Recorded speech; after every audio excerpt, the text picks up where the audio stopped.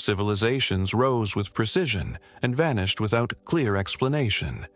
Massive structures aligned with unknown principles, symbols shared across distant lands, and gaps in history where answers should be. Who built this? Why did it disappear? What remains unseen? Join us on a 3-hour journey to the edges of human memory as we walk the ruins, the temples, the buried cities, and the sacred heights of the ancient world, a world that continues to challenge everything we thought we knew. Somewhere in the rocky interior of northwestern Libya, far from the Mediterranean coast and the bustling trade routes of antiquity, a structure rises from the earth that defies simple explanation. It does not announce itself. It emerges from the arid landscape with a quiet authority, circular, commanding, monumental, as though it has always been here and always will be, long after the last human hand has turned to dust. Qasr al-Hajj. The name is almost a whisper in the wind. It is a place that does not appear in most Western histories. It does not draw the tourist caravans. It sits in the Jabal Nafusa region, the Berber highlands of western Libya, and it watches the centuries pass with something that feels, if you allow yourself the thought, like patience. Stand before its outer wall, and you understand immediately that this is not a ruin. This is an architecture of intention.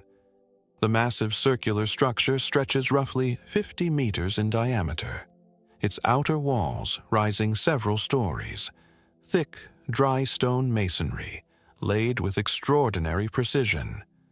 There are no decorative flourishes here, no imperial inscriptions, no conquering hero's proclamation carved above the gate. What exists instead is pure function, stripped to its essence, and yet somehow more beautiful for it. Scholars believe Qasr al-Hajj was built during the medieval Islamic period, constructed sometime around the 12th century, attributed traditionally to a scholar named Abu Hatim al-Malzuzi. Its purpose, the historical consensus tells us, was agricultural, a communal granary, a fortified storehouse for the surrounding Berber communities, who would deposit their olive oil, grain, and other harvests in the vaulted chambers that line its interior circumference, tier upon tier, rising skyward like a library of survival. And yet, pause on that thought. A library of survival. You walk through the single entrance, a darkened threshold that narrows the world around you into one slim passage of shadow and stone, and you emerge into a central courtyard open to the sky. The interior is extraordinary. Rows of vaulted storage rooms, perhaps 114 in total, are stacked in multiple stories around the perimeter, each chamber accessible by a wooden beam and ladder system, the architectural logic of an agrarian civilization expressed in stone and shadow. The light falls in shafts from above. The silence is absolute. Imagine carrying the weight of your harvest here. Walking through this same entrance, in the same shadow, breathing the same dust-scented air. Your survival, and the survival of your family, your village, your children, compressed into clay jars and woven sacks, stored in one of those small rectangular chambers above. The act of placing food here was not merely practical. It was an act of faith. Faith in the structure, faith in the community, faith in tomorrow.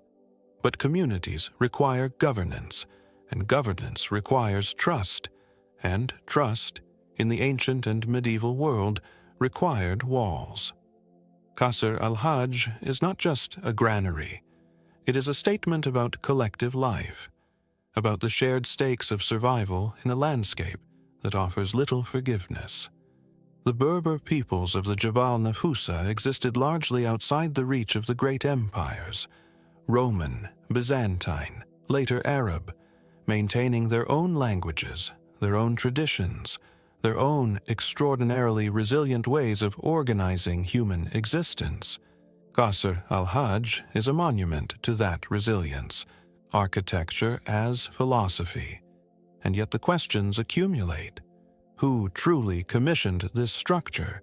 And was the attribution to Abu Hatim al-Mawzuzi a genuine historical memory or a later mythologizing? The dating of dry stone structures without organic materials is notoriously imprecise. Some researchers have suggested elements of the construction tradition extend far earlier than the medieval period, that Qasr al-Hajj may be built on a site or in a style that echoes far older Berber architectural practices whose origins remain poorly documented. The circular plan, the communal storage logic, these appear in fragmentary form across the Maghreb in patterns that suggest not invention, but evolution, not a single brilliant mind, but an accumulated inheritance of design. There are other Qasr structures scattered across the region, fortified granaries known as gorfas in Tunisia, the Igirm of the Atlas Mountains in Morocco, forming a loose constellation of related architectural ideas stretching across North Africa. Qasr al-Hajj belongs to this tradition, but it is among the most dramatic and best preserved examples, and its sheer scale raises the question of what level of social organization and surplus wealth was required to construct it. This was not the work of a handful of families. This was a community project of remarkable ambition. Walk the upper levels, if you dare the narrow passes. Look down into the courtyard below, this open eye of sky and stone, and consider the centuries of hands that deposited and withdrew, that argued over shares and settled disputes, that watched their oil jars fill and empty across the rhythms of drought and abundance.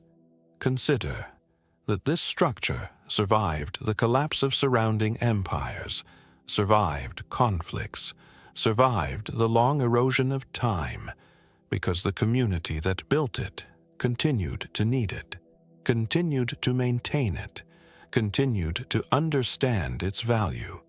In a world that increasingly prizes the individual, the solitary act of genius, the single visionary, Qasr al-Hajj stands as a rebuke.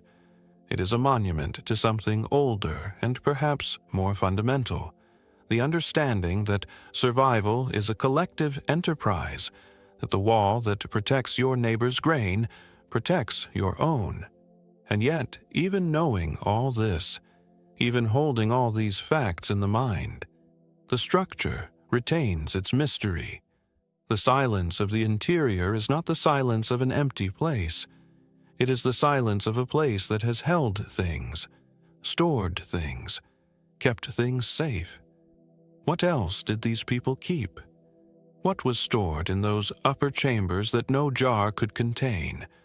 What memories, what agreements, what sacred understandings that has since dissolved into the desert air? The walls know. They are not telling. There is a moment, somewhere in the jungle lowlands of Veracruz, Mexico, when the world goes quiet in a particular way. The heat presses down with a physical weight.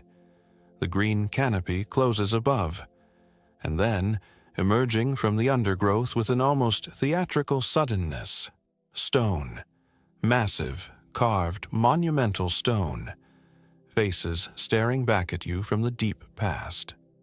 El Azuzul is not a household name. It does not appear on the major tourism maps alongside the pyramids of Teotihuacan or the stone cities of the Maya. It sits near the site of San Lorenzo, one of the earliest and most powerful Olmec centers in Mesoamerica, and it holds, within its modest archaeological footprint, some of the most provocative sculptural discoveries ever made in the Western Hemisphere. The Olmec. Even the name carries weight, the Nahuatl word meaning, roughly, rubber people, a name given to them by later cultures, not by themselves. The Olmec have no agreed-upon autonym in the historical record. They are, in many ways, a civilization defined by what they left behind rather than what they said about themselves. And what they left behind at El Azazul is staggering. 2 colossal basalt figures were discovered here, side by side, kneeling, facing outward with an expression that is difficult to categorize. They are young men, or beings rendered in the likeness of young men, their faces broad, their features rendered with the characteristic Olmec precision that manages to be simultaneously realistic and otherworldly. They are often called the twins, and the interpretation that immediately arises is mythological. These figures may represent the hero twins, the divine brothers who appear in the later Mesoamerican cosmological tradition, most famously recorded in the Quiches Maya Popol Vuh, beings who descend into the underworld, defeat death itself, and rise again as the sun and moon. If that connection is correct, and it remains debated, contested, tantalizing, then El Azazul is evidence of something extraordinary. It would suggest that the mythological framework that would later become foundational to Maya, Aztec, and other Mesoamerican cultures was already being articulated in stone more than 3,000 years ago, during the height of Olmec civilization, around 900 BCE or earlier. The hero twins, staring out from the Veracruz jungle, ancient beyond imagining. But there is more.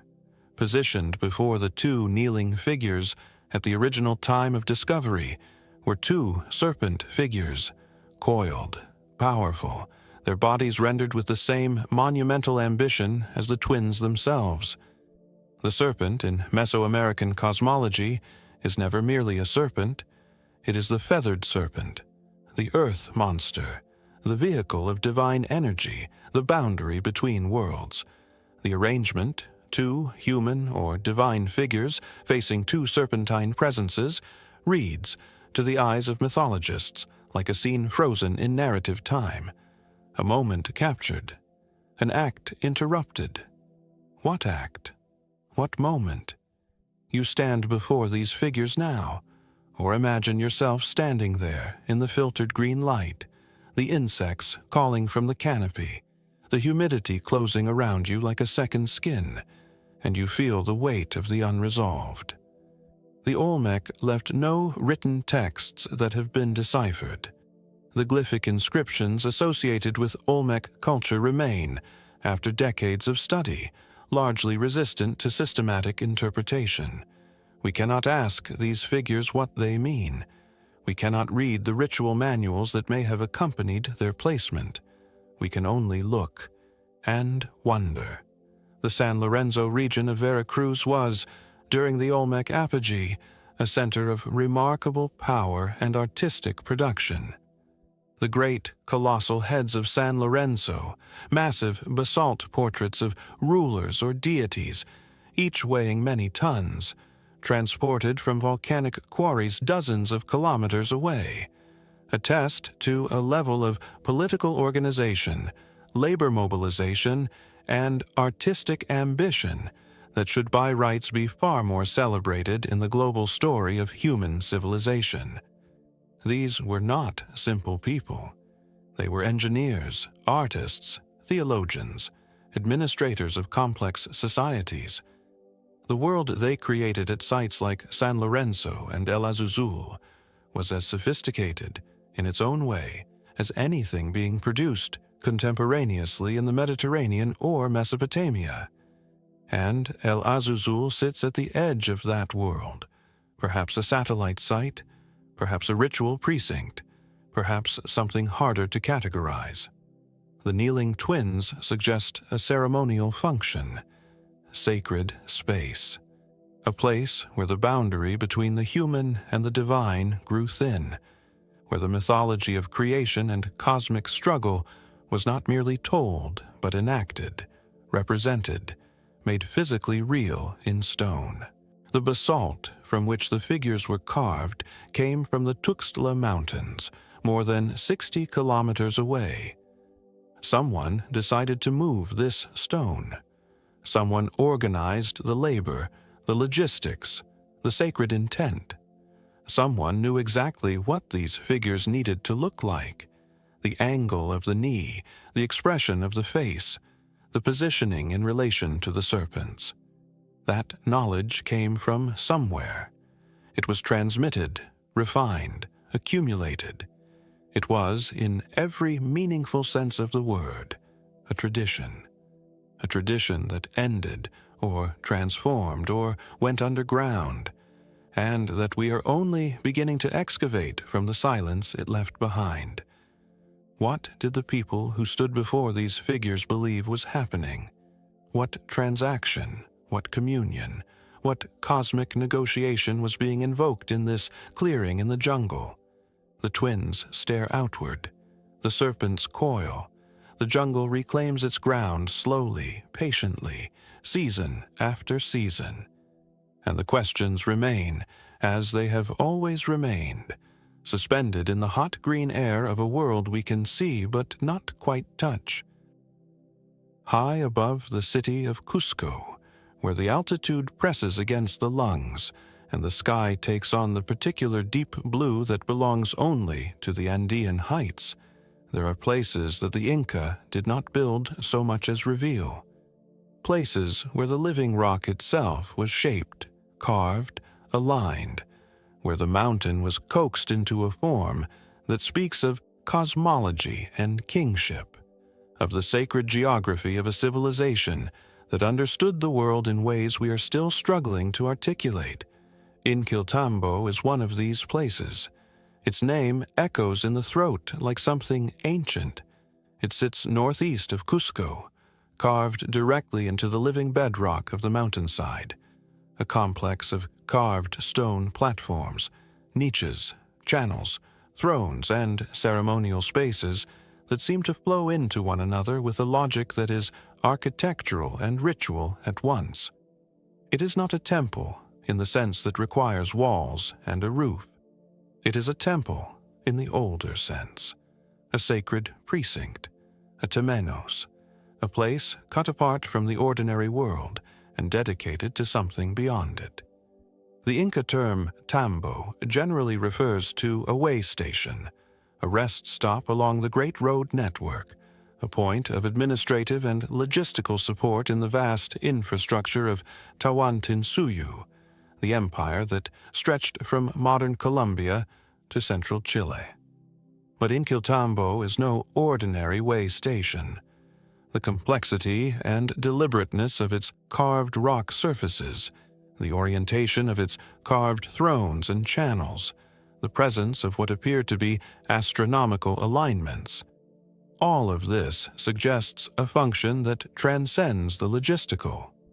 You sit, if you are lucky enough to visit, in one of the carved stone seats that emerge from the rock face like furniture grown from the mountain.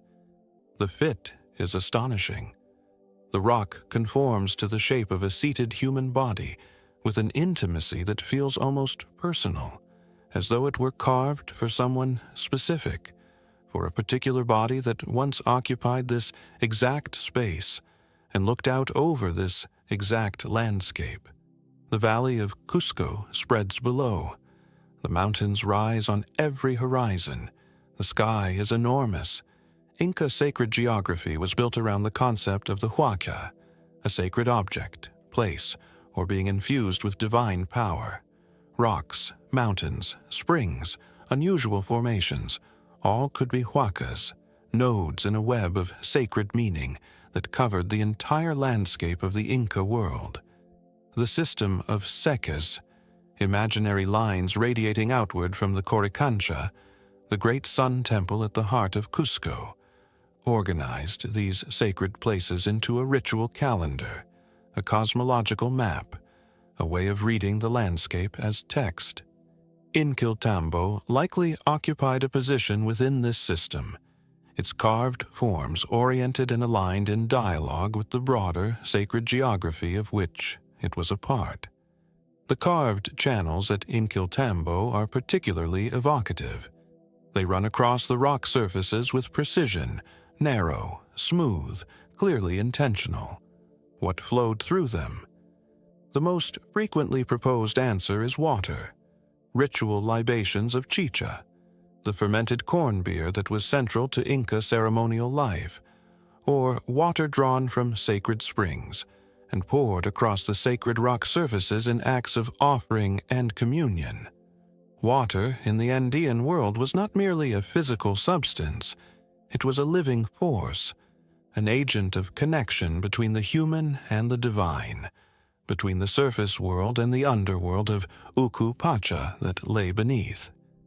But some researchers have proposed other functions, channels designed to direct the flow of blood from sacrificial offerings, channels whose configuration encoded astronomical or calendrical information, channels whose purpose was symbolic rather than functional, carved as a representation of the idea of flow itself. The ambiguity is characteristic. Inca sacred sites rarely submit to single interpretations. The carved thrones, Ushnu in Quechua, at Inquiltambo have attracted particular attention. The Ushnu was a platform from which the Inca emperor, who was himself divine, the son of Inti, the sun god, would perform public rituals, libations, proclamations, ceremonial acts that made visible the connection between cosmic order and imperial power. The carved throne at Inquiltambo, cut directly from the living rock rather than constructed from fitted stone blocks, carries a different quality from the great Ushnu platforms of the imperial plazas. This is a more intimate power, a more direct communion. Who sat here? At what moment in the long arc of Inca history? And what did they see, looking out from this carved rock seat across a landscape that their civilization understood as a living sacred text? The mountains were ancestors. The rivers were veins of the earth. The Seque lines connected this seat to the Coricancha in Cusco, to the other sacred places scattered across the Andean world, forming a web of meaning that encompassed an entire civilization's understanding of its place in the cosmos. That civilization was shattered with extraordinary violence in the 1530s, when Spanish forces under Francisco Pizarro conquered and dismantled Tawantinsuyu in one of history's most sudden and comprehensive imperial collapses. The sacred system was systematically destroyed, temples demolished, huacas desecrated, the Sique system deliberately obliterated. And yet some things survived, precisely because they were the mountain itself. You cannot demolish a carved rock throne. You cannot carry away a channel cut into a cliff face. Inquiltambo endured, patient and high above the valley, waiting for those who could learn again to read what the mountain is saying. Whether we have yet truly learned that language remains, as with so much here, an open and humbling question. Before Rome, that is the sentence that matters. Before the legions, before the forum, before the emperors and the aqueducts, and the vast machinery of Latin civilization, there was another world in the Italian peninsula, a world of cities and trade networks and sacred rites and a language that sounds, to modern ears, like nothing else in the Indo-European family. A world that Rome absorbed and, in absorbing, nearly erased. The Etruscans, mysterious by reputation, magnificent by any honest reckoning. And nothing brings you closer to the living texture of Etruscan religious life than their votive figures. The thousands upon thousands of small clay and bronze figurines deposited at sanctuaries across central Italy, from roughly the 7th century BCE through the Roman period, as offerings to the gods, as acts of petition and gratitude, as physical embodiments of the relationship between the mortal and the divine. Hold one in your mind's eye. a small terracotta figure, perhaps 15 centimeters tall, depicting a human body, but not the idealized body of Greek sculpture. Something rawer, stranger, more honest. The surface of the figure is anatomically specific in ways that seem at first medical. A clay torso open to reveal the internal organs, modeled with care, a stomach, a liver, a uterus, a detached hand, a foot, an eye, a breast, a swaddled infant. These were not decorative objects. They were prayers made physical. The Etruscan world was saturated with divine presence. The gods were not distant Olympians, maintaining their remove while humans struggled below. They were close, immediate, interested in the specifics of human lives, in the health of a child, the success of a pregnancy, the recovery from a wound, the fertility of a field. And the votive deposit was the technology of this relationship. You came to the sanctuary, you brought your offering, you placed it among thousands of others, and you made your need visible to the divine world in a form the divine world could not ignore. The anatomical votives are among the most haunting. A terracotta uterus, realistically modeled, placed at a sanctuary associated with a healing deity. This is a woman's prayer. Her name is lost. Her face is lost. But her fear, the fear of miscarriage, of infertility, of the dangers of childbirth in a world without modern medicine, is preserved in clay. The object is her voice, and it has been speaking for 2.5 millennia. Etruscan sanctuaries have yielded tens of thousands of such objects.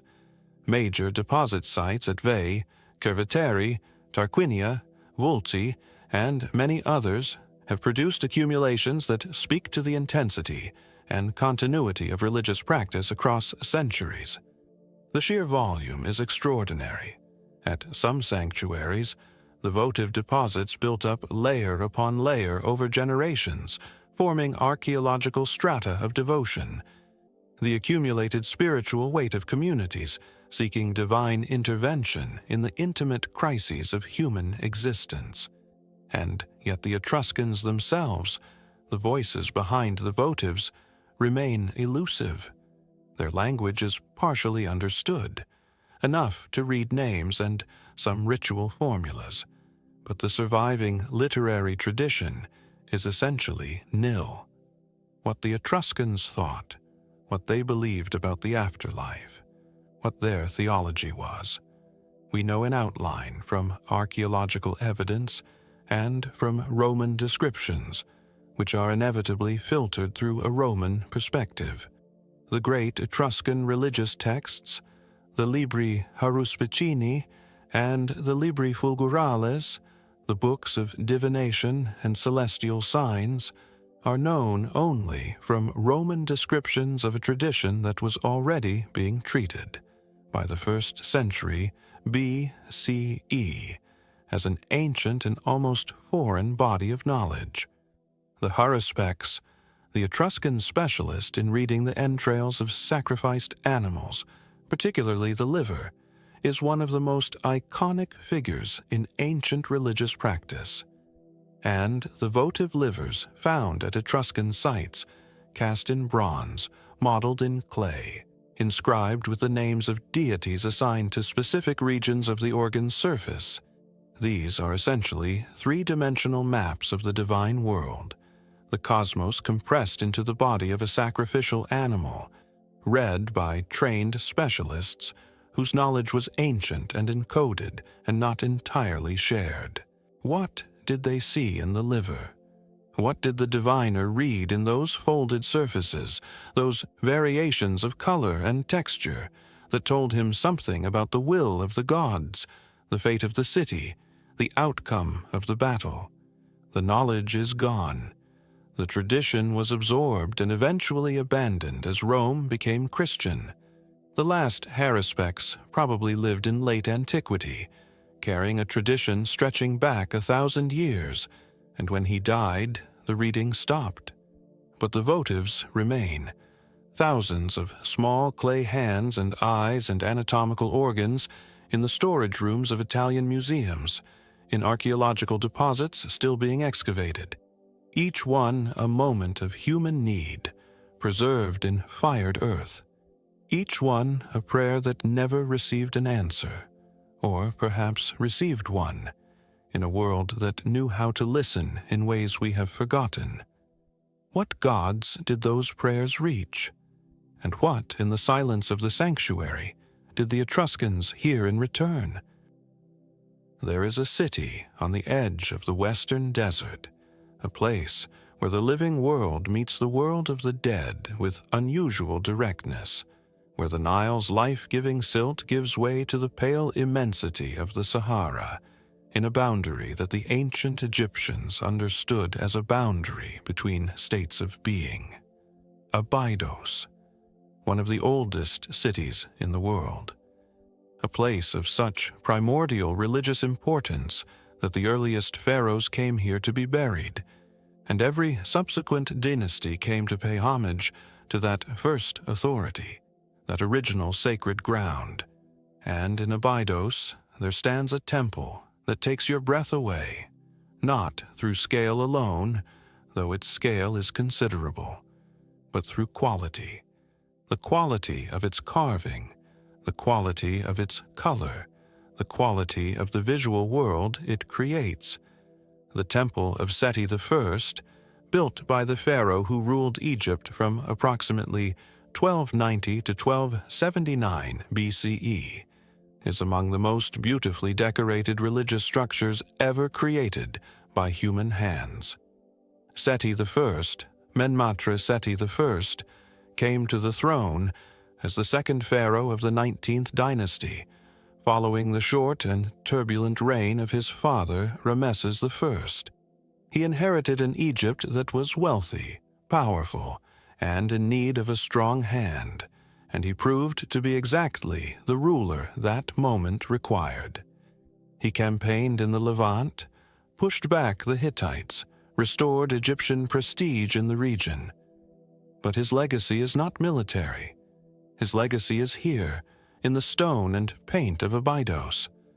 Walk through the entrance of the temple, and the light changes. The exterior heat and brightness of the Egyptian day gives way to something cooler, dimmer, charged with a different quality of attention. The columns are massive, their surfaces carved in sunk relief, a technique particularly favored by Seti's artisans, in which the image is carved into the surface of the stone rather than raised from it, creating shadows that in strong light give the figures an almost three-dimensional intensity.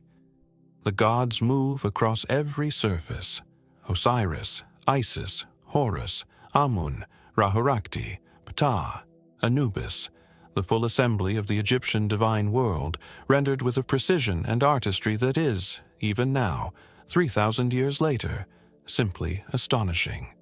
The color. If you have seen only the sun-bleached exterior of Egyptian monuments, the interior of Seti's temple will restructure your understanding of what this civilization was. The original pigments, ochre and Egyptian blue and malachite green, and the deep red of iron oxide, survive in many chambers in a state of preservation that seems almost impossible. The figures do not look ancient, they look present. The blue of Amun's skin, the gold of the sun disk, the white linen of the priests. In the light that filters through the doorways, you feel for a moment as though you have stepped backward in time, as though the ceremony that this space was built to house has simply paused rather than ended. The temple is unusual in its plan. Where most Egyptian temples were dedicated to a single deity, Seti's Abydos temple contains 7 parallel sanctuaries, each dedicated to a different god, with an 8th dedicated to the deified Seti himself. This arrangement, unprecedented in Egyptian religious architecture, reflects the particular theological ambitions of this building. It was not merely a temple.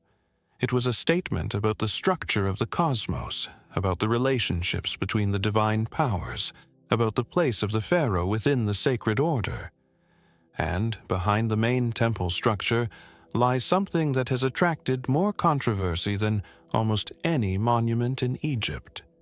The Osirian, a mysterious, half-subterranean structure that Seti I began and his son Rameses II completed, a building whose design is radically different from the temple itself, constructed of massive granite blocks in a style that some Egyptologists describe as deliberately archaic, evoking the earliest Egyptian sacred architecture. It was designed as a cenotaph of Osiris, a symbolic tomb for the god of the dead, a place where the myth of death and resurrection could be enacted in stone and water. The Osirian is built at a lower level than the surrounding structures, and in antiquity was almost certainly filled with groundwater, making the central island on which the symbolic sarcophagus stood a literal island surrounded by the primordial waters of Nun, the chaos from which creation had emerged. You descend into the Osirian today through a long corridor, the light dimming around you, and the air changes, cooler, heavier, carrying the faint scent of damp stone. The scale of the individual blocks is extraordinary, out of all proportion to what would be strictly necessary for a symbolic structure. They are the blocks of a civilization that measured its relationship to eternity in tons.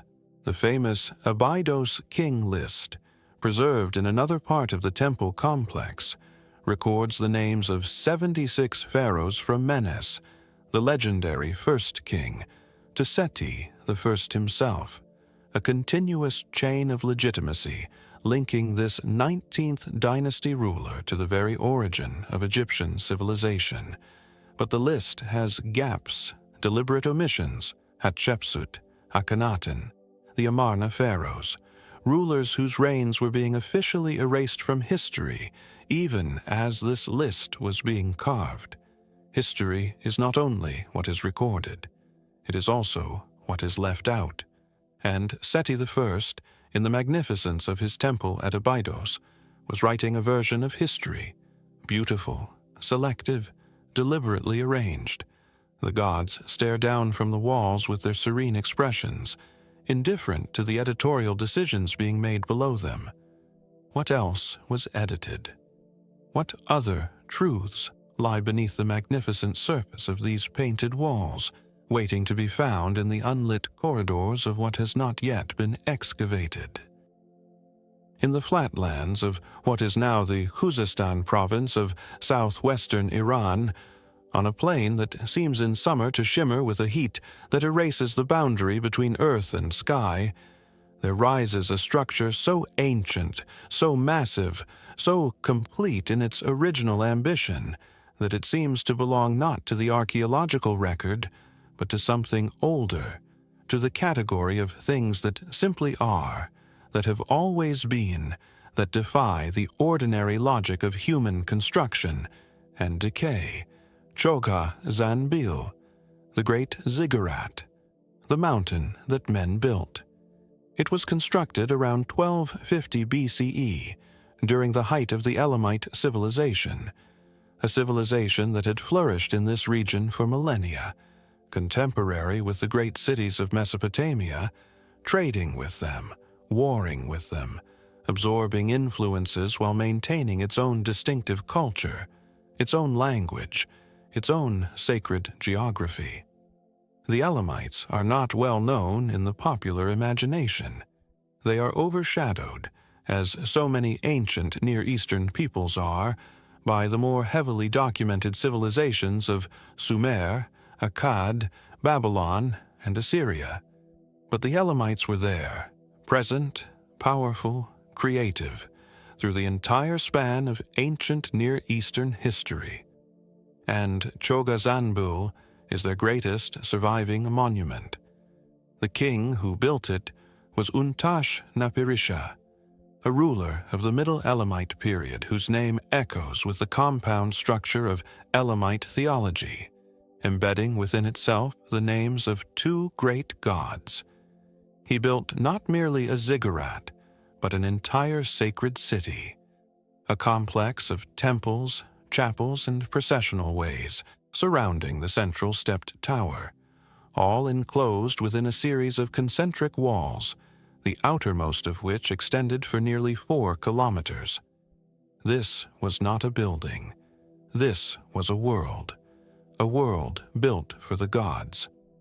The ziggurat itself originally rose to 5 stories, though only 3 survive today with any integrity, the upper stages having collapsed over the centuries into the rubble and debris that any structure left unattended for 3,000 years will accumulate.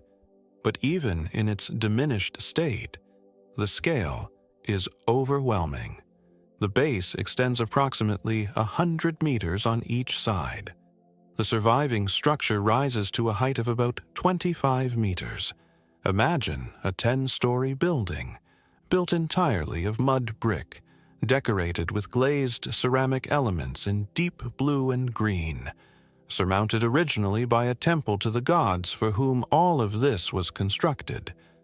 The principal deity here was Inshushinak, the god of the dead, the lord of the underworld, the divine power most closely associated with the sacred city of Susa, the great Elamite capital not far to the west.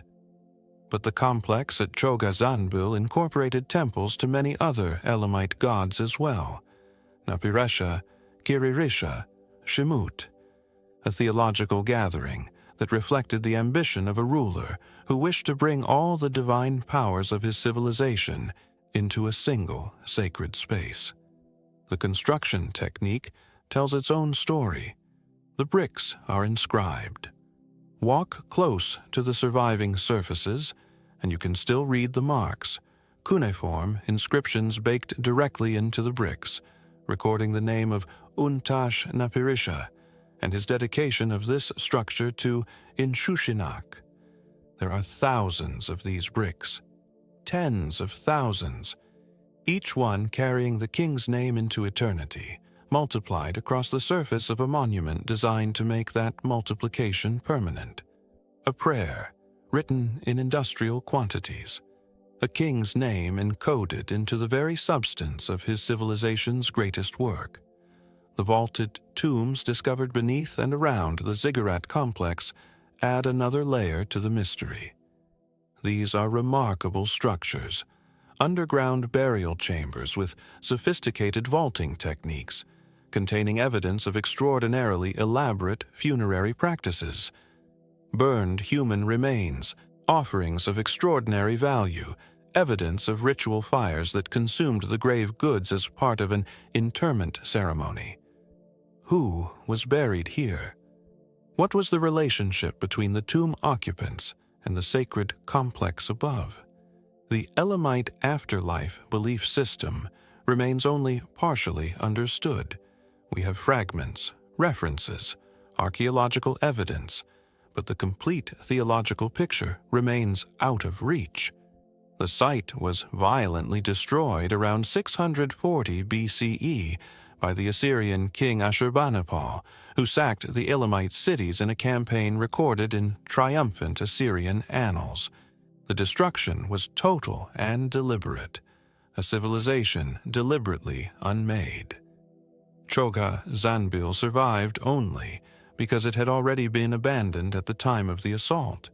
The sacred city never fully completed after Untash Napirisha's death, left to the slow dissolution of wind and rain and time. Stand at the base of the surviving stages and look upward along the angled walls of mud brick. The material is humble: mud, water, the labor of human hands pressing clay into molds, stacking and bonding, and building upward toward a sky that the Elamites understood as the home of divine power. And yet, what has been made from this humble material is not humble at all.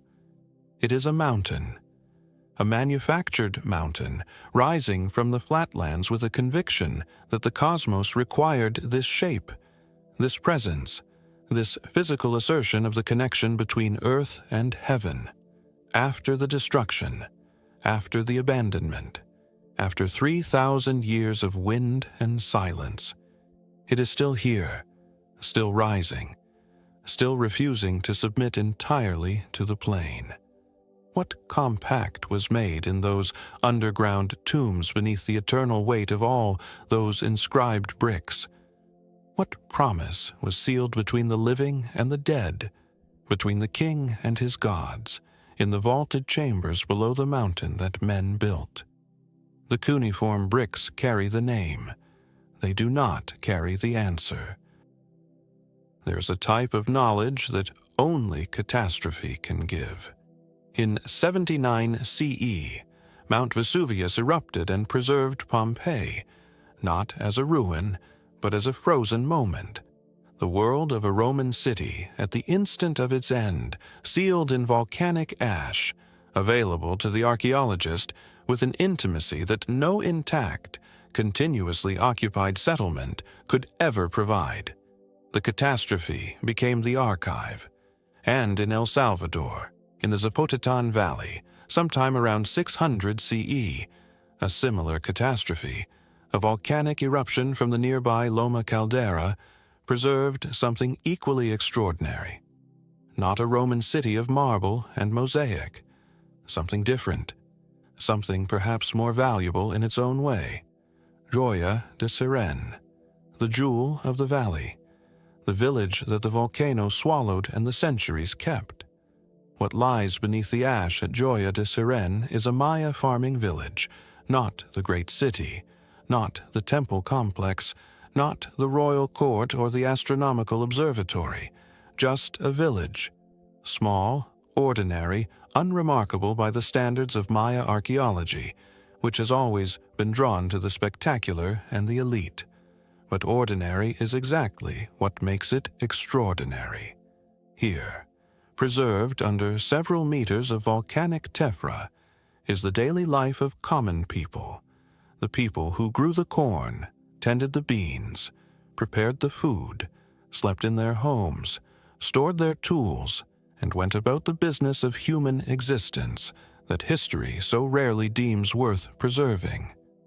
Walk, in your imagination, through the excavated structures. The houses are small, built of adobe and organic materials, the thatch of the roofs preserved as ghost impressions in the ash, the posts of the walls leaving their marks in the hardened earth. The floors are swept clean, as they were swept the day before the eruption, maintained with the domestic order of people who took pride in their homes. In one structure, the kitchen, ceramic pots still sitting in position, food still inside them, corn and beans and chili in the last meal that was being prepared when the volcano interrupted everything. The gardens. This is perhaps the most remarkable discovery of all. The garden plots around the houses are preserved with such precision that the furrows of planting, the individual maguey plants, the corn stalks and their spacing, all of it is legible in the ash. Agricultural science, cosmological in its implications. These were people who understood soil, who managed their environment with sophisticated knowledge, who had developed over generations a system of cultivation precisely adapted to this valley's climate and topography. That knowledge, like the people who held it, was buried, and now it speaks again. Personal objects appear with the intimacy of interrupted life. A metate, the stone grinding platform for processing corn, still holds the handstone at the angle it was sitting when the ash fell. Ceramic vessels are set out as though waiting for use. A gourd sits where it was placed. A sleeping mat preserves its impression. The human bodies, unlike Pompeii, have largely not survived. The villagers had time to flee before the ash became fatal, a brief and terrible window of warning that allowed most of them to escape the immediate death that overtook Pompeii's residents. But in their escape, they left their things behind, and their things are the record of a human world that would otherwise be invisible. What the eruption of Loma Caldera captured was not the Maya of the texts and the inscriptions, not the long count calendar, not the astronomical codices, not the king lists and the battle narratives. It captured the Maya that the texts never mention: the woman grinding corn in the morning, the farmer checking his garden, the child who left a handprint in the wet adobe of a wall being plastered. The 90% of Maya civilization that lived, worked, ate, and died without ever being important enough for the scribes to notice. This is what catastrophe can give: the recovery of the invisible. But questions accumulate, as they always do. The ritual spaces at Joya de Seren, and there are ritual spaces suggesting that even in this small village, the sacred life was present and organized, have yielded objects whose function remains debated. Ceramic figures, bundles of possible ritual materials, arrangements that suggest practices whose meaning we cannot fully reconstruct from the physical evidence alone. The religion of the village is not the religion of the great Maya centers, not the formal cosmological system of the court. It is something local, something intimate, something that grew from this soil and these families and their generations of relationship with this particular valley. What did the villagers pray for in their small ritual spaces at the foot of the volcano that would one day bury their prayers? What bargains were made? What offerings left? What words spoken to the gods of the valley in the dark before the harvest? The ash preserved the pot, but not the prayer; the furrow, but not the farmer's hope; the gourd, but not the voice that sang over the grinding stone in the early morning, before the volcano woke and the world changed, and the jewel of the valley was sealed away for 14 centuries, waiting to be found. There is a city beneath a desert that was once not a desert, a city that flourished in a period when the rivers ran differently, when the monsoon fell with a generosity that the modern climate of this region has long since abandoned, when the Rann of Kutch, today a vast white salt flat in the Indian state of Gujarat, was something other than what it is now, something wetter, something shifting, something seasonally alive, something livable, something that could support a city of sophistication and ambition, and perhaps grandeur, built with intent rather than chance. Dolavira, one of the 5 largest cities of the Indus Valley civilization, a civilization that may be the most underappreciated major ancient urban culture in the world, and one of the least fully understood despite its scale. Consider what the Indus Valley civilization was, and then consider how little most people know about it. At its height, around 2500 to 2000 BCE, it encompassed an area larger than ancient Egypt and Mesopotamia combined, stretching across vast river systems and plains. It included dozens of major urban centers: Mohenjo-Daro, Harappa, Rakhigarhi, Ganeriwala, and Dolavira among them, cities laid out with a regularity and a concern for sanitation and water management that was not matched in the Western world until the Roman Empire, more than 2,000 years later, and even then only in part. It had trade connections stretching to Mesopotamia and Central Asia, networks of exchange that carried goods, ideas, and materials across great distances. It had a script, over 400 distinct signs identified, that has never been deciphered, never convincingly read, never unlocked despite decades of study. Never been deciphered. Sit with that for a moment and let the silence of it settle. We have thousands of Indus Valley Seal inscriptions, incised in fired steatite, depicting animals and abstract signs and possible ritual scenes, repeated patterns that suggest meaning but refuse certainty, and we cannot read a single word of them. The entire written record of one of the world's great ancient civilizations is a closed book, present before us yet inaccessible, speaking without sound. D'Oliveira adds particular dimensions to this mystery. The site was occupied from roughly 2650 to 2100 BCE, and its urban layout represents one of the most sophisticated city planning achievements of the ancient world, measured not only in scale but in precision. The city was divided into distinct zones: a citadel, a middle town, and a lower town, separated by massive walls and gateways built of carefully cut stone, arranged with deliberate geometry. Unlike many Indus cities, which used primarily mud brick, D'Oliveira made extensive use of dressed stone, giving its ruins a quality of permanence and grandeur that distinguishes it from its sister sites and makes it feel almost carved into the landscape itself. But what truly sets D'Oliveira apart is water. The city was an engineering marvel of hydraulic sophistication, almost counterintuitive in such an environment. Built on an island in the Rhine, it faced periodic water scarcity that its planners addressed with a system of reservoirs, dams, and channels that represents, in the considered opinion of many scholars, the most advanced water management system of the ancient world. 16 major reservoirs have been identified, connected by a network of channels that could capture, store, and distribute rainwater with extraordinary efficiency and foresight. The citizens of D'Oliveira did not merely survive their arid environment. They mastered it. They shaped it. They built, essentially, a water city in the middle of a desert that was not yet fully a desert.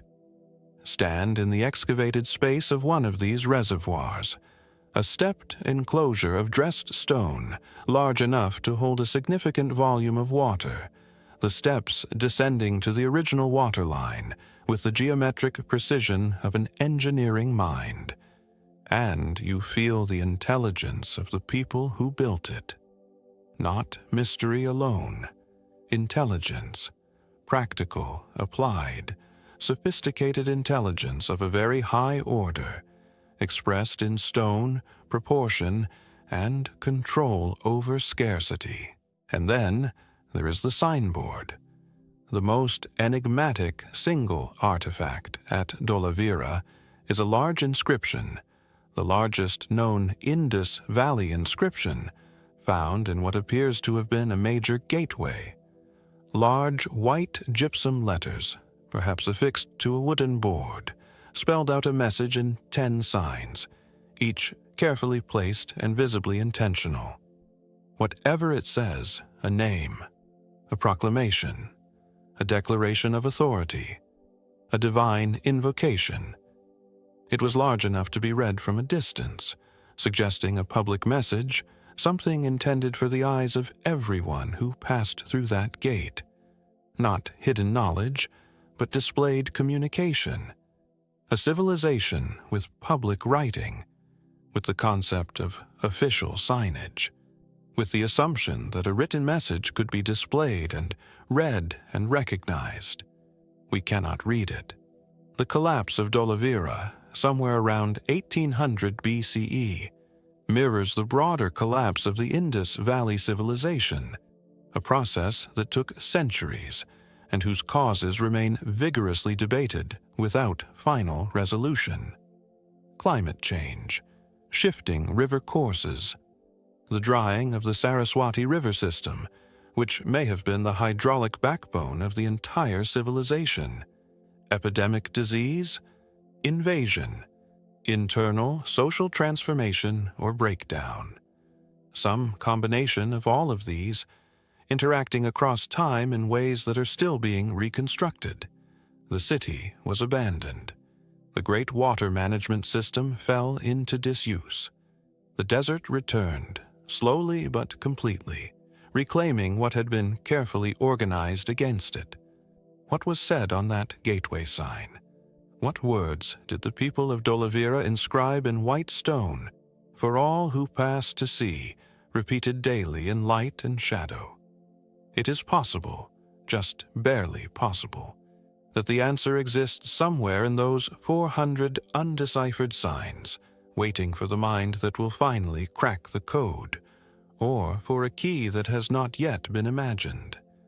Until then, the sign stands in its silence over the white salt flat of a world transformed, carrying a message that the ancient world considered important enough to display prominently, and that we are still not able to hear, or perhaps not yet able to understand. The south coast of Crete, a small sandy bay, horseshoe-shaped, enclosed by cliffs of golden sandstone that rise on either side of the beach with the abrupt drama of a theater backdrop, as if the landscape itself had been arranged for observation. The water is the blue of a myth. The light falls with the particular Mediterranean quality that makes the ancient world seem, sometimes, genuinely close, as though time here is thinner, as though the centuries press less heavily between the present moment and the distant past, and as though what is gone is still only just out of sight. And in those cliffs, carved into the soft sandstone by hands that moved across many centuries and many different human needs, returning again and again to the same porous stone, are the caves of Matala. They watch the bay like empty eyes. Dozens of them, tiered in irregular rows across the cliff faces, connected in some places by carved steps and ledges, each cave slightly different from the others in size and shape, and the evidence of what it was used for. Some are small and simple, barely more than a shallow niche. Others are larger, with carved stone benches along the walls, niches cut above as though to receive objects of daily use or ritual significance, stone pillows shaped for a particular resting posture, or perhaps for the stillness of death. The craft here is not spectacular, but it is attentive, repetitive, persistent. Whoever carved these caves was making a home, or a tomb, or something in between, whose definition shifts depending on who is looking. The earliest use of the Matala caves is generally attributed to the Neolithic period. Humans were shaping and using these sandstone hollows perhaps as early as 4,000 to 5,000 years ago, returning to the same sheltering geometry offered by the cliff. But the caves are perhaps most associated with the Roman period, when they were used, or so tradition holds, as tombs. Niches in the walls align with the postures of the dead laid to rest in them, as if the stone had been arranged to accommodate absence. The spatial organization, the progression from entrance to deeper interior, follows patterns familiar from rock-cut tomb traditions throughout the ancient Mediterranean, where architecture becomes a controlled descent into stillness. Here were placed the Cretan dead of the Roman period, their remains surrounded by the slow work of the Mediterranean climate, by dust and wind and the sound of waves that the living still hear today, unchanged in rhythm. And then, centuries later, the caves had a second life that no archaeologist anticipated, and that history books rarely mention except in passing. In the late 1960s and early 1970s, the caves of Matala became a famous counterculture destination, inhabited by young travelers from across the Western world who found in these ancient hollows a romantically ramshackle shelter against modern certainty. The caves became temporary homes for a generation of wanderers, their sandstone walls decorated with new art, their ancient silences filled with music, conversation, and the smell of cooking fires. The same recesses that once held the dead now held the living, loosely, briefly, as though the stone itself made little distinction between the two. Joni Mitchell is said to have written the song Carrie about her time in Matala. The caves that had sheltered the prehistoric and the Roman dead now sheltered the living youth of a different civilization, seeking escape from their own world's structures and expectations. This layering, prehistoric human activity, Neolithic habitation, Roman use as tombs, Byzantine-era hermit occupation in later centuries, and then the 20th century counterculture, makes Matala one of the most genuinely palimpsestic human spaces in the Mediterranean, where each layer remains faintly visible beneath the next. Every era found in these caves something it needed: protection, burial, isolation, freedom. Every era left its marks, sometimes carved, sometimes merely lived. And the caves, patient and softly glowing in the Mediterranean light, received all comers with the same sandstone indifference, eroding slowly, but not choosing. The Minoan presence in and around Matala is another thread in the uncertainty.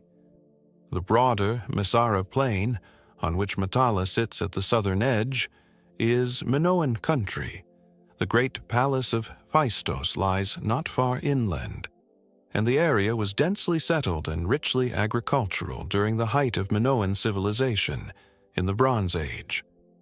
Whether the caves were used during the Minoan period for habitation, for ritual, for burial, or not at all, remains a question that the surviving evidence has not definitively answered. Minoan funerary practices were varied and complex, including rock-cut tombs in other parts of Crete, and the caves of Matala, with their natural suitability for such purposes, may well have served the living and the dead of that world too, even if the traces are now faint or indistinguishable from later use. Imagine walking across the beach at Matala before dawn, before the tourists arrive, before the small cafes open, before the 21st century reasserts itself in sound and schedule. In the gray pre-dawn light, the caves above you are dark apertures in a pale cliff, stacked like unanswered questions. The sea makes its sound steady and indifferent, and you feel, not as interpretation but as immediate impression, that the human story of this place extends so far back into the past that the distinction between Neolithic, Bronze Age, Roman, Byzantine, Hippie, and the present moment becomes somewhat arbitrary, as if all of them are simply different instants of occupation along the same shoreline. People came here. They found shelter. They carved their presence into the soft golden stone. They lived and died and moved on, and the caves remained holding only shape and shadow. What did the dead see from these niches across the long dark of their interment, with the sound of the sea entering every dream and never leaving? What did the living see from the same openings, the same bay, the same blue, the same horizon repeating itself through different centuries, and feel? The same awe, perhaps, the same smallness, the same stubborn, unreasonable hope that the world outside the cave would remain, even as everything inside it changed.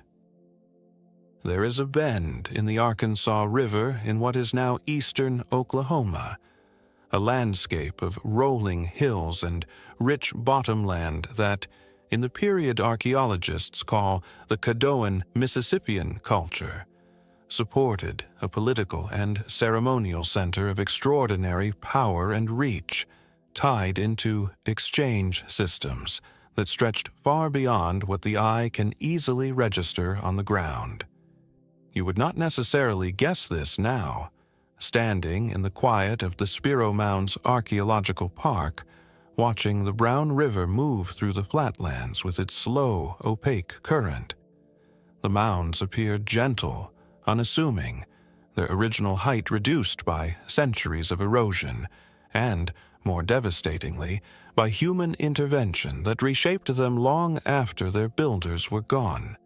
But beneath those grass-covered earthworks, and in the material that was extracted from them, often catastrophically and without regard for context, lay one of the most extraordinary concentrations of pre-Columbian ceremonial objects ever discovered in North America, a concentration that still defines how this site is discussed in archaeological literature.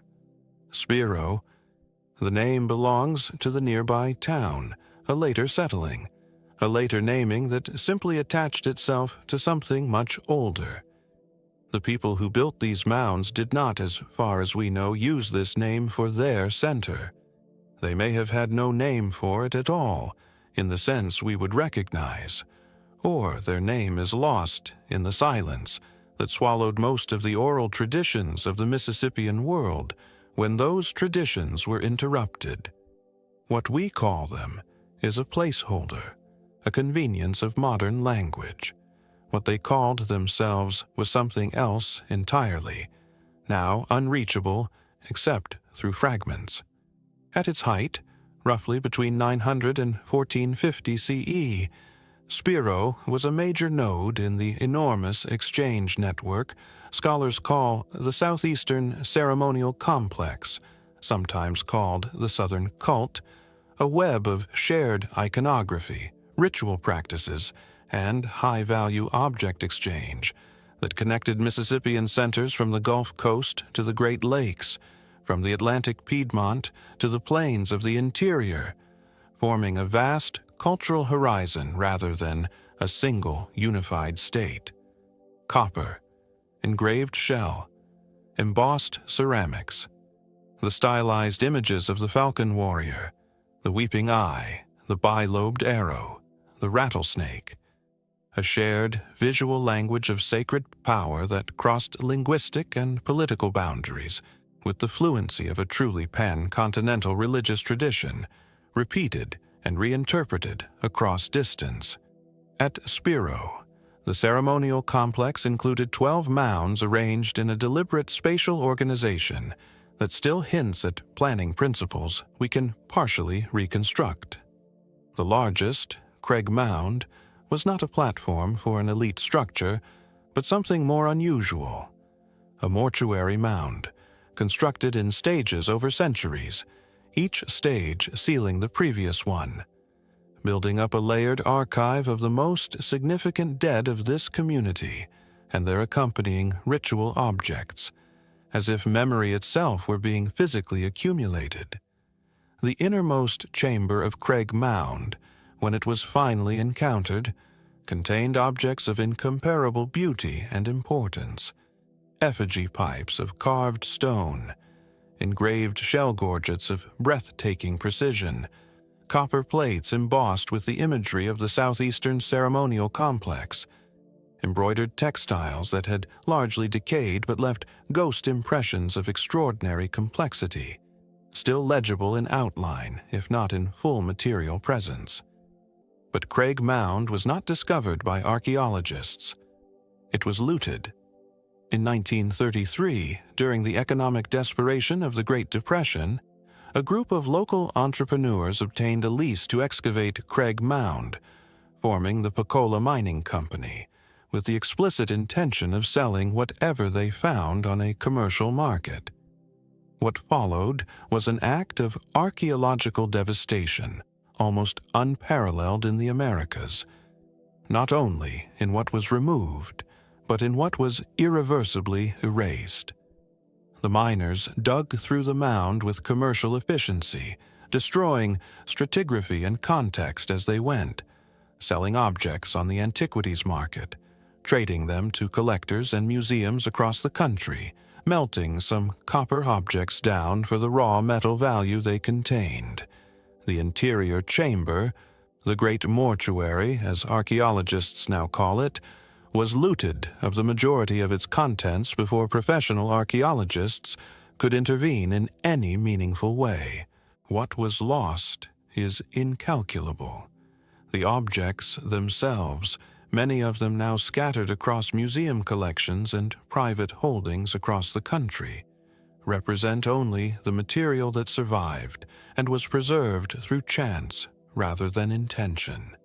The contexts, the spatial relationships between objects, the positions of the dead, the stratigraphic evidence of the multiple building phases, the evidence of how the chamber was constructed and sealed and reopened over generations, is almost entirely gone, destroyed by the picks and shovels of men who needed money in the worst years of the American 20th century, and who could not have known the full weight of what they were dismantling.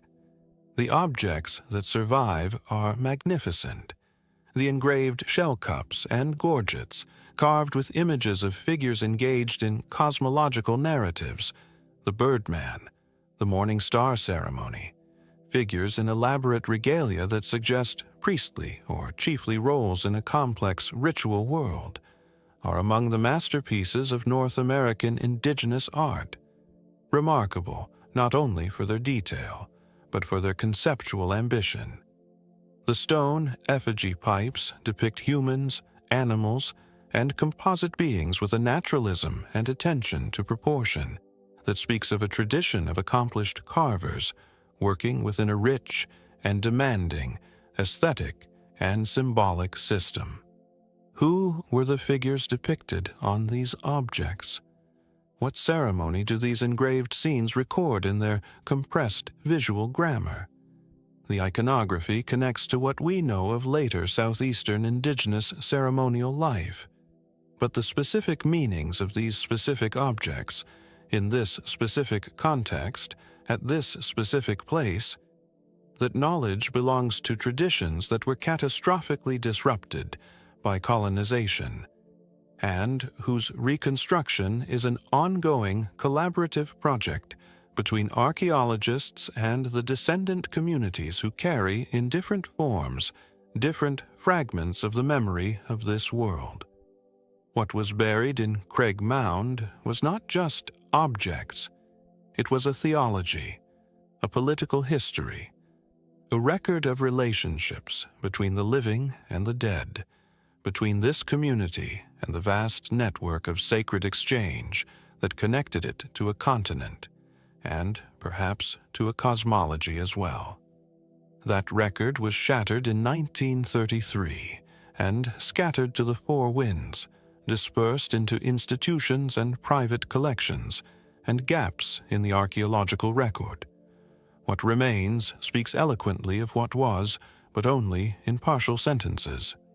The mounds still stand, the river still bends, and the questions about what was known here, what was believed, what was exchanged and buried and honored, still hang in the Oklahoma air, waiting for answers that the soil can no longer give in full, only in fragments and traces, and the faint outline of what once was whole. The Burren. Even the name is a kind of landscape in the mouth. The Irish Boiran, meaning great rock, and truly this is a place defined by rock, not as backdrop, but as substance. The limestone karst of County Clare in the west of Ireland is one of the most extraordinary landscapes in Europe. A vast, pale, fractured pavement of carboniferous limestone, cracked by millennia of freeze and thaw into a geometric puzzle of clints and grikes, the fissures hosting rare plants that grow nowhere else, the whole expanse stretching toward the Atlantic under skies that change with a speed and drama that feels almost theatrical, as if weather itself is performing over stone. And in this world of gray rock and gray sky, scattered across the Burren with a density that speaks of a long and deeply populated past, are the cashels, the stone forts, circular enclosures of dry stone walling built by the early medieval Irish population, some dating back to the Iron Age and earlier phases of settlement, some built and occupied through the early medieval period and beyond, reused and adapted as generations changed. Caherconnell is among the best preserved and most extensively studied of these structures, a rare case where survival and excavation together allow partial reconstruction of a vanished way of life. You approach it across the limestone pavement, and it appears as it must have appeared to everyone who has ever approached it since it was built. A massive circular wall, 3 to 4 meters thick, rising to a height of several meters, enclosing a space large enough to have housed a significant family group or small community, along with their animals, all within the same boundary of stone. The dry stone construction is masterful, each stone selected and placed without mortar, the whole structure held together entirely by gravity, friction, and the accumulated skill of the builder's eye. After more than 1,000 years, the wall stands. It does not merely survive. In many sections, it is simply intact, requiring no imagination to reconstruct its original intent. Step inside, and the quality of the interior changes immediately. The wind, which comes off the Atlantic with a persistence that feels personal out on the open karst, is cut by the massive walls. The acoustic quality of the space shifts as well, as sound rebounds differently within the circular enclosure. There is a reason humans build circles. The circle creates a center, an inside, a definition of here versus there, us versus the exposure of the open landscape beyond. Inside the cashel, you are sheltered not just physically, but psychologically. The wall is a statement of belonging, of habitation, of continuity, of the transformation of raw landscape into bounded human space. Caherconnell was occupied from approximately the 5th century CE into the medieval period, perhaps continuously, perhaps with interruptions, the archaeological evidence suggesting multiple phases of use, repair, and modification that are still being disentangled. The site is associated with the broader world of early medieval Irish society, a stratified cattle-based economy in which the cashel was both a domestic space and a statement of status, embedded in a landscape of small-scale polities and shifting alliances. The thickness of the walls at Caherconnell suggests a defensive function, and the wider landscape of the Burren during this period was one of competing territorial claims, cattle raids, and the complex honor-based social system described in early Irish law traditions. Those law texts, the great corpus of Brehon law, codified in the 7th and 8th centuries from older oral tradition, give us a partial but remarkable window into the society that built places like Caherconnell. The cashel owner was a man of some standing, a boer, a free farmer with cattle and land and legal rights, or perhaps a chieftain of greater status whose wealth was counted in livestock, obligations, and honor rather than coin. The cattle themselves would have sheltered inside the cashel at night, or in times of danger, the community and its animals sharing the enclosed space in the intimate, interdependent way characteristic of pre-industrial rural life, where survival and social order overlapped in the same physical enclosure. The Burren cashels cluster in patterns that suggest a densely settled and carefully managed landscape, not the empty, romantic wilderness of later imagination, but a lived-in, populated, contested, and continuously worked world where the limestone pavement was navigated with knowledge that was local, specific, and transmitted across generations. The grikes of the karst preserve in microclimatic shelter, the remnants of woodland plants and wildflowers that are all that survive of a more extensive vegetation system that once covered more of the region. The Burren was not always so bare. Human activity, clearing, burning, grazing, and long-term pastoral management has shaped its appearance over many centuries. The people of Caherconnell knew this landscape in ways that are now difficult to recover, except indirectly. They knew which clints were reliable footing under wet stone, which grikes were deep enough to lose a sheep or conceal a trap, which hollows held water after rain, which exposures offered shelter from the westerly Atlantic gales that sweep in without warning. This knowledge was survival knowledge, but also cultural knowledge, embedded in place names, in oral traditions that named and narrated every feature of the landscape, in the accumulated practical intelligence of families who had lived in this specific place across many generations, adjusting slowly to change while maintaining continuity. That accumulated wisdom was disrupted repeatedly over time. By the Norman conquest of Ireland, by later English plantations, by the demographic and social catastrophe of the Great Famine of the 19th century that emptied vast tracts of the Irish countryside and broke many local continuities. The oral traditions that once gave meaning to these stones and this landscape survive only in fragments, filtered through later records or preserved in altered form. The cashel stands, but the full story of who built it, who lived in it, what was said and sung and argued and resolved within these walls, that story has thinned, frayed, and in many parts disappeared entirely. The dry stone walls of Caherconnell will stand for centuries more, held by the same gravity that has always held them. The Atlantic wind still does what the Atlantic wind has always done, without regard for human settlement. And the question of what it was like to be fully human in this limestone world, to know its names and its stories, and its sacred and practical places, in the way that the people who built this fort once knew them, remains a question that the silence of the Burren answers only indirectly, in the language of stone, wind, grass, and the long endurance of forms that outlast memory.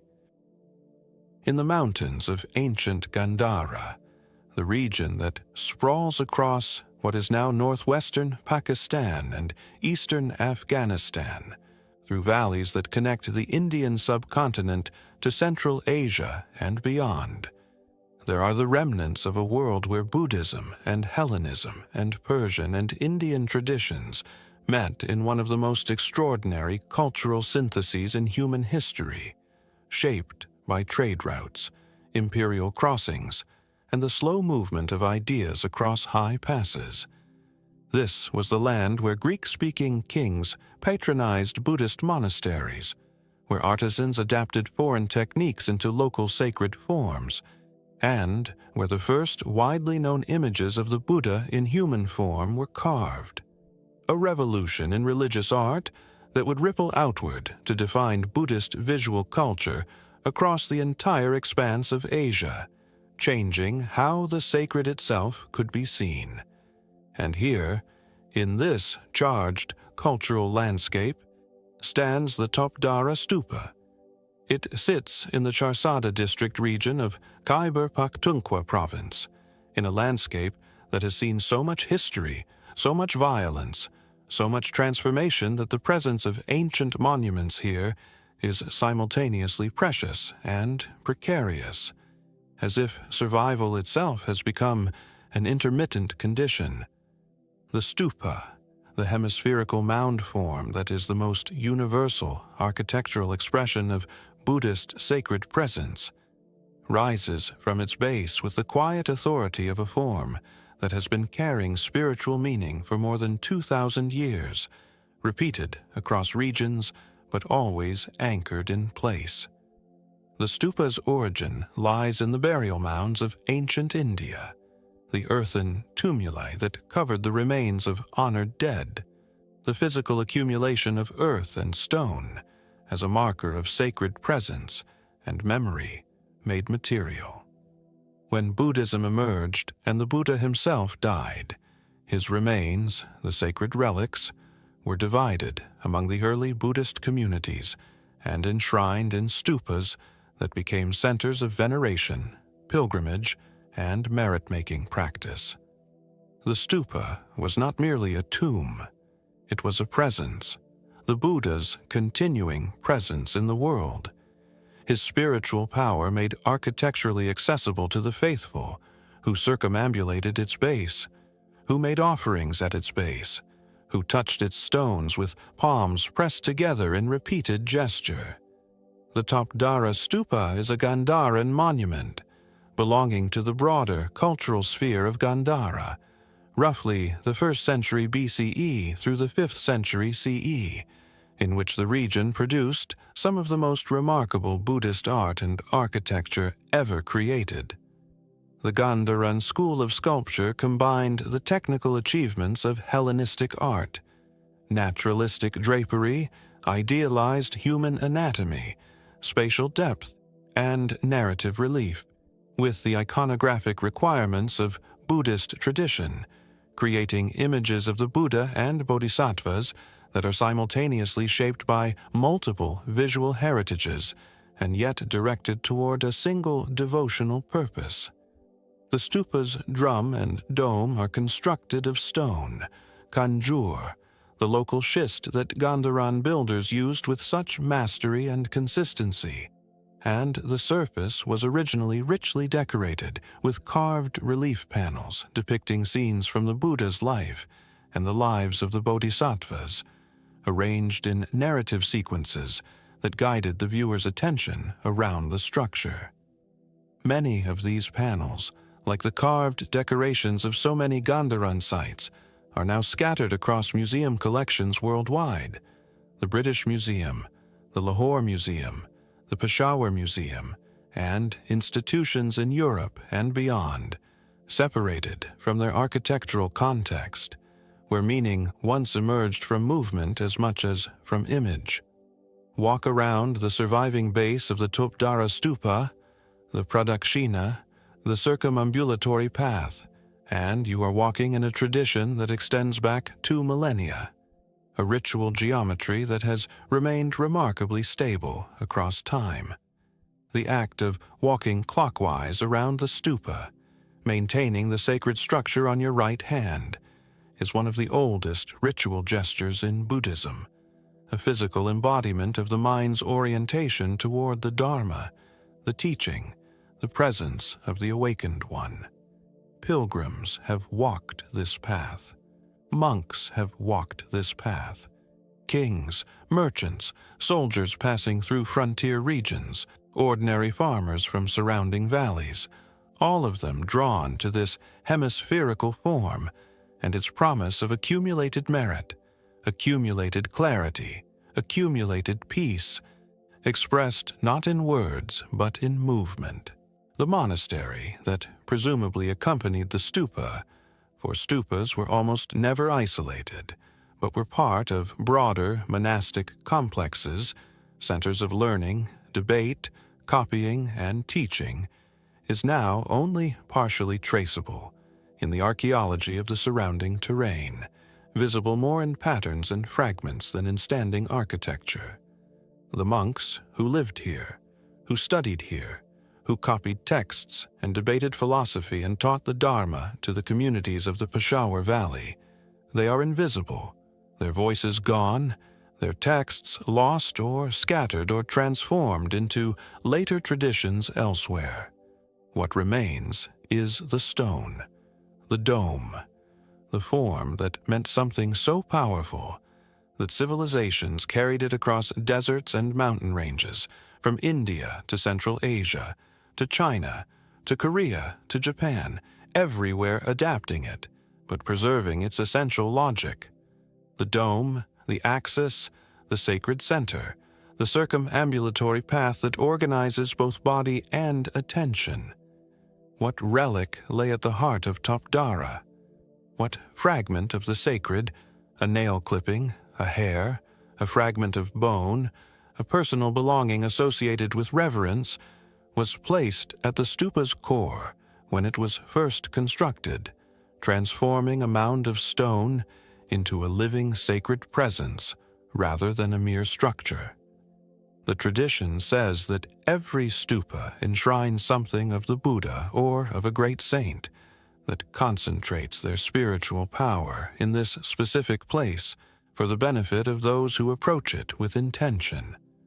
Whether or not one accepts that theology, the intention behind it illuminates something profound about why human beings build monuments, the wish to make the sacred geographically specific, to anchor meaning in a location that can be returned to across generations, across uncertainty, across forgetting.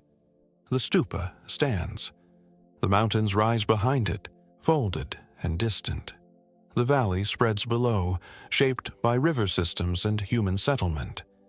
And the question of what it felt like to approach this place with genuine faith, to believe, as the pilgrims believed, that the stone itself participated in something greater, that it radiated something of the awakened mind, remains a question that only lived experience can approximate, and that language can only circle, never fully contain, like movement around a center that is always both present and just beyond reach. On a rocky promontory in what is now the Diyarbakir province of southeastern Turkey, a military installation looks out over the plains of Upper Mesopotamia, with the commanding posture of a structure built by people who understood the strategic value of height, of visibility, of the ability to see what is coming from a long distance, and to hold a line between worlds that rarely settled into stability. Zerzevan Castle, Zarziathra in the ancient sources, occupies a natural elevated position that would have made it both a formidable defensive position and an important administrative and religious center in the complex frontier landscape of late antiquity, where borders were less lines than zones of continuous tension and passage. The Romans built here. Or rather, the Romans expanded and fortified what was already a significant site, constructing the walls and towers and internal structures that constitute the castle as we know it today, primarily in the 3rd and 4th centuries CE, when this region was the eastern frontier of the empire, the zone of constant tension, negotiation, and occasional violent conflict with the Roman Sasanian Wars and the wider Sasanian Empire to the east. The architecture here is not only military, it is administrative, logistical, and symbolic, projecting permanence into a landscape where political control was often temporary. But what makes Zerzevan extraordinary, what lifts it from the category of interesting Roman frontier fort to something genuinely arresting, is what has been found inside its walls in recent years. Excavations have revealed a Mithraeum of Zerzevan Castle, a temple of the mystery cult of Mithras that is one of the best preserved examples of this deeply enigmatic religious tradition found anywhere in the ancient world, preserved in a condition that allows unusual clarity of reconstruction. Mithraism. The name alone carries a particular resonance. The cult that bears his name, practiced primarily by soldiers and officials throughout the Roman military world from roughly the 1st to the 4th centuries CE, remains one of the most studied and most debated religious phenomena of the ancient world, precisely because it was a mystery cult in the full technical sense. Its central doctrines and rituals were revealed only to initiates, conducted in secret, and never written down in forms accessible to outsiders. The mysteries of Mithras were kept not as omission but as structure. What we have is archaeology. The Mithraea, the underground or semi-underground sanctuaries where the cult met, follow a consistent design across the Roman world. A long, cave-like room with benches along the sides where initiates reclined, and at the far end, a central image of the Tauroctony, the bull-slaying scene, in which Mithras, clad in a Phrygian cap and billowing cloak, plunges his knife into the neck of a bull while looking away, as a scorpion attacks the bull's genitals, and a dog and snake drink the flowing blood. Torchbearers flank the scene. A raven watches from above. The whole image is dense with symbolic structure that has been read through astronomical, ritual, and mythological frameworks, none of which exhaust it completely. The Zerzevan Mithraeum contains this scene, its carved relief preserved with unusual completeness.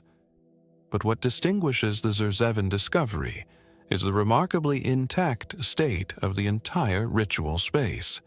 The benches, the architectural elements, the spatial organization, which gives archaeologists an unusually coherent picture of what a functioning Mithraeum looked like when it was in use. It allows, at least in outline, a reconstruction of movement, of gathering, of how bodies occupied the space in relation to the image at its end. You can almost see the soldiers crowding in from their barracks after dark. The disciplined hierarchy of the Roman army, momentarily reshaped into a different order, the torchlight illuminating the stone relief, the ritual of shared meal, wine, and recitation unfolding in the confined space below ground.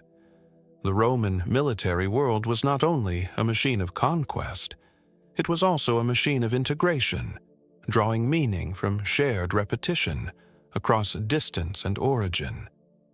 The soldiers who worshipped here came from across the empire, from North Africa, from the Balkans, from Gaul, from Syria, carried into the same structures of discipline and belief. The Roman army was a mixing engine of extraordinary power, drawing men from every corner of an empire that stretched from Scotland to Mesopotamia, and binding them together with shared discipline, shared pay, shared danger, and, in many cases, shared religious experience that offered coherence within instability. Mithras was, in some sense, a soldier's god, demanding, martial, initiatory, promising cosmic alignment to those who could endure the trials of initiation and live within the discipline of the cult. What were those trials? The ancient sources are fragmentary, and later interpretations multiply rather than clarify. Ordeals of cold and heat, symbolic death and rebirth, structured progression through 7 grades of initiation that mapped both social hierarchy and cosmic symbolism. The highest grade was pater, father, and those who reached it presumably carried the full weight of the cult's theological framework, though the content of that knowledge remains unrecoverable in detail. When the Mithraic cult ended, in the 4th and 5th centuries, as Christianity became dominant in the Roman world, the patres took their knowledge with them. The structure dissolved, but the secrecy had already ensured its own survival into silence. Zerzevan also preserves evidence of a Mithric ritual water system, channels and cisterns associated with the Mithraeum that suggest water played a role in the cult's ceremonies, purification, symbolic transition, a controlled passage between states of being marked through elemental contact. The specifics remain elusive, as they were designed to remain, and archaeology can only describe the architecture of what is absent as much as what is present. The castle continued to function after the end of the Mithraic cult, reoccupied, refortified, serving the various powers that contested this critical frontier landscape through Byzantine, Arab, and later medieval periods. But it is the underground room, the carved relief, the benches where soldiers once sat in lamplight receiving mysteries.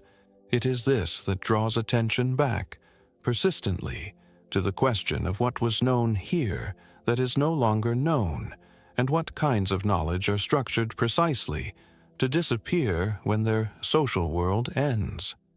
The bull still bleeds. Mithras still looks away. The torches have long been extinguished, and the secret of what was understood in their light remains exactly what it was designed to be: a mystery, preserved not in explanation, but in the shape of the space that once held it. There is a city in the heart of what is now North Macedonia, in the Ovce Pole Valley, where the Bregalnica River moves through agricultural land that has been farmed and settled since the Neolithic, that once held a position of extraordinary strategic importance in one of the most turbulent political landscapes of the ancient world, where control of passes and valleys meant control of movement itself. Bylazora. The ancient sources mention it. Philip V of Macedon considered it crucial enough to fight for. The city controlled the passage between the Aegean world and the interior Balkans, and whoever held it could substantially influence the movement of armies, goods, and political power across a vast and unstable frontier zone where geography and politics were inseparable. And for most of its history, Bylazora was Paeonian, a city of the Paeonians. The Paeonians. Here again, we encounter a people who exist at the margins of the classical canon, overshadowed by their more frequently documented neighbors, the Macedonians to the south, the Thracians to the east, the Illyrians to the west, yet repeatedly drawn into their conflicts and systems of exchange. The Paeonians occupied the upper Axios and Strymon river valleys, a people of settled agricultural communities and urban centers whose culture was substantially Thracian in character, but who maintained a distinct political and cultural identity through centuries of pressure from surrounding powers, shifting alliances, and repeated conquest. They are mentioned in Homeric tradition. They are said to have fought at Troy. They were conquered and reconquered by Macedon under Philip II, by the Persians under Darius, by various Hellenistic successor states, and yet they persisted, maintaining their presence in the archaeological record as a distinct cultural entity through the Hellenistic and into the Roman period, even as boundaries and identities shifted around them. Bylazora is, increasingly, recognized as one of the most important Paeonian sites known. Archaeological work at the site, commonly associated with the modern area near Sveti Nikola, though the exact identification is still discussed in scholarship, has revealed a city of substantial size, urban defenses, buildings of dressed stone, and evidence of metalworking and ceramic production that indicate organized craft specialization. Imported goods demonstrate connection to the broader Hellenistic commercial network, linking this valley to wider systems of exchange that extended across the Balkans and into the Mediterranean world. This was not a village. This was a city of regional significance, a center of Paeonian political and economic life, embedded in long-distance networks. The Hellenistic influence is palpable in the material culture. Greek pottery, Greek architectural elements. The coins, for Bylazora and the Paeonian kings minted their own coinage, a remarkable index of political sophistication and economic complexity, show the iconographic influence of Greek numismatic traditions while maintaining distinctly Paeonian imagery, a visual negotiation between local identity and dominant cultural forms. The meeting of the local and the Hellenistic, the persistence of identity within a framework of cultural exchange, adaptation, and pressure. This is the human story of the ancient Balkans, a story of resilience that is often compressed into the margins of broader classical narratives. You stand on the site today, and the landscape around you is one of the most quietly expansive in the Balkans. The wide valley, the river, the encircling mountains that give the whole space a sense of natural enclosure, as if geography itself is holding the past in place. The Paeonians who lived here saw these same mountains, this same river, these same seasonal rhythms of agriculture and movement. They organized their world around this geography with practical precision. They built their defenses to control these passes. They buried their dead, often in tumuli that dot the surrounding hills, mounds of earth over wooden burial chambers that echo broader Balkan and Thracian funerary traditions, preserving in their interiors the material evidence of status, martial display, and social hierarchy, including bronze, iron, and sometimes gold placed with the dead. The Paeonian language is almost entirely lost. A handful of inscriptions, scattered references, and a few words preserved in Greek and Latin sources survive only as fragments, names, glosses, echoes without full grammatical structure. The Paeonians had, in all likelihood, a rich oral tradition, myths, genealogies, and historical narratives that was never written down in forms that survived the successive disruptions of conquest and cultural change, or that survived only indirectly in later cultural layers. When Rome finally absorbed the region in the 2nd century BCE, the specific Paeonian cultural world began its long dissolution into the broader Roman provincial system, not through abrupt disappearance, but through gradual transformation. Bilazora was there through all of it, through the Macedonian conquests, through the wars of the Hellenistic successor states, through the arrival of Rome, and the reorganization of provincial life. The city's walls were repaired and extended. The urban space was modified to reflect new political realities and administrative needs. The material culture shifted from Paeonian to Hellenistic to Roman, in a gradual process whose exact chronology and internal dynamics archaeologists are still working to reconstruct layer by layer through excavation and comparison. What was it like to be Paeonian in the Hellenistic world? To maintain a cultural and political identity while surrounded by the overwhelming cultural gravity of Greek civilization and its institutions. To speak your own language, worship your own gods, follow your own customs, while trading with Greek merchants and hiring Greek craftsmen, and watching your children learn Greek as the language of commerce, administration, and prestige. This is a question that resonates across human history, wherever large cultural systems overlap with smaller, persistent identities, and it is asked with particular urgency here in this valley, where the traces of the answer lie embedded in the stratigraphy of a site still being excavated and interpreted. Bilazora has not yet given up all its secrets.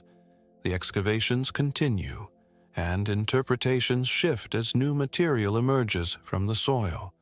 The valley holds its silence with the patience of a landscape that has seen many comings and goings and knows that the digging will reveal something, but perhaps not everything, and certainly not in final form. The Paeonians were here. They built something.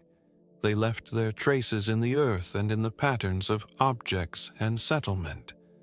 What they thought and believed and feared and hoped for, in this valley between the mountains, that remains, as it has always been, just out of reach, approaching only in fragments, never in completion. The word pyramid summons a specific image: desert, heat, the Nile's distant blue thread, the monumental grandeur of Giza. But pyramids, or structures that approximate the pyramidal form with remarkable closeness, are not limited to Egypt, not limited to Egypt's cultural sphere, not limited even to the ancient world as conventionally imagined. and not even to a single idea of what monumentality is supposed to look like. In the Świętokrzyskie Mountains of central Poland, there are mounds, Neolithic mounds, built from carefully gathered and arranged stones in a form that is unmistakably deliberate, trapezoidal from above, rising from wide base to narrower apex, constructed with a precision that speaks of organizational ability and technological knowledge that scholars have only relatively recently begun to fully credit to the Neolithic communities of this region, whose scale of cooperation is still being reconstructed from fragments. These are the structures sometimes called the Polish pyramids, though that name is contested, and archaeologists generally prefer more precise terminology that avoids the sensationalism the comparison invites. The most famous are the funnel beaker culture burial monuments, megalithic graves, dating to roughly 3,500 to 3000 BCE, making them roughly contemporary with the earliest phases of construction at Stonehenge and predating the Giza pyramids by perhaps 500 years, though arising in an entirely different ecological and social world. The form of these monuments is carefully chosen. They are not pyramids in the Egyptian sense. They do not terminate in a sharp apex. They are not sheathed in polished stone. They do not contain internal chambers of the Egyptian complexity or funerary bureaucracy. But they are funerary mounds built with an intentional geometric discipline, a concern for profile and elevation, an investment of community labor that transforms them from simple burial heaps into architectural statements that persist across millennia of environmental change.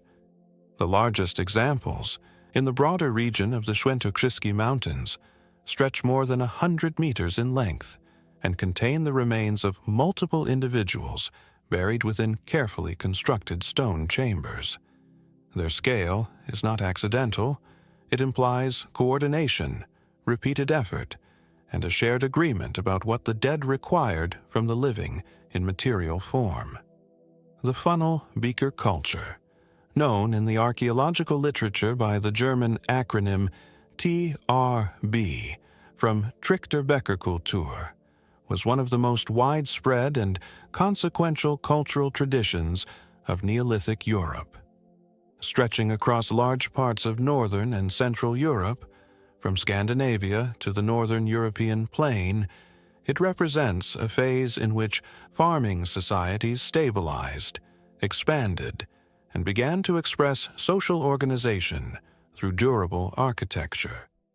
These were agricultural people, descendants of the long diffusion of farming practices from the Near East, and they expressed their relationship to their dead, their cosmology, and their sense of continuity with stone, earth, and mound, rather than perishable materials.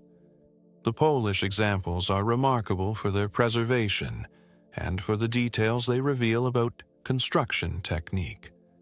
The stone was gathered from the surrounding landscape, glacially deposited boulders, broken and selected for size and shape, and arranged in the outer facing of the mound with the care of builders who understood both the aesthetic and structural consequences of what they were making. The inner chambers, where the dead were placed, show evidence of multi-generational use. Bones were added over time, older remains moved to make room for newer ones, the monument serving as a communal tomb for kinship groups across long durations that likely exceeded the memory of any single individual. This is an entirely different relationship to the dead than the individual monumental burial of later, more centralized traditions. In these Neolithic chambers, the ancestors accumulated. They were present, collectively, in a structure that the living maintained and reopened, a place where identity was distributed across time rather than sealed at a single moment.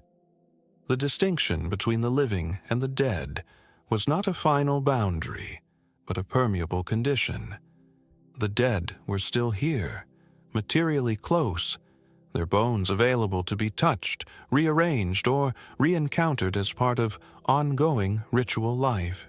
What rituals took place at these mounds? The archaeological evidence suggests that the forecourt areas, the wide, open spaces in front of the burial chambers, were used for ceremonies, fire, feasting, deposits of ceramic vessels, repeated acts of commemoration that defined the relationship between community and ancestry, between present obligation and inherited past. The mound was not only a burial site, it was a place of return, a place where memory had architectural form and where time was periodically gathered back into itself. Walk across the Świętokrzyski landscape, an ancient landscape, as the very name of the Holy Cross Mountains encodes a sacred geography that stretches back into pre-Christian antiquity, and the mounds appear at intervals in fields and forest edges. Most are unremarked by ordinary visitors.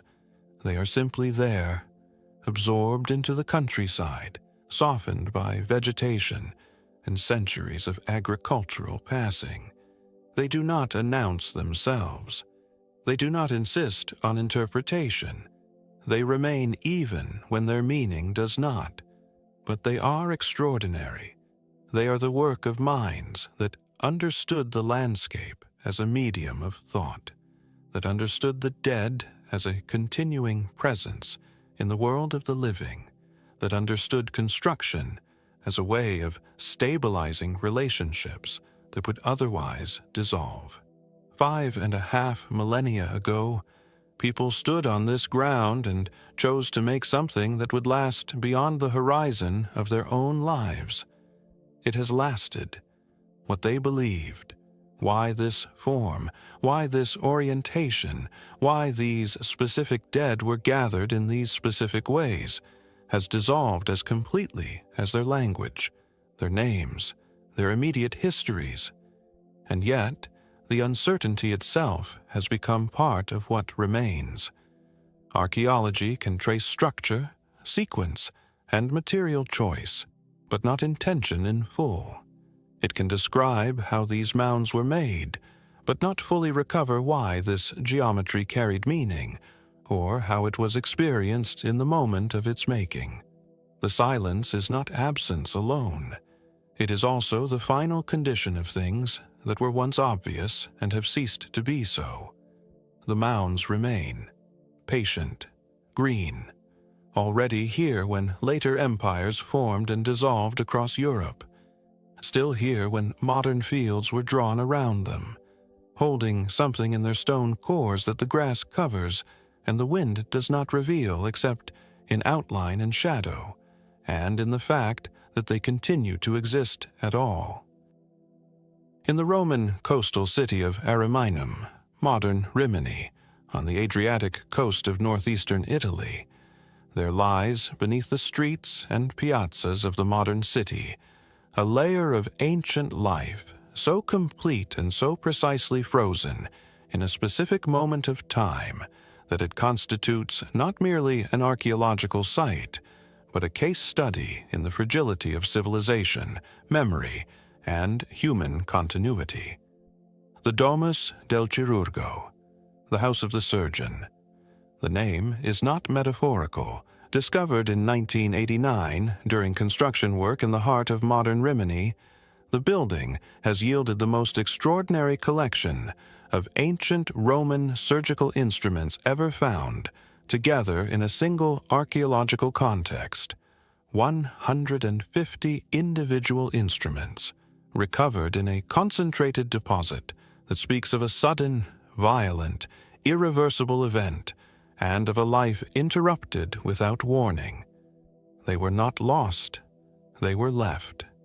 The building dates from the mid-2nd to mid-3rd centuries CE, the High Roman Imperial period, a time when Ariminum was a flourishing city on the Via Flaminia, one of the great roads connecting Rome to the northern reaches of the empire. The house was large and well appointed, mosaic floors, painted walls, carefully arranged rooms, the architecture of a prosperous urban establishment. And its occupant, or one of its occupants, was a physician. A surgeon, specifically, if the instruments are the guide, and the instruments are an extraordinary guide. The surgical instruments from the Domus del Chirurgo represent virtually the complete toolkit of a practicing Roman surgeon: scalpels and lancets, forceps and probes, hooks for extracting tissue, spoons for scooping, a meningeal elevator for lifting membrane during brain surgery, instruments for obstetric procedures, needles and threading tools for suturing. The collection covers the full spectrum of surgical practice as it was understood in the Roman world, a practice that was, by the standards of its time, sophisticated, empirically grounded, methodical, and surprisingly effective in certain domains. This was not primitive medicine, though we are sometimes tempted to assume so. The Roman physician worked within a tradition that stretched back to Hippocrates, had been enriched by the Alexandrian medical school and its systematic approach to anatomy and physiology, and had been synthesized into the comprehensive medical system of Galen, the physician who towered over ancient medicine and whose influence extended in Western medical practice until the Renaissance. The surgeon who owned these instruments would have known Galen's works, would have followed his methods for wound management and surgical technique, would have approached the body with a systematic intellectual framework that, while it contained errors we can now identify, was nevertheless the product of centuries of empirical observation, accumulated practice, and disciplined study. The instruments are beautiful. This is worth saying plainly. Roman medical instrument makers were craftsmen of the first order. The handles of iron and bronze, sometimes inlaid with silver or decorated with geometric patterns, have a quality that suggests pride in the tools of the trade and confidence in the profession that required them. A scalpel that is beautiful is not a mere instrument. It is an argument about the dignity of the work it performs. The physician who carried these tools advertised, through their quality, his own status, his own seriousness, and perhaps even his understanding of medicine as both science and discipline. And then came the crisis. The instruments were left in their deposit, apparently in haste, in the context of what appears to have been a fire. The building burned. The dating of the conflagration has been connected by some archaeologists to the turbulent mid-3rd century CE, a period of extraordinary crisis in the Roman world, when multiple emperors rose and fell in quick succession, when the frontiers were under constant pressure, when epidemics swept through the population, and the social fabric of the empire began showing the strains that would eventually lead to its fragmentation and transformation. Perhaps the physician fled the fire. Perhaps he was already gone when the fire came. A refugee of the broader social catastrophe, his instruments abandoned in a building he no longer occupied. Perhaps he died in the fire and could not return for them. The archaeology does not say. What it preserves is the aftermath, the sealed layer of destruction, the instruments within it, the testimony of a medical practice suddenly interrupted and abruptly silenced. You look at the forceps behind their museum glass and think of the hands that held them, the specific hands of a specific person, trained in a specific tradition, who spent years handling these tools with the practiced ease of the skilled practitioner. What did he treat? What surgeries did he perform in that house with those instruments in the flickering lamplight of the Roman world? What patients walked through that door, or were carried through on stretchers, crying out from wounds or disease, or the complications of childbirth? What recoveries were achieved, and what losses grieved in silence behind those walls? The Domus del Chirurgo preserves a medical practice, but it also preserves, in the sudden silence of its destruction layer, the specific tragedy of a practitioner separated from the tools that defined his life's work. The instruments waited. The physician did not return. Whether the surgeon's hands, those specific hands that knew these specific tools, found another way to practice their art in the chaos of the 3rd century, that question has no answer. The fire took what it took. The earth preserved what it preserved. And what the earth preserved is enough to make the absence of the rest unbearably precise, painfully human, and strangely immediate across the distance of nearly 2,000 years. 10 million years ago, on a warm afternoon in what is now northeastern Nebraska, the sky turned the wrong color. The animals grazing on the ancient floodplain, rhinoceroses, horses, camels, the extinct 3-toed protohippus, the extraordinary barrel-bodied teleoceras, would not have had language for what they were seeing, would not have had the context to understand it. The ash began to fall, somewhere far to the west. In what is now southwestern Idaho, a massive volcanic eruption, the eruption of what geologists call the Bruneau-Jarbidge supervolcano, sent cubic kilometers of ash into the atmosphere, and the prevailing winds carried it east, across the ancient Great Plains, to settle on this watering hole in Nebraska with a gentleness that belied the catastrophe it represented and concealed the devastation already moving invisibly through the air. At first, perhaps, it did not seem deadly. Ash drifting downward like pale snow, a strange haze in the distance, the dimming of sunlight, the taste of dust in the mouth and throat. But volcanic ash is not soft in the way snow is soft. Under a microscope it is jagged, abrasive, particulate glass. The landscape itself had become dangerous to breathe. The animals breathed the ash. The fine silica particles entered their lungs and began the slow, suffocating process of destruction. They gathered near the water, instinctively, as animals do when stressed, clustering near the waterholes and springs that the volcanic event had initially left intact. They died. They died by the hundreds, by the thousands, and the ash continued to fall, deep and soft, covering them where they lay in the postures of their dying, nursing mothers with their young beside them, individuals collapsed mid-stride, animals in the social configurations of their last moments, entire groups preserved in the ordinary intimacy of herd behavior. And then they waited. 10 million years.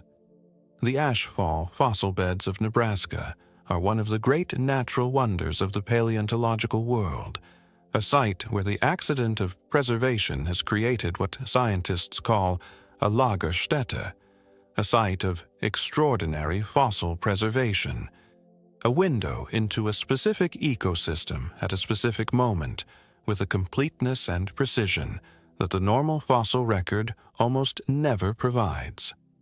What makes ashfall unique among such sites is not merely the abundance of fossils, but their three-dimensional completeness and their extraordinary articulation. These are not flattened impressions or scattered bones. These are animals preserved essentially as they died, three-dimensional, fully articulated, in the positions they occupied at the moment of death. A rhinoceros mother with her calf lying beside her. Horses collapsed on top of one another, their social bonds preserved in the proximity of their dying. Birds, turtles, fish, small mammals, an entire ecosystem caught in the act of its ending and held there by the silent accumulation of volcanic ash. The rhinoceroses at Ashfall, primarily teleoceras, a short-legged barrel-bodied beast that resembles a modern hippo more than a modern rhino, adapted to a life of grazing on the wet grasslands of the ancient interior, are the most dramatic presences. More than 100 individuals have been excavated, ranging from calves to mature adults. Their bones show the characteristic changes of pulmonary hypertrophic osteopathy, a condition caused by lung disease that produces distinctive bony growths on the limbs. The pathology is unmistakable. These animals were suffocating slowly, their lungs destroyed by silica, their bones recording the progression of their illness in the very substance of their skeletons. This is a diagnosis made 10 million years after the patients died, reconstructed from the quiet testimony of fossilized bone. The site preserves not merely death but sequence. Earlier, victims lie deeper in the ash deposits. Later, victims higher above them. Smaller animals died first. Larger animals lingered longer. Some rhinoceroses survived for months after the initial ashfall, breathing damaged air, drinking contaminated water, weakening gradually beside the shrinking pools where they had gathered for safety. The fossil layer records not a single instant, but a prolonged catastrophe unfolding in stages. You walk through the Ashfall Fossil Beds State Historical Park today, and the scale of it presses on something deep in the imagination. The excavated area lies beneath a protective building, the Hubbard Rhino Barn, and inside, the fossils emerge from the ash matrix in their original three-dimensional positions, partially excavated, the surrounding matrix left in place to show the context. It is like walking through a frozen moment, a moment from 10 million years ago, preserved with a completeness that ordinary time almost always destroys. What did the great inland landscapes of Miocene North America look like, spreading away from this watering hole? The ancient Niobrara River flowed differently then. The Rocky Mountains were still being uplifted, the rain shadow that would eventually create the American Great Plains, not yet fully established. The climate was warmer, much warmer. The interior filled with forests and grasslands and lakes that have since disappeared. The fauna, including an array of creatures that would seem fantastical to modern eyes. Camels walked Nebraska. Three-toed horses ran across plains that had not yet become the wheat fields of the future.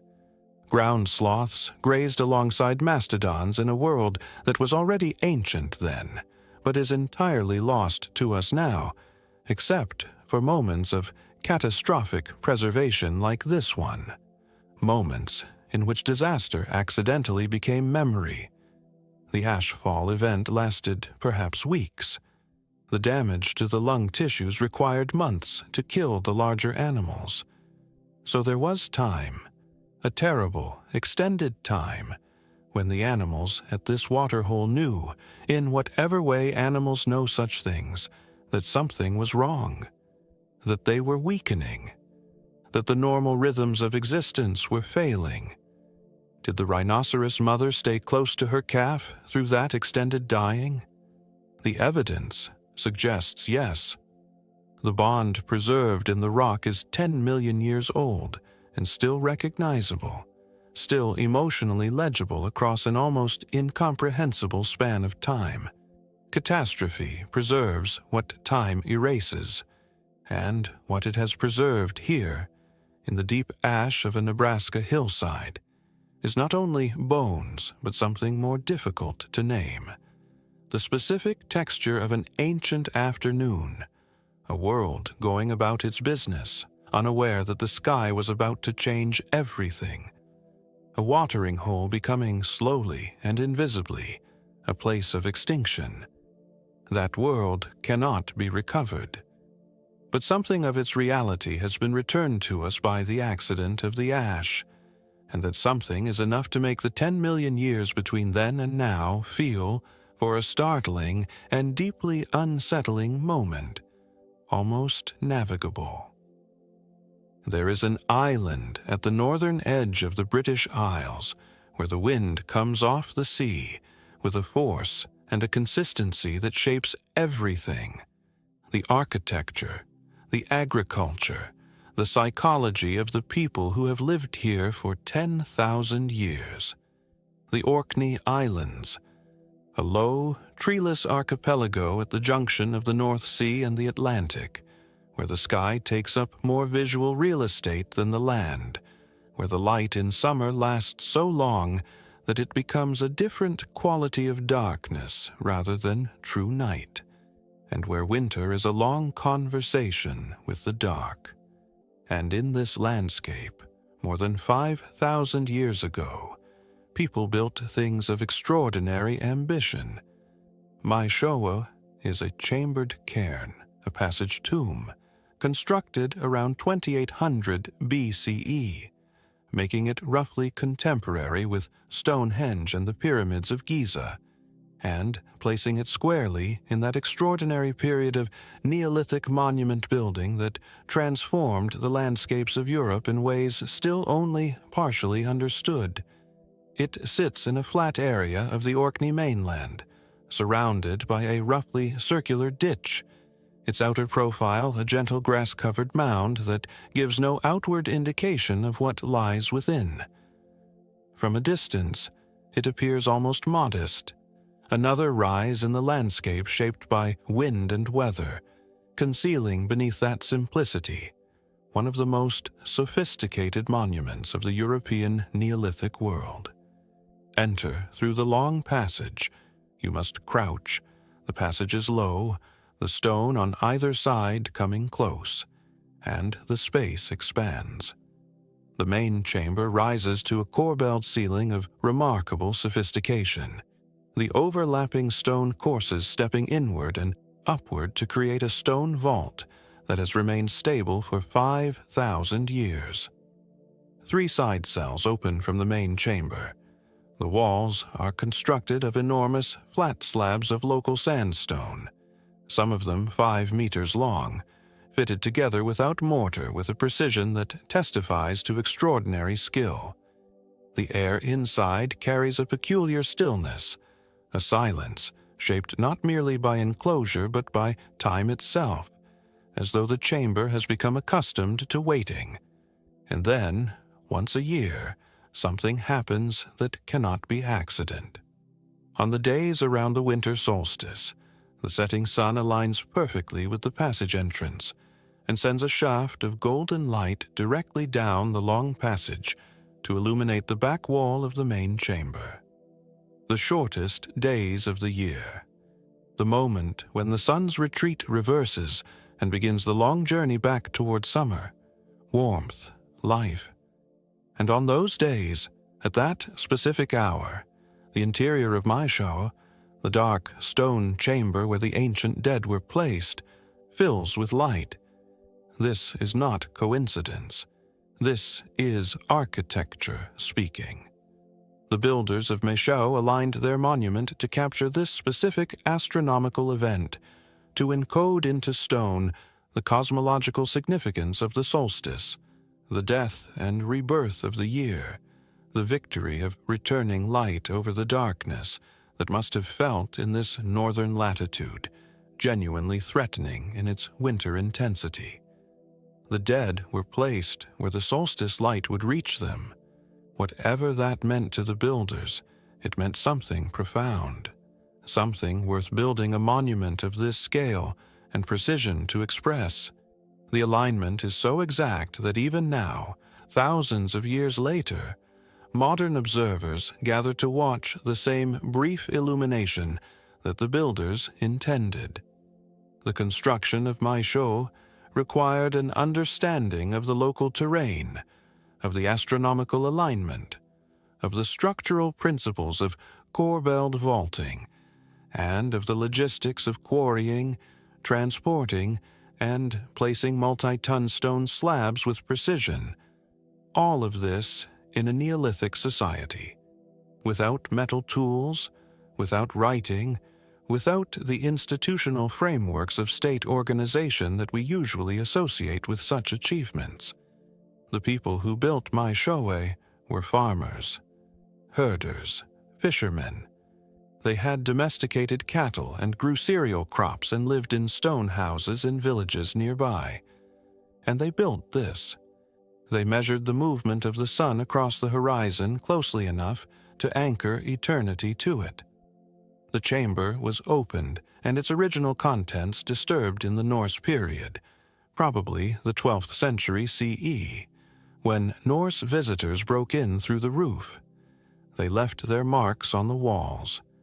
The Norse runic inscriptions at Myste are, in their own right, extraordinary. More runic inscriptions in a single location than anywhere else in the world. The Vikings who sheltered here, or explored here, or looted here, scratched their names and their boasts and their small observations into the Neolithic walls with the casual confidence of people who did not understand what they were entering. One inscription says, "Ingigirth is the most beautiful of all women." Another speaks of treasure. Another, "These runes were carved by the man most skilled in runes in the Western Ocean." The Norse words sit beside Neolithic stone, the gap between the two civilizations spanning roughly 3,000 years, and the Norse visitors, with their runic literacy and their longships and their world-spanning trade networks, were no closer to understanding what Myste was than we are today. Their graffiti survives because the monument itself survived, absorbing generation after generation of human curiosity without surrendering its deeper meaning. Why were the dead placed where the solstice light would find them?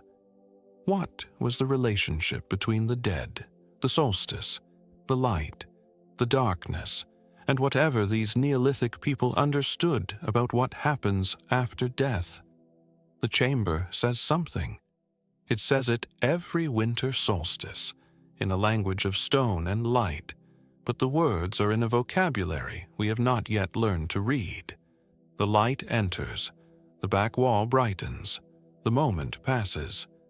Outside, the Orkney wind continues across the fields, as it has for millennia. And Myste returns to its ordinary darkness, holding its knowledge with the patience of something that has outlasted every question ever asked of it, and expects to outlast all future questions. 2. On the Baltic island of Öland, off the eastern coast of Sweden, in the 5th century CE, something terrible happened. Something so sudden, so complete, so final, that the people it happened to left no survivors to describe it, no survivors to bury the dead, no survivors to carry away the valuables, the food, the animals that were left behind in the instant that everything ended. Sandbyborg is a ring fort, one of many such circular earthen and stone fortifications built across Scandinavia in the Iron Age and Migration period, the turbulent centuries that correspond to the decline of Roman power in the West and the great reorganization of peoples that transformed the face of Europe.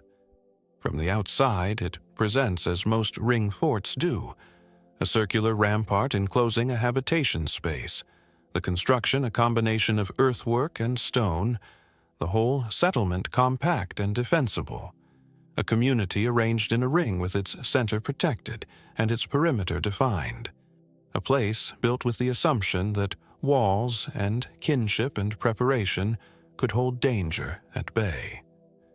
What excavations since 2010 have revealed at Sandbyborg is not what ring forts usually yield. The people who lived here did not leave. They did not pack their valuables. They did not bury their treasures for safekeeping and flee to return later. They died where they were, in their houses, in the streets, in the open spaces of the fort interior, and their bodies were left where they fell. The gold remained, the food remained, the animals, also killed, remained. Whatever came to Sandbyborg in the 5th century came with a totality of violence that permitted no departure, no recovery, no normal aftermath.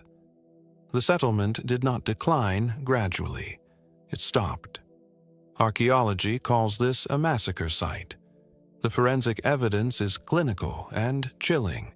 Skeletal remains scattered across the settlement in positions inconsistent with burial. People struck down in doorways, in the street, inside their own homes. Evidence of perimortem trauma, injuries inflicted at the time of death or immediately before, on multiple individuals.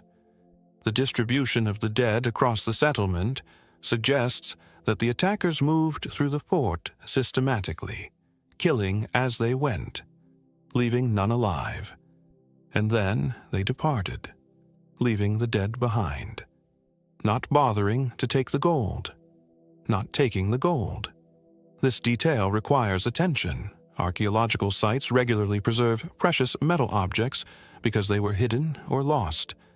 At Sandbyborg, gold objects were found in positions suggesting they were simply dropped at the moment their owners died, or left in the spaces where they were stored, because no one survived to come back for them.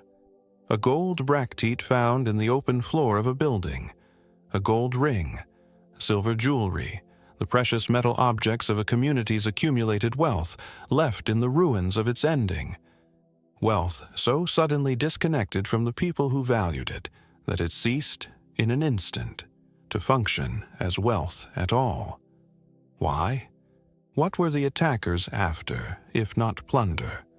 What motivated an attack of such thoroughness and apparent disinterest in the wealth of the community? The interpretations are multiple and contested. Political conflict within the complex chieftain politics of 5th century Scandinavia. Revenge.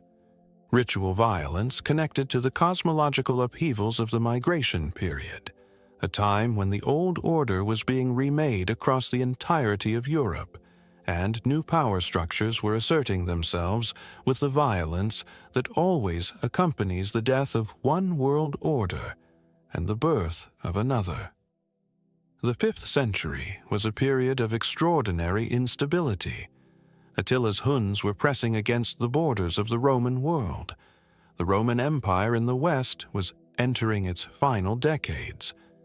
Across Europe, populations were moving, alliances shifting, kingdoms collapsing and reforming.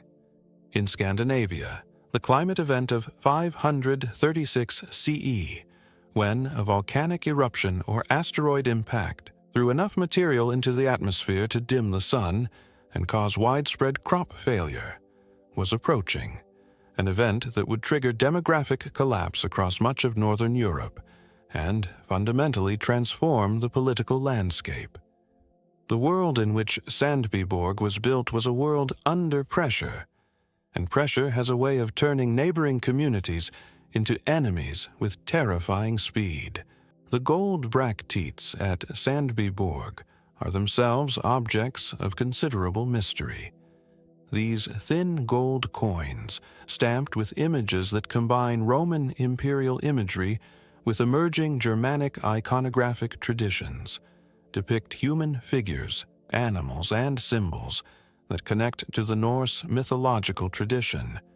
The earliest material evidence, some scholars argue, of the iconographic vocabulary that would eventually produce the images of Odin and the world tree and the great cosmic drama of Norse cosmology. The people who wore these objects understood themselves within a mythological framework, a cosmology that was in the process of being formulated in this very period. The symbols around their necks connected them to stories about fate, power, ancestry, and the structure of the universe itself. That cosmological framework did not save them. The mythology did not intercede. The gold remained, and the bodies remained, and the fort stood empty for 1,500 years, while the grass grew back and the island continued its quiet existence in the gray Baltic. The dead were not properly buried. The settlement was not resettled. Something about what happened at Sandby Borg may have lingered in local memory long enough to make the place untouchable. You walk the ring of the rampart today, and the island spreads around you, flat, agricultural, Baltic in its subdued quality of light and land. The wind moves through the grass. The sea is never very far away. Nothing announces what happened here.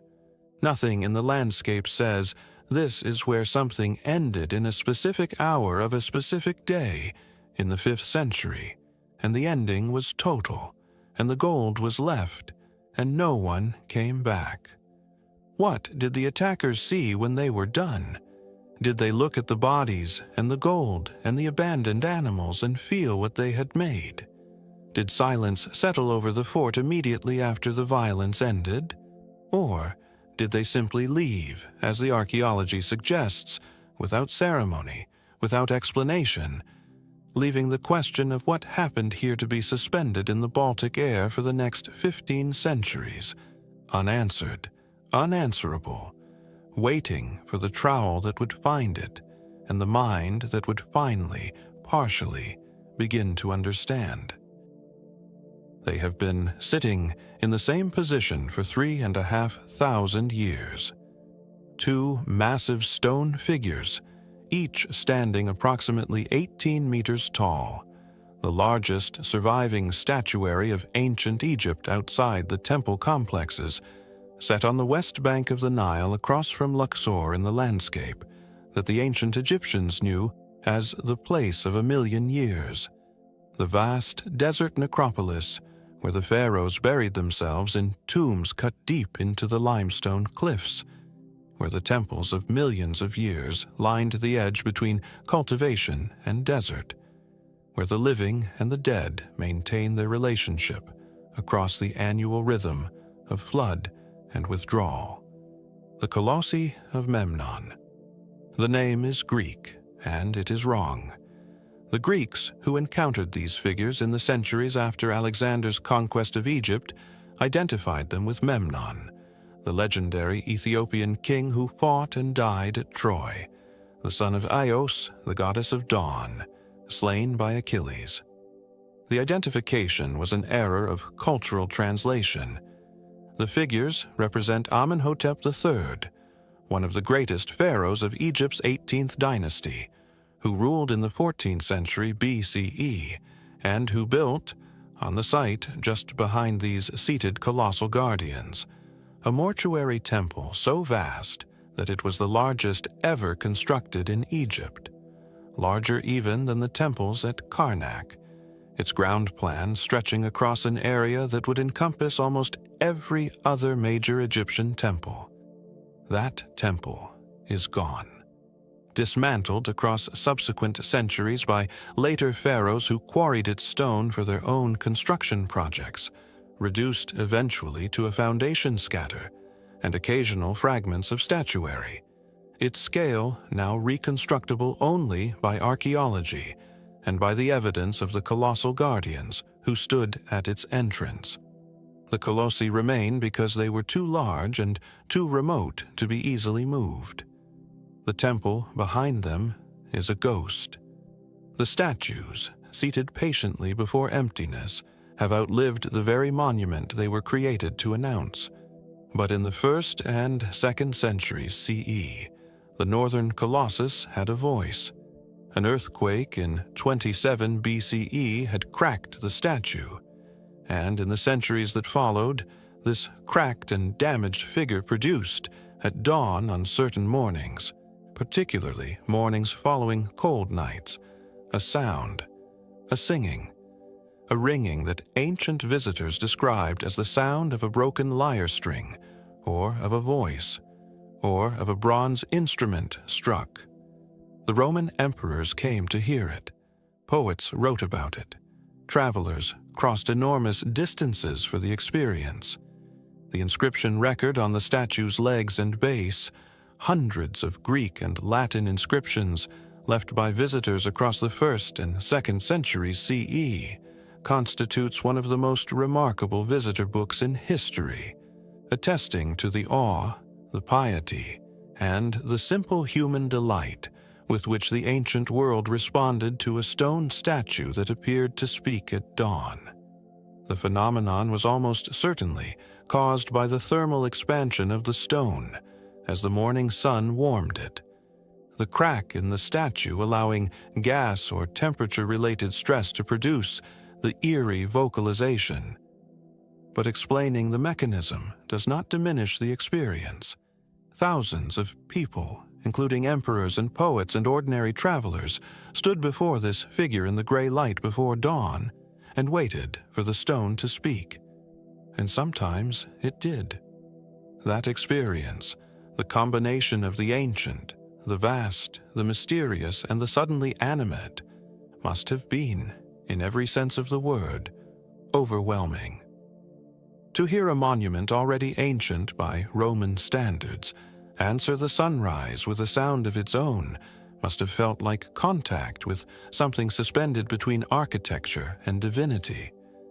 The voice stopped in 199 CE, when the Emperor Septimius Severus had the statue repaired.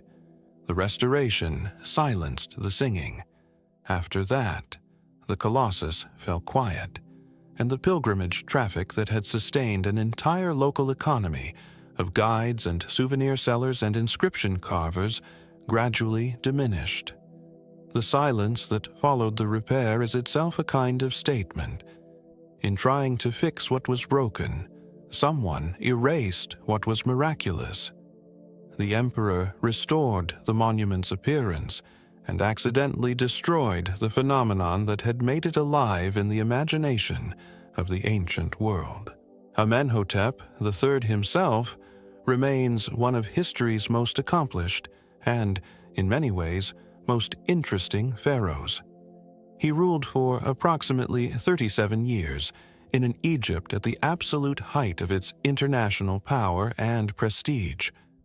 His diplomatic correspondence, the Amarna letters, the great cuneiform archive that his successor Akhenaten inherited, reveals a pharaoh engaged in sophisticated power politics with the great kingdoms of the Near East, exchanging daughters and gold and sophisticated intelligence with Babylonian and Mitanni kings, managing a network of client states and alliances with the assurance of a ruler who understood and perhaps enjoyed the complexity of international affairs.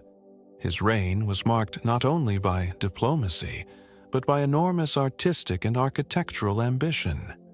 Statues of Amenhotep III once stood across Egypt in staggering numbers, presenting the image of a ruler who understood kingship as something cosmic, ordered, radiant, intimately tied to the stability of the universe itself.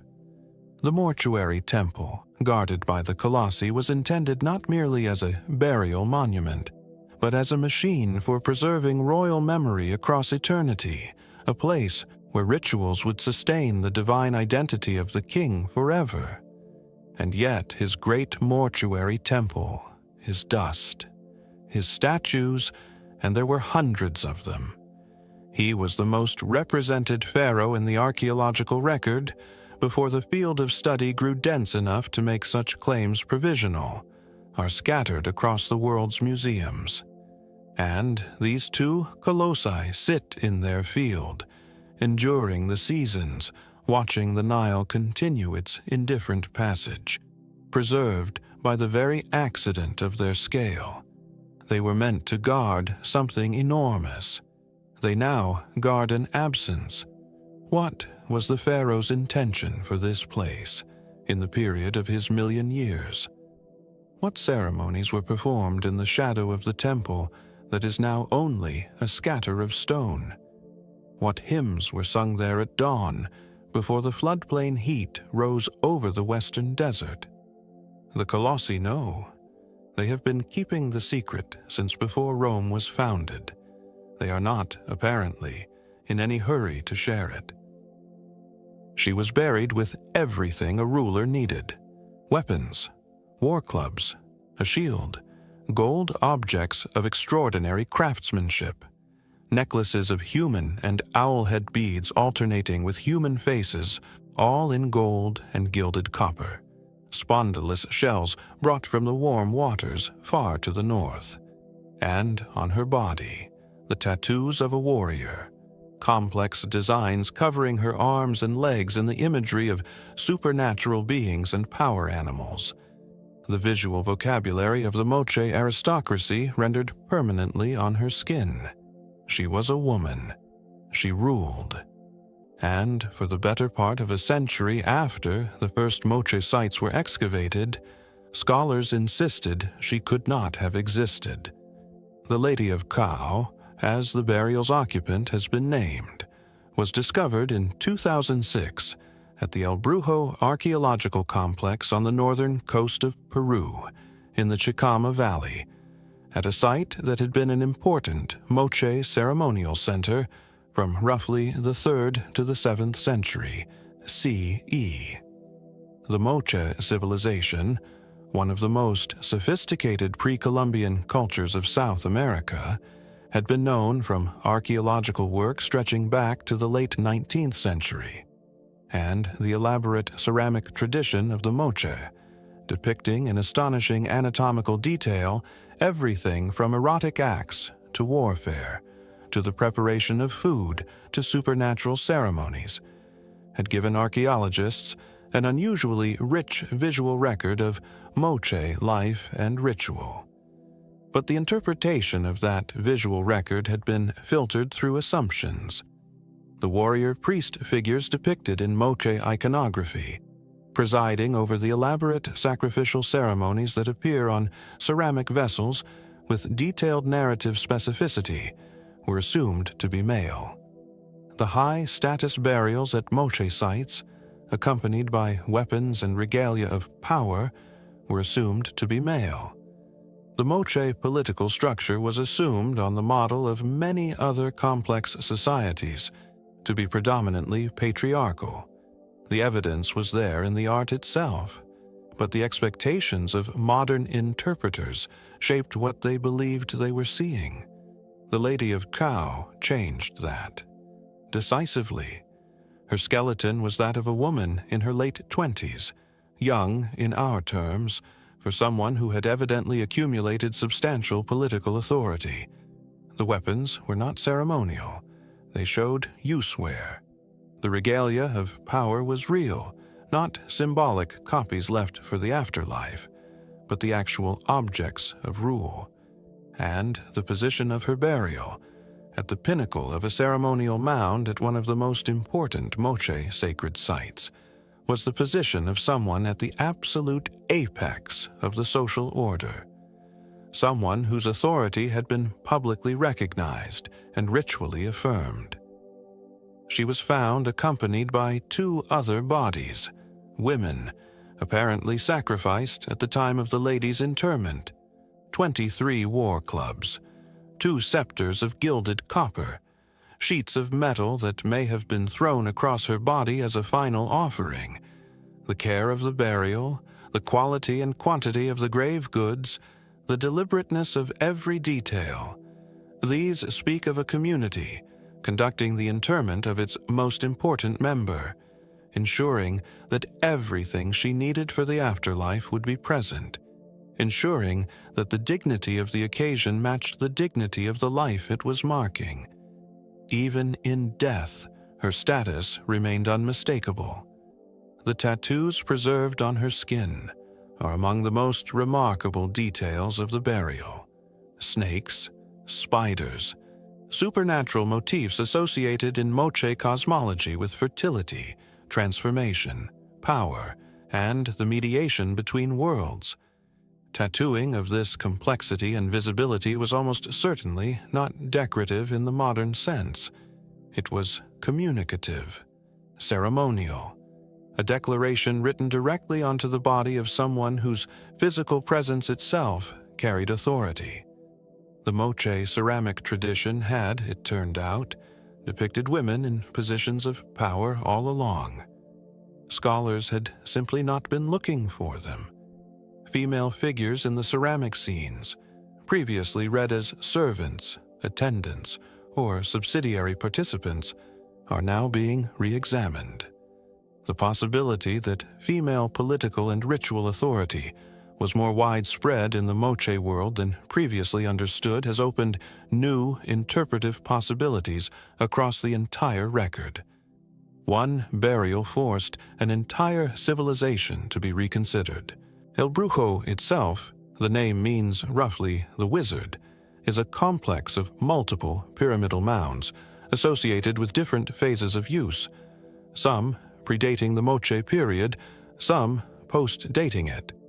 The main ceremonial mound, Huaca Sao Viejo, preserves on its exterior walls the remains of polychrome painted reliefs, figures of warriors and captives, supernatural beings, the iconographic program of a ceremonial center that conducted, among other things, the sacrificial rituals that the Moche ceramic tradition so unflinchingly documents. Even now, the surviving pigments retain traces of their original intensity beneath the desert light of coastal Peru. The sacrificial practices of the Moche are among the most dramatically documented in the pre-Columbian world. The ceramic vessels depict, with the matter-of-fact specificity of a culture that found nothing shameful in these acts, the capture of warriors in battle, their presentation before a presiding figure, the ritual throat-cutting, the collection of blood in goblets, the presentation of those goblets to the presiding official. This was not hidden. This was performed publicly at the foot of the huacas, with an elaborate ceremony that connected the sacrifice to the cosmic cycles on which agriculture and human survival depended. Violence, ritual, and political authority existed together within the same sacred framework. Did the Lady of Kao preside over such ceremonies? The iconography of her burial regalia suggests exactly that. She was the presiding figure, the warrior priest, the axis around which the ritual world turned. In her late 20s, tattooed with power animals, ruling a world where the relationship between violence, sacrifice, and fertility was not a paradox, but a theology. Who was she? Where did her authority come from? Was it inherited? Was it earned? Was it both? What alliances and rivalries shaped the world she governed? What was her name in the Moche language, a language we cannot read because the Moche had no writing system? She lies in her museum now, or her reconstruction does, surrounded by the objects of her authority. She is still there, and the questions she raises about power, about gender, about the stories we tell ourselves about the ancient world, those questions are very much alive and getting more interesting with every new excavation season. In the ancient city of Vidisha, in the Madhya Pradesh region of central India, a city of profound historical depth that served at various times as a regional capital, a trade nexus, and a center of artistic and religious production, there stands a gateway that time has treated with characteristic ambivalence, preserving it partially, obscuring it partially, leaving just enough to make the imagination ache for the rest. The Hindola Torana, the swinging gateway, a Turanic gateway, a ceremonial arch of the type familiar from Buddhist monumental architecture, most spectacularly represented in the great gateways of Sanchi, standing in isolation now, its context of the larger structure it once adorned, largely dissolved into the agricultural fields and urban sprawl of modern Vidisha. But the gateway itself, in its fragmentary survival, carries an extraordinary artistic and historical charge. Even separated from the monument it once announced, it retains the unmistakable authority of a threshold meant to matter. The Tirana form is one of the foundational vocabularies of Indian monumental architecture. The great carved gateways of Sanchi, barely 20 kilometers from Vidisha on a hilltop visible from the city, are among the masterpieces of world art. Their 4 gates covered top to bottom with carved reliefs depicting the Jataka tales, the life of the Buddha, scenes from the natural world rendered with an exuberance and a joy in visual narrative that seems almost to burst from the stone. The Hindola Tirana belongs to this tradition, or to its slightly later evolution, sharing the basic architectural grammar, 2 vertical pillars supporting horizontal crossbars, that defines the Tirana form across its centuries of use. The structure is at once architectural and symbolic, not merely an entrance, but an announcement that the space beyond has been transformed by ritual and meaning. The carvings of the Hindola Tirana are fragments of what was once a comprehensive decorative program. What survives includes figures of Yakshas, the voluptuous, auspicious female nature spirits who appear across Indian religious art from roughly the 3rd century BCE onward, their bodies full and curving and insistently alive.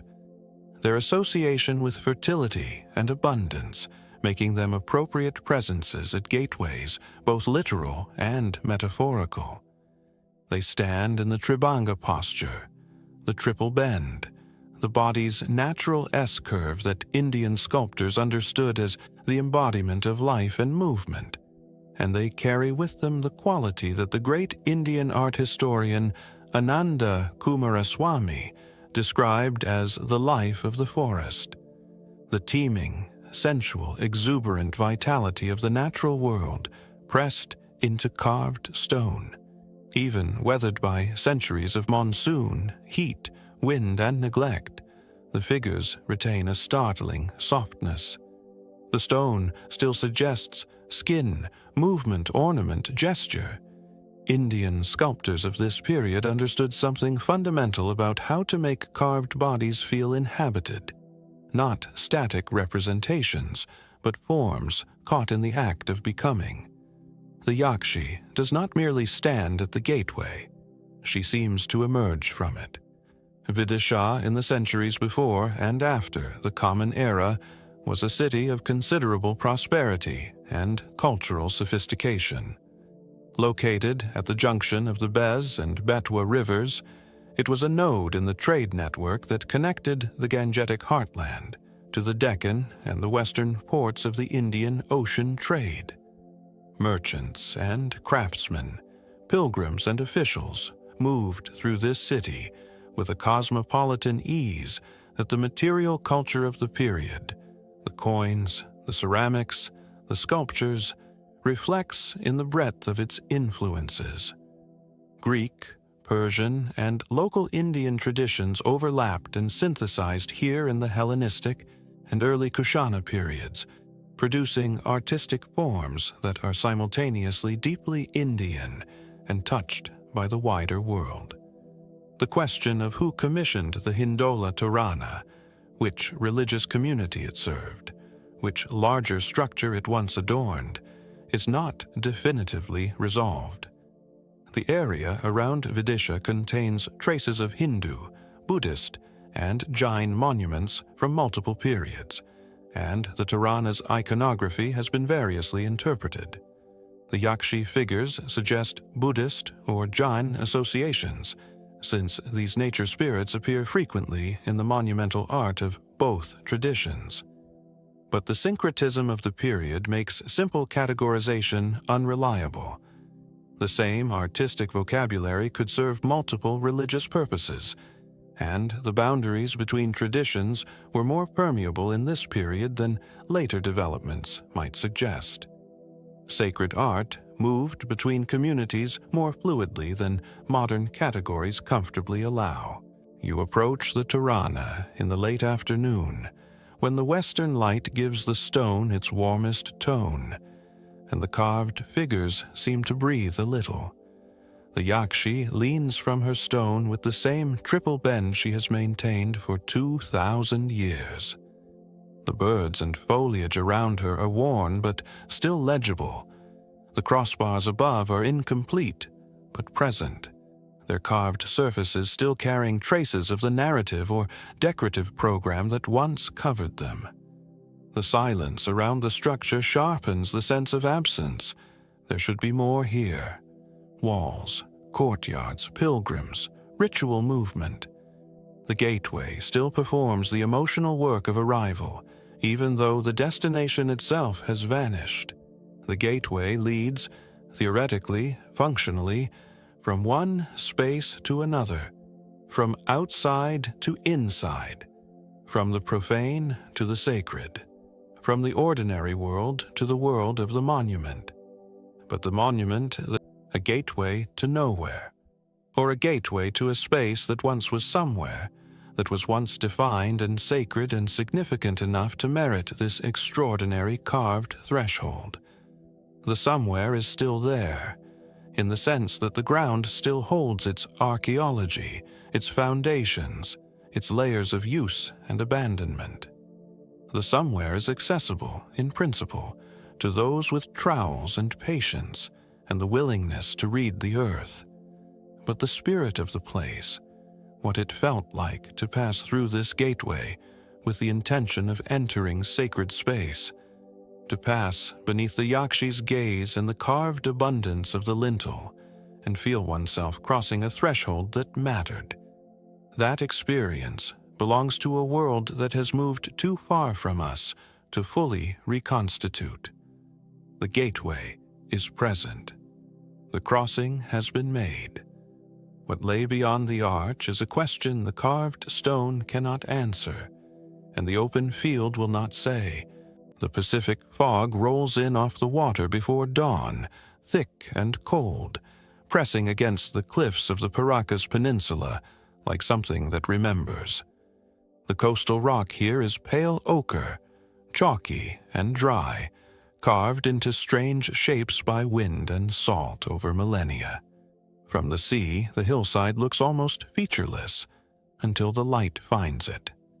Then, rising nearly 200 meters up the face of the slope, a shape emerges from the stone itself. 3 branching arms, a central column, something that resembles, depending on who you ask, a candelabra, a cactus, a trident, or a key to a door that no longer exists. The wind off the Pacific moves through the carved channels like breath through the bones of something enormous, and you stand there on the water, watching, and you feel, with total unreasonable certainty, that the shape is watching you back. The Paracas candelabra, also called the candelabro, is a geoglyph etched into the northern face of a coastal hillside on the Paracas Peninsula in Ica, Peru. It measures approximately 180 meters in height and is carved to a depth of roughly 60 centimeters into the earth. The Paracas culture, which flourished along this stretch of coastline from approximately 800 BCE to 100 CE, is most frequently associated with its creation, though no datable material has ever been found within the channels themselves. What is immediately, viscerally strange about the candelabra is its placement. It faces the ocean. It is visible from miles out at sea, and it points, with geometric exactness, toward nothing identifiable. No settlement, no sacred mountain, no buried structure that has ever been excavated. The channels cut into the hillside are clean, deliberate, and geometrically precise. It was not made by wind.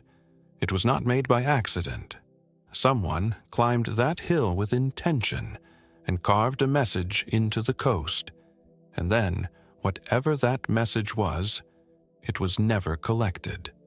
The channels of the candelabra are lined with hardened sediment and crusted minerals that have helped preserve the shape for centuries. Yet, The exact binding composition in the soil suggests a deliberate stabilization method, which implies knowledge of erosion patterns that the Paracas are not otherwise known to have possessed. The shape's three arms diverge at exact angles, consistent across the entire figure. Yet no surveying instruments from this period have ever been recovered in the region that would explain such precision over a 180-meter span.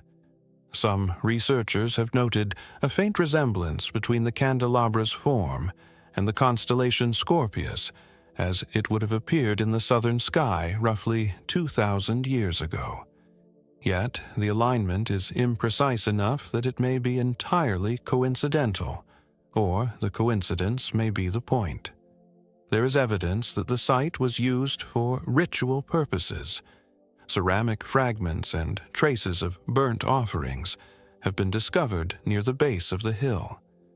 Yet no text, no inscription, no oral tradition has survived to tell us what the ritual was for, or what the figure was meant to address. The scale of the carving also presents a logistical problem. To plan a shape of this size requires either a method of overhead visualization, some way of seeing the figure from above during construction, or an extraordinary system of ground-level measurement that we have never recovered. Neither explanation has ever been confirmed. Why does this geoglyph face the sea when the civilization that likely made it lived inland? Who were the sailors meant to receive this signal? And what did the Paracas believe they were communicating to the horizon, and to whatever lay beyond it? The leading academic interpretation holds that the candelabra served as a navigational marker for maritime traders along the Peruvian coast. The peninsula of Paracas was a known waypoint, and a large, fixed symbol visible from the water would have been enormously practical for sailors orienting themselves along the featureless coastline. This theory is supported by the geoglyph's ocean-facing orientation and its exceptional visibility. It can be identified from approximately 20 kilometers at sea, even under poor conditions. The deliberate preservation of the channels further supports the idea of an installation meant to last, maintained by successive generations who understood its functional value. Yet the sheer scale of the carving goes catastrophically beyond what a simple waypoint would require, and no equivalent navigational symbols exist anywhere along this coastline, nor at any other Andean maritime site. The navigational theory explains function, but not devotion.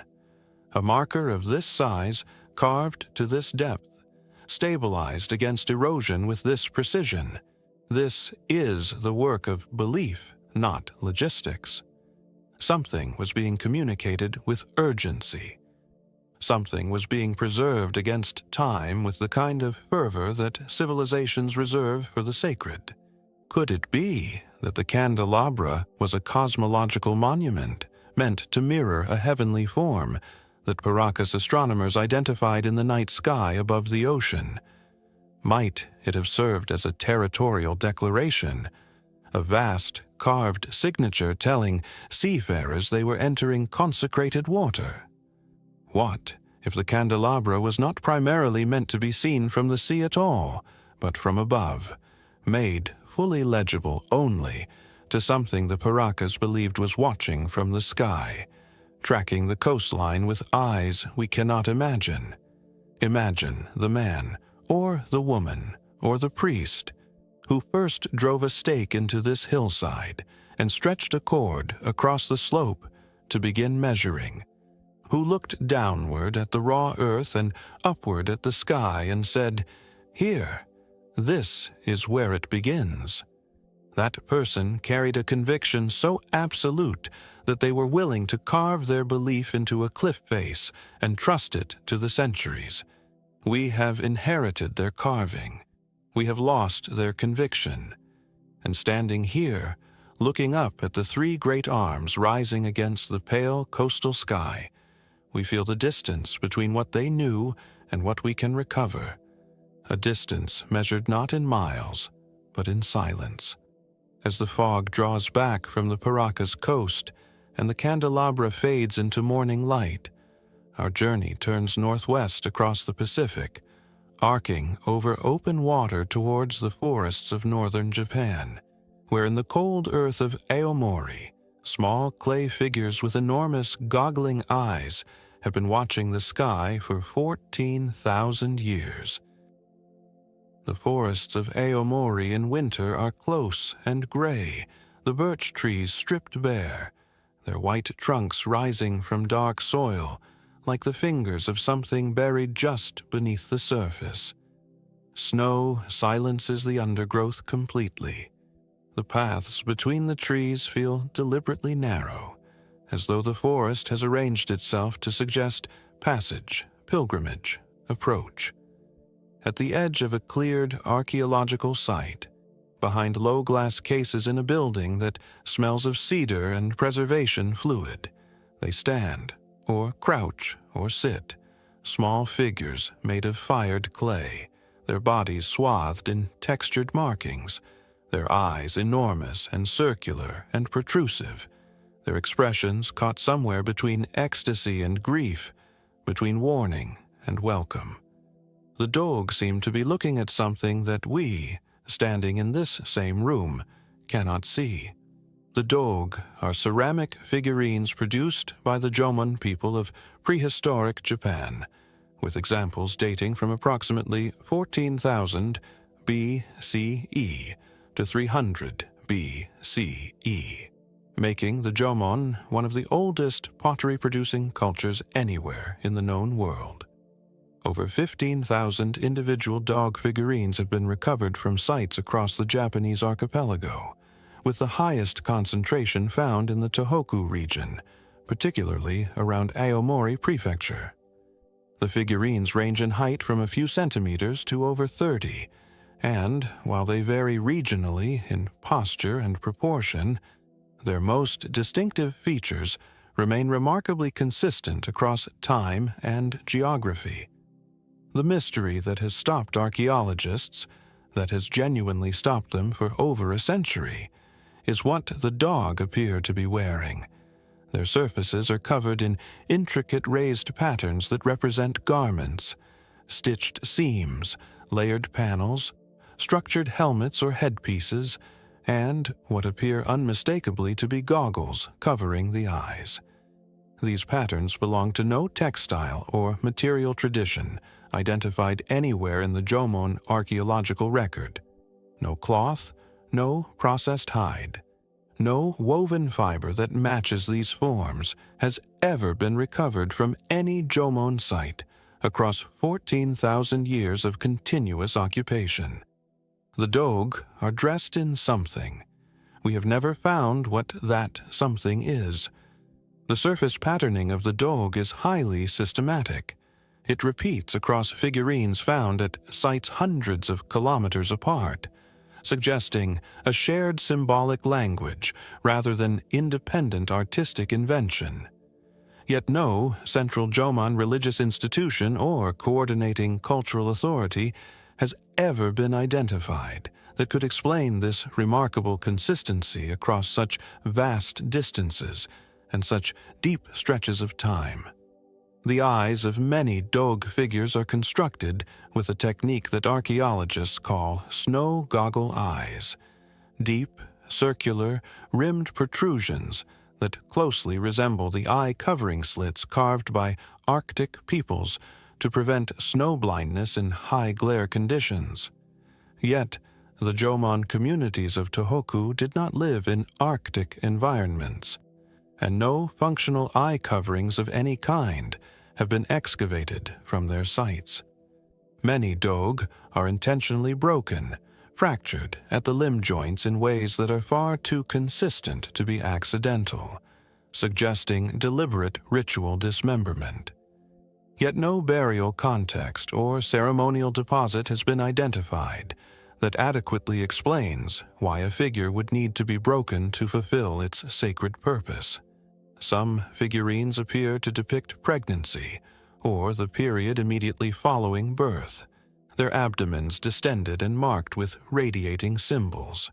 Yet an equal number appear to exist outside any recognizable biological category, neither clearly male nor clearly female, but something that does not map onto the categories we use. If the dog represent deities, why are they broken? If they represent human beings, why do they wear things no human in this culture is known to have possessed? And if the patterns on their bodies are purely symbolic, why do they so specifically, so insistently, resemble protective garments designed to allow a soft body to move through a hostile environment? The scholarly consensus holds that the dog were ritual objects used in sympathetic magic, a practice in which an effigy is manipulated or destroyed to produce a corresponding effect in a living person or in the natural world. The deliberate breakage, under this theory, represents the transfer of illness or misfortune from a human body into the clay body of the figure, which is then broken to release or destroy the affliction. This interpretation is plausible and well supported by comparative anthropology across many pre-literate cultures globally. The pregnancy symbolism fits neatly into a framework of fertility magic.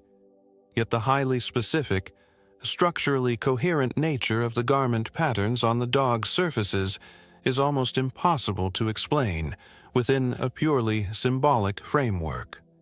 Symbolic representations of clothing do not require precision. These patterns have precision. The decorative surface of the dog is not symbolic shorthand for the idea of clothing. It is a detailed, technically consistent rendering of specific garment structures. Something was being depicted with accuracy, and we have never found what it was depicting. Could it be that the dog preserve a memory, however distorted by time and reinterpretation, of actual garments worn by a specific group within Jomon society, garments so sacred or so specialized that only their clay echoes survived? Might the goggle eyes reflect an actual practice, a form of ritual vision alteration, perhaps through physical eye coverings, used by Jomon shamans entering altered states? What if the dog were not representations of humans at all, but of beings that the Jomon believed coexisted with them? Beings whose appearance was so distinctive, so important, that its memory was fired into clay and passed from generation to generation for 14,000 years? Imagine a Jomon elder in a low-roofed dwelling, firelight throwing shadows across the walls, pressing her thumbs into wet clay, shaping the familiar goggling eyes with the certainty of someone performing an act of profound necessity. She has made these before. Her mother made them. Her grandmother made them. The pattern she presses into the surface has been pressed for longer than any story she knows how to tell. She does not question it. She does not explain it. She simply makes it, because making it is how she honors something she cannot name, but has always known is present. What we inherit from the dog is not an answer, but a persistence. 14,000 years of the same image, the same detail, the same enormous watching eyes, pressed into clay by hands that believed absolutely in the importance of the act. We may never recover what they were preserving, but the fact of the preservation itself, across so many centuries, so many generations, so many individual human lives, carries a weight that no explanation has yet been able to lift. As the winter birch trees of Aomori close behind us, and the small clay eyes recede into their glass cases, our journey turns westward toward the ancient world of the Mediterranean, climbing into the mountains of central Greece, where a crack in the earth once spoke, and kings came from the edge of the known world to listen. The mountains of Phocis in central Greece rise sharply from the Gulf of Corinth, terraced and severe, their slopes covered in silver-gray olive groves and loose limestone that shifts underfoot like something that cannot commit to stillness. The site of Delphi occupies a narrow ledge on the southern face of Mount Parnassus, a place of extraordinary theatrical drama, where the sky feels both very close and impossibly far, where the cliffs above press down and the valley below opens outward toward the sea with the suddenness of revelation. Wandering through the ruins at dawn, before the tour groups arrive, when the marble is still cold and the mist has not yet lifted from the gorge, you feel something that is difficult to name. Not peace, not dread. Something closer to the feeling of standing at a threshold you did not know existed until you crossed it. The sanctuary of Delphi was the most important religious site in the ancient Greek world, functioning as the seat of the oracle of Apollo from at least the 8th century BCE until the late 4th century CE, a span of roughly 1,200 years. The oracle, the Pythia, was a woman, typically older, selected from the local community, who served as the mouthpiece of the god Apollo. Pilgrims came from every corner of the known world: kings, generals, city-states seeking sanction for war, merchants seeking fortune, ordinary people seeking answers to questions that had no other address. The oracle's pronouncements shaped the course of empires. At the center of it all was a small stone room beneath the temple of Apollo, and within that room, a crack in the earth. What makes Delphi one of the most enduring mysteries in the history of religion is the nature of the Pythia's prophetic state.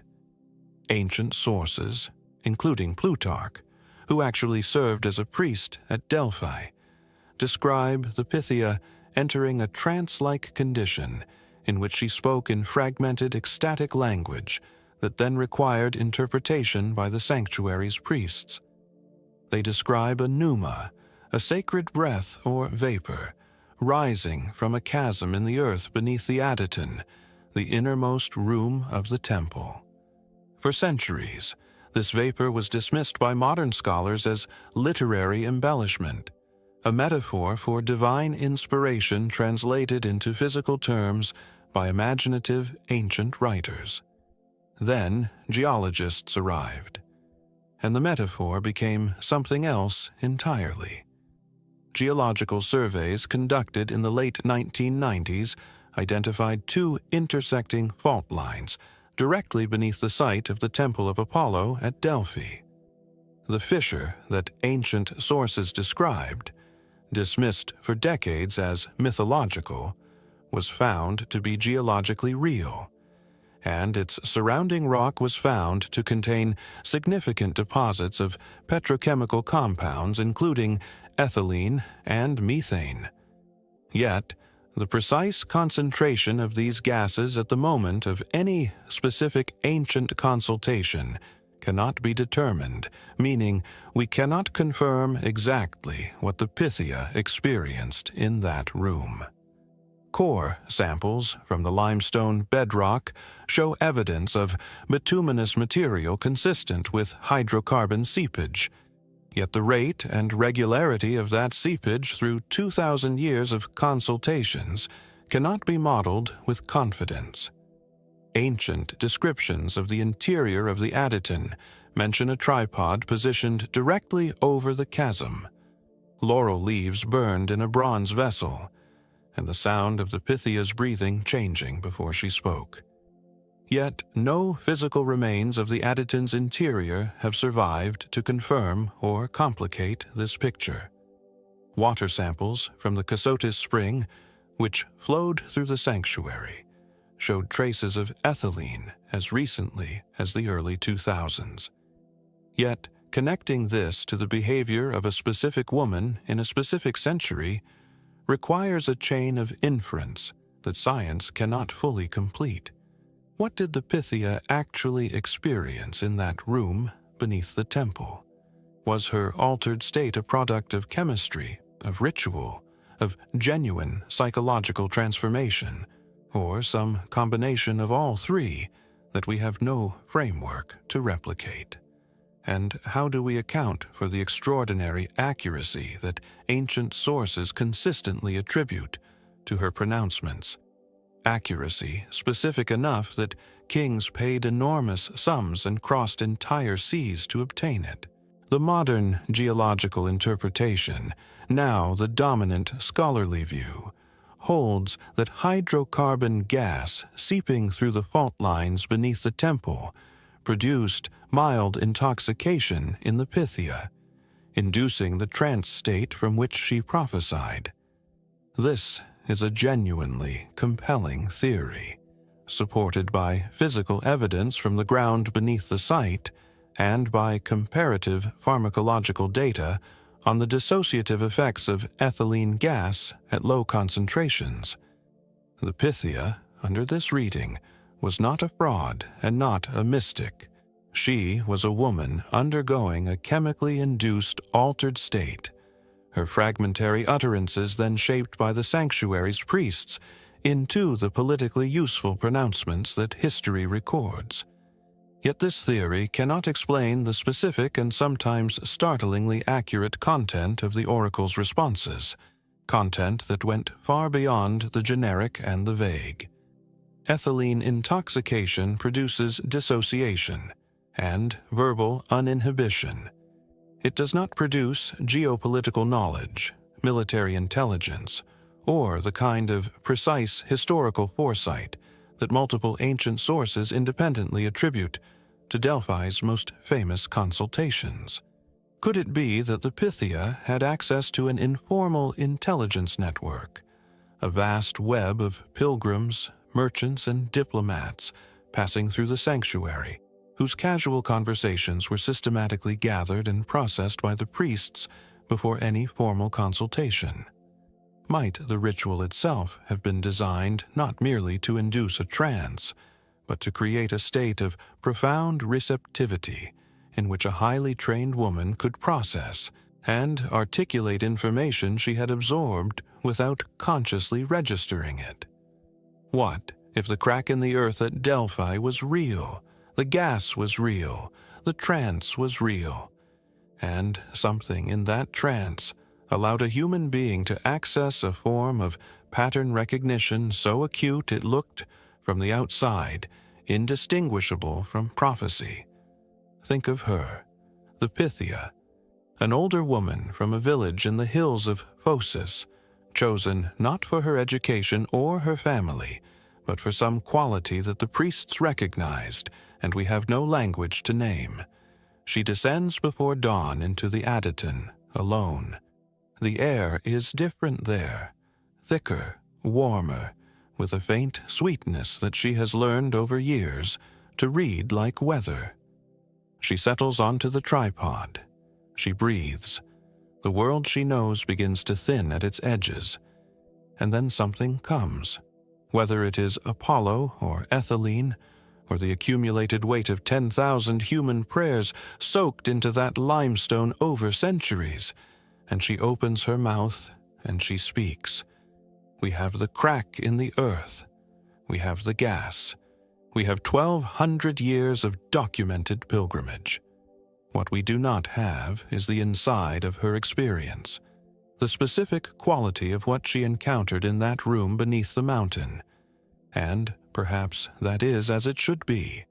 Some thresholds are not meant to be crossed from the outside. As the morning light climbs the slopes of Parnassus and the ruins of Delphi catch their first warmth of the day, our journey moves eastward across continents, into the river valleys of Sichuan, China, where bronze faces stare out of the earth with eyes built to see something other than the world we occupy. The Sichuan Basin in late autumn holds its mist close, pooling it in the low ground between river channels and rice fields, wrapping the landscape in something that feels older than weather. The soil here is deep and dark and wet. It gives up its secrets slowly and usually by accident. In 1986, a worker digging an irrigation trench near the village of Sanqingdui struck something with his shovel that rang in a way that soil does not ring. What followed over the next weeks was one of the most extraordinary archaeological discoveries of the 20th century, and the beginning of a mystery that has not been resolved in the decades since. From 2 sacrificial pits dug into the earth of a Bronze Age city, excavators lifted bronze masks of a size and character that had never been seen before and have never been adequately explained since. The Sanqingdui culture occupied the Chengdu Plain of Sichuan Province, China, and flourished during the late Shang Dynasty period, roughly 1700 to 1100 BCE. The discovery of Sanqingdui in 1986 revealed a sophisticated Bronze Age civilization contemporaneous with, but entirely distinct from, the Yellow River cultures that Chinese historiography had previously identified as the sole origin point of Chinese civilization. Sanqingdui had large-scale bronze casting, monumental architecture, long-distance trade networks, and a complex ritual culture. It had no known name. It left no written texts, and the people who made it vanished with a completeness that archaeology has rarely encountered.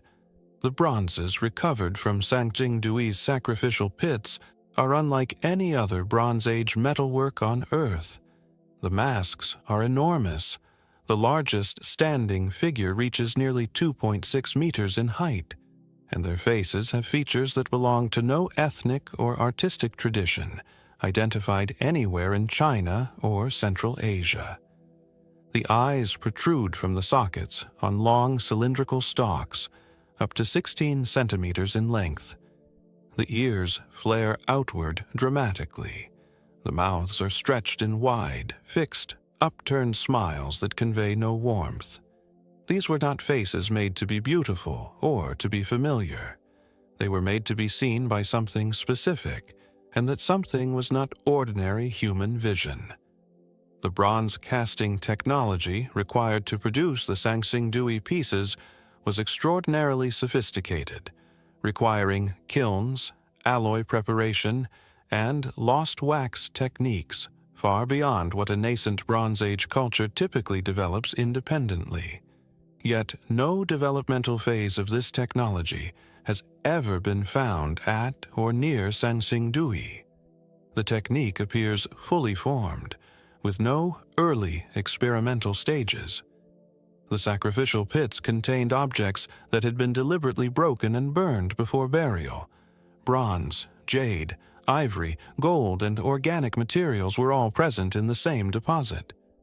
Yet no parallel ritual practice involving the burning and burial of finished bronzes has been identified in any contemporaneous Chinese culture, making comparative interpretation extremely difficult.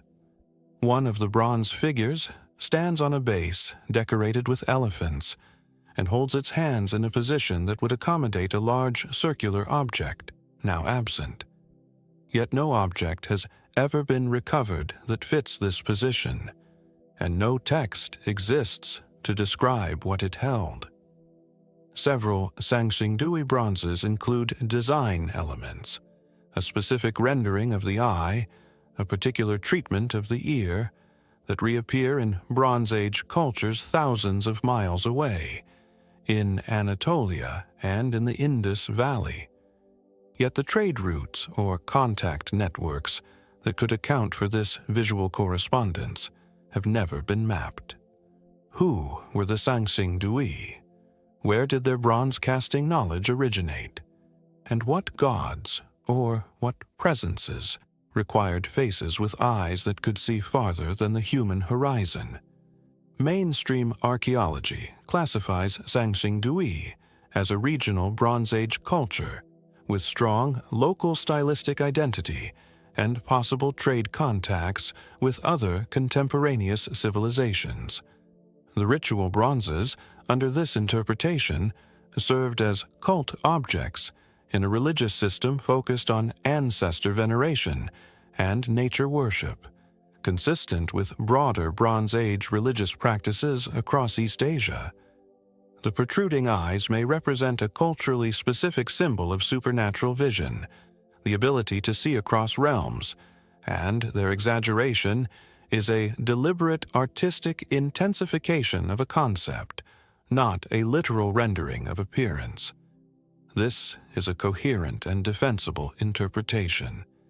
Yet it cannot account for the total absence of any developmental sequence, any earlier or later phase, any transitional material that would place this culture in a trajectory. Sangsing-dui does not fade in or fade out. It appears, and then it disappears.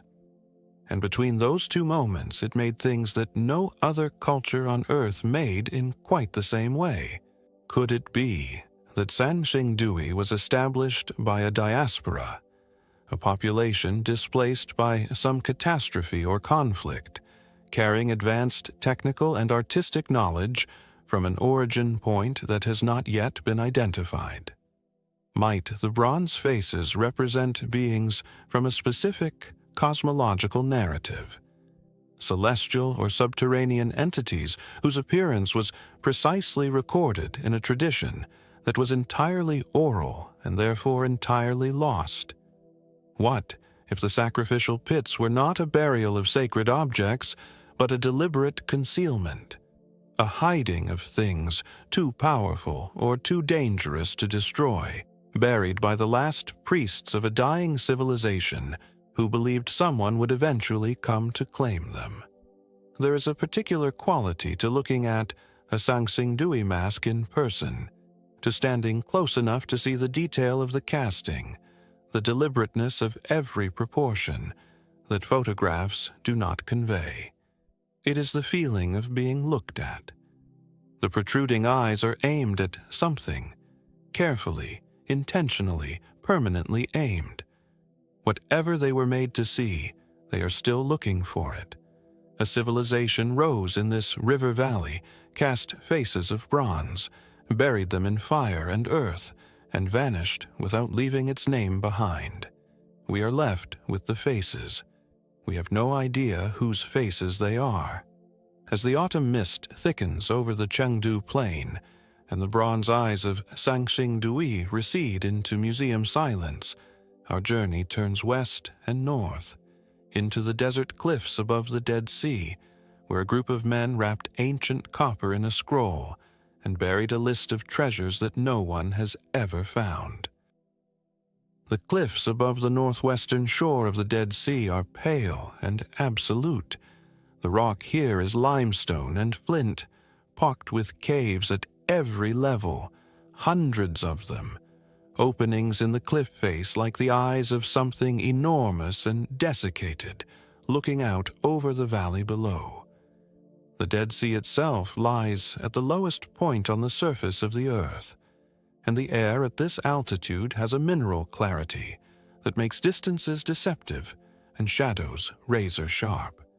In the caves of Qumran, beginning in 1946, one of the most significant textual discoveries in human history was made: the Dead Sea Scrolls.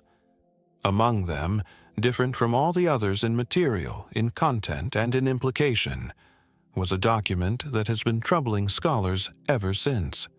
It was not written on skin or papyrus. It was written on copper, and what it described was a fortune beyond any rational accounting, hidden in locations that no one has ever been able to find.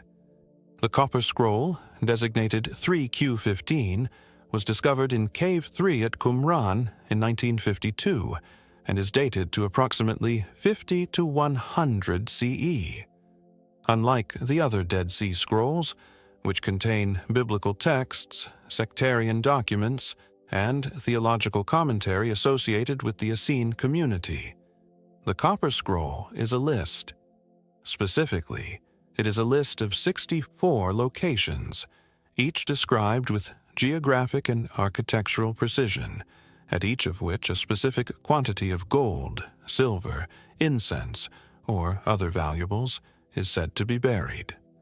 The total value of the treasure described, if taken literally, amounts to an estimated 50 to 60 tons of gold and silver, a sum so large it would have exceeded the entire annual tribute income of the Roman province of Judea.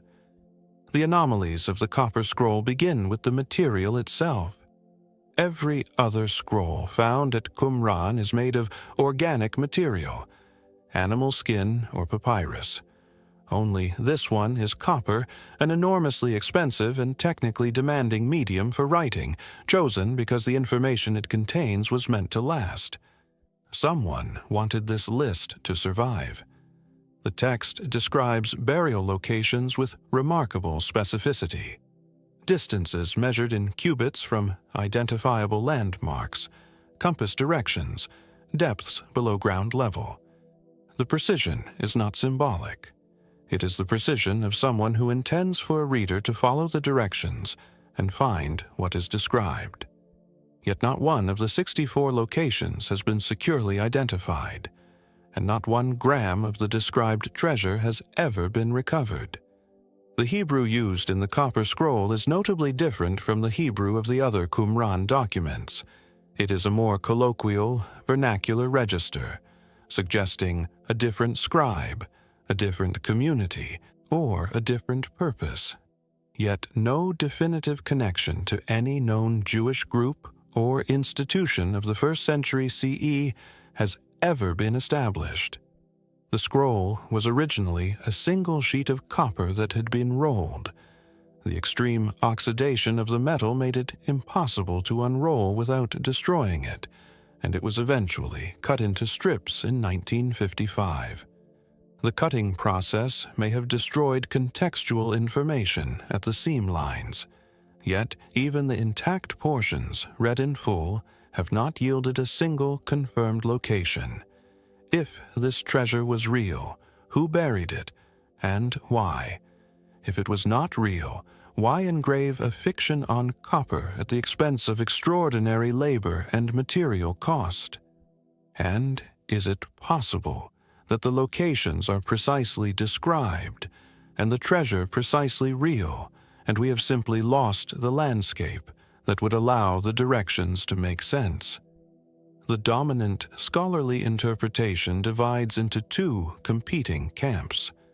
The first holds that the copper scroll describes the temple treasury of Jerusalem, the accumulated wealth of the Second Temple, hidden in the final years before the Roman destruction of 70 CE by priests who fled with the knowledge of its locations and subsequently died without passing that knowledge on. This is historically plausible and narratively compelling. The second camp holds that the copper scroll is a fictional or ritualistic document, a list of idealized, symbolic treasures that was never meant to be physically recovered, encoding instead a theological or eschatological message about divine wealth held in trust for the end of days. Yet the practical, vernacular precision of the directions, their architectural specificity, their measurement in physical units, makes the purely symbolic interpretation feel like a motivated retreat from an uncomfortable, literal possibility. The scroll was written by someone who knew where things were buried. The question is whether those things still exist, whether the landscape they described still holds what it held, or whether 2,000 years of war, construction, and geological change have erased the hiding places beyond any recovery. Could it be that the treasure of the copper scroll was recovered in antiquity by the Romans, by later looters, by the very community that hid it, and that the scroll itself was preserved as a record of what was lost rather than a guide to what remained? Might the 64 locations encode a geographic cipher, a system of positional references that requires a master key, a second document that has never been found? What if the treasure is still there, beneath streets and buildings and centuries of accumulated earth, waiting in the dark below some unremarkable location that a tourist walks over every day without knowing what rests beneath their feet. Picture the man who engraved this scroll. He worked with a stylus on soft copper, letter by patient letter, in a cave above the sea, or in a room in a city that would soon be burning. He knew where things were. He was recording them against the possibility that he would not survive to recover them himself. A message to the future, to someone he could not see, written in a medium that would outlast everything else. He pressed each letter with the urgency of a man trying to save something that mattered more than himself. Whether his treasure exists or not, that urgency exists. It is pressed into the copper. We can still feel it. As the desert light fades over the cliffs of Qumran and the shadows lengthen across the Dead Sea's mineral surface, our journey moves south and west, crossing the Andes to the high plateau of Bolivia, where a city built the sky's reflection in stone, and then the sky moved and left the city pointing at nothing. The Bolivian Altiplano at this altitude is not a place that accommodates human comfort. At nearly 4,000 meters above sea level, the air is thin and cold even in summer, the sunlight paradoxically fierce, the landscape flat and enormous and strangely unemphatic, as though it has decided not to perform. Lake Titicaca, the highest navigable lake in the world, shimmers to the north in colors that change with the hour: silver, copper, deep blue, gray, and the Reed Islands and the distant Peruvian shore exist in a quality of atmospheric distance that makes them seem not quite real, not quite within reach. Here, on this plateau, a culture we call Tiwanaku built a ceremonial complex of extraordinary sophistication, and they aligned it, with precision that still functions, to an astronomical configuration that the sky no longer shows. Tiwanaku, situated approximately 70 kilometers west of La Paz in modern Bolivia, was the center of one of South America's most influential pre-Columbian civilizations, reaching its peak between approximately 500 and 1000 CE. At its height, Tiwanaku may have supported a population of up to 70,000 people, and its cultural influence extended across what is now Peru, Bolivia, Chile, and Argentina. The city's ceremonial core, including the Kalasasaya temple enclosure, the Acapana pyramid, and the semi-subterranean temple, was constructed with massive stone blocks, some weighing over 100 tons, transported from quarries across Lake Titicaca. The astronomical alignments at Tiwanaku were identified and documented in the early 20th century, and they are precise. The Kalasasaya enclosure is oriented so that the sunrise on the summer and winter solstices aligns perfectly with specific gateway and pillar positions within its structure. At the moment of their construction, these alignments were exact. Over the intervening centuries, the slow precession of the Earth's axis, the wobble that causes the sky to shift approximately 1 degree every 72 years, has moved the celestial positions against which Tiwanaku was aligned. Working backward through the mathematics of precession, researchers have calculated that the alignments of Tiwanaku's principal structures correspond most precisely to the sky as it appeared in approximately 15,000 BCE. The same calculation, applied to a secondary set of alignments, yields a date cluster around 10,500 BCE. The primary stones of the Kalasasaya are enormous, single blocks weighing between 10 and 140 tons, and they are fitted together with a precision that survives without mortar after more than 1,000 years. Yet the transport and placement of stones of this size at this altitude with no draft animals capable of hauling such weights across the high plateau, represents a logistical achievement that conventional explanations have never fully resolved. The Gateway of the Sun at Tiwanaku is carved from a single block of andesite and depicts a central figure, the staff god, surrounded by 48 attendant beings, some with bird heads. Yet the iconographic system represented in this carving does not correspond to any surviving mythology or textual tradition from the Andes. Excavations beneath the current surface of the Colossusaya have revealed earlier construction phases, suggesting the site was built and rebuilt over multiple generations and possibly multiple civilizations. Yet the relationship between these earlier phases and the final structure, which phase produced which alignments, has not been definitively mapped. The semi-subterranean temple at Tiwanaku has walls embedded with carved stone heads, hundreds of them, representing faces of many different apparent ethnic types. Yet no explanation for this diversity of representation in a single location, on a single culture's monument, has been archaeologically confirmed. If the alignments of Tiwanaku correspond to the sky, as it appeared not in 500 CE, but in 15,000 or 10,500 BCE, what does that mean for our understanding of who built it and when? Is it possible that the present structures at Tiwanaku were built on and oriented to preserve a much older, now vanished prototype? And if so, who were the people who first stood on this plateau, looked at that older sky, and decided that it was worth carving in stone?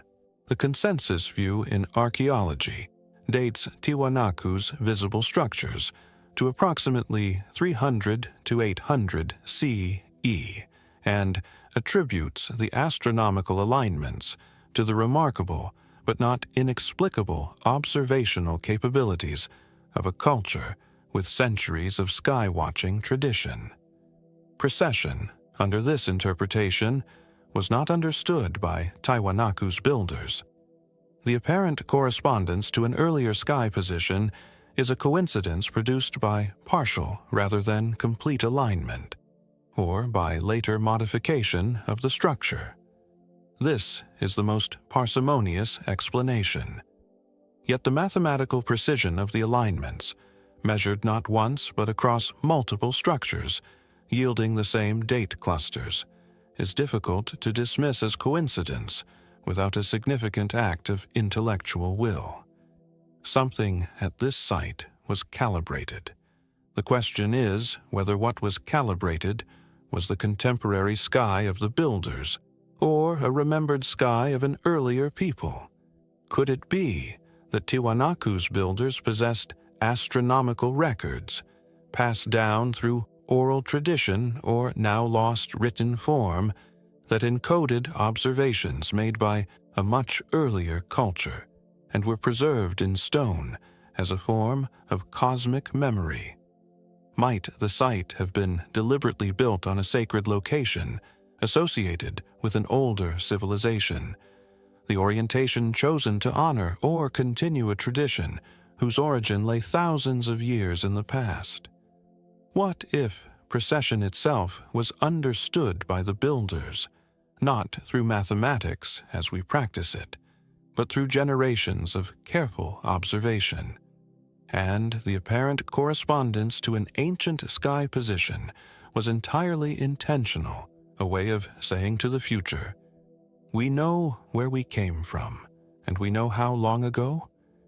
Imagine the astronomer priests of Tiwanaku standing in the Colossusaya at dawn, watching the sun clear the horizon, exactly where the eastern pillar points, the cold air thin in their lungs, the surface of the lake catching the first light to the north. They knew something about the sky that we are still trying to recover. They encoded it in 140-ton blocks of stone because they wanted it to last. It has lasted. We have simply not yet learned how to read it. As the high plateau wind moves through the gateway stones of Tiwanaku, and the thin Bolivian air holds its silence, our journey turns north along the Pacific coast and then inland to the lowlands of Veracruz, Mexico, where an ancient people carved faces in basalt and then moved those faces 60 miles across impossible terrain for reasons that have never been explained. The lowland jungle of Veracruz in the Gulf Coast of Mexico is humid and close, the vegetation layered so densely that the light reaching the ground is perpetually filtered, green gold and diffuse, arriving as though from very far away. The rivers here are brown with sediment and move slowly, carrying with them the memory of everything that has ever touched their banks. In this landscape, low, wet, and ancient, the first great civilization of Mesoamerica arose, and the thing it left behind that most arrests the eye, most stills the mind, is also the most physically inexplicable. Along the jungle paths near the ancient site of San Lorenzo, enormous stone heads sit in the earth as though they grew there. Human faces, specific faces, each one unique, each one weighing between 6 and 50 tons. The Olmec civilization emerged on the Gulf Coast lowlands of what is now the Mexican states of Veracruz and Tabasco, around 1500 BCE, and represents Mesoamerica's earliest complex culture, often called the Mother Culture, for its apparent influence on all subsequent Mesoamerican civilizations, including the Maya and Aztec. The Olmec produced large-scale stone sculpture, monumental earthwork architecture, early evidence of a writing or proto-writing system, and a sophisticated religious iconography centered on a jaguar-human hybrid deity. At their principal sites, San Lorenzo, La Venta, and Tres Zapotes, they erected colossal human heads, of which 17 have been discovered to date. The basalt used for every single one of these heads came from the Tuxtla Mountains, located approximately 90 to 100 kilometers from the carving sites. The problem is elementary and absolute. The Olmec had no draft animals. They had no wheeled vehicles. The stone they selected for their colossal heads, basalt boulders weighing up to 50 tons, existed only in a mountain range separated from their working sites by jungle, swamp, and multiple river systems. To transport these boulders to the coast and then overland to San Lorenzo, they would have needed to mobilize thousands of laborers, construct massive wooden sleds or rollers, cut roads through dense jungle, and navigate the boulders across water, either by raft or by some other means we have never physically documented. They did it. We know they did it because the heads are here and the stone is from there. We have simply never found direct evidence of the precise method. The Tuxtla basalt is geologically distinct and its origin unambiguous. Isotopic and mineralogical analysis confirms that every colossal head was carved from stone that came from the same mountain source, 90 kilometers away. Yet no ancient road, no wooden sled, no raft assembly site has ever been excavated along the likely transport routes. The heads depict specific individuals. Each face is physiognomically distinct in a way that suggests portraiture rather than idealized type. Yet no inscriptions naming these individuals have been found, and no king list or dynastic record from Olmec civilization has survived in any form. The features of the carved faces, their broad proportions, their specific lip and nose structure, have been noted by multiple scholars as resembling populations not typically associated with pre-Columbian Mesoamerica. Yet, the archaeological and genetic evidence for the Olmec's ancestry remains incomplete, and this observation continues to generate more controversy than resolution. The heads at San Lorenzo were deliberately buried in precise linear arrangements, facing specific orientations. Yet what ritual or political logic governed these arrangements has never been determined. Who were the specific people these heads portrayed? Were they rulers, warriors, gods, or all three simultaneously? And what was the significance of transporting stone across 90 kilometers of hostile terrain rather than simply carving whatever local stone was available?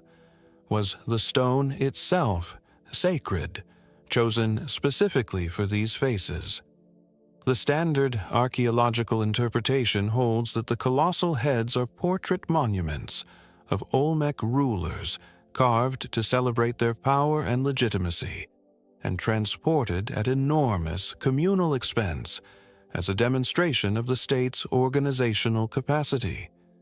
The use of Tuxtla basalt under this reading may reflect the stone's particular qualities, its hardness, its grain structure, its resistance to erosion in the tropical climate, or the sacred significance of its mountain source. This is a plausible and well-supported interpretation. The heads were almost certainly the faces of real people, and real people in complex societies are often rulers. Yet the logistical challenge of the transport remains, by any engineering calculation, extraordinary. And the complete absence of any physical trace of the transport infrastructure is genuinely puzzling given the scale of the operation. Moving 50 tons of basalt 90 kilometers through jungle and across rivers leaves traces. We should have found them by now. The absence of those traces is itself a kind of evidence. Could it be that the transport of stone from such a specific and distant source was itself the ritual? That the labor of moving the boulder was a sacred act, a sacrifice of human effort that consecrated the finished monument in a way that local stone never could? Might the Tuxtla Mountains have been considered the home of the divine, a place so sacred that stone from its body was the only material appropriate for a monument to rulers who also claimed divine descent? What if the method of transport involved a technology or material, large-scale water management, for instance, using seasonal floods to float the boulders downstream, that leaves no permanent archaeological trace and has simply never been reconstructed in the right way by modern investigators? Think of the man who led the first transport, the engineer, or the priest, or perhaps both in one person. He stood at the foot of the Tuxtla Mountains looking at a boulder that weighed as much as 30 mature elephants and considered the distance between where he stood and where it needed to be. And then he organized it. He told people what to do, and they did it, and the boulder moved. Whatever method he used, it worked, because the head arrived, and it was carved into a face, a specific face, with specific features, a specific expression, and it was set in the earth of San Lorenzo, and it has been looking at the jungle ever since. As the humid air of Veracruz presses close, and the great basalt faces disappear into the filtered green light, our journey moves south across the subcontinent of India to the Deccan Plateau in Karnataka, where one of the most prosperous cities in human history was erased in a single devastating week. The landscape around Hampi in Karnataka, India, is one of the most dramatic and improbable in the world. Enormous boulders, rounded and stacked by geological forces almost incomprehensibly ancient, rise from the flat red earth in formations that look deliberate, architectural, like something a giant arranged and then abandoned. The Tungabhadra River runs through the middle of it, clear and unhurried, passing between temples and rice paddies and ruined walls with the serenity of something that has outlived everything it has witnessed. In this landscape of rock and river and red dust, a city once stood that was, in the early 16th century, the second largest city on Earth. Its population was over 500,000. Its markets were described by Portuguese traders as more abundant than Lisbon. It had 100,000 soldiers, and then, in 1565, in approximately 1 week, it ceased to exist. Vijayanagara, meaning City of Victory, was the capital of the Vijayanagara Empire, which dominated southern India from its founding in 1336 CE until its catastrophic fall in 1565 CE. At its height in the early 16th century, Vijayanagara was among the wealthiest cities in the world, described in detail by foreign travelers, including the Portuguese Domingo Paes, who compared its size and magnificence favorably to Rome. The city's core covered an area of approximately 650 square kilometers and was protected by 7 concentric rings of fortifications. Its religious architecture, including the Virupaksha Temple and the Vitala Temple with its famous stone chariot, represents some of the finest examples of Dravidian architectural achievement in existence.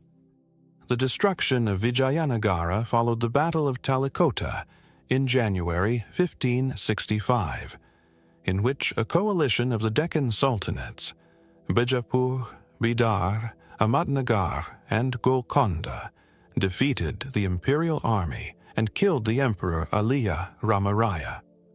What followed was not merely a military occupation or a political transfer of power. It was the systematic erasure of a city. For approximately 5 to 6 months, with the most intense destruction concentrated in the first week, the coalition forces looted, burned, and demolished Vijayanagara with a thoroughness that archaeology has confirmed and cannot fully explain. A city of 500,000 people was reduced to the landscape of boulders and ruins that we walk through today. The question that haunts archaeologists and historians alike is not whether it was destroyed. It is whether its destruction was this thorough, this complete, this deliberate, and why. Archaeological excavations at Hampi have uncovered evidence of burning so intense that it vitrified, literally turned to glass, the upper layers of soil at multiple points across the site. Yet, the deliberate, methodical quality of the destruction across 650 square kilometers would have required sustained, organized effort beyond what a victorious army in the immediate aftermath of battle typically maintains. The temples of Vijayanagara were not merely damaged, but specifically targeted. Carvings were chiseled off, structures were systematically undermined rather than simply burned. Yet several major temples survived almost intact, suggesting that the destruction followed a logic that we have not fully recovered. The population of the city, over 500,000 people, vanished from the site within the period of the destruction. Yet no mass burial sites corresponding to such a catastrophic loss of life have been found. Where did those people go? Historical records from surrounding regions show population increases in the years immediately following 1565. Yet the correlation between refugees from Vijayanagara and specific regional population shifts has never been definitively traced. If Vijayanagara was so prosperous, so densely populated, so extensively fortified, how was its destruction so total? What became of the 500,000 people who had made it the second largest city on Earth? And is the landscape of Hampi today, those temples rising among the boulders, that river running unchanged through the ruins, a memorial to destruction, or to something more complicated? The historical consensus presents the fall of Vijayanagara as the culmination of a prolonged political and military conflict between the Hindu Empire of the south and the Islamic sultanates of the Deccan, ending in a decisive military defeat followed by an unusually thorough sacking, driven by the accumulated resentments of decades of warfare and the extraordinary wealth of the city itself. This is well documented and largely convincing. The sources are numerous, and the archaeological evidence confirms the scale of the destruction. The coalition forces had both the motivation and the numbers to sustain the level of destruction that the archaeological record shows. Yet, the selectivity of the destruction, the preservation of certain temples, the specific targeting of others, suggests a more complex logic than simple vengeance or wealth extraction. Someone made decisions during the destruction of Vijayanagara, decisions about what to spare and what to erase, and we do not fully know the principles by which those decisions were made. Could it be that the destruction of Vijayanagara was partly a deliberate act of historical erasure, an attempt to unmake not just the city, but the civilization's claim to the landscape, to sever the connection between the Vijayanagara culture and the sacred geography of the Tungabhadra Valley? Might some of the temples that survived have done so because they were occupied immediately by the conquering forces and claimed as their own, their preservation serving the victor's religious identity rather than the victim's? What if, beneath the ruins of Hampi, beneath the layers of ash and vitrified earth, there remain significant deposits of the city's material culture, deliberately buried by citizens during the destruction, waiting in the red Deccan soil for an excavation thorough enough to find them? There was a merchant in Vijayanagara in January 1565. He had a shop in the Great Bazaar near the Vitala Temple, a stall selling something ordinary, cloth perhaps, or spices. And his life was so completely embedded in the life of the city that he could not have imagined it ceasing to exist. And then, in 1 week, it did. We do not know his name. We do not know what he carried away with him as he fled through the 7 rings of fortification into the open land beyond. We know only that the city he left behind became the haunted landscape of Hampi, where the boulders watch the river and the temples hold their silence, and the red dust settles on everything equally. As the Tungabhadra carries its memory south through the ruins of Vijayanagara, our journey moves north through India to Delhi, to a courtyard in the Kutba complex, where an iron pillar has stood in the open air for 16 centuries and has not, in defiance of everything chemistry tells us, rusted. The scientific consensus now holds that the corrosion resistance of the iron pillar is the result of its high phosphorus content, combined with its high iron purity and the specific atmospheric conditions of Delhi. The low humidity of the dry season following the monsoon cycle produces a cycling effect that promotes the formation of the stable misoite layer and prevents the formation of destructive iron oxide. This is a scientifically coherent and empirically supported explanation. It does not require any technology beyond what was available to Gupta-era metallurgists, who selected their ore from sources they knew to be iron-rich and processed it in forges whose conditions they had refined over generations. Yet the fact remains that Gupta metallurgists produced something that modern engineers, with full knowledge of the chemistry involved, have found difficult to replicate at comparable scale with comparable period-appropriate methods. They achieved something we understand in theory, but have not matched in practice. That gap between understanding and achievement is not usually a gap that runs in the wrong direction.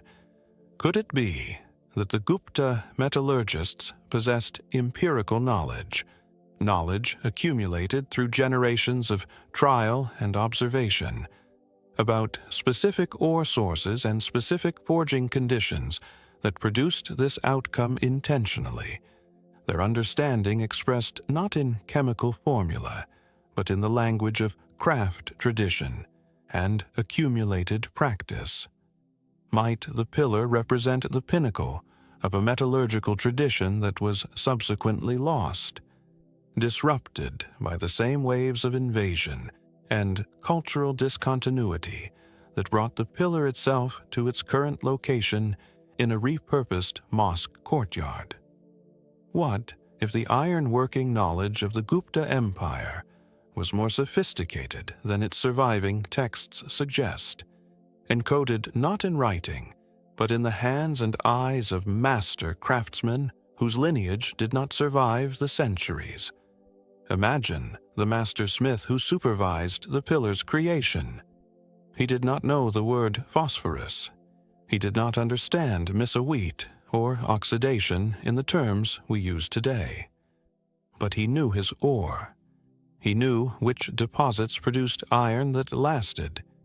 He had seen other pieces of iron, made from the same sources, refuse to rust in the way that lesser iron rusted, and he understood, in the bone-deep way of someone who has spent a lifetime in front of a forge, that this ore, worked this way, produced something different, something that endured. He was right. 16 centuries later, his pillar still proves it. As the afternoon sun catches the iron pillar's stable surface and the shadows of the Qutb's minaret lengthen across the courtyard, our journey moves west across the Mediterranean Sea to the island of Crete, where a civilization built a palace with indoor plumbing, central drainage, and sophisticated hydraulic engineering 15 centuries before Rome existed. The courtyard of the Quwwatul Islam Mosque at the Qutb complex in Delhi is a place of layered histories, where carved columns taken from demolished Hindu and Jain temples were incorporated into an Islamic structure, where the oldest mosque in India rises from stones that remember other prayers. The air here is dry most of the year, charged with fine particulate dust that catches the afternoon light in sheets.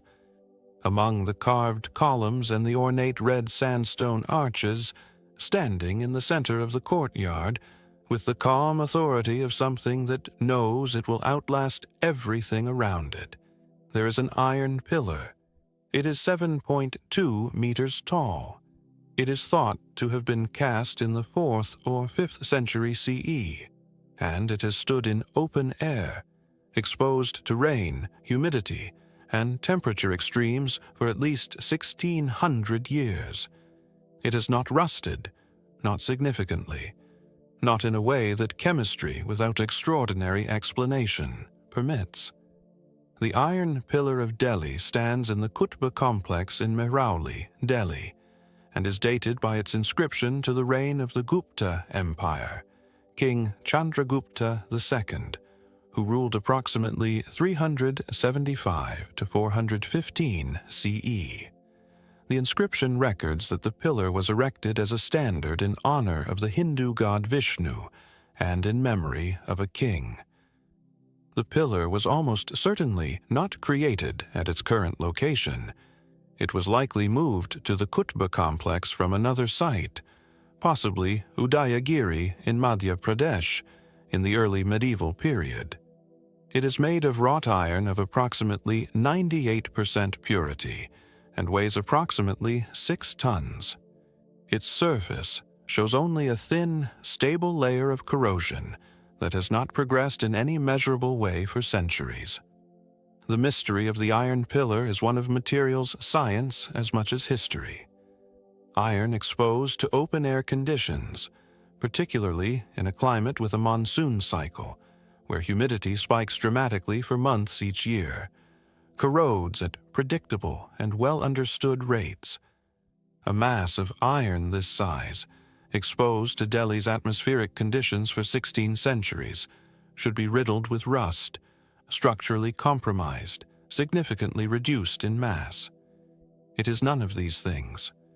The pillar stands complete, smooth, and stable, and its continued existence challenges not the past, but the present, not our history, but our chemistry.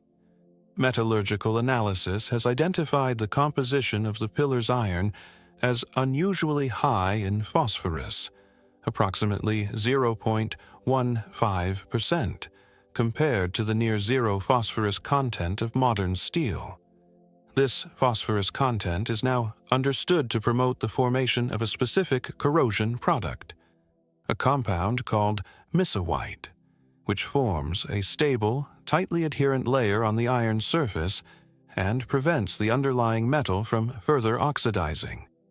Yet, the precise combination of phosphorus content, iron purity, and atmospheric conditions that would produce this stable layer with this degree of completeness is not something the Gupta Empire metallurgists could have engineered through deliberate chemical understanding.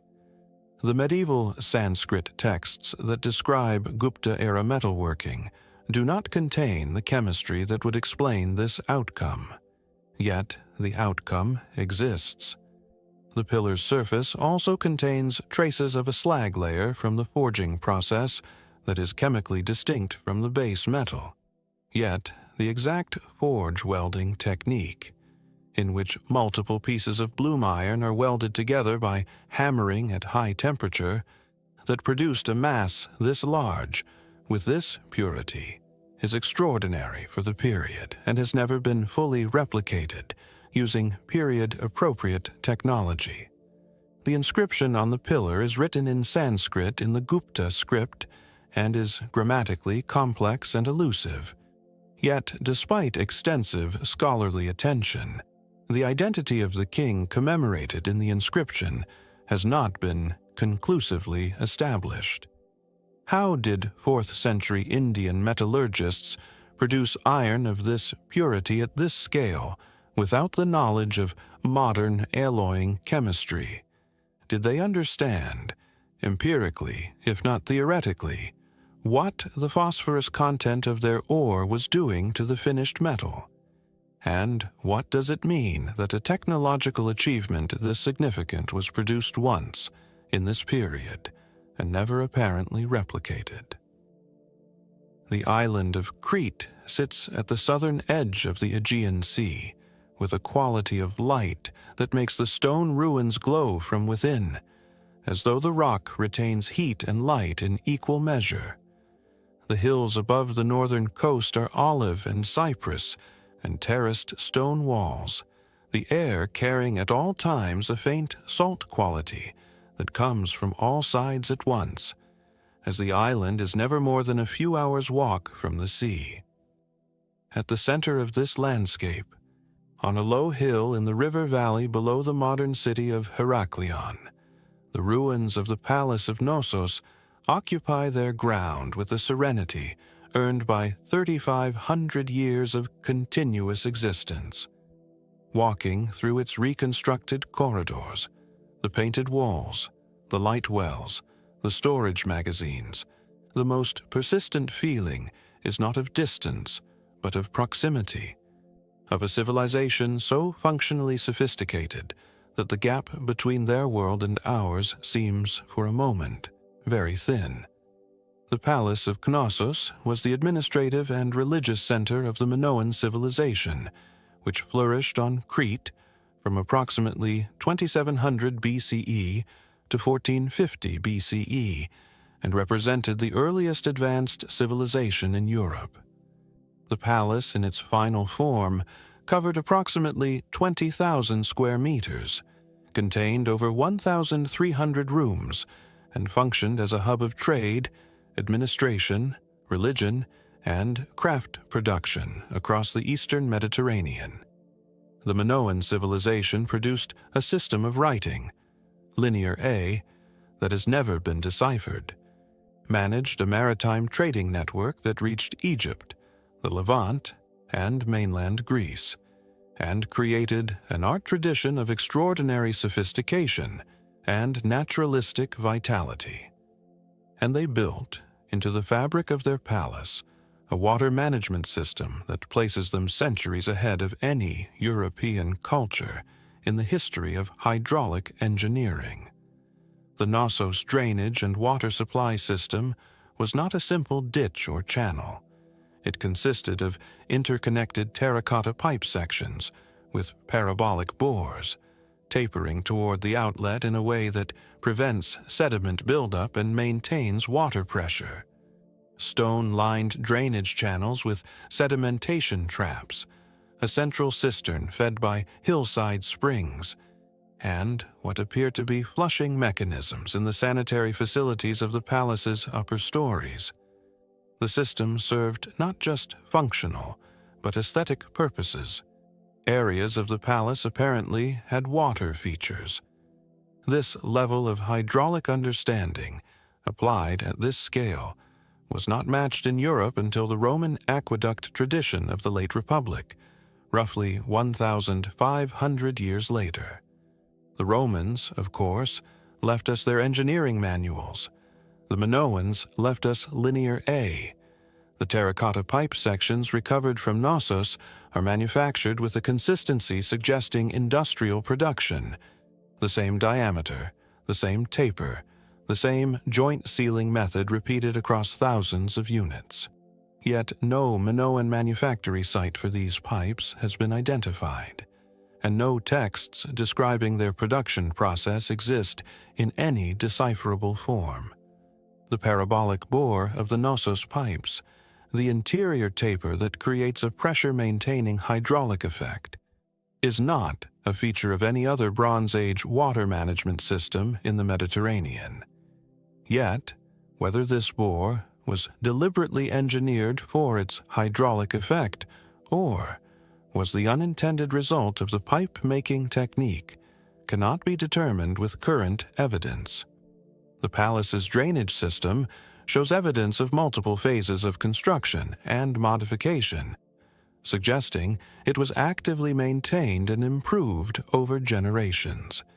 Yet, the administrative records that presumably governed this maintenance are written in Linear A, which remains undeciphered. The famous Queen's Megaron at Knossos has a small room adjacent to it that has been interpreted as a bathing chamber with a drain. Yet, whether this facility used running water or was filled manually cannot be confirmed from the physical remains. How did the Minoans develop hydraulic engineering of this sophistication without any identifiable predecessor tradition in the Aegean? What knowledge was encoded in Linear A that would, if we could read it, illuminate not just their administration, but their technology? And why, when this civilization produced such remarkable engineering, have we been so slow to fully integrate that fact into our understanding of ancient Europe? The scholarly explanation for Minoan hydraulic achievement is that it represents the logical development of a maritime culture with access to Eastern Mediterranean technological exchange, combined with the practical necessity of managing water on a relatively arid island with seasonal rainfall and a large, concentrated palace population. Egypt and the Levant both had water management traditions that Minoan traders would have encountered and could have adapted. The sophistication of Knossos, under this view, is impressive, but not inexplicable. It is what a wealthy, well-connected, practically oriented culture produces when it has both the resources and the urgent need.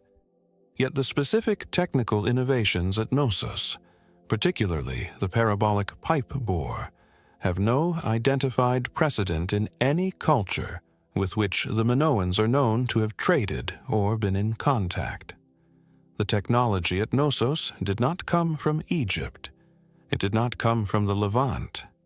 It appears to have been developed independently on Crete by people who understood hydraulics in a way that no one around them did.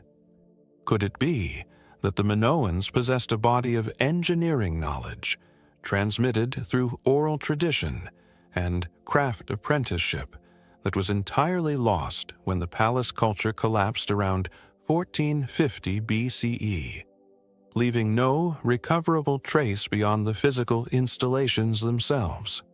Might the civilization that created Knossos have had a longer developmental prehistory than we have yet excavated? An earlier phase in which the hydraulic knowledge was developed and refined before the palace period we currently study? What if the solution to the Minoan water mystery lies not in external influence, but in the identity of the engineers themselves, individuals whose names we do not know, who solved problems by observation and ingenuity, and whose solutions outlasted their civilization by 35 centuries? Picture a young Minoan in the palace at the height of its occupation, not a priest or a king, but a water worker, someone whose job was to maintain the pipe system, to check the joints, to clear the sedimentation traps. She walked these corridors every day knowing exactly where every pipe ran and how the pressure changed through the tapered bores. She knew things about water that would not be understood again in Europe for 1,500 years. She did not think of herself as exceptional. She was doing her job in the palace she had been born near, in the civilization she had never questioned. And the water ran, and the drains cleared, and the sea glittered beyond the hills, and she did not know that all of it, the palace, the pipes, the language she spoke, the script she perhaps could read, would vanish, leaving only the clay pipes in the ground to whisper to us across 35 centuries. We understood more than you have given us credit for. We have now crossed 12 time zones and several thousand years, and what we carry with us, from the carved cliffs of Peru to the pipe chambers of Knossos, is not a collection of facts. It is a feeling that runs through every chapter like an underground river, that the past was more sophisticated, more strange, more invested in meaning than our comfortable narratives of linear progress permit. These mysteries persist not because the answers are impossible, but because the people who knew them are gone, and the gap between what was known and what we have recovered is vast. Perhaps the deepest truth these ruins offer is that civilization is not a ladder, but a series of fires, some burning brilliantly, some extinguished without record, each one leaving ash that we sift through with our fingers, looking for warmth. What we find, when we are honest, is that the warmth is still there. These stones still hold heat. They were made by people who believed their work would matter to someone, somewhere, in a time they could not see. They were right. We are here. We are looking. And the fire is not entirely out. The past does not sleep. It waits, patient as stone, for the question that will finally wake it. The valley of the Vézère River in the Dordogne region of southwestern France is lush and enclosed, the limestone cliffs rising on both sides of the river in pale, vertical walls that shelter the valley from wind and give it a quality of preserved stillness, as though time moves differently here, slower and more deliberate. The trees crowd the water's edge. The cliff faces are pocked with overhangs and cave entrances, some obvious, some barely visible unless you know exactly where to look. In September 1940, 4 teenagers following a dog into a hillside discovered a passage that led them underground, into a space whose walls were covered, ceiling to floor, in animal paintings of such lifelike power and such technical mastery that when the archaeologist Abbé Bruy first entered Lascaux and raised his lamp to the walls, he reportedly stood in silence for a long time before speaking. He was looking at art that was 17,000 years old, and it was better, in its grasp of depth, motion, shadow, and animal psychology than most of what was being produced in Europe in 1940.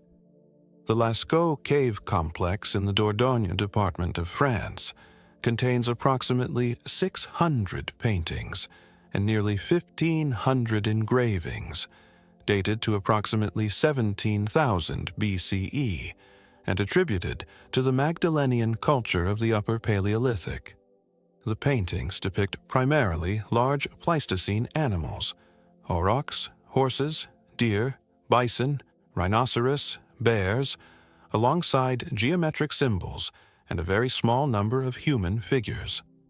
Lascaux was designated a UNESCO World Heritage Site and closed to the public in 1963 due to the damaging effects of carbon dioxide from visitors' breath on the ancient pigments. A replica, Lascaux II, and later Lascaux IV, now receives visitors in its place. What stops art historians and archaeologists when they examine the Lascaux paintings, what has stopped them since the site's discovery, is not the age of the paintings alone, but the technical sophistication they demonstrate. The artists of Lascaux understood and deliberately employed perspective, foreshortening, the use of the cave wall's natural contours to create the illusion of three-dimensional form, shading to suggest musculature and volume, and the representation of motion through sequential overlapping figures.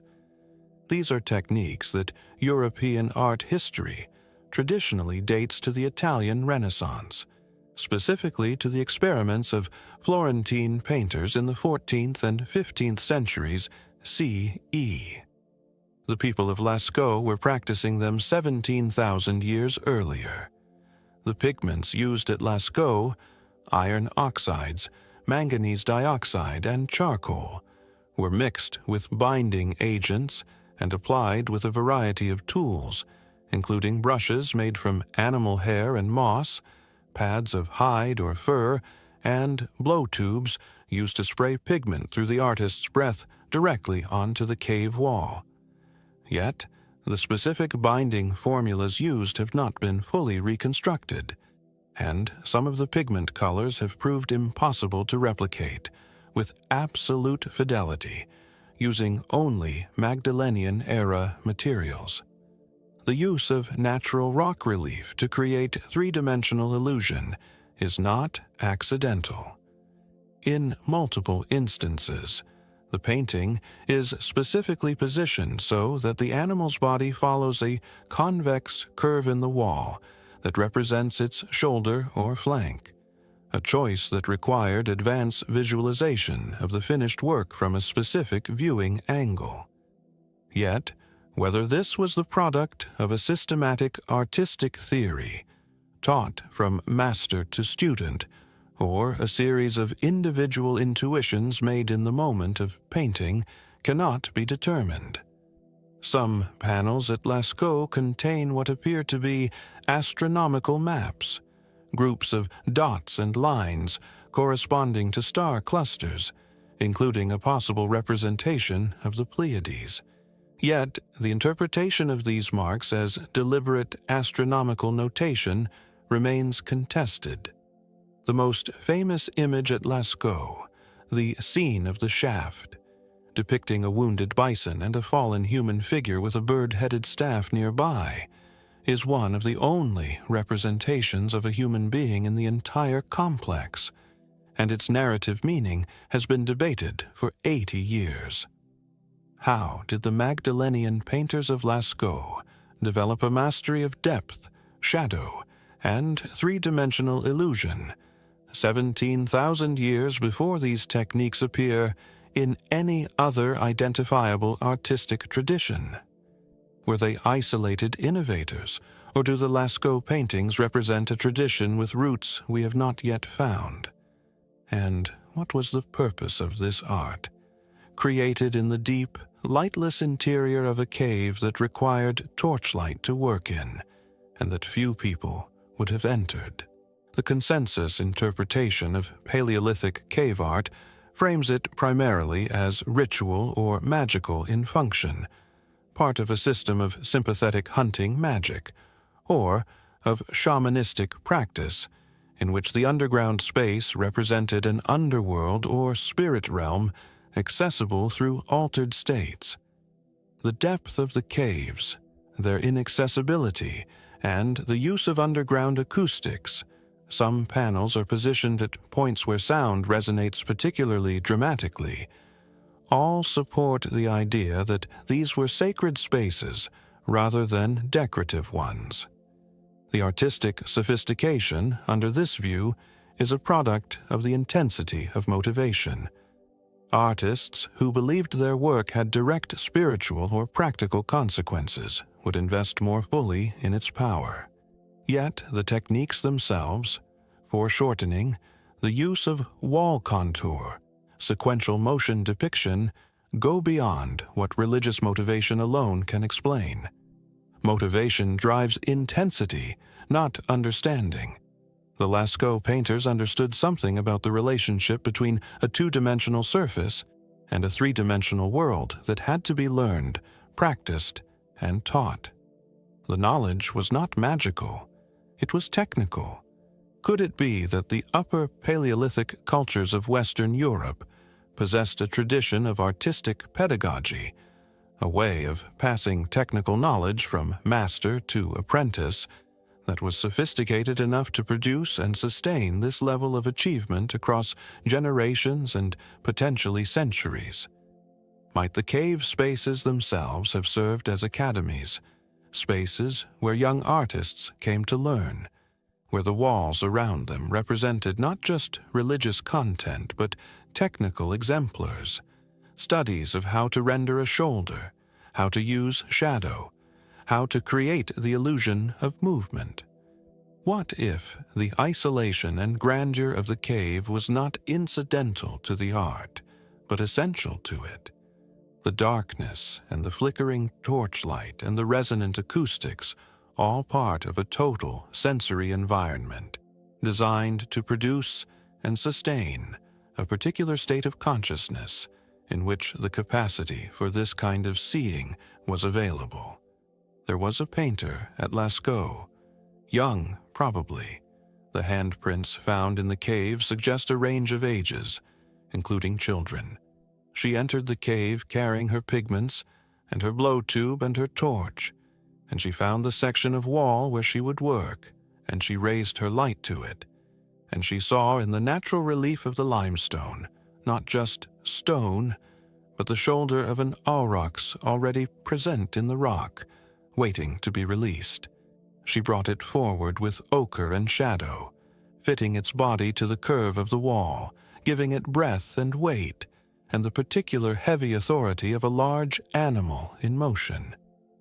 She did not know she was performing a technical miracle that would not be matched for 17,000 years. She knew only that the animal was there in the rock, and she was making it visible. As the torchlight flickers out in the deep chambers of Lascaux, and the painted animals recede into darkness, our journey turns south and east, crossing the Arabian Sea to the western coast of India, where beneath the shallow green water off the coast of Gujarat, the ruins of a sunken city have been mapped but not explained. The Gulf of Kambat off the coast of Gujarat, India, is warm and shallow. The water a turbid green that holds its visibility close, revealing the seafloor in limited suggestive glimpses rather than full disclosure.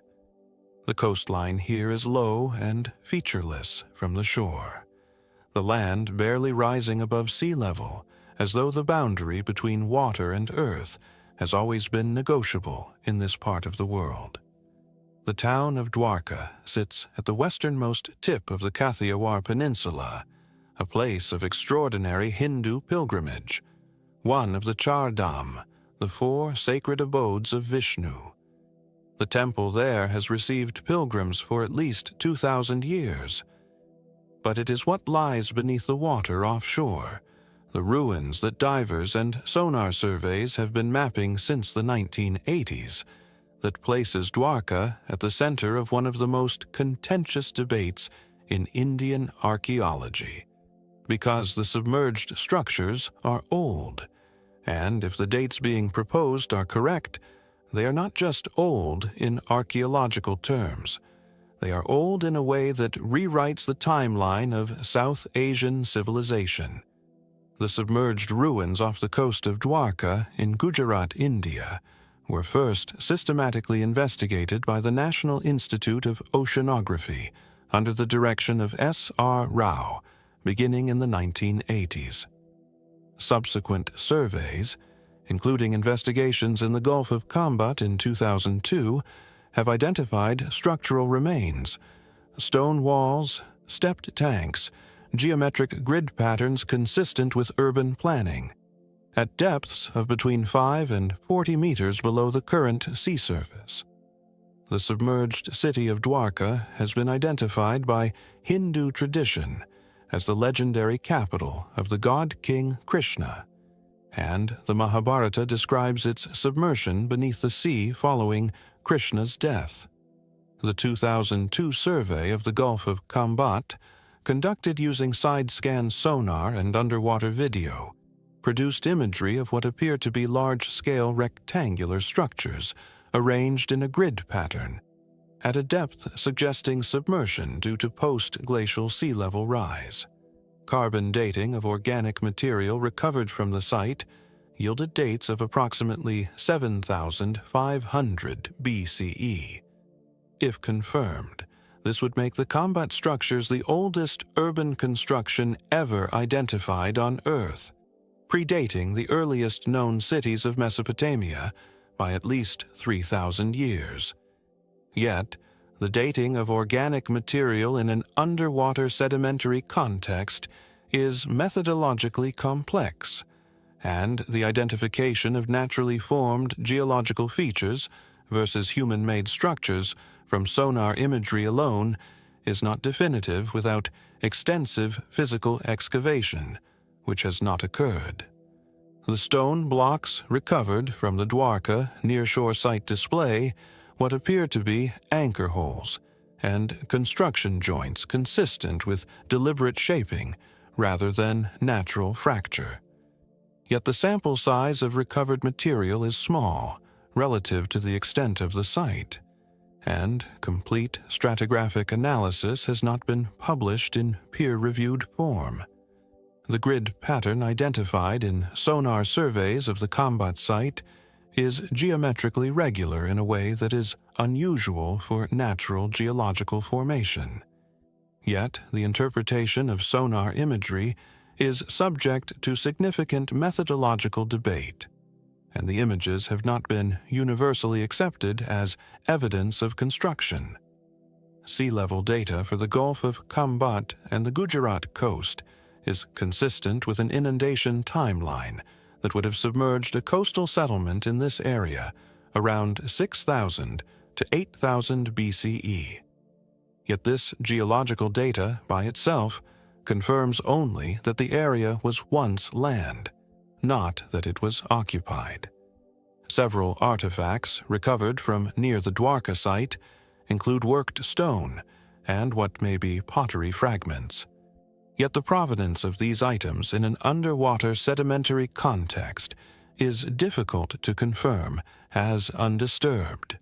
If the structures beneath the Gulf of Khambhat are genuinely human-made and genuinely dated to 7,500 BCE, what does that imply for the entire chronology of human civilization?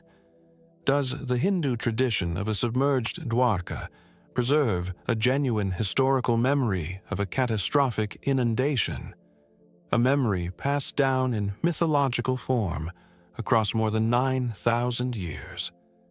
And why, given the scale and potential significance of this site, has it not been made the subject of a sustained, systematic, fully funded excavation?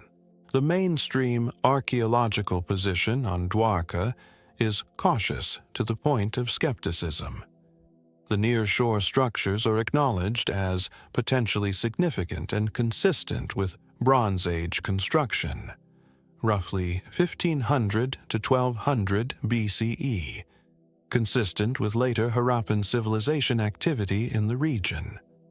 The deeper Khambhat site, however, has not been accepted by the mainstream as definitively anthropogenic.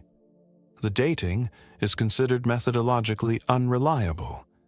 The structural identifications from sonar are considered inconclusive, and the extraordinary claim of 7,500 BCE urban construction requires extraordinary evidence that has not yet been provided. This caution is scientifically appropriate, yet the site remains under-investigated, and the methodological objections to the existing evidence could be addressed by more thorough excavation. The fact that this excavation has not occurred is itself noteworthy. An extraordinary claim is being made.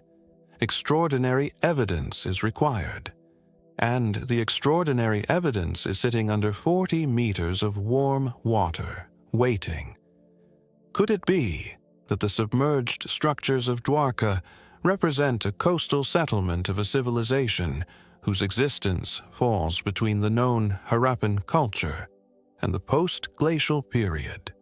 A civilization that occupied the fertile, well-watered coastal plains of Gujarat before sea level rise consumed them, leaving no other trace?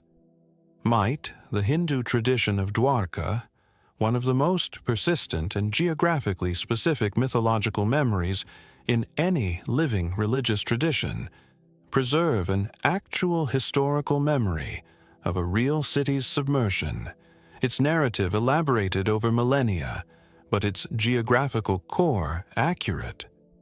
What if the answer to the deepest questions about the origins of South Asian civilization is currently inaccessible not because the evidence is absent, but because the will and the resources to retrieve it properly have not been brought to bear? Somewhere below the green water, the stones lie in their grid, patient, undisturbed. Whatever they were, wherever on the timeline of human civilization they fall, they were shaped by human hands, and human hands left them there.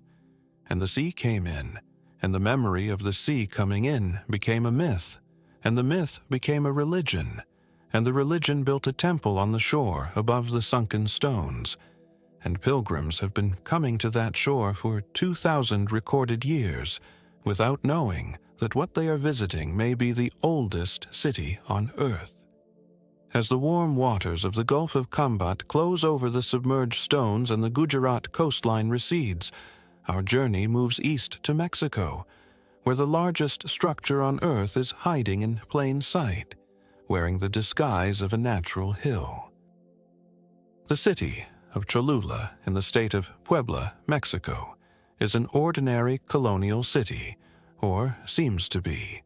Brightly painted buildings, a busy plaza, a market smell of corn and chili and diesel, the noise of daily life conducted at Mexican volume and Mexican warmth. At the center of the city, rising above the rooftops, is a large green hill topped by a Spanish colonial church, the Iglesia de Nuestra Señora de los Remedios, white-walled and cheerful in the morning light, a pleasant landmark photographed by every tourist who passes through. The hill itself appears natural, tree-covered, rounded, its slopes gentle and unremarkable. It appears natural. It is not natural. The hill is a pyramid. It is the largest pyramid on Earth, larger in total volume than the Great Pyramid of Giza, and it has been standing in broad daylight, disguised as the landscape itself, for 2,000 years.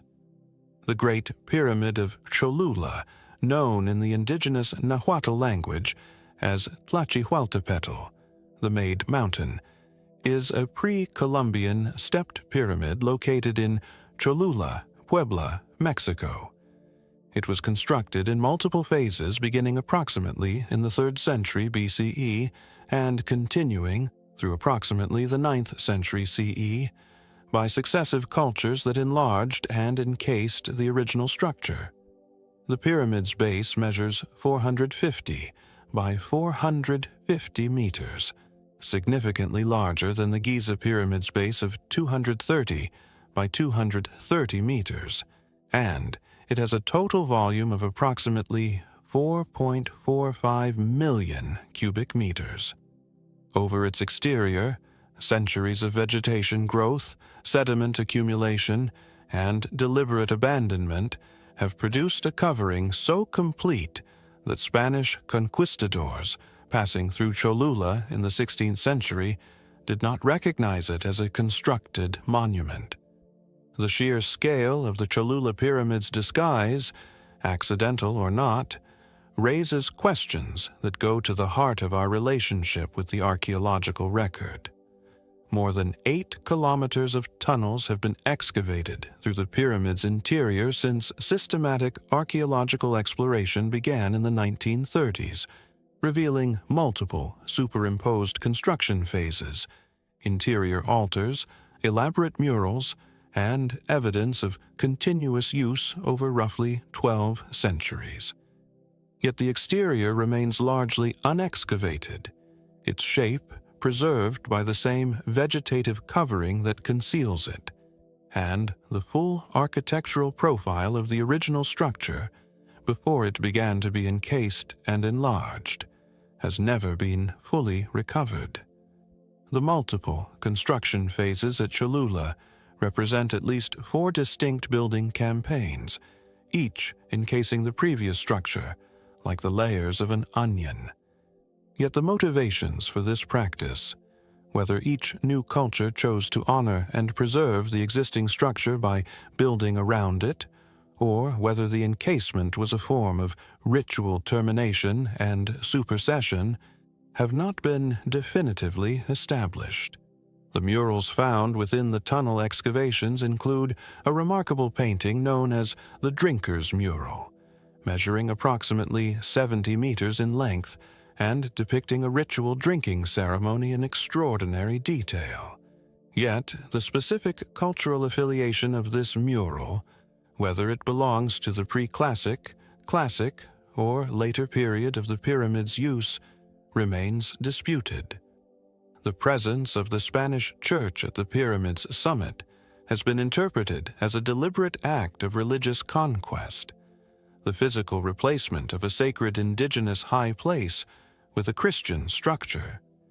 Yet oral traditions in Cholula suggest a more complex relationship, including the possibility that some indigenous people supported the church's placement as a continuation of the hill's sacred status rather than its erasure. The question of which culture originally built the first pyramid beneath all the subsequent enlargements has not been conclusively answered. How do you hide the largest structure on Earth? Was this concealment deliberate? A sacred mountain made to look naturally sacred? Or was it simply the result of centuries of neglect, overgrowth, and human forgetting? And what else might be hiding in our landscapes, wearing the convincing disguise of nature, waiting for someone to notice that the hill has corners? Mainstream archaeology explains the gradual, natural covering of Cholula as the inevitable result of centuries of abandonment and vegetation growth in a tropical climate with abundant rainfall, a process thoroughly documented at other Mesoamerican sites. The successive encasements were likely the product of a common pre-Columbian practice in which new rulers or new cultures demonstrated their power and their connection to sacred tradition by building over and incorporating the monuments of their predecessors. The pyramid was sacred in itself, as a physical manifestation of the made mountain, and its sacred character was transferred and amplified by each successive encasing. This is entirely plausible and consistent with what we know of Mesoamerican religious practice. Yet the completeness of the concealment, the degree to which a structure of this volume became genuinely invisible to a trained military and administrative apparatus, is still remarkable. The Spanish cataloged everything. They mapped, documented, and reported on every significant structure they encountered in their conquest of Mexico. They built their church on this hill, and they never knew what was beneath it. Could it be that the final phases of encasement at Cholula were deliberately designed to produce concealment? That the last builders, knowing their culture was ending, chose to bury their most sacred monument in natural form, hiding it from whatever was coming next? Might the practice of encasement itself have been, from the beginning, a form of protection? Each new culture adding a layer of earth and stone, not just to supersede the old structure, but to protect the sacred core within it.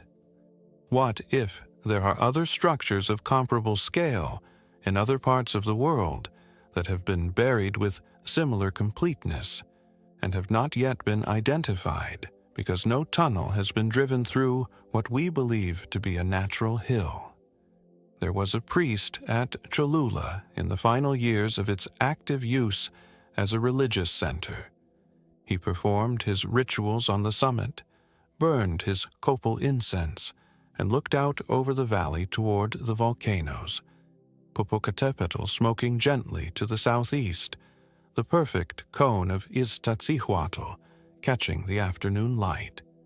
He knew that the hill beneath him was not a hill. He knew its age, its construction, the layers of its history. He carried that knowledge as a living person carries knowledge, in his body, in his practice, in the ceremonies he performed. When he died, that knowledge died with him. The church that replaced his altar did not replace his knowing. As the church bells of Nuestra Señora de los Remedios ring across the rooftops of Cholula, and the made mountain settles into its ancient silence, our journey moves across oceans and millennia to the flat, river-threaded plains of southern Iraq, where the oldest monument ever built by an organized human society still rises from the ancient alluvial earth. The flat land between the Tigris and the Euphrates in the south of what is now Iraq has a quality of ancient openness that is difficult to describe to anyone who has not stood in it. The horizon is complete in all directions, no mountains, no hills, no elevation to break the eye's reach. The sky is enormous. The light, particularly in the hours near dawn and dusk, has a golden density that makes everything it touches look as though it is made of the same material as the sun.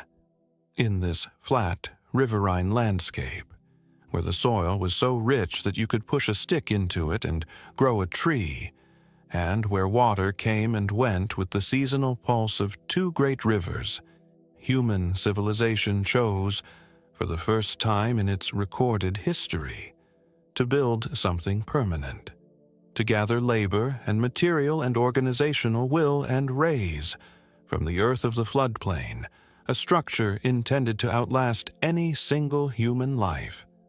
The first monument, the White Temple of Uruk, and it still stands, after 5,000 years, in the flatness from which it rose. The White Temple of Uruk, located at the archaeological site of Warka in the Dikar Governorate of southern Iraq, was constructed atop a mud brick platform, the Anu Ziggurat, during the Uruk period of Mesopotamian history, approximately 3,500 to 3000 BCE.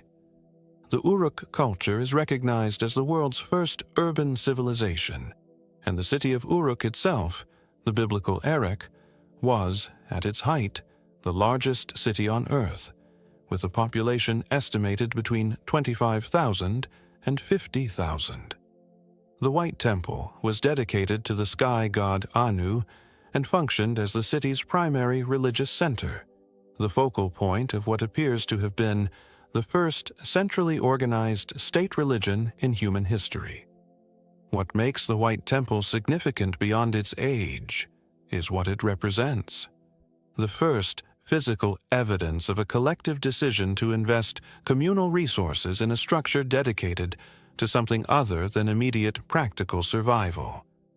The platform on which the temple stands required millions of mud bricks, produced and stacked by thousands of workers over years or decades, for the sole purpose of elevating a religious structure above the flat plane, of making the divine literally higher than the human. This is not an act of desperation or subsistence. It is an act of ideology, of belief organized into labor, and labor organized into permanence. Someone stood on the flat ground of the Euphrates floodplain 5,000 years ago and said, "We will build something that reaches toward the sky." And enough people agreed to make it happen. The White Temple's whitewashed mud brick exterior, the source of its modern name, would have been visible from a considerable distance across the flat plain, a deliberate visual signal of the city's religious and political authority.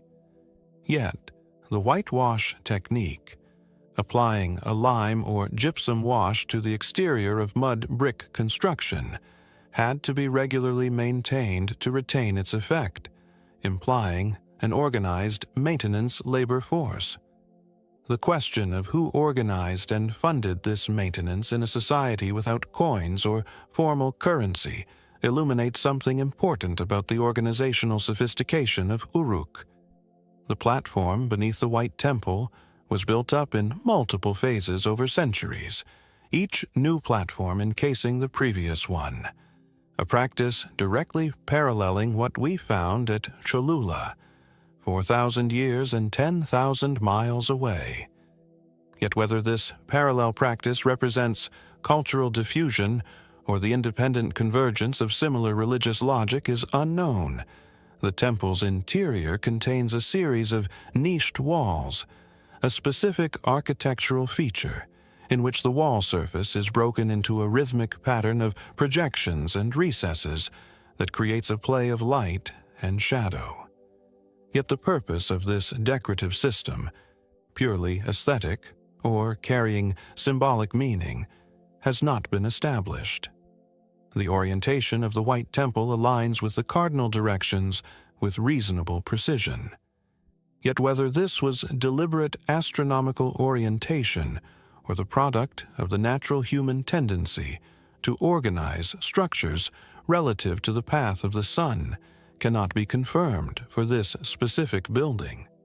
What went through the mind of the first person who proposed building this monument, who had to convince an entire community to invest its collective labor in something that fed no one, sheltered no one, and produced no harvest? How did the idea of the permanent religious monument emerge, fully formed at Uruk 5,000 years ago, and what conditions made a population ready to build it? And is the impulse that built the White Temple the impulse to reach upward, to mark the sky, to make belief visible and permanent, something that is hardwired into what we are?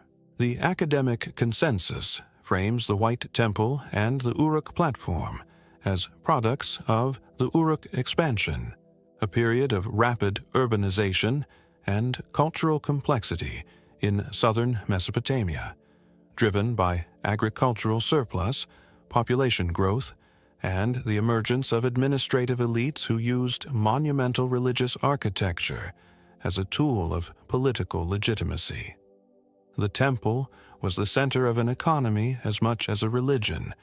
It received and redistributed agricultural surplus, housed craft workshops, and functioned as the effective government of the city-state. The decision to build was not romantic or idealistic.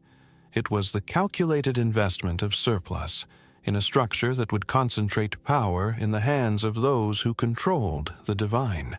This is plausible and consistent with everything we know about the relationship between religion and political power in early states.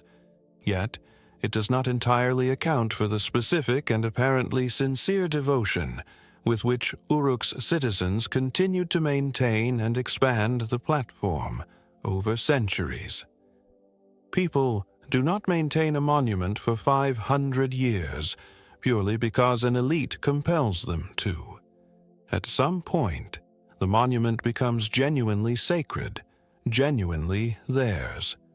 Could it be that the White Temple was the culmination of a much longer tradition of sacred landscape marking that preceded the urban period? A tradition of designating certain places as divine through physical modification that began perhaps with the carved cliffs and standing stones of an earlier era. Might the choice to build the first permanent monument in the flat alluvial plain, a landscape that offered no natural features of height or drama, represent a conscious response to that flatness, a decision to manufacture the sacred verticality that the landscape did not provide? What if the organizational capacity required to build the White Temple was not new at Uruk, but had existed in simpler forms for much longer, and Uruk simply provided, for the first time, the population density and agricultural surplus to express it at monumental scale? Imagine the head architect, or head priest, for they may have been the same person, looking at the finished platform for the first time from a distance, the white walls catching the morning light, the structure rising above the plain in a landscape where nothing else rose. The visible proof that this community had made something that would still be standing when no one who had helped build it was still alive. That is what we are looking at today. The first monument. The first act of building for the future rather than the present. The first evidence that a human community decided it would exist beyond itself and built that decision in mud and lime against the empty sky. As the golden light of the Iraqi plain fades over the White Temple's platform and the first stars appear above Uruk's ancient horizon, our journey moves north through the Indian Ocean toward the southeastern coast of India, where a tsunami briefly returned a lost city to the living world. The coast of Tamil Nadu in southeastern India has a quality of light and color unique in the world. The Bay of Bengal running from pale turquoise in the shallows to deep indigo at the horizon. The fishing villages along the shore alive with the color of boats and nets, and the dried flower garlands that adorn the prows of the catamarans. The sand here is fine and pale, and the water warm, and on the morning of December 26, 2004, as an earthquake of magnitude 9.1 off the coast of Sumatra sent a wall of water westward across the Bay of Bengal toward this coast, the sea did something that no living person had witnessed. It retreated. Before the tsunami struck, the water pulled back from the shore at Mahabalipuram, pulled back dramatically, pulling back further than anyone present had ever seen the sea retreat, revealing a stretch of seafloor that had been submerged for centuries. And in that briefly exposed floor, for a few extraordinary minutes, stone structures were visible, walls, columns, the unmistakable geometry of human construction. Then the wave arrived and covered them again. Mahabalipuram, also known as Mamallapuram, is a coastal town in the Kanchipuram district of Tamil Nadu, India, and was the principal port city of the Pallava dynasty, which dominated southeastern India from approximately 275 to 897 CE. Mahabalipuram contains some of the finest examples of early Dravidian rock-cut and structural temple architecture, including the shore temple, which stands at the water's edge and is itself partially submerged at high tide, and the famous carved reliefs depicting the descent of the Ganges. Local legend and the oral traditions of Tamil Nadu's coastal communities had long held that Mahabalipuram was once a much larger city, that it had contained 6 or 7 temples, and that all but the shore temple had been claimed by the sea. What the tsunami of 2004 briefly revealed was not the legend. It was confirmation of the legend. In the minutes of the sea's extraordinary withdrawal, multiple eyewitnesses, including tourists and local residents, reported seeing stone walls, what appeared to be carved columns, and large granite blocks arranged in structured patterns on the briefly exposed seafloor. Survey teams deployed after the tsunami, including teams from the Archaeological Survey of India and independent diving teams, subsequently confirmed the presence of significant underwater structures at multiple points along the Mahabalipuram coast. What they found included stone walls, a massive sculpted elephant, and large granite blocks with what appeared to be architectural dressing marks, at depths of between 5 and 8 meters. The underwater structures at Mahabalipuram are confirmed by multiple independent surveys, including sonar mapping and underwater photography. Yet the full extent of the submerged site has not been systematically excavated, and the total number and type of structures present in the underwater zone remain unknown. The architectural style of the visible structures is consistent with Pallava period construction, which would date the submersion to after approximately 300 CE and before approximately 900 CE. Yet the mechanisms that cause the submersion, gradual coastal erosion, tectonic subsidence, or a specific catastrophic event, have not been definitively identified. The oral traditions of the local fishing communities at Mahabalipuram consistently describe a city of 7 temples, of which only the shore temple remains above water. Yet, whether this is a literal historical memory, a mythological elaboration of the landscape's former extent, or both simultaneously, cannot be determined. The carved elephant discovered underwater is in excellent condition, suggesting either that its submersion was relatively recent or that the specific conditions of this section of seafloor have been unusually protective of stone. What catastrophe, gradual or sudden, took these temples below the waterline? How many structures remain unmapped in the shallow waters off this coast? And what else might our local mythologies and oral traditions be accurately recording if we were willing to look for it beneath the water? The conventional archaeological explanation for the submersion of Mahabalipuram's temples combines gradual coastal erosion, which is well documented along this stretch of the Tamil Nadu coast, with possible tectonic subsidence related to the geological activity of the Bay of Bengal.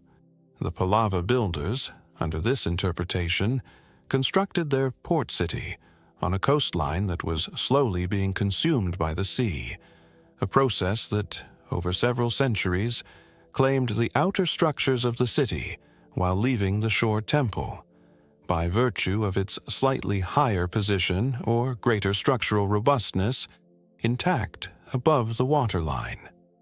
This is a coherent explanation, consistent with the geological evidence. Yet, a gradual erosion process of this kind should leave a messier archaeological signature. Structures at various stages of submersion, debris fields, gradual disintegration, rather than the relatively intact walls and sculptures that the post-tsunami surveys described. The structures found beneath Mahabalipuram's waters are too intact for a gradual erosion story. Something happened relatively quickly. Something the local communities remembered and encoded in their tradition of 7 temples, and told to their children, and those children told to their children for more than 1,000 years. Could it be that a specific catastrophic coastal event, a tsunami, an earthquake-triggered subsidence, a storm surge of unusual scale, consumed the outer temples of Mahabalipuram in a single event, preserving rather than gradually destroying the submerged structures. Might the tradition of 7 temples represent not a mythology but community memory, the spoken inheritance of people who lived through or immediately after the coastal catastrophe and passed the event forward through generations of oral transmission? What if the systematic underwater survey of this coastline would reveal not just more Pallava temples, but a comprehensive picture of a functioning port city that was simply relocated vertically from above the waterline to below it by a force that the sea still keeps? There was a priest at the shore temple, the one that survived, who watched the sea take the others. Perhaps not in a single day, perhaps over a season, a year, a generation. He saw the carved columns disappear below the high tide line. He saw the sea move through the courtyards he had walked every day. And he told someone what he had seen, and they told someone else. And the story traveled forward through 1,000 years of telling until it arrived in the oral tradition of the Tamil Nadu fishing communities, still accurate, still geographically specific, waiting for a tsunami to confirm it. As the waters of the Bay of Bengal close again over the stone walls of Mahabalipuram and the coast returns to its ordinary shimmer, our journey moves north and west across the Arabian Sea toward the Levant and Syria, where a library of 20,000 clay tablets preserved for 4 millennia, secrets about the ancient world that nobody alive yet knew had been lost. The landscape around Idlib in northwestern Syria is gentle and agricultural. Low, rolling hills covered in olive trees and wheat, the soil a reddish brown that holds moisture well, the air carrying in spring the particular clean sweetness of a landscape that has been cultivated for so long it has been remade in the image of human need. It is not dramatic country. It does not announce itself. In 1964, an Italian archaeological mission began excavating a large tell, an artificial mound formed by the accumulated debris of successive settlements, called Tel Mardik, about 60 kilometers south of Aleppo. For years, the work proceeded at the ordinary tempo of systematic excavation. Then, in the early 1970s, the dig's levels reached something that had not been seen for roughly 4,000 years. A room. And in the room, arranged on collapsed shelves that had burned and brought their contents to the floor in exactly the order they had been stored, approximately 20,000 clay tablets. The palace library of Ebla. And what was written on them changed what we thought we knew about the ancient world. The ancient city of Ebla, corresponding to the archaeological site of Tel Mardik in the Idlib Governorate of Syria, was a major urban center in the ancient Near East, with its most prominent period occurring during the early Bronze Age, approximately 2400 to 2300 BCE. At its height, Ebla had a population estimated at up to 260,000 people, including its hinterland, and was a major trading and administrative hub connecting Mesopotamia, Anatolia, Egypt, and the Levant. The palace archive discovered by the Italian excavation team, the largest archive from the 3rd millennium BCE ever found, contained administrative records, diplomatic correspondence, lexical lists, religious texts, and trade records in 2 languages, Sumerian and Ablate, an early Northwest Semitic language closely related to ancient Hebrew and Phoenician. The tablets of Ebla rewrote the history of Syria specifically, and the ancient Levant broadly. Before their discovery, the region was assumed to have been a relatively undeveloped periphery in the early Bronze Age, an area of pastoralist and small-scale agricultural communities dependent on the great civilizations of Mesopotamia and Egypt for cultural and administrative models. The Ebla archive demonstrated instead that the Levant had, by 2400 BCE, its own sophisticated urban civilization, its own diplomatic correspondence with contemporary powers, and its own literary and religious traditions. Personal names recorded in the Ebla tablets include names closely paralleling those in the Hebrew Bible, including what appear to be early forms of the names Abraham, Esau, Ishmael, and Israel, as well as references to cities including Sodom, Gomorrah, Admah, Zeboim, and Bela, the 5 cities of the plain described in Genesis. The implications for biblical archaeology and for the historical study of the Hebrew Bible were, and remain, profound. The Eblate language, recovered from the tablets, is the oldest documented Northwest Semitic language ever found, predating the earliest known Hebrew or Phoenician texts by more than a millennium. Yet, the full corpus of Eblate remains under study, and many texts have not been fully published or translated. The diplomatic correspondence in the Ebla archive includes letters to and from the great powers of the period, including Akkad under Sargon the Great. Yet the exact political relationship between Ebla and Akkad, tributary, allied, or genuinely independent, remains debated, as different tablets seem to support different readings. The trade records in the archive document commercial networks reaching from the Aegean to the Persian Gulf, implying a degree of economic integration in the early Bronze Age Near East that was not previously recognized.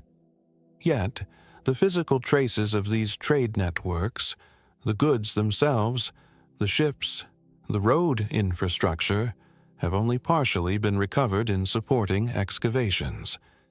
The destruction of Ebla, probably by Naram-Sin of Akkad around 2300 BCE, burned the palace so thoroughly that the clay tablets were fired by the destruction rather than destroyed by it, which is why they survived.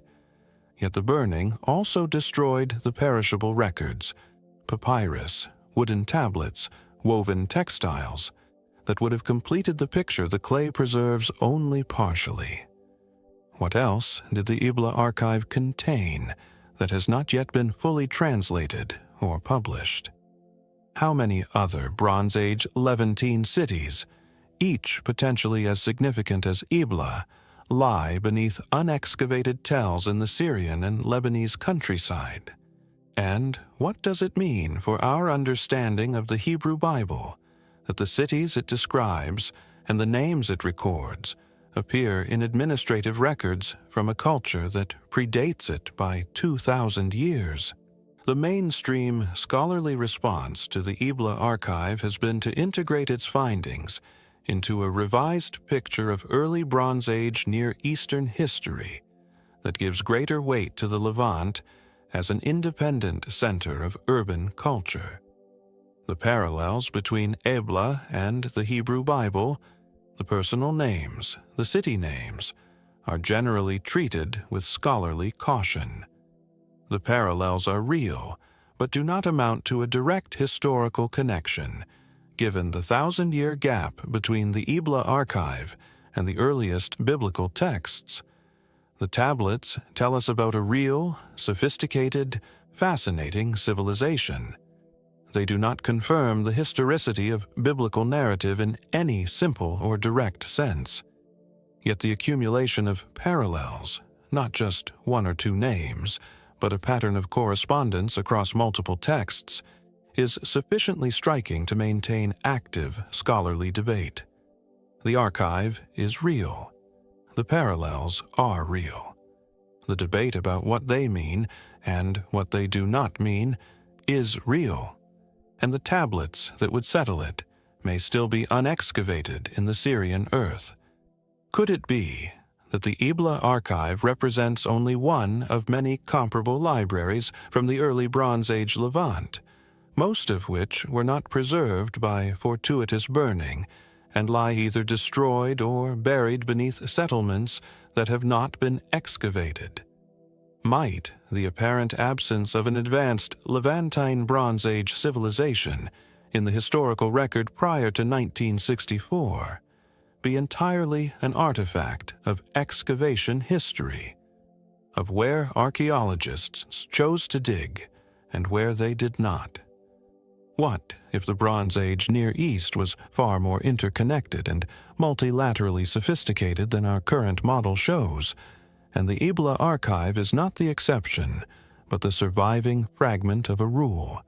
Picture the palace librarian of Ebla in the final days before the city's destruction, the administrator whose job it was to maintain the archive, to copy worn tablets, to receive new correspondence, to organize the stacks by subject and date.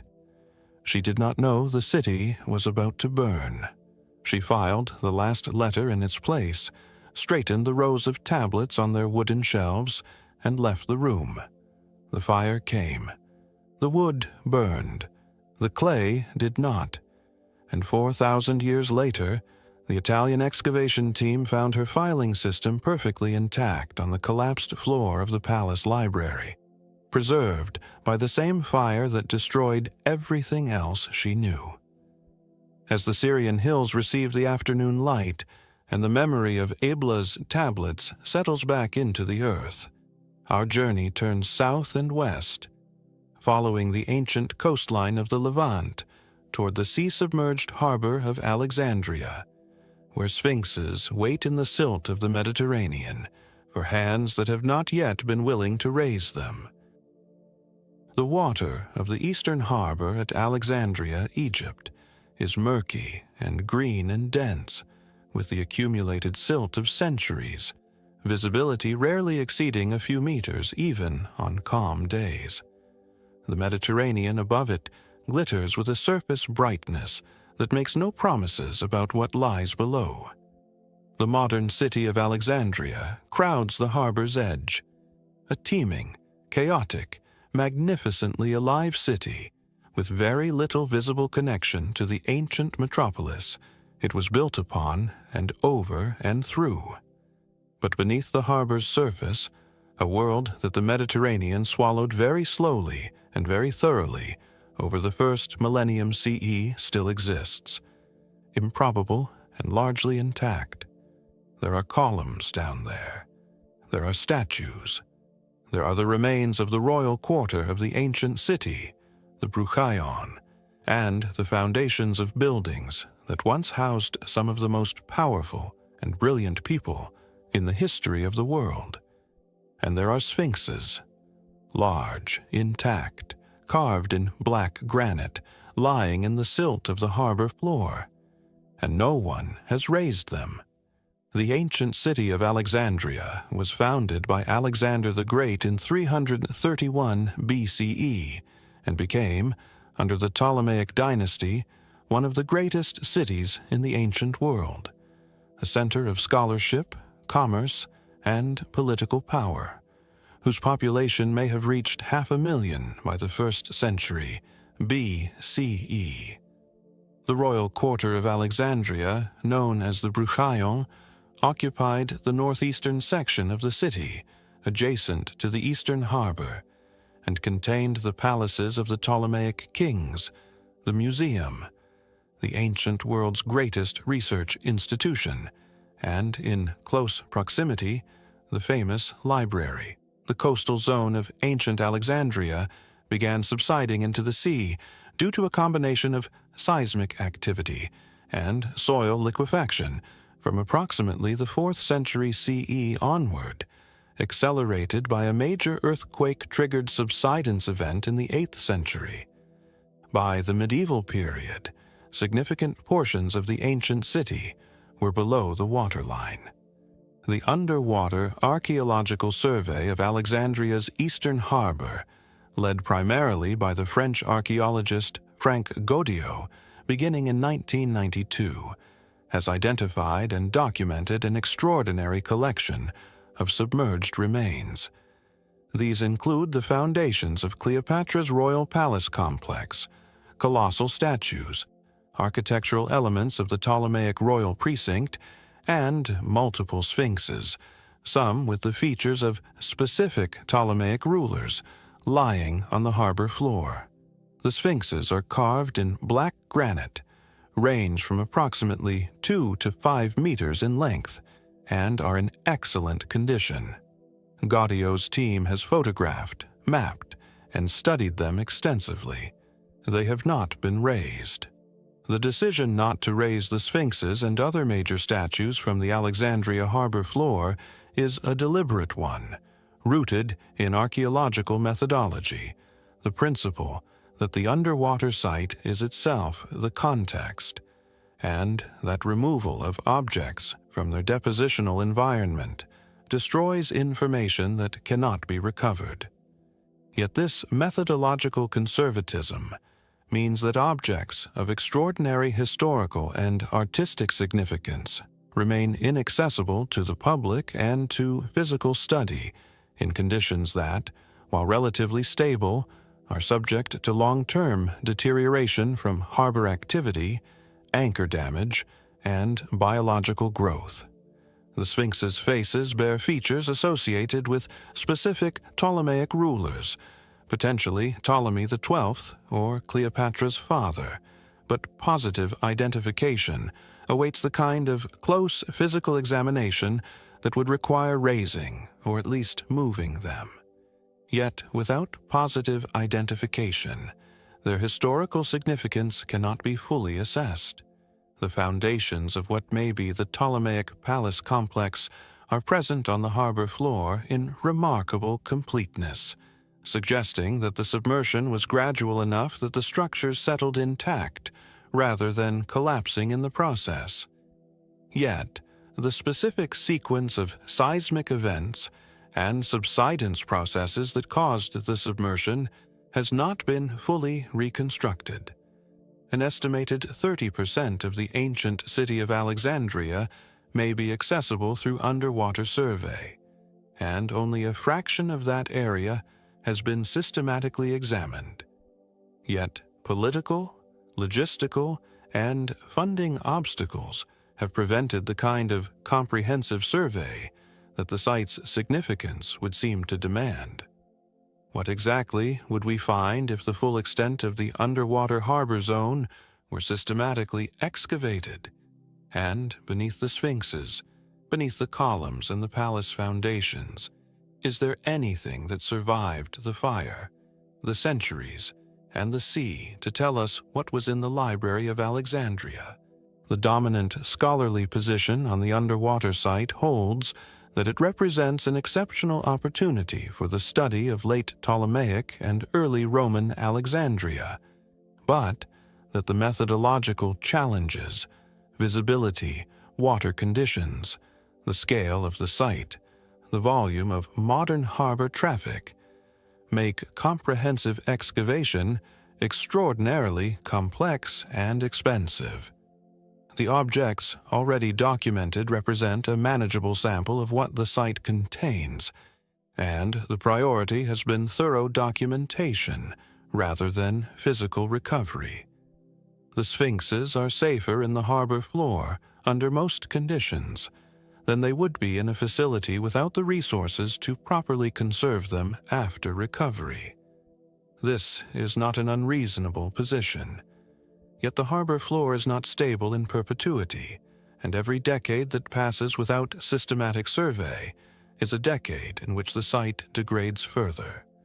The Library of Alexandria burned, or rather it diminished over centuries, and was finally extinguished by the Roman period's various political and military upheavals. What it contained is lost. What lies beneath the harbor may not be. Could it be that the palace complex on the harbor floor preserves, in its sealed rooms and collapsed storage spaces, organic material, papyrus scrolls, wooden tablets, wax writing boards, that the water has preserved in the same anaerobic conditions that have preserved similar organic material in other waterlogged archaeological sites? Might one of the submerged buildings in the Bruchaion, be the depository of a private royal collection, royal correspondence, court records, or the personal library of a Ptolemaic ruler that survived separate from the great library and has simply not yet been found? What if the sphinxes are not merely decorative monuments, but markers, positioned at the entrances of specific buildings, as sphinxes typically were, and that the buildings they guard still contain what they were built to protect? There is a sphinx down there, right now, in the green silt of Alexandria's harbor. Black granite, eyes forward, waiting. It was carved by a sculptor who knew the face it was meant to bear, who worked the hard stone with chisels and abrasives under Mediterranean sun, until the face emerged from the block with all its political and divine authority intact. It was set at the entrance of a building that mattered. The sea came for that building, and the Sphinx lay down in the silt, and has been lying there ever since. It has been patient longer than any civilization that has looked down at it. It is patient still. As the murky harbor water of Alexandria closes over the silt-covered sphinxes and the modern city hums above them, our journey turns north and east along the ancient Silk Road toward eastern Turkey, where a ruined medieval city sits on a closed border, and the archaeologists who want to study it cannot freely cross. The landscape of northeastern Turkey near the border with Armenia is high and cold and austere, the Anatolian plateau meeting the Caucasus in a wide, wind-scored valley through which the Arpa River cuts a narrow gorge of dramatic depth. The light here is clear and somewhat merciless, the shadows it makes on stone walls and grass slopes as sharp as if cut by something with an edge. On the eastern side of the Arpa River Gorge, which marks the current Turkish-Armenian border, the ruins of a city rise from the plateau with an unlikely grandeur. Cathedral walls stand to full height.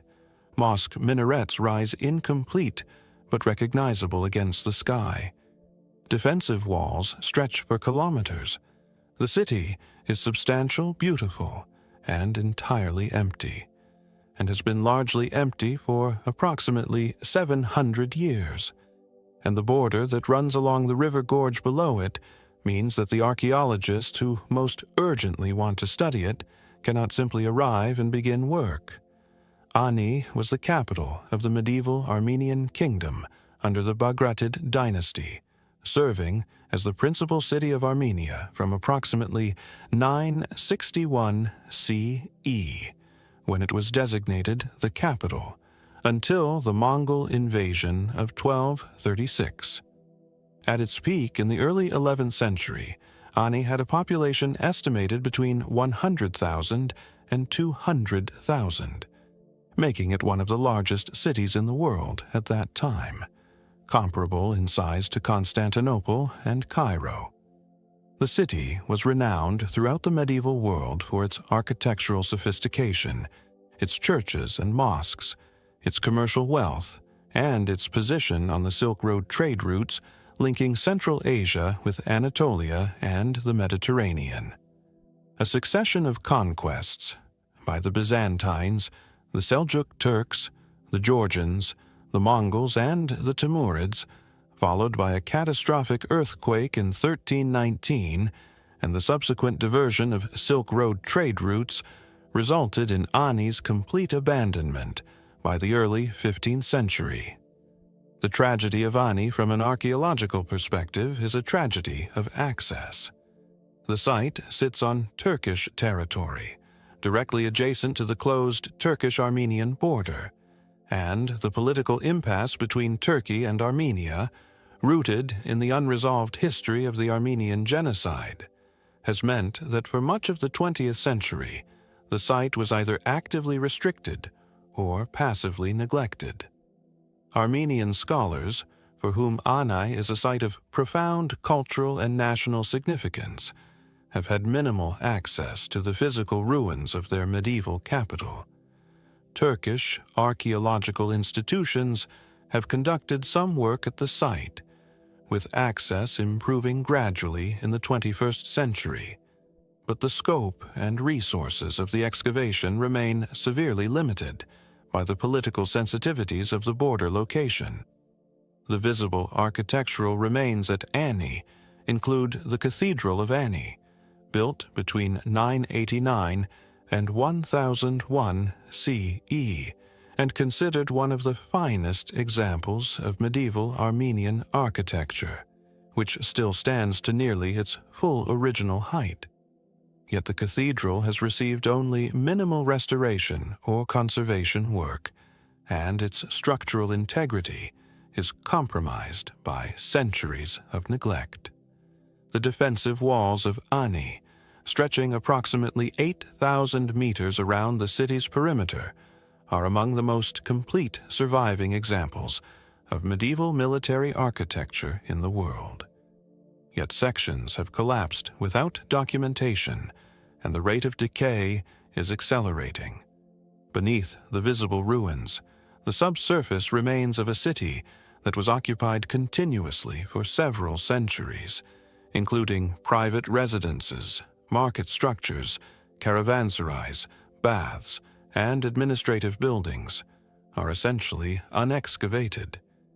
Yet the political and funding constraints that have limited surface work apply equally to any systematic underground investigation. The gorge of the Arpa River below the city contains cave churches carved into the cliff face, some with surviving fresco paintings of extraordinary quality. Yet access to these caves requires crossing terrain that is, in some sections, within the border zone.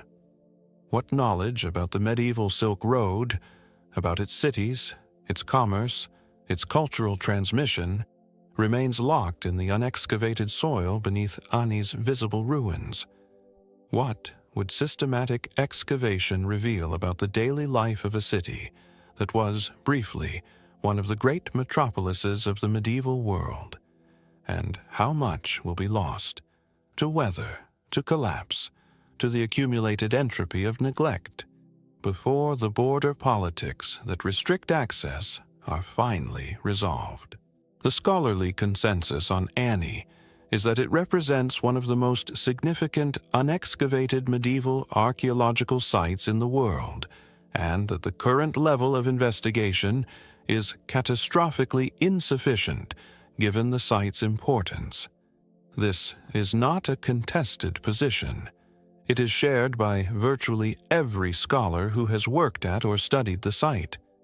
The obstacles are not intellectual or methodological, but political and financial. And they are obstacles that the archaeological community is broadly aware of and broadly unable to resolve from within the discipline. The site has been a UNESCO World Heritage Site since 2016, which has brought some additional attention and funding. Yet, the fundamental tension between Turkish sovereignty, Armenian cultural claim, and the closure of the border that makes access complicated remains unresolved. A city of 200,000 people left behind a physical record of extraordinary richness. That record is degrading year by year in a political impasse that no archaeologist has the power to break. Could it be that beneath the visible ruins of Ani's churches and defensive walls, there lie structures from earlier periods of occupation, pre-Bagratid, perhaps even Urartu period, that would extend the site's significance further back in time than its medieval fame suggests? Might the cave churches of the Arpa Gorge contain frescoes and inscriptions that would provide crucial evidence for the history of Armenian Christianity and its artistic traditions in a period from which very little physical evidence survives? What if Ani is, beneath its medieval surface, a stratified archaeological site of genuinely extraordinary depth? One that, if fully investigated, would rewrite chapters of the history of the Caucasus, the Silk Road, and the art of the medieval Christian world. Think of the last resident of Ani. Not the last king or the last bishop, the last ordinary person, the last person who called it home. In the early 15th century, as the trade routes shifted and the city's population drained away toward more viable centers, someone was the last to leave. They walked out of the city that had been a metropolis and was now becoming a ruin, through the gates in the walls that were still standing, across the plateau toward whatever next life awaited them. They left behind everything that could not be carried. The cathedral still stood. The walls still stood. The Arpa River still ran in its gorge. And the city was empty, and the wind moved through the streets, and time began its slow, patient work of return. As the wind moves through the empty streets of Ani and the Arpa River runs in its gorge below the border, our journey turns southwest across the Mediterranean to Egypt, descending below the desert's surface to a corridor in the Saqqara necropolis where the oldest words in the history of human religion are inscribed in stone. The desert plateau of Saqqara extends south of Giza, along the western bank of the Nile. A flat, bone-dry expanse of pale limestone rubble and wind-carved sand, studded with the ruined forms of mastabas and pyramids and descending shafts that represent the burial ground of the ancient Egyptian capital of Memphis over a span of 3,000 years. The light here is relentless and without shadow for most of the day, the air carrying a mineral dryness that coats the inside of the mouth. Walking among the ruins of Saqqara, you are surrounded by the accumulated weight of Egyptian funerary ambition on a scale that is frankly difficult to absorb. But beneath the surface, in the corridor walls of pyramids built by the pharaohs of the 5th and 6th dynasties, something waits that exceeds in its strangeness even the pyramids themselves. A corpus of religious texts so old that they predate any comparable religious writing anywhere in the world by several centuries, carved in hieroglyphic columns that cover the interior walls of the burial chambers from floor to ceiling. The pyramid texts, the oldest religious literature ever recovered, and among the most profoundly strange. The pyramid texts are a collection of ancient Egyptian religious writings, dating from approximately 2400 to 2300 BCE, with the earliest examples found in the Pyramid of Unas, the last pharaoh of the 5th dynasty, at Saqqara. They consist of approximately 800 distinct utterances or spells covering the pyramid's interior walls, the antechamber, the sarcophagus chamber, the corridors, in neat vertical columns of hieroglyphs painted in blue-green pigment against the white limestone. The pyramid texts are the oldest corpus of religious literature ever discovered, predating the Indian Vedas by approximately a millennium and the Hebrew Bible by nearly 2,000 years. Their content concerns the afterlife journey of the deceased pharaoh, his transformation, his ascent to the sky, his identification with the gods Osiris and Ra, and his arrival in the field of reeds. The strangeness of the pyramid texts begins with their content but does not end there. The texts are not a systematic theology. They are not a narrative. They are a collection of ritual utterances, spells, and liturgical formulas drawn from sources that were apparently already ancient when they were first carved into these walls in approximately 2400 BCE. Linguistic analysis has identified layers of text within the corpus that appear to be significantly older than the 5th dynasty. Archaic grammatical forms, obsolete vocabulary, references to cultural practices and ritual objects that cannot be identified in the archaeological record of the Pyramid Age. The texts appear to be the written codification of an oral tradition of considerable antiquity. The question is, how considerable? The hieroglyphic script of the pyramid texts is among the earliest examples of monumental hieroglyphic writing in Egypt. Yet the complexity and sophistication of the compositions, their literary structure, their elusive density, their theological depth, imply a tradition of composition and performance far older than writing itself. Yet how long oral religious traditions can be accurately transmitted without writing is a question that linguists and folklorists have not been able to answer with precision. The pyramid texts contain references to stellar constellations and celestial navigation that are consistent with an astronomical tradition focused on the circumpolar stars, stars that, from Egypt, do not rise or set but circle the pole continuously and were associated with eternity and the afterlife.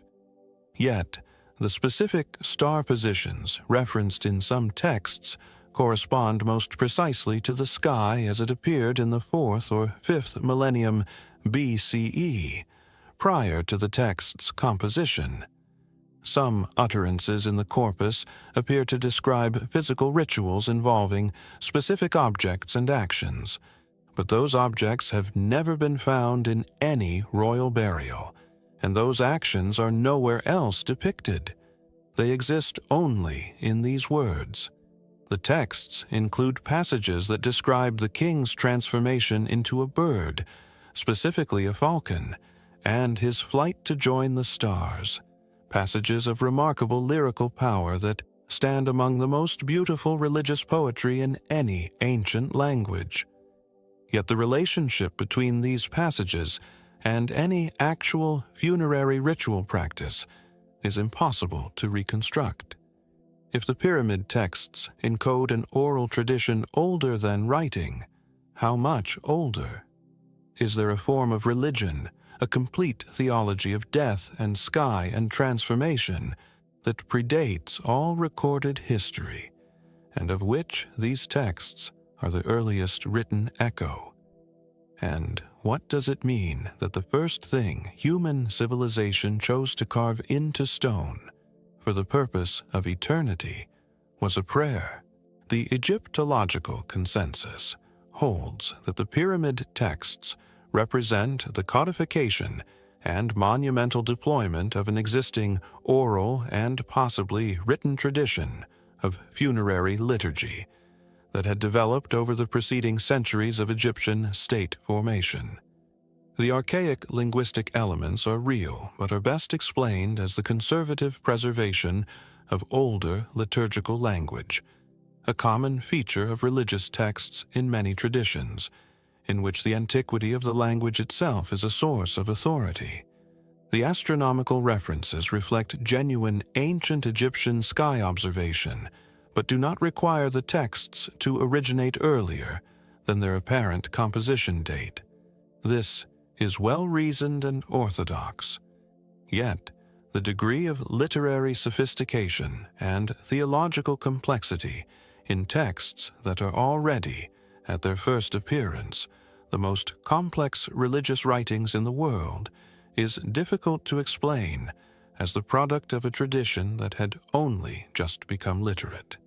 The pyramid texts appear fully formed, like the Dog, like the Sansingdui bronzes, like the Knossos water system. They arrive without visible beginnings. Could it be that the pyramid texts preserve, in deliberately archaic language, a tradition of cosmological knowledge and religious practice that originated in the prehistoric period, in the pre-dynastic communities of the Nile Valley, whose material culture survives only in fragments? Might the specific astronomical references in the texts encode an observational tradition stretching back to the 4th or 5th millennium BCE, a tradition of sky watching and sky mapping that preceded agriculture and cities and writing, and left its deepest trace not in stone or pottery, but in language, in the specific words used to describe the journey of the dead through the stars? What if the pyramid texts are not the beginning of Egyptian religion, but its written memory? The moment when a civilization decided to carve into permanent stone what had been known and spoken and believed for longer than any record can reach.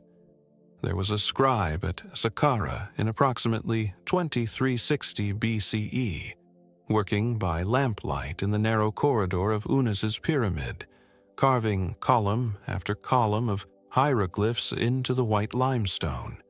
He had been trained in a tradition of copying and memorizing these texts. He knew them before he carved them, had known them since his apprenticeship. As he worked, cutting each hieroglyph with the focused precision of deep expertise, he was performing an act of tremendous consequence, making permanent what had been spoken for generations beyond counting. He was not the author of these words. He was their guardian. He cut them into the stone, and the stone held them. And 5,000 years later, we can still read them. They are the oldest human conversation with the divine that we have ever found, and they are beautiful. These mysteries persist not because humanity is ignorant, but because it is finite. Every answer we find reveals the outline of a larger question behind it, and the architecture of the unknown grows in proportion to the architecture of the known. We have built museums and universities and satellites and particle accelerators, and still the cliff at Paracas will not tell us what it was saying to the sea. Still the Doge watches.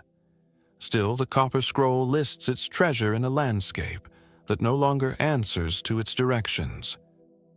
Perhaps this is what the ruins are trying to tell us, not the specific content of their secrets, but the fact of persistence itself. That something was made here, with love and terror and absolute conviction, by people who wanted to be remembered. They are remembered. We remember them now, in this moment, across whatever distance of time separates our lives from theirs. That is not nothing. That is, perhaps, everything they asked for. The past does not need to be understood to be honored. It needs only to be seen. The Danube has kept its secrets for a very long time. It moves slow and dark through the Serbian plains, indifferent to the empires that have risen and collapsed along its banks, empires that built roads through mountains, aqueducts across valleys, fortresses at every bend of the river, empires that believed with remarkable conviction that they had mastered the world, that they had drawn a line between civilization and chaos, and that the line would hold. And yet, even in mastery, things disappear. What lies beneath the surface of the Danube near the town of Kostolac, a site the Romans called Viminacium, is not merely a shipwreck. It is a question. It is a door cracked open just far enough to let in a sliver of something extraordinary, something that refuses to yield its full meaning. Every season that archaeologists return to this stretch of riverbank, the door opens a little wider.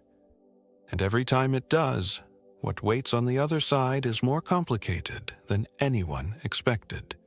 Imagine standing on the riverbank at dusk, watching the current pull past. The water is cold, murky, carrying silt from distant mountains. And somewhere below the surface, resting in sediment that has barely moved in 17 centuries, are the hulls of Roman vessels, preserved in astonishing condition, their timbers still holding form, their bolts still rusting in place. To stand there is to feel the uncanny weight of interrupted time, the sense that a story simply stopped and has been waiting in the dark water ever since for someone to continue it. Viminacium was once one of the most important cities on the Roman frontier, a legionary fortress, a provincial capital, a hub of commerce and military power along the limes, the great defensive line the Romans drew across the edges of their world. At its height, it housed 40,000 people. It had amphitheaters, temples, thermal baths.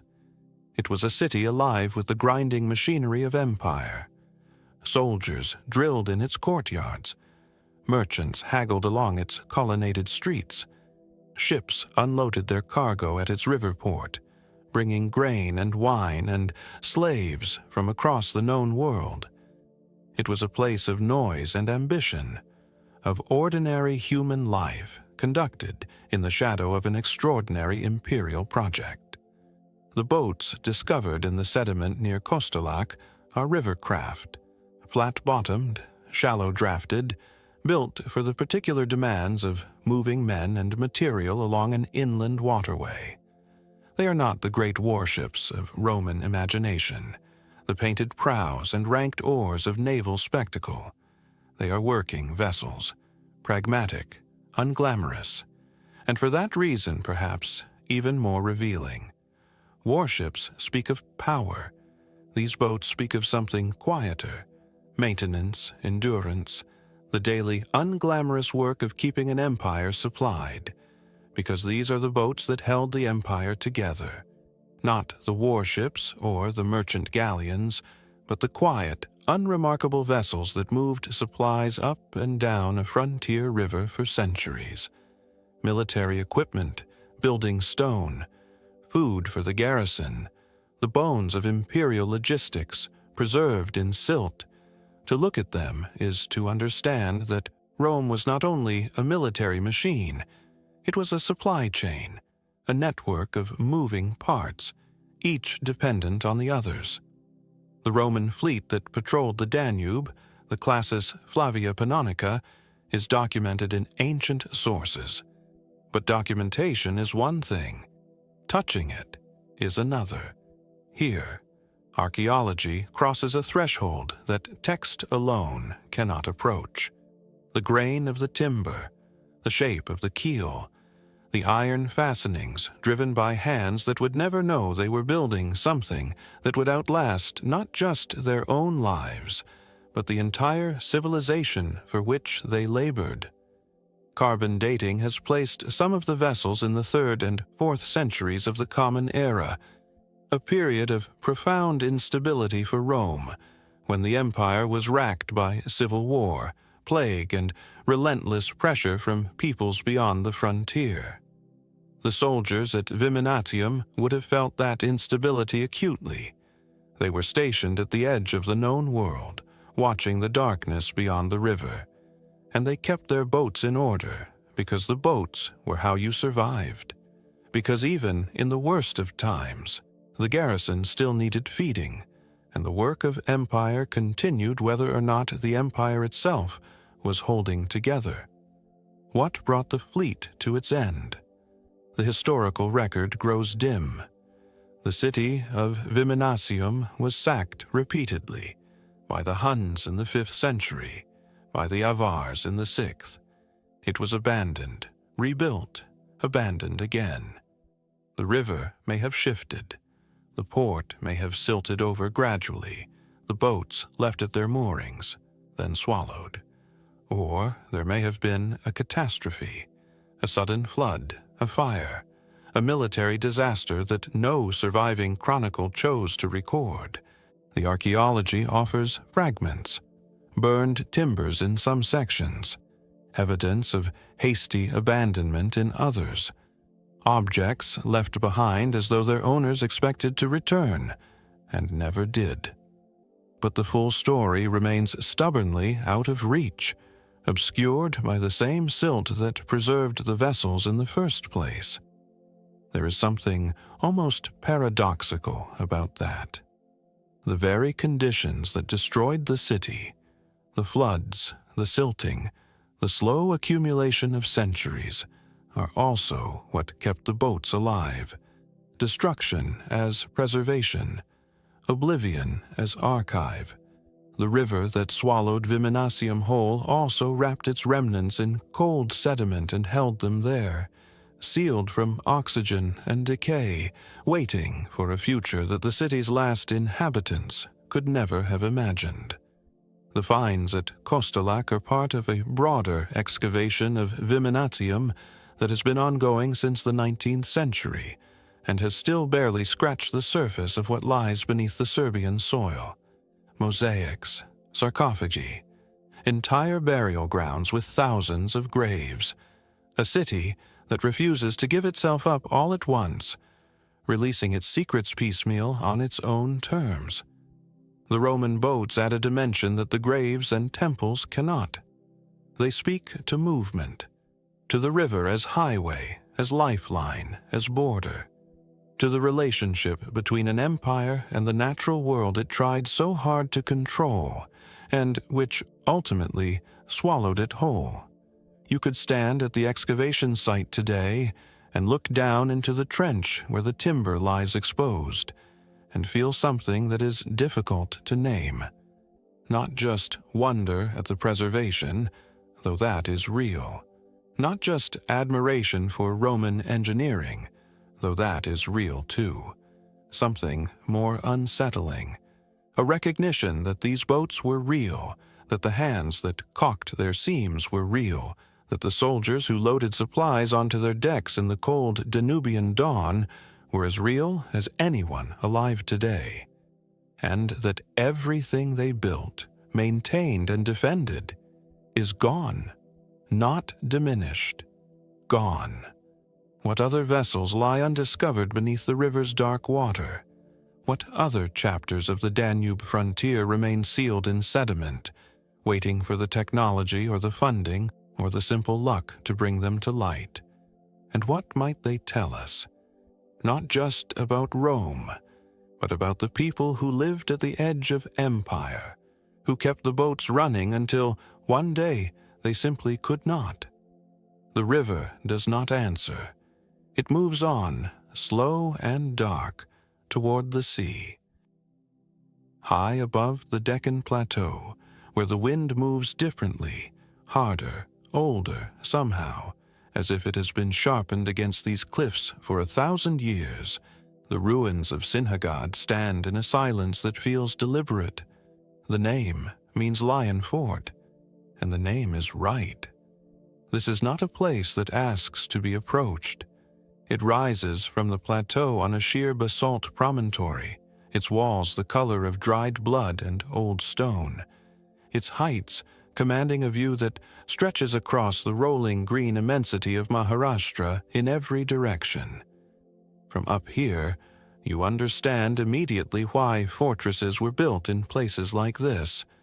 You also understand the terrible cost of trying to take them.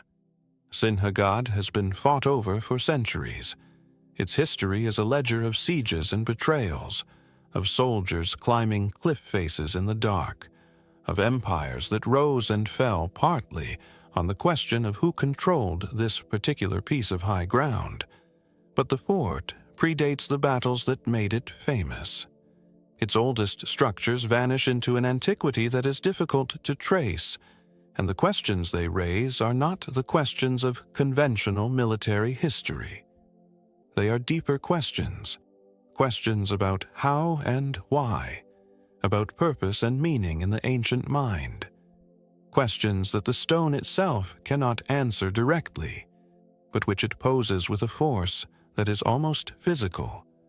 The rock-cut cisterns alone would be enough to sustain wonder.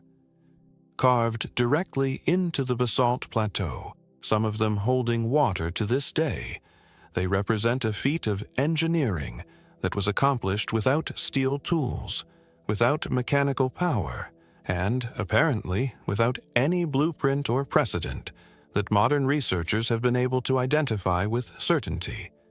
The precision of the cuts, the angles, the drainage channels, the way the cisterns are positioned to catch monsoon runoff and channel it without waste, suggests a level of hydraulic knowledge that is startling in its sophistication. Water, in a place like this, was not a convenience. It was survival. Whoever carved these cisterns understood that completely. They built accordingly, and what they built has outlasted every dynasty that ever garrisoned these walls. Who were the original builders? The honest answer is that no one knows. The fort's deep history is a palimpsest, each layer of occupation partially obscuring the ones beneath. The Katakas held it at some point. The Yadavas, the Delhi Sultanate, the Bahmani Sultanate, the Bijapur Sultanate, the Mughals. Each power left its mark. Walls reinforced, gateways widened, inscriptions added, and sometimes deliberately defaced by the rulers who followed. And then, in the 17th century, the moment that transformed Sinhagad from a regional stronghold into a legend of the First Order. It was 1670 when the Maratha king Shivaji dispatched a small force under the command of Tanaji Malusare to retake the fort from the Mughal garrison that held it. The assault was conducted in absolute darkness, in the pre-dawn hours of a February night, the soldiers climbing the sheer cliffs using climbing equipment and a monitor lizard, or so the story is told, whose adhesive grip on the rock allowed them to scale the impossible approach. Tanaji reached the walls. He took the fort. He died in the fighting. And Shivaji, upon hearing of his death alongside the victory, is said to have spoken words that became the motto of Maharashtra: "Fort is won, but we've lost the lion." The story has been told 10,000 times. It has been dramatized, mythologized, inscribed into the collective memory of a people. There is a samadhi, a memorial tomb at Sinhagada that marks the place where Tanaji fell. Pilgrims come to stand beside it, to lay flowers and feel the pull of history as something living and unfinished. It is impossible to stand there and not feel something. The weight of what happened here is not abstract. It has a texture, a specific gravity that settles somewhere deep in the chest and does not easily leave. But the fort is older than Tanaji, older than Shivaji, older than the Mughals and the Bijapuris and all the other powers who contested it. And that older layer, that prehistorical stratum, is what makes Sinhagad more than a site of military memory. The rock-cut temples that predate any of the medieval construction, the water channels that cannot be attributed to any named dynasty, the mysterious carvings in the sections of wall that have not been dated with any confidence, carvings whose iconographic language is either degraded beyond interpretation or belongs to a symbolic system that has not survived anywhere in the textual record. These are the silences within the silence, the questions beneath the questions. You walk the ramparts in the late afternoon, when the light comes at an angle that makes the old stone glow orange and the shadows in the rock carvings deepen. The wind is constant up here, insistent.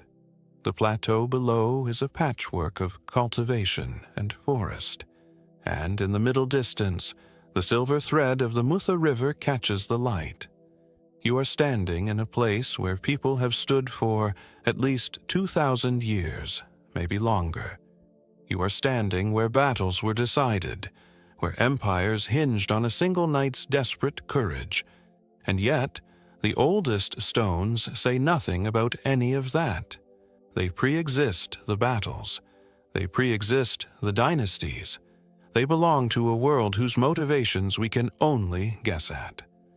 The monsoon transforms the fort entirely. In June and July, the plateau vanishes beneath cloud. The paths become waterfalls. The vegetation turns impossibly green. The cisterns fill. The place that is stark and exposed in December becomes, in the wet season, something otherworldly. Half hidden, half dissolved into the mist. More like an apparition than a physical structure. People have reported strange experiences in the fog up here. Sounds that cannot be attributed to wind. A quality of presence that the rational mind resists, but the body registers. Whether those reports mean anything beyond the power of place and imagination is a question that Sinhagad does not resolve.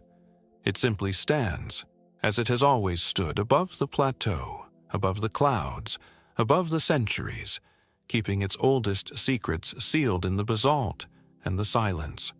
The fort has survived every army that ever marched against it. It has survived neglect and weather, and the slow erosion of memory. And it will likely outlast our curiosity too, yielding just enough to sustain the questions without ever quite answering them. Some places are like that. They give you the feeling of a threshold without ever letting you cross it. What lies beneath the current excavation levels? What was this promontory before the first wall was built? And who decided, in some unnamed era, that this particular piece of high ground was sacred enough, or strategic enough, or both, to carve water from solid rock? There are places in the world where time does not merely pass, it accumulates, where the weight of centuries is not metaphorical, but almost physical, pressing down through the stone, through the narrow alleys, through the air that moves between walls that have been standing since before any living memory can reach. Thula is one of those places. It sits in the highlands of northern Yemen, more than 2,000 meters above sea level, in a landscape that is simultaneously austere and magnificent. Dry mountains folding into each other in every direction, terraced fields cut into the slopes with the patient geometry of a civilization that has farmed this difficult terrain for millennia. The air is thin and clear. The light is extraordinary. And at the center of it all, rising from a rocky promontory above the old city, like the remains of something not quite finished or not quite started, is a fortress whose origins are disputed, whose purpose has shifted across the centuries, and whose presence continues to resist any single, definitive explanation. The city of Thula itself is a UNESCO World Heritage Site, and justifiably so. Its architecture is among the most distinctive in the world. The tower houses, some rising 6, 7, even 8 stories above the street, are built from dark volcanic basalt and white alabaster, the contrast giving them a banded, almost striped appearance that is unlike anything else in Islamic architecture. The windows at the upper levels are outlined in alabaster fretwork that filters the light inside in shifting, delicate patterns. The doorways are elaborately carved. The streets are narrow enough in places that the buildings on either side nearly touch overhead, creating a labyrinthine network of shadow and sudden light that disorients even as it enchants. To move through those streets is to feel the city close around you, not threateningly but intimately, as though it is deciding whether to let you in on its own terms or not at all. To walk through Thula is to move through layers of time that have not been fully separated. Pre-Islamic Yemeni civilization, early Islamic settlement, Ottoman influence, the mark of the Zaydi Imamate, and beneath all of it, the suggestion of something older, Sabaean perhaps, or even earlier, in the stonework of the foundations and the layout of the streets, which follows no medieval urban logic, but instead adheres to patterns that may have been established by people who lived here long before anyone thought to write anything down. The city carries those layers not as a museum carries artifacts, sealed, labeled, inert, but as a living body carries its own history, inseparably and without apology. The fortress above the city is the structure that most compels and most confounds. Its exact age is unknown. Its strategic purpose is clear in broad outline: to command the approaches to the city, to provide a refuge during siege, to project authority across the surrounding highlands. But the specifics tell a more complicated story. Sections of the wall are built from courses of dressed stone that archaeologists have tentatively dated to the pre-Islamic period, possibly 1st or 2nd millennium BCE, placing them in the era of the ancient South Arabian kingdoms, the civilizations that built Mareb, that traded frankincense and myrrh across the ancient world, that created a hydraulic engineering tradition whose sophistication still astonishes. What those builders were doing on this specific promontory, what significance it held for them, remains a question the stones have not answered. Other sections of the same fortress are clearly later, rebuilt or expanded by different hands at different moments, the stonework less refined, the technique adapted to new tools and new urgencies. The fortress is, in this sense, a collaborative project across time. Every generation that held Thula left its mark on the walls, adding and modifying and reinforcing, creating a structure that cannot be dated as a whole, because it is not a whole. It is an accumulation. The view from the fortress is, on a clear day, vertiginous in scope. The terraced fields below, the white and black towers of the city, the mountains in every direction, their slopes tracked with ancient paths that connected Thula to the wider network of trade and pilgrimage routes that once ran through highland Yemen like veins. This was not a remote or isolated outpost. It was a node in a living system, a place where people and goods and ideas converged. The market of Thula was, for centuries, one of the most important in the region, a weekly gathering that drew traders from as far as the Tihama coast and the Hadramaut interior, commerce and altitude together. The fort above and the market below, each sustaining the other across centuries in ways that no single document has ever fully traced. The catastrophe of Yemen's recent years has made archaeological work nearly impossible. The sites are not merely inaccessible, they are endangered. Conflict has damaged structures in Thula and the surrounding region. Heritage that survived 2,000 years of occupation and dispute now faces a threat unlike anything that came before. Not the slow erosion of neglect or the deliberate reuse of stone, but the sudden, total obliteration of modern warfare. And yet, Thula stands. The tower houses still rise above the narrow streets. The fortress still dominates the promontory. The terraces still hold the thin highland soil in place, still irrigated by a system of channels that follows routes first laid down by people whose names are lost to history. There is something almost defiant about the persistence of the place, a refusal to yield that echoes the character of the highlands themselves. But the defiance comes at a cost. The questions that archaeology might answer about the pre-Islamic layers of the city, about the original builders of the fortress, about the relationship between Thula and the ancient South Arabian kingdoms, whose presence can be felt in the stonework but not fully confirmed. Those questions remain open, perhaps permanently now. Perhaps the answers were always beyond reach, sealed in stones that have been built over and repurposed too many times to yield a coherent narrative. Or perhaps the answers are still there, waiting for a moment of peace that will allow the careful, patient work of excavation to begin. Waiting in the foundations of the tower houses, in the oldest courses of the fortress wall, in the rock-cut tombs that have been noted in the surrounding hillsides, but never fully investigated.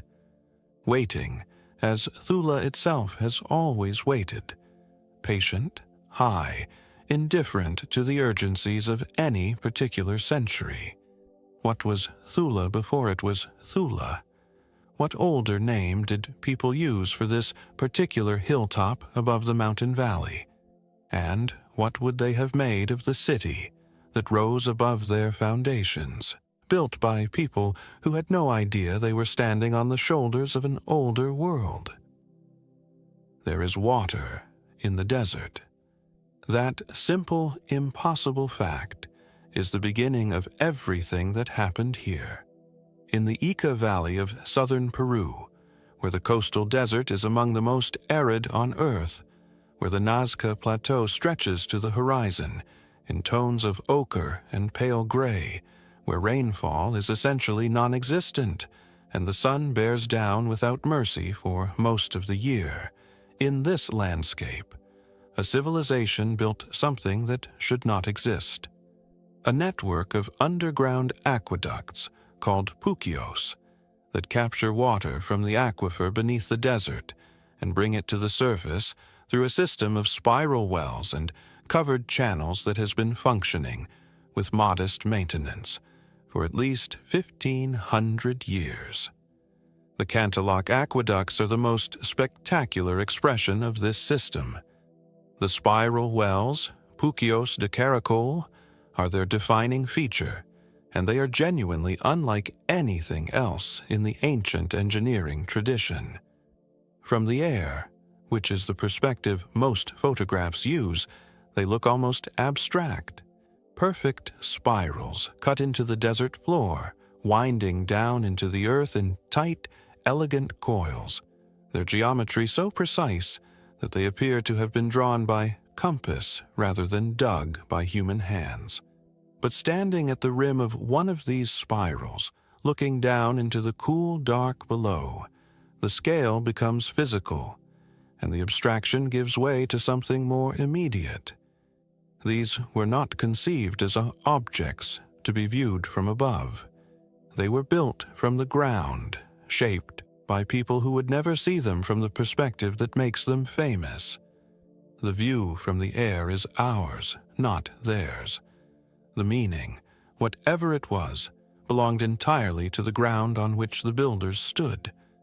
The Nazca civilization, which flourished in this region from roughly the 1st century BCE to the 7th century CE, is best known in popular culture for the Nazca lines, the enormous geoglyphs etched into the desert plateau that have generated more speculation than perhaps any other ancient site on Earth.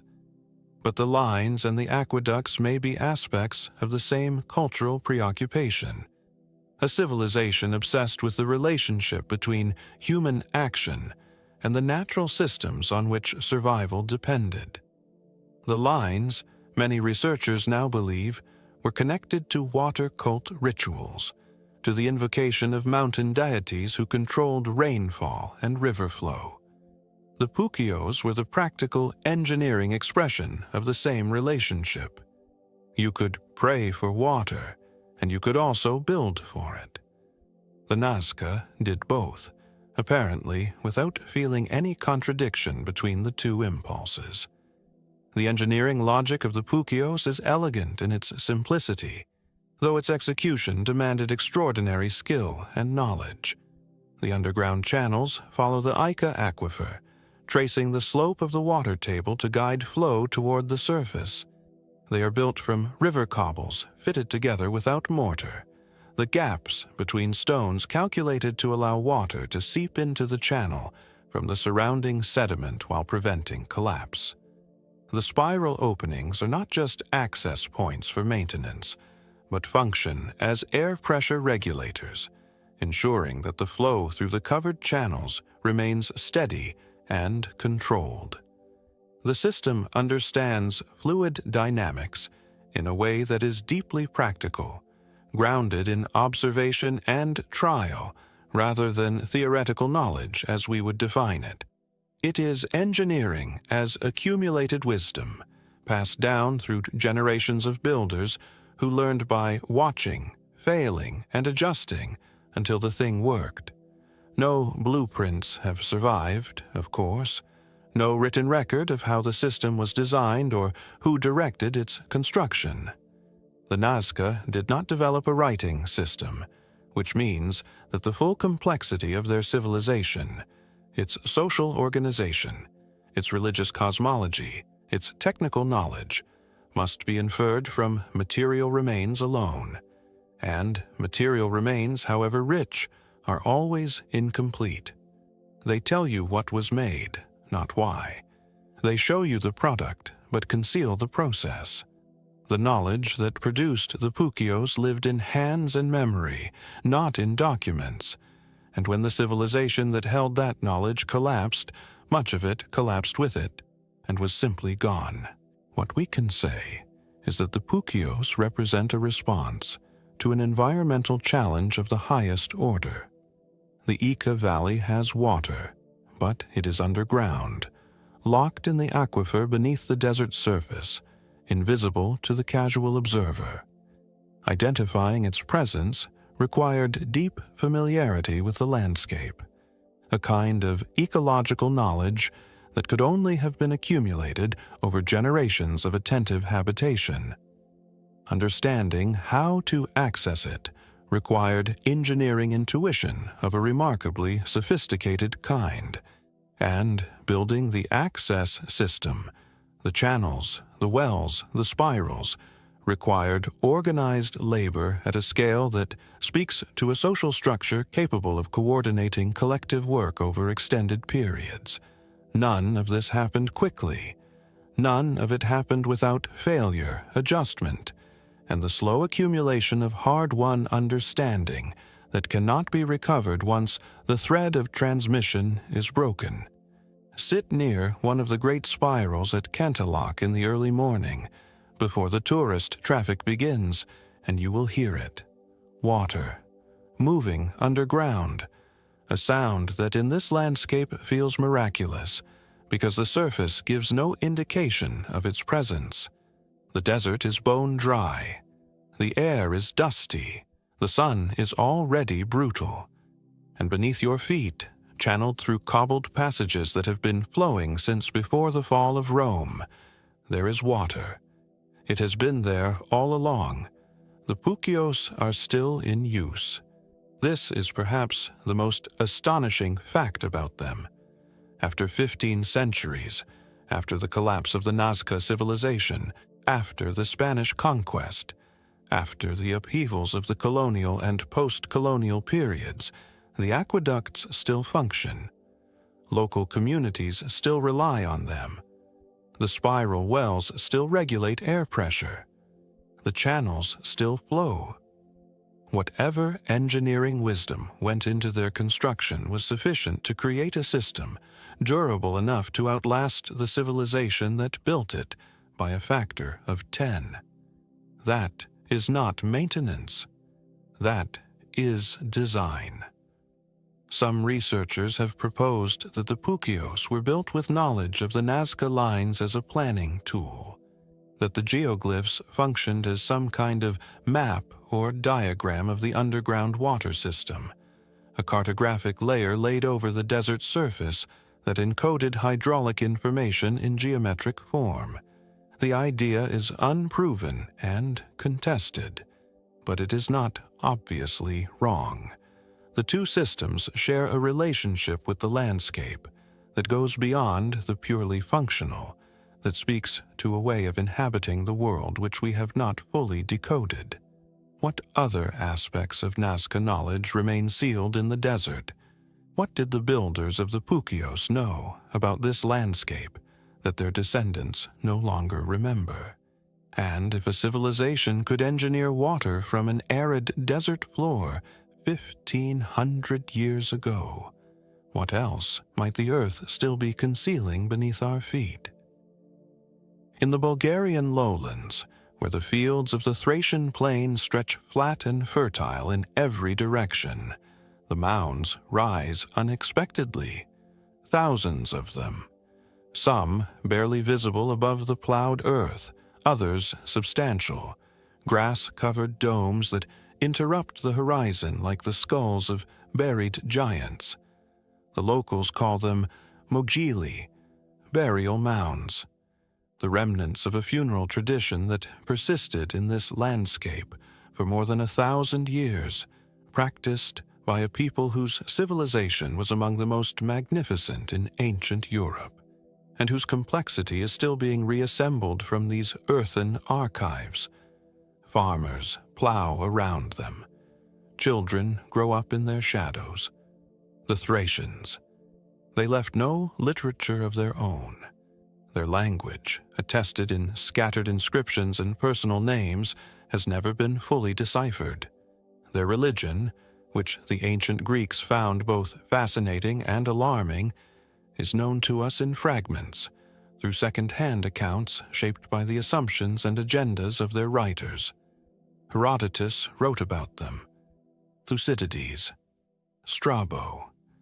But they wrote as outsiders, describing a civilization that was simultaneously adjacent to and alien from the Greek world they took as their frame of reference. Everything we think we know about the Thracians arrives pre-filtered, already bent toward the curiosities and prejudices of Mediterranean observers, who found Thracian customs exotic enough to record, but rarely paused to understand them on their own terms. What the Thracians left behind in abundance is treasure and tombs. The tomb at Karanovo, part of a broader complex of Thracian mortuary sites in the Stara Zagora region of central Bulgaria, is a representative example of the extraordinary sophistication with which Thracian elite burial was conceived and executed. The mound that covers it is of modest scale compared to some others in the region, but what lies within belongs to the finest tradition of ancient architectural funerary art anywhere in Europe. The entrance corridor, the dromos, is built from cut stone, perfectly fitted, its walls vertical and its ceiling formed by carefully corbelled courses that distribute the weight of the earth above without mortar or metal fastening. The precision is extraordinary. There is no daylight here, has been no daylight for more than 2,000 years, and yet the stones have not shifted. The construction understood something about load and counter-load that modern engineers recognize immediately as correct. The builders worked without cranes, without steel, without written engineering manuals, and produced something that has outlasted virtually every other structure from their era. At the end of the dromos, the burial chamber opens. It is circular.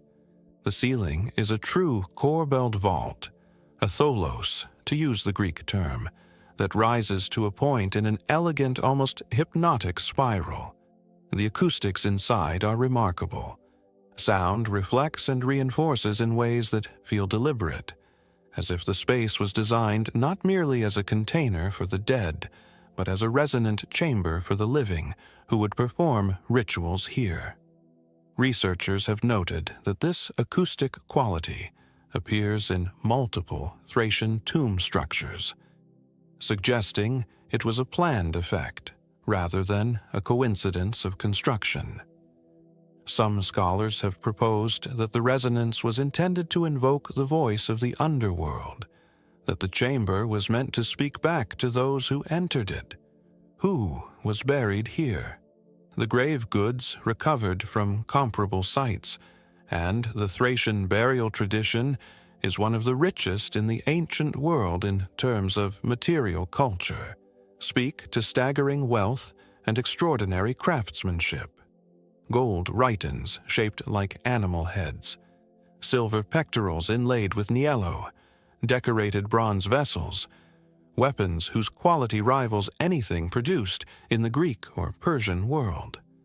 The goldsmiths who worked for the Thracian aristocracy understood techniques, granulation, filigree, cloisonne, at the absolute frontier of ancient metallurgy, and they applied these techniques to objects whose iconographic content is dense and cryptic, layered with symbolic meaning that we can identify without being able to fully read. The deer, the eagle, the horse, animals that recur across Thracian decorative programs with a frequency that signals theological weight, even if the precise theology remains beyond our reach.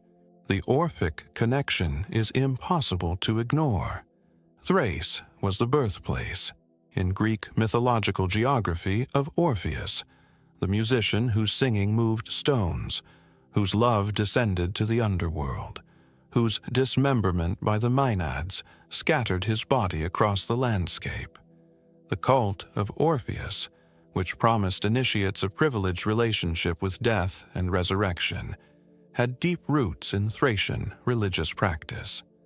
The elaborate tomb architecture, the dromos as transitional space, the circular chamber as cosmic womb, the corbelled ceiling as inverted sky, may be a physical expression of Orphic cosmology, a built theology of death and rebirth. To move through the dromos was, perhaps, to rehearse the soul's own journey from the world of light into the transforming dark. Or it may not be.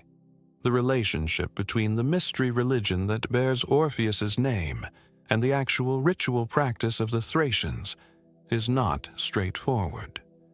The Greek accounts are filtered, distorted. The Thracian perspective is absent. What we see in the tombs is the product of a religious imagination that was clearly sophisticated, clearly concerned with the transformation of death, but whose precise theology we cannot reconstruct with confidence. You step inside and the world changes. The temperature drops. The light from outside fails almost immediately, and in the darkness, the corbelled ceiling above you is only a suggestion, a curved shape at the limit of visibility. The silence is absolute in a way that most modern people never experience. No traffic, no wind, no birdsong. Just the cold and the dark and the stone, which has been exactly like this for 2,300 years. The people who were buried here, the warriors, the priest-kings, the aristocratic women whose gold jewelry has been recovered from comparable sites across the region. They came to these chambers for the last time in circumstances we can only partially reconstruct. The funeral rites, the offerings, the ceiling of the dromos, the mound of earth heaped above until the landscape itself became the monument. Mourners standing on the fresh-turned earth, watching the horizon, saying whatever needed to be said, and then turning back toward the living world.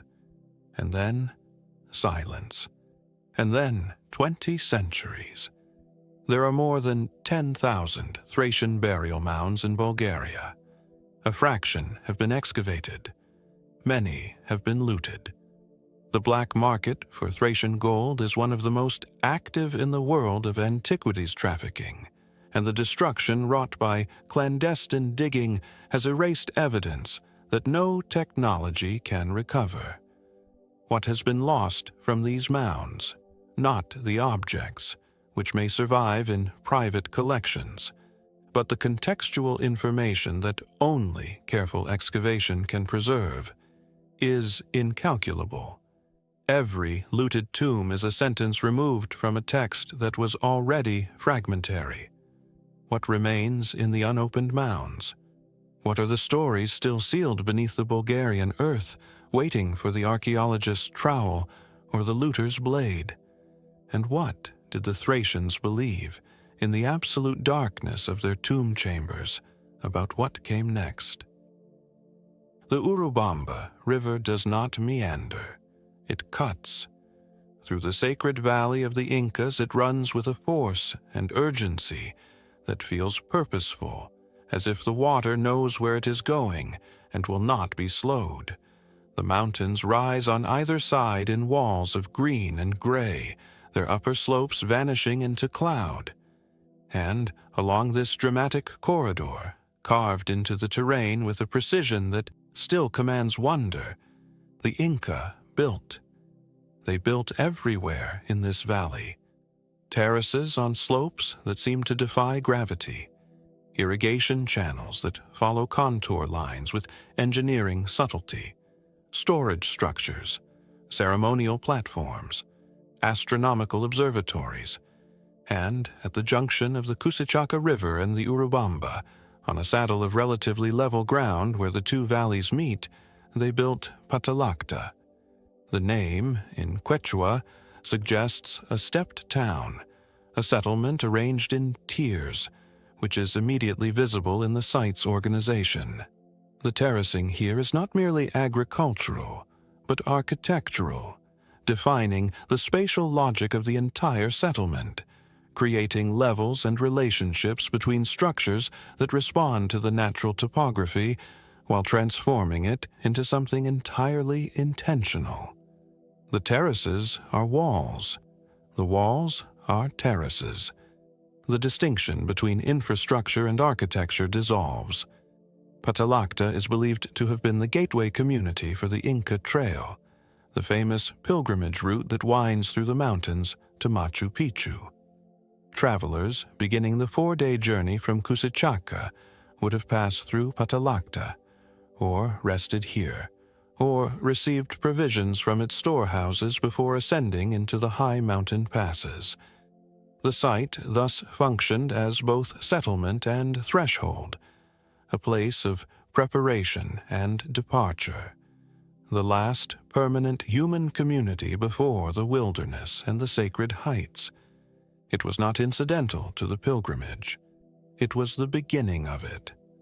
The residential structures at Patalacta follow the characteristic Inca plan: rectangular rooms arranged around central courtyards, the walls built from fitted stone without mortar, the corners reinforced with the slightly trapezoidal geometry that gave Inca construction its remarkable earthquake resistance. The doorways are classically Inca, trapezoidal in section, narrower at the top than the bottom, the lintel set precisely.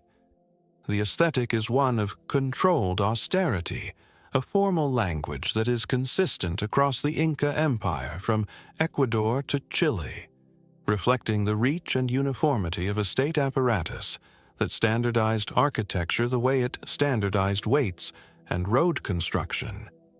To stand inside one of these rooms is to feel the logic of that empire, not its grandeur, but its discipline. But Patalacta is not merely a standardized Inca settlement. It was excavated in the 1970s and 1980s by the archaeologist Ann Kendall, whose work here revealed a site of considerable complexity, one that had been occupied for longer than the Inca period, and that had played a more elaborate role in the regional economy and ritual landscape than its modest size might suggest. The community that lived here was not simply a way station. It was a functioning town with specialized roles, with residents who knew this stretch of valley with the intimacy of generations, who watched the same peaks at dawn and understood their meaning in ways we are only beginning to recover. The water management system at Patalacta is particularly striking. The Incas were masters of hydraulic engineering throughout the Andes, a practical necessity in a civilization built on mountain agriculture. But the precision with which water was managed here goes beyond the functional. The main fountain at Patalacta is a ritual feature as much as a practical one, its flow controlled by stone channels of exquisite workmanship. Water, for the Incas, was not merely a resource, but a sacred substance, the blood of the earth, the gift of the mountain deities called Apus. The management of water was therefore simultaneously an engineering project and a religious one. The channel and the prayer were not separate things. The proximity to the mountains makes this especially resonant. From Patalacta, the great peaks are visible in every direction. The ice-capped summits of Salcante, Huayane, Veronica. These are not decorative backdrops. They are presences. In Andean cosmology, mountains are living beings, ancestors, powerful spirits whose moods determine the fate of communities and harvests. The Incas made offerings to them. They built shrines at their bases and on their slopes. They understood themselves to be living in relationship with the mountains, not merely inhabiting a landscape. The distinction between the natural world and the sacred world did not exist for them because they were the same world. Patalacta's position at the foot of the trail that ascends toward Machu Picchu, a site that was, among its many functions, a royal estate and a center of mountain worship, places it in a religious geography as well as a physical one. The journey along the Inca Trail was not simply a trek through beautiful mountains. It was a pilgrimage, a ritual movement through a landscape saturated with sacred meaning, with shrines and huacas at regular intervals, with the landscape itself understood as a text that needed to be read and honored. Every step was a form of attention. Every arrival at a shrine was a conversation with the sacred. You walk the trail today, and the landscape still reads that way, even if you cannot hear all the words. The mountains still dominate. The river still insists. The stone-paved path still carries you upward with a rhythm that feels designed, as if the walking itself is part of the ceremony. And when you pass through the ruins of Patalacta at the beginning of the trail, something shifts in the quality of the experience. The threshold has been crossed. The journey has begun. But what was this place before the Incas remade it? The earlier occupation layers at Patalacta speak to a longer history of settlement in the Cusichaca Valley, one that predates the imperial Inca period by centuries. Who were those earlier inhabitants? What relationship did they have with the mountains and the river? Did they understand this particular location as sacred before the Incas articulated it as such? Or did the Incas bring that meaning with them? These are questions that excavation has opened without fully answering, and they may be the most important questions the site has to offer. The trail continues upward into the mountains, past other ruins, other terraces, other fountains, whose water still flows through channels cut 1,500 years ago. Patalacta recedes behind you in the valley below, its stone walls catching the morning light, its terraces empty, its fountains still whispering. The mountains close in. The river grows quieter below, muffled by distance and stone. You carry with you whatever the ruins gave you, not answers, but a particular quality of attention, a sense that this ground was always asking something of the people who crossed it. What did the pilgrims who passed through here believe they were walking toward? And what did they leave behind at Patalacta that we have not yet found? There are places that the modern world has almost entirely bypassed, not through neglect exactly, but through the logic of roads and economics and the particular geography of development, which follows rivers and valleys and avoids the high places where it is difficult to build and harder to stay. Pampachiri is one of those places. It does not appear on most maps that tourists carry. It is not served by the buses that connect the regional capitals. To reach it is itself a decision, a commitment, a small act of refusal against the usual currents of travel. It sits in the Andahuaylas province of the Apurimac region in southern Peru, at an altitude that makes simply breathing feel like an effort, in a landscape of rolling, puna grassland and sudden ravines that is beautiful, in the way that genuinely difficult places are beautiful, without compromise, without softening, demanding something from anyone who comes here. The sky is enormous. The light is sharp and clear. The wind is constant. There is very little here to suggest that the modern world has strong opinions about what this place should be, and that absence of pressure is its own kind of relief. And rising from the hillside above the village, in a concentration that has drawn increasing attention from researchers in recent years, are the chulpas. These are the funerary towers of the Andean tradition, stone structures built to house the dead, or more precisely, to house the mummified ancestors who, in Andean cosmology, were not fully dead at all. The dead continued to exist among the living, to participate in the community's affairs, to receive offerings, and to be consulted on matters of importance.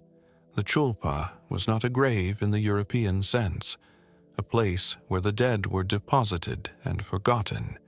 It was a residence, a house for an ancestor who remained in some sense present.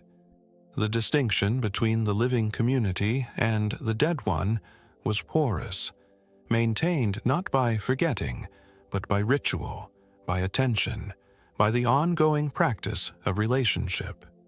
The chulpas at Pampachiri range from modest, roughly built structures to towers of considerable ambition, built from carefully fitted stone with corbelled roofs that have survived centuries of Andean weather. The tallest rise more than 5 meters above the hillside. Some are circular, some rectangular.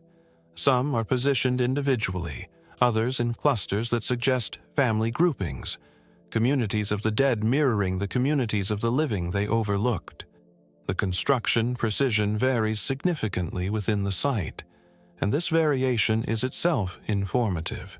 The finest structures, the ones with carefully dressed stone, with corbelled domes that distribute weight with remarkable efficiency, with small trapezoidal doorways oriented deliberately toward the rising sun, represent a level of technical skill and investment that speaks to high-status burials, to families or lineages with sufficient resources and social standing to commission serious funerary architecture. The less refined structures represent something else, the same belief system, the same desire to house the ancestors appropriately, but realized with more limited means. A society's attitude toward death is always also an attitude toward the living, and the range of quality at Pampachiri maps, without subtlety, onto the social hierarchies of the world that built it. This is a human universal in miniature. The desire to honor the dead, to maintain connection with them, to locate them in physical space rather than leaving them to the formlessness of pure absence. This impulse is one of the oldest things we know about human beings. It shows up in the archaeological record long before writing, long before cities, long before most of what we call civilization. The chulpas of Pampachiri are one local, specific, visually powerful expression of something that was happening in different forms on every inhabited continent. But they are also more than that, because the chulpa tradition of the Andean highlands is not merely a generic expression of ancestral reverence. It encodes a specific cosmology, a particular understanding of death and continuity that was challenged and in many places suppressed by the Spanish colonization of the 16th and 17th centuries. The extirpation of idolatries, the systematic campaign by colonial authorities and the Catholic Church to destroy indigenous religious practice in the Andes, targeted the ancestor cult directly. Mummies were removed from their chulpas, burned, buried in Christian cemeteries.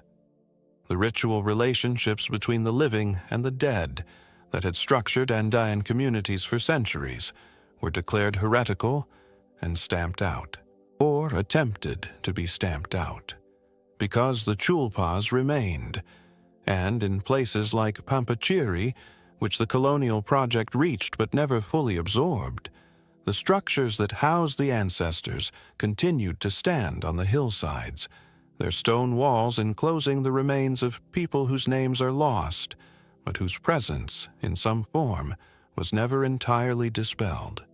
The church could remove the bodies. It could not remove the architecture. And architecture, in a landscape where stone outlasts everything else, is a very durable form of memory. The mummies that were once housed in the Pampachiri chulpas are largely gone, removed during the colonial period, or simply deteriorated over the centuries in structures that were no longer maintained and sealed. What remains is the architecture, the intention, the layout of a community of the dead on a hillside above a living village, organized according to principles that we can partially decode but not fully inhabit.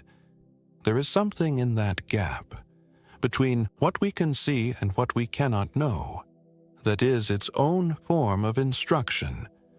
We are not the first people to stand here and feel it. We will not be the last. From the hillside above the Chulpas, on a clear day, you can see for extraordinary distances across the Puna, the villages in the valleys below, the terraced slopes of the pre-Columbian agricultural system, some still cultivated, others abandoned and slowly returning to grass. The snow-capped peaks in the distance, still commanding, still present. The landscape is fundamentally the same as it was when the Chulpas were built. The mountains are unchanged. The grass moves in the same wind.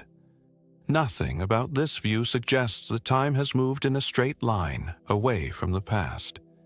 It suggests instead that the past is simply another layer of what is still here, and the ancestors, whoever they were, still inhabit these towers in the only way available to them now, as stone and silence, and the particular quality of attention that certain places compel, whether or not we have been told they are sacred. What happened to the community that built these towers? Was it continuous with the modern village of Pampachiri, or does the modern settlement represent a reoccupation of a site abandoned before the Spanish arrived? And do the people who live below the hillside today still feel anything particular when they look up at the Chulpas on the slope above them? Once, this was the sea. Stand in the desert of Wadi al-Hitan today, and the evidence is everywhere. You can read it in the rock strata, in the fossil-bearing limestone that outcrops across the valley floor, in slabs and ridges, in the bone fragments that erode from the sandstone and lie on the surface in the low-angle morning light. 40 million years ago, the shallow sea that would eventually become the Mediterranean and the Red Sea and the Indian Ocean lapped against shores that are now Egyptian desert, hundreds of kilometers from any coastline. And in that sea, creatures swam that no human eye has ever seen alive. Creatures that were in the process of becoming something we would recognize, and had not yet fully let go of what they had been. The Valley of Whales, Wadi al-Hitan in Arabic, preserves one of the most extraordinary fossil records on Earth, the remains of Archaeoceti, the ancient whales. And the reason this site matters, beyond the sheer number and quality of the fossils, is what the Archaeoceti represent. They are evolution caught in transition. They are the moment when a lineage of land mammals, probably related to early ungulates, to the ancestors of hippos and deer, returned to the sea and began the process of becoming fully aquatic. And Wadi al-Hitan holds the evidence of that transition in extraordinary detail. The skeletons here, dozens of them, some nearly complete, preserved in 3 dimensions by the particular properties of the limestone that entombed them, show animals that were clearly whales in terms of their overall body plan and obvious adaptation to aquatic life. But they still had vestigial hind legs, small, non-functional, tucked near the pelvis in a position that served no purpose in an animal that spent its entire life in the water. But they were there. Bones that spoke of an ancestry on land, carried forward by evolutionary momentum long after the need for them had passed. Evolution does not edit cleanly. It accumulates. It carries forward structures whose original purpose has dissolved, retaining them until the cost of doing so finally outweighs the cost of losing them. The discovery of fully articulated hind limb bones in Basilosaurus and Dorudon skeletons at Wadi al-Hitan was not merely a scientific finding. It was a conceptual earthquake. Here was the physical record of a transition that had been inferred but not directly witnessed. The gradual, generational drift from land to sea, preserved in the bones of animals that died in a shallow sea 40 million years after. Their ancestors had made the original transition from sea to land in the first place. Evolution as palindrome. Life returning to its origin while carrying the architecture of its detour. The fossils are not behind glass. This is part of what makes Wadi al-Hitan so singular among fossil sites. The desert climate that has preserved them for 40 million years is still doing its work, and the bones erode from the rock gradually, naturally, revealing themselves as the sandstone around them weathers away. You walk among the fossils in the open air. The vertebrae of Basilosaurus run in a line across the valley floor, each bone the size of a dinner plate, the sequence stretching for 15 meters. The skull of a Dorudon emerges from a limestone outcrop, its teeth still visible, teeth that were designed for catching fish in warm Eocene waters. There is no barrier between you and a 40-million-year-old animal. The desert has simply placed it here at your feet without ceremony. The scale of these creatures is startling. Basilosaurus reached 18 meters in length, making it larger than most living whale species. But its body plan was different from modern whales, more serpentine, less hydrodynamically refined, still carrying the compromises of a body in the middle of becoming something else. The hind limbs, tiny and vestigial, would have been completely invisible in life, buried within the body mass of the animal, perhaps retained as contact organs for mating, perhaps serving no function at all. They were on their way to disappearing. In the lineage that survived and diversified into modern whales, they did disappear. But here, 40 million years ago, they were still present, still encoded, still whispering of land. The Egyptian desert context adds another layer of strangeness. The Sahara, today among the most extreme environments on Earth, was then ocean floor. The sand that drifts over the fossils in Wadi al-Hitan was once marine sediment, settling slowly through warm water onto a shallow continental shelf. The organisms whose compressed remains form the limestone were once living, plankton, corals, mollusks, going about their Eocene business in a sea that a human time traveler from the present would not recognize as the ancestor of today's North Africa. The transformation is total. The evidence is everywhere, and it is still difficult to believe. The geological transformation from seabed to desert is almost as difficult to comprehend as the evolutionary transformation from land mammal to whale. Both processes operate on timescales that make human history, even human prehistory, feel like a rounding error. Both leave evidence that is cryptic, requiring expertise to read, and both point toward the same unsettling conclusion, that the stable, familiar world we inhabit is not the world. It is one world, one configuration among many that have been and will be, each as real and as complete as the one before and after. The desert insists on this. It is very hard to stand in Wadi al-Hitan and feel permanent. The site was designated a UNESCO World Heritage Site in 2005, recognition that its value extends beyond any single scientific discipline. It is a record of deep time made visible, a place where the abstract language of geology and evolutionary biology becomes concrete and immediate. The fossils are not reconstructions. They are not casts. They are the actual bones of actual animals lying in the place where they died, in the posture of their final moment, waiting to be found by a species that did not yet exist when they sank to the bottom of that warm Eocene sea.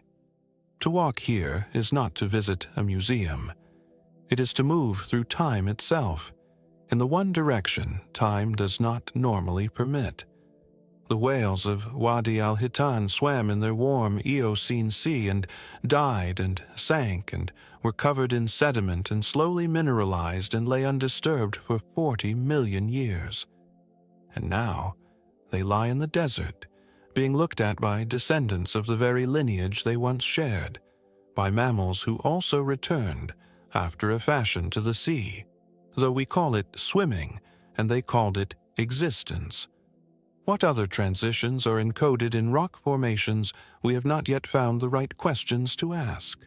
What other moments of becoming are waiting in the geological record, preserved in stone, invisible until someone thinks to look? No one knows who built it. This is not the usual scholarly hedge, the careful qualification of the archaeologist who acknowledges uncertainty while presenting a leading theory.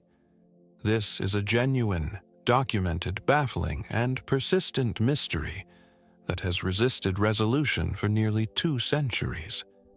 The Shell Grotto of Margate in Kent has been studied, measured, analyzed, dated by multiple methods, discussed in academic journals and popular books, and argued over by amateurs and professionals alike.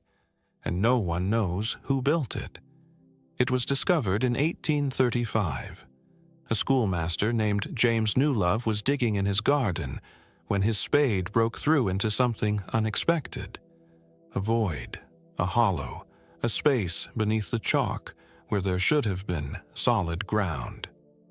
He lowered his young son Joshua into the hole on a candle.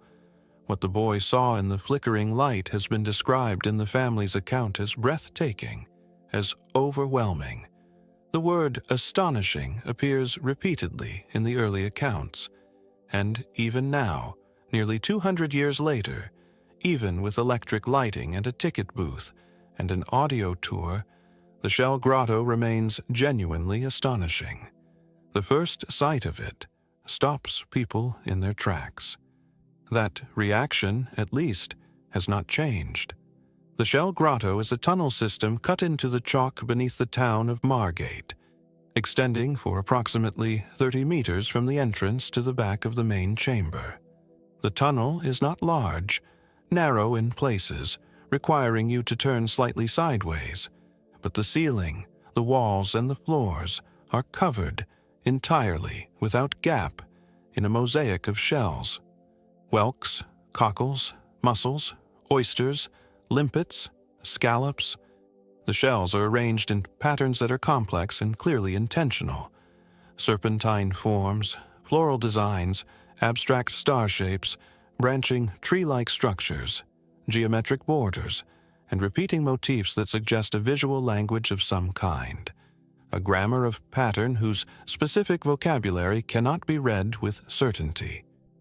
Approximately 4.6 million individual shells pressed into a lime mortar that has survived, without significant structural deterioration, for an unknown period of time. The main chamber at the end of the tunnel expands to create a rounded, dome-like space that was clearly the focal point of the entire structure.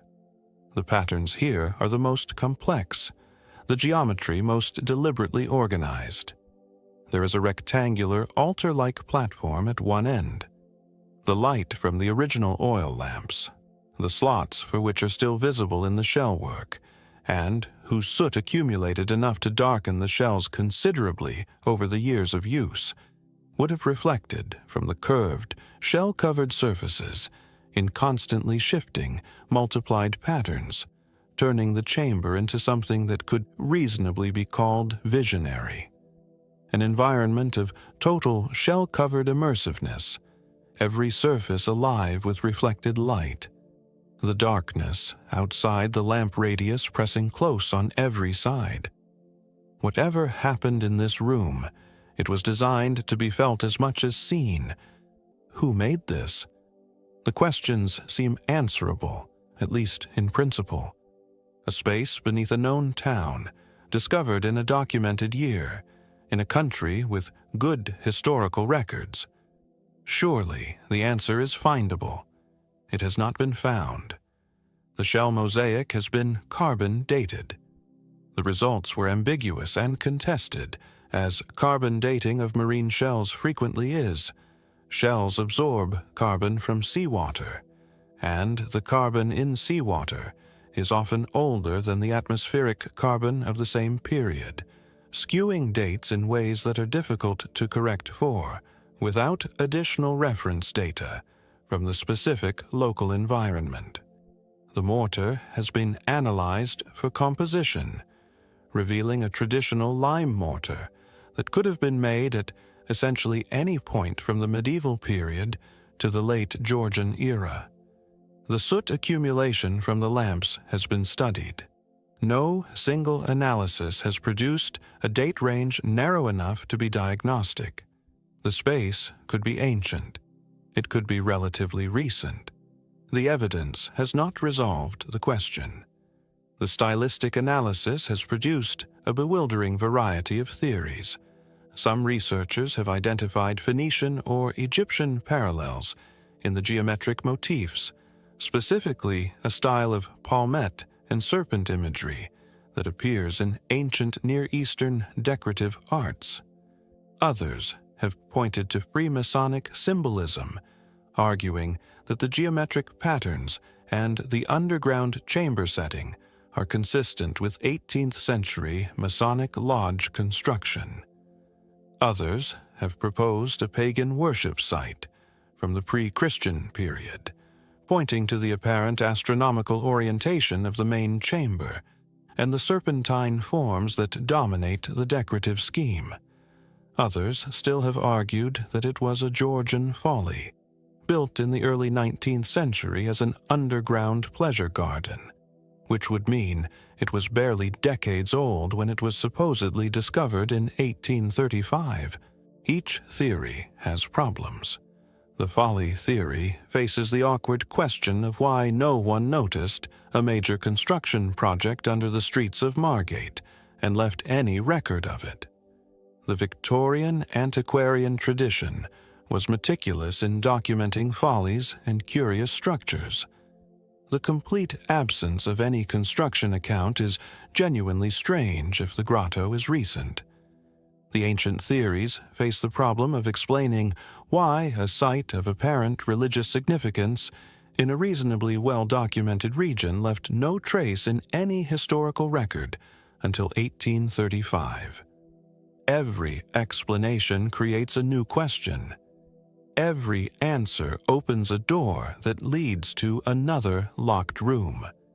You walk through the tunnel, and the shells press close in every direction.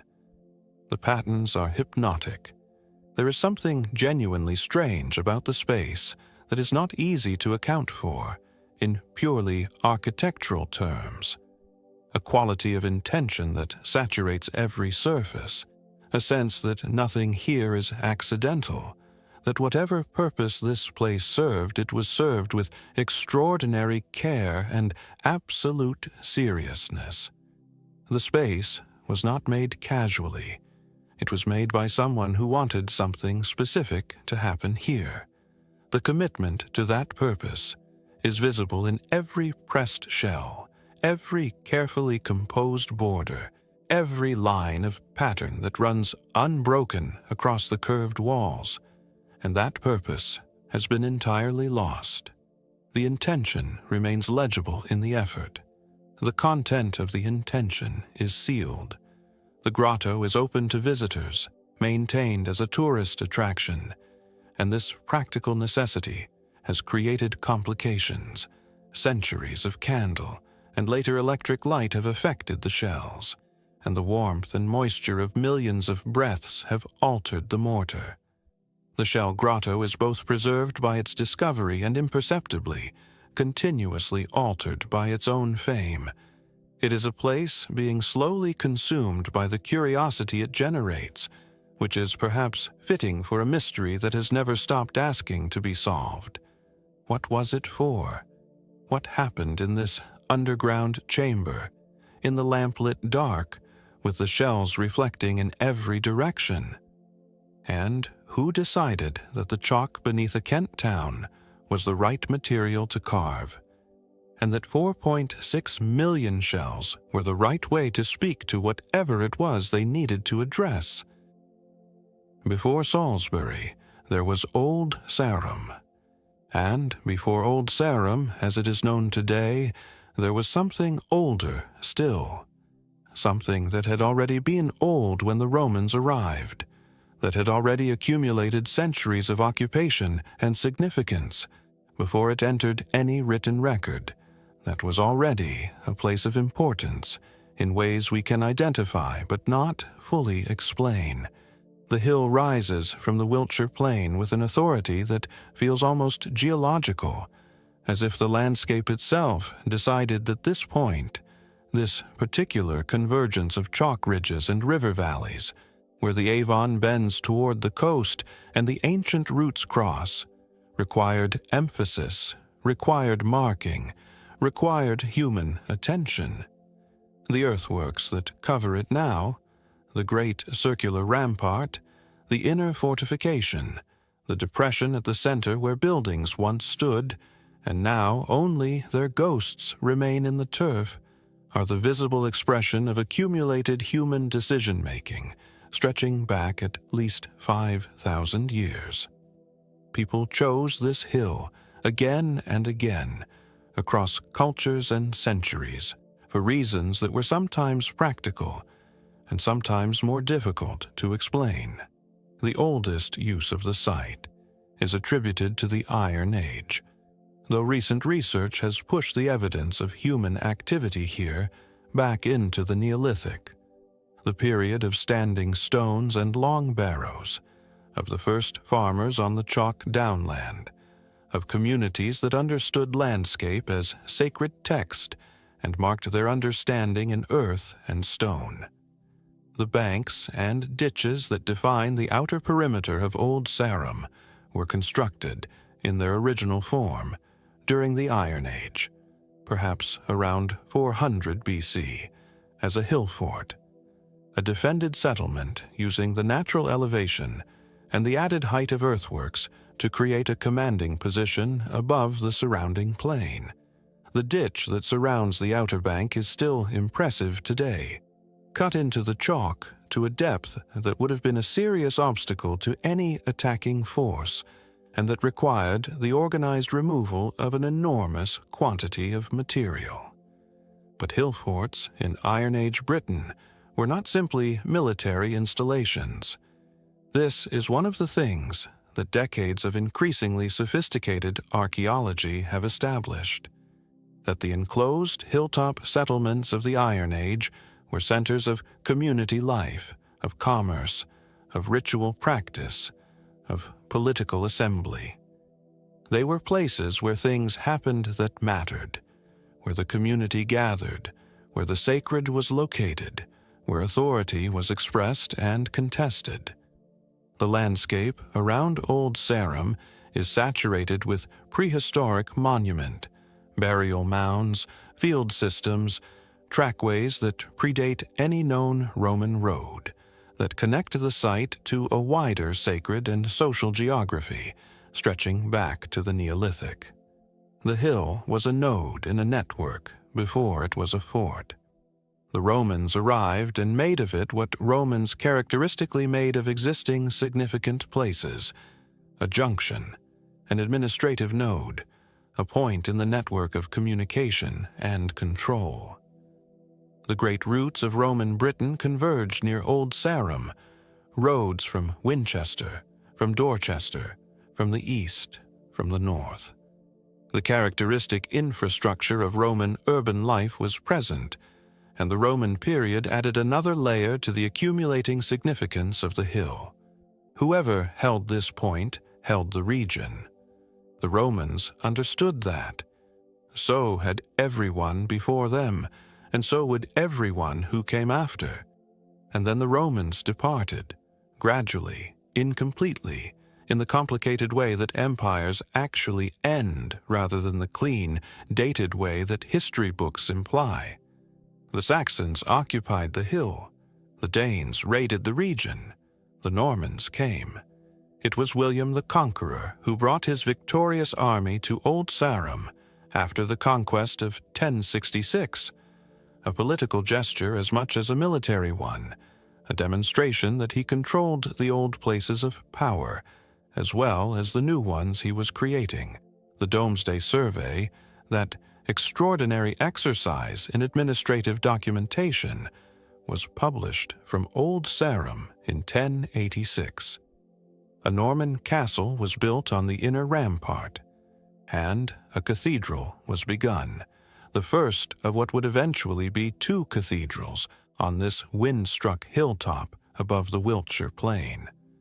The first cathedral was damaged by a violent storm almost immediately after its consecration, within 5 days, by some accounts. The second was larger, more ambitious, and lasted 3 centuries. The remains of both are traceable in the turf today, their foundations marked as slight variations in ground level and grass color. You can walk the nave of a cathedral that has been gone for 800 years, tracing the outline with your feet on a summer morning, the Salisbury spire visible in the valley below as if pointing from the past toward the future. The clergy left in the early 13th century. Their reasons were practical. The water supply was inadequate. The wind was brutal. The military garrison was difficult to coexist with. The cathedral close was too cramped within the fortifications. But the move to the valley was also an escape from tensions that had accumulated between the ecclesiastical community and the castle garrison for generations. The new cathedral at Salisbury, one of the finest Gothic structures in England, its spire rising to 123 meters, still the tallest in the country, was begun in 1220. By 1258 it was consecrated, and Old Sarum was, for the first time in perhaps 4,000 years, beginning to be abandoned. What followed is one of the stranger chapters in English constitutional history. Old Sarum, despite its near-total depopulation, continued to return 2 members to Parliament. At the height of its political absurdity, the constituency had fewer than a dozen voters, all controlled by a single patron. This was the rotten borough system in its most visible form, and Old Sarum became the symbol against which parliamentary reformers directed their most effective arguments. When the Reform Act of 1832 finally abolished the most egregious boroughs, Old Sarum was among the first to go. A place that had mattered continuously for 5,000 years was struck from the political map with a single parliamentary vote. The hill sits there today, in the care of English heritage, its earthworks immaculate, its turf short-cropped, the view extraordinary in every direction. The ramparts are walkable. The outlines of the cathedral are marked in the grass. The Norman keep is reduced to its foundation courses, but still defines the center of the inner fortress. On a clear day, you can see for miles the spire of Salisbury Cathedral, the dark line of the New Forest, the ridgeline of Cranbourne Chase. The landscape that made this hill matter is still legible from its summit. A ghost of a city in a ghost of a hill. What drew the Neolithic communities to this specific hill before anyone built a rampart on it? What made it significant in an era before strategic thinking as we understand it had even developed? And what accumulated meaning, built up over 5,000 years of human attention, continues to make Old Sarum feel like more than just a hill? For 2,000 years, this cliff has watched the sea. The shortest crossing between Britain and the continent passes beneath it. 21 miles of channel water, gray and restless, dangerous in certain winds and deceptive in certain calms, that have served alternately as barrier and highway, depending on who was crossing and in which direction, and with what intentions. Every invasion fleet that threatened England has been visible from this height. Every diplomatic crossing, every military departure and return. The chalk cliff and the castle above it have been, for as long as England has existed as a political entity, its forward edge, the first sight of the island for those arriving, the last for those departing, the place where the island looks out at the world and the world looks back. To stand here and watch the sea is to understand in a visceral and immediate way why this cliff mattered and why it has never stopped mattering. The castle is Norman in its dominant visible form. William's engineers began the fortification of the cliff shortly after 1066, establishing the basic footprint of what would become, over 8 centuries, one of the most elaborately modified defensive structures in European history. The Great Keep, 96 feet of dressed limestone rising above the inner ward, its walls nearly 20 feet thick at the base, was built by Henry II in the 1180s and remains one of the finest examples of Romanesque military architecture anywhere in existence. The proportions are extraordinary. The scale of the thing, encountered in person, makes everything around it seem provisional. You do not look at this keep and think of decoration or ceremony. You think of permanence, of force held in reserve. But the Norman castle was built on something older, something Saxon. The fortification of the cliff predates the conquest by at least a century, established by Saxon kings who understood, as every government before and since has understood, that Dover controlled the crossing, and Dover therefore needed to be held, continuously, at whatever cost.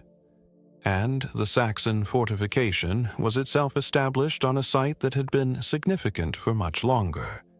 The Iron Age promontory fort, whose earthworks are still visible around the perimeter of the castle hill, enclosing an area that includes not just the medieval castle, but the Roman lighthouse that stands, in remarkable preservation, within the castle walls. The Pharos. The Roman lighthouse of Dover is one of the best preserved Roman structures in Britain, and its survival within the precincts of the Norman castle is one of those instructive accidents of history, or perhaps of strategic logic, that illuminates the continuity of site significance across radically different cultures and periods. The Romans built the lighthouse to guide ships through the Strait of Dover. The Saxons kept it, using it as a watchtower at minimum.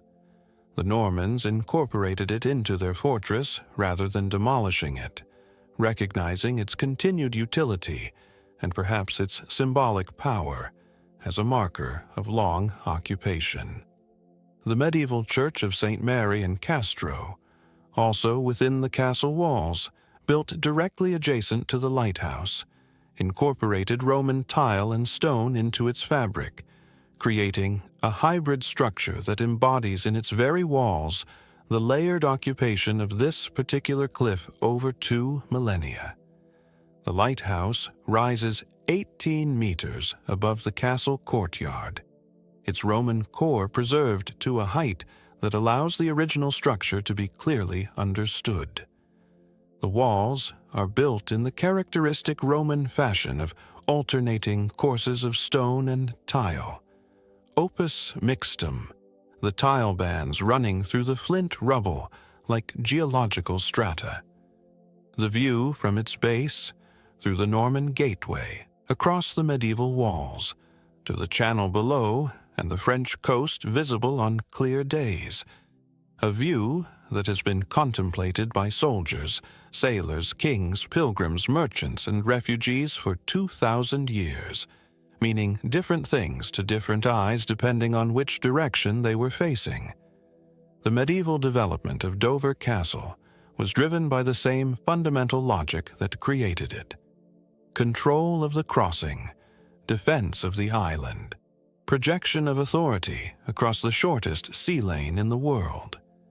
Henry II, who built the Great Keep in the 1180s, was also engaged in the defining conflict of his reign: the struggle with Thomas Becket that ended in the Archbishop's murder in Canterbury Cathedral, 20 miles from this cliff. The castle was part of his project to consolidate royal power across England, to establish an unassailable network of royal strongholds. Dover was the most important of these, because Dover was the gate, and the gate had to be unbreakable. The siege of Dover in 1216, when Prince Louis of France, invited by English barons who had rebelled against King John, attempted to take the castle and use it as the base for a French occupation of England, is one of the pivotal moments in English medieval history. The castle held.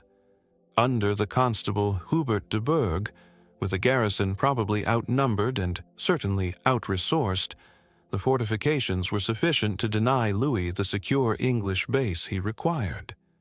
The siege works were sophisticated: mining under the gate towers, battering rams, sustained assault. The resistance was sufficient. Louis eventually withdrew, and an England that might have become something very different from what it became was preserved, partly because these walls on this cliff held. The Napoleonic period brought another transformation. Underground tunnels cut into the chalk beneath the castle to house a garrison large enough to resist French invasion were extended and elaborated into a substantial complex that constituted, in effect, a city beneath the castle: barracks, stores, communications corridors, command facilities, cut into the chalk with a speed and efficiency that the medieval builders could not have imagined.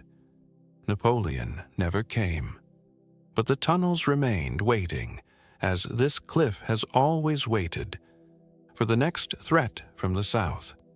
And then, in 1940, the tunnels were used again. Vice Admiral Bertram Ramsay coordinated Operation Dynamo, the evacuation of 338,226 Allied soldiers from the beaches of Dunkirk, from rooms cut into the chalk beneath Dover Castle. The decision that made D-Day possible, that saved the army that would eventually liberate Europe, was made in these rooms, in this cliff, in the same location that has been understood as the place that matters most for 2,000 years. The logic that the Roman engineers followed when they raised the Pharos above the strait, the logic that Saxon kings followed when they chose this cliff-top over every other in England, the logic that Henry II followed when he ordered walls 20 feet thick. It was the same logic that placed a British admiral in a chalk tunnel in 1940, coordinating the rescue that changed the war. The place does not change. Only the nature of the emergency changes. The deepest medieval tunnels have not been fully explored. Some sections have been sealed for centuries. The cliff contains natural voids in the chalk that were used and expanded but never fully mapped. What remains undiscovered beneath Dover's White Cliff? And what does it mean that this same stretch of ground has been understood across 20 centuries and every kind of cultural transformation as the place where history turns? There is something in the Nevada desert that was never meant to outlast the men who built it, something industrial, pragmatic, built for a specific economic purpose in a specific historical moment, calibrated to a production schedule and a profit margin rather than to permanence. Something that, through careful construction and the simple good fortune of a dry climate, has outlasted everything that accompanied it by 150 years. The Ward charcoal ovens stand in the White Pine County desert of eastern Nevada, 6 beehive-shaped structures of cut stone arranged in a precise line on the floor of a valley framed by bare mountains. They are each approximately 30 feet tall and 27 feet in diameter at the base. Their stone walls are thick, more than 2 feet, and the construction is careful, the mortar solid, the corbel domes that form their roofs built with the quiet competence of craftsmen who understood what they were building and intended it to last long enough to repay the investment. The corbelling is not a casual choice. It is a structural decision that distributes the enormous thermal and mechanical stresses of continuous high-temperature firing without cracking or collapse. A dome that cracked under the heat would have cost money and time. These domes were built not to crack. They were completed in 1876. The silver mining boom that had transformed this part of the Great Basin in the preceding decade had created an urgent industrial demand. Smelting ore required enormous quantities of carbon fuel, and in a desert environment with limited timber, the answer was charcoal. The forests of the nearby Shell Creek and Egan mountain ranges were harvested at a rate that, by any environmental accounting, constitutes devastation, and the wood was burned in these ovens to produce the charcoal that fed the smelting furnaces at the Ward mining district a few miles up the valley. The ovens operated continuously, on a rotation that kept at least some of them active at all times. 40 cords of wood in each oven, burning for 12 days at carefully controlled temperatures to drive off moisture and volatile compounds while leaving behind the concentrated carbon that smelting required. The workers who ran the Ward ovens were Italian and Swiss charcoal burners, carbonari, brought to Nevada specifically for their expertise in a technology that was, by the time it arrived in this desert, already ancient. The beehive kiln design for charcoal production has roots that extend back through medieval European practice to Roman techniques and perhaps earlier. The men who built and operated these ovens were the current practitioners of a craft refined over centuries, adapted to the specific conditions of Nevada desert production. They arrived with skills honed across generations, and they applied them here, in this valley, in this particular configuration of stone, because the market required it. The economics were simple and brutal.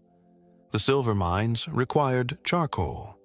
Charcoal required wood. Wood required labor and time, and the organized destruction of a forest.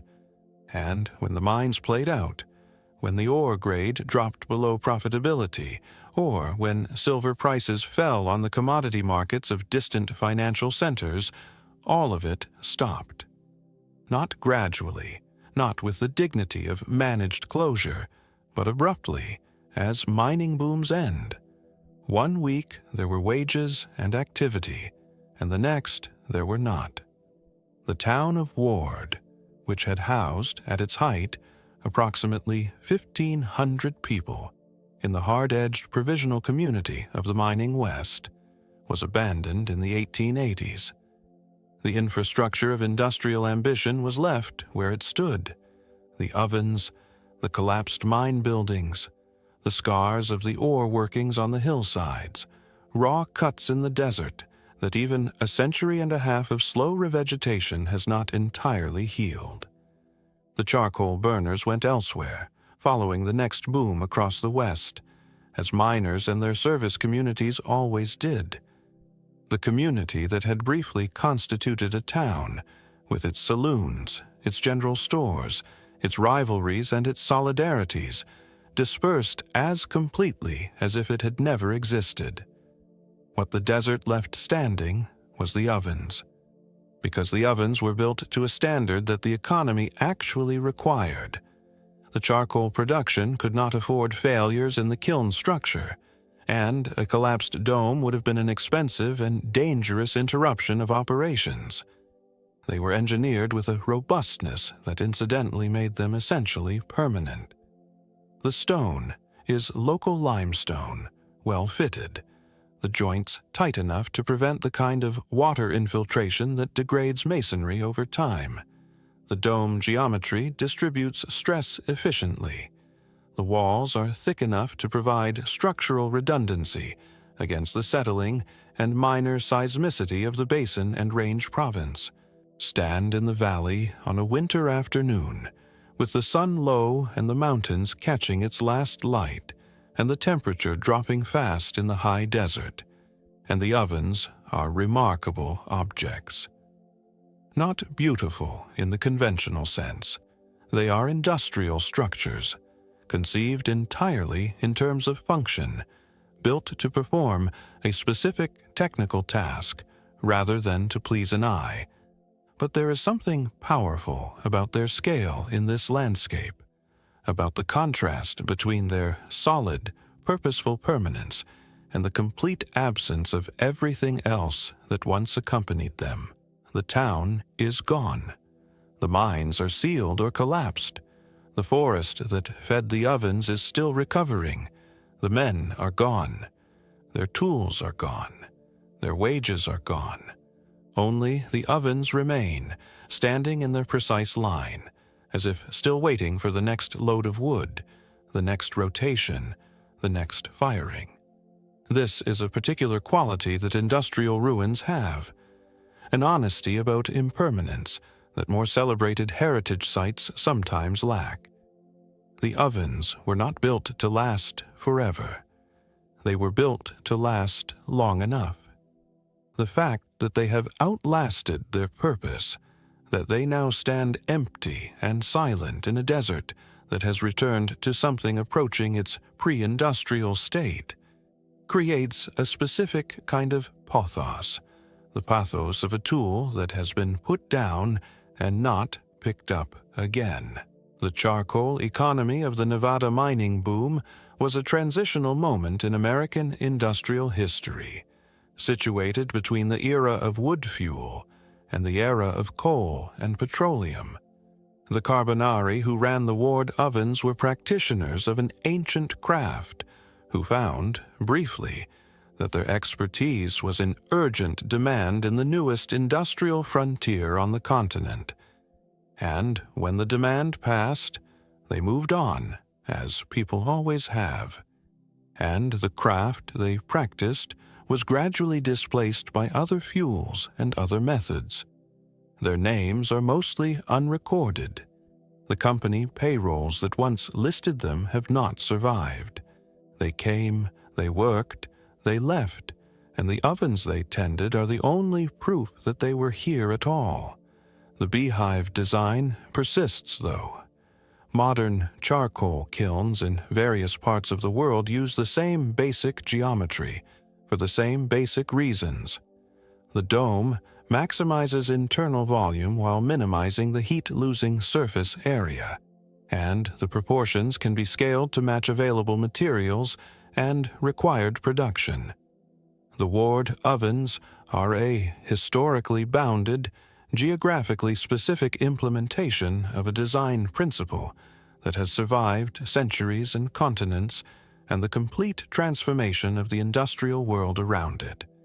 In the limestone interior of the domes, where the heat of the burning wood left its chemical marks, are their initials scratched into the stone. Names of men who wanted to leave some trace of their presence in a place where everything else has been erased by time and the indifferent desert wind. And what other lives, what other skills, what other ancient crafts are lying dormant in the landscape, waiting for the moment when the world needs them again? 14,000 years ago, a culture arose in the Japanese archipelago that would persist in continuous form for longer than any other known culture on Earth. 14,000 years. The mathematics of this are genuinely difficult to hold in the mind. The entire span of recorded human history, from the earliest Sumerian writing tablets to the present, is roughly 5,000 years.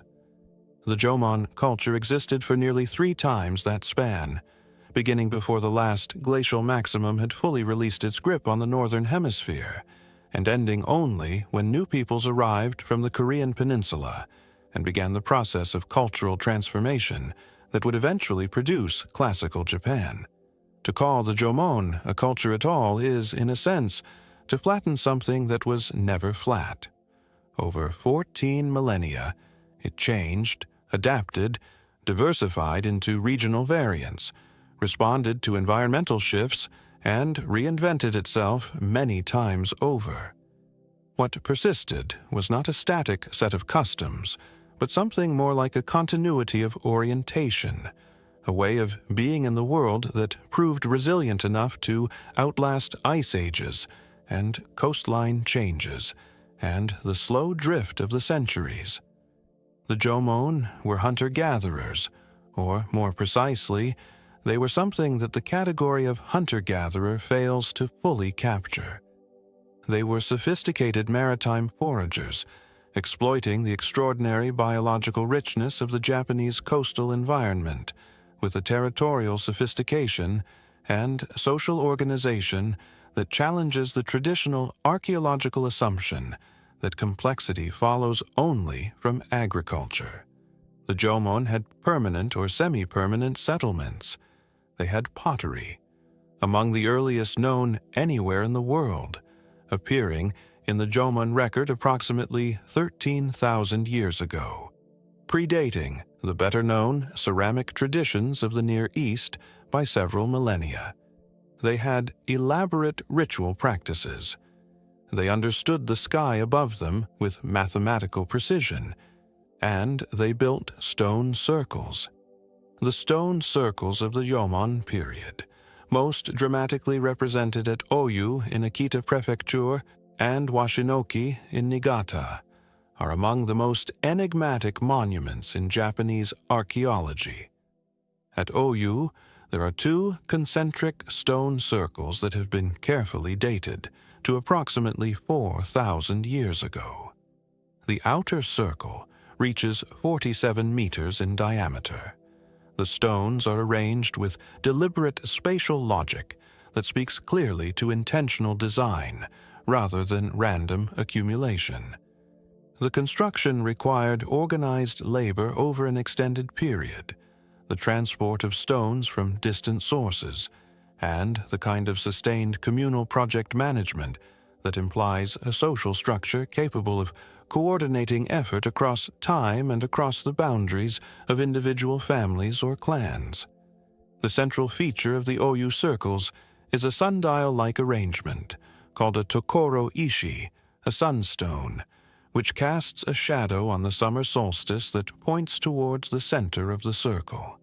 This is not a coincidence. This is intentional astronomical alignment, embedded in a structure built by people who had no metals, no horses, no writing system, but who had developed, through generations of patient observation, a detailed and precise knowledge of the sky above them that allowed them to encode celestial events in the geometry of their monuments. The solstice was not merely an astronomical event for the people who built Oyu. It was a threshold, a moment of significance in a calendar that structured their year, their rituals, and their understanding of time itself. The Jomon circles are not well known outside Japan, and within Japan they receive far less popular attention than they deserve. They do not appear in the standard Western canon of prehistoric monuments the way Stonehenge or the Karnak alignments do, partly because the scale is more modest, and partly because the Japanese archaeological tradition has been slower to feed into the global discourse on prehistoric ritual landscapes. But the knowledge they represent is equivalent to anything found elsewhere in the prehistoric world. The understanding of the sun's annual cycle, the ability to translate astronomical observation into architectural geometry, the social capacity to mobilize and organize labor for a project with no immediate subsistence return. What were the circles for? The honest answer is the same honest answer that applies to Stonehenge and Avebury and every other megalithic monument in the world. We do not fully know, and anyone who tells you they do is overstating the evidence. The archaeology suggests ritual use. The circles at OU were associated with burials, with votive deposits, with evidence of repeated ceremonial activity over extended periods. They were gathering places. They were places where the living came to be with the dead, where the cycles of the sky were marked and honored, where the community constituted and reconstituted itself through shared practice. But the specific beliefs that animated these practices, the cosmological system that made an astronomical alignment meaningful, the stories told about the sun at solstice and what it meant for the dead in their stone circle graves, those have not survived. They were oral traditions, carried in living memory from generation to generation, and the chain was eventually broken. The Jomon culture did not end abruptly.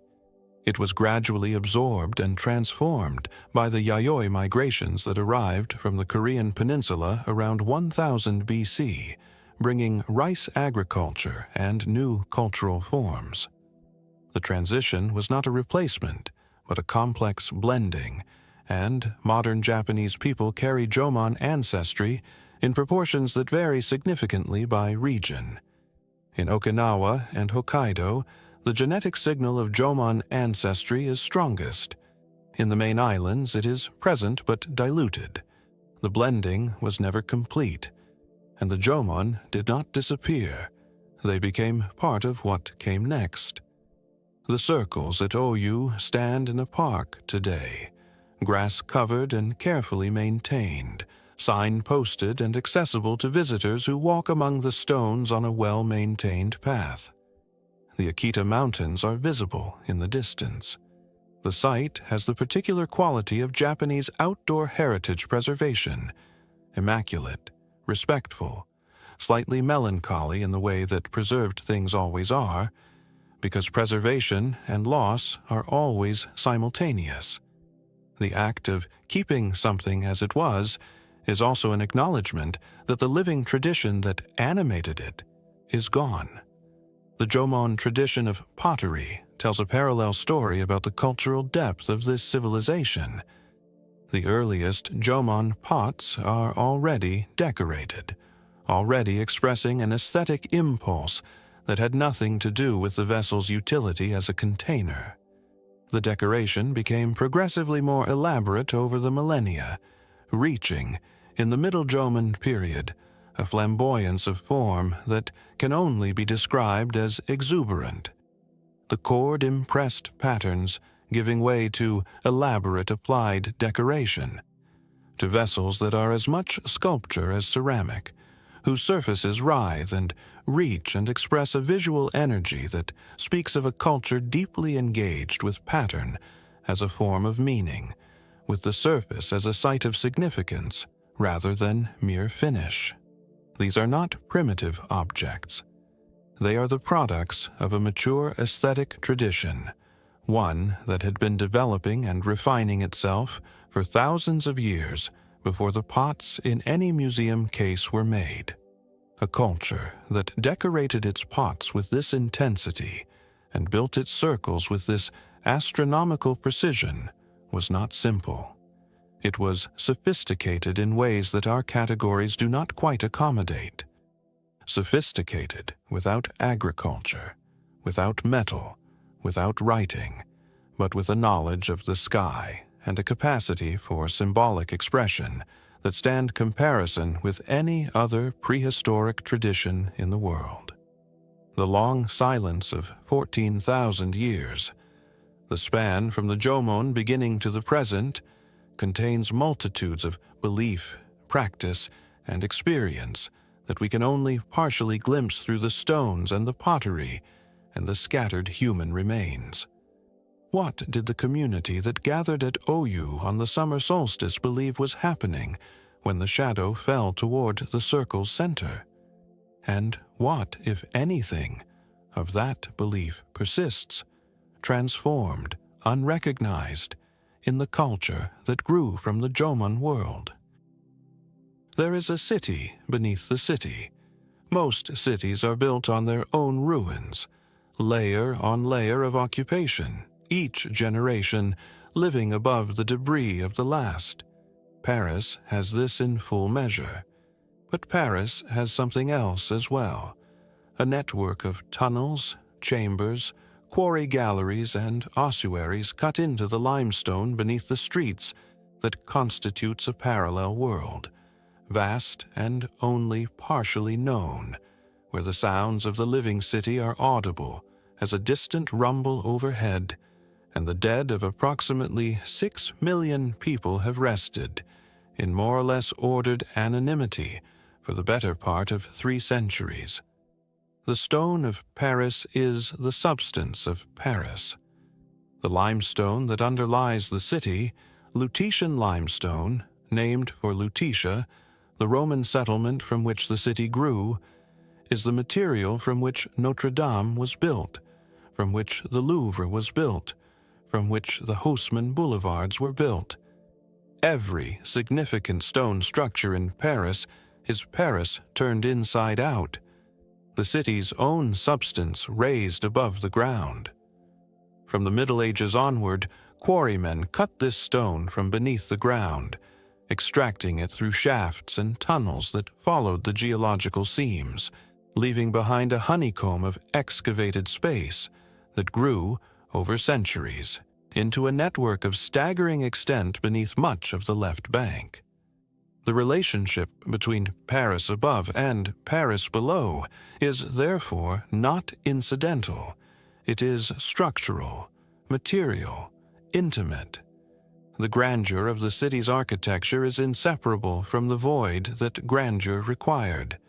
By the 18th century, the quarries beneath Paris had created a problem the city could no longer ignore.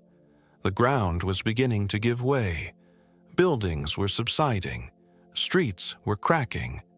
In 1774, a section of the Rue d'Enfer, the road to hell, in an irony that history has savored ever since, collapsed into the void beneath it. The danger was real, acknowledged, and demanding of response.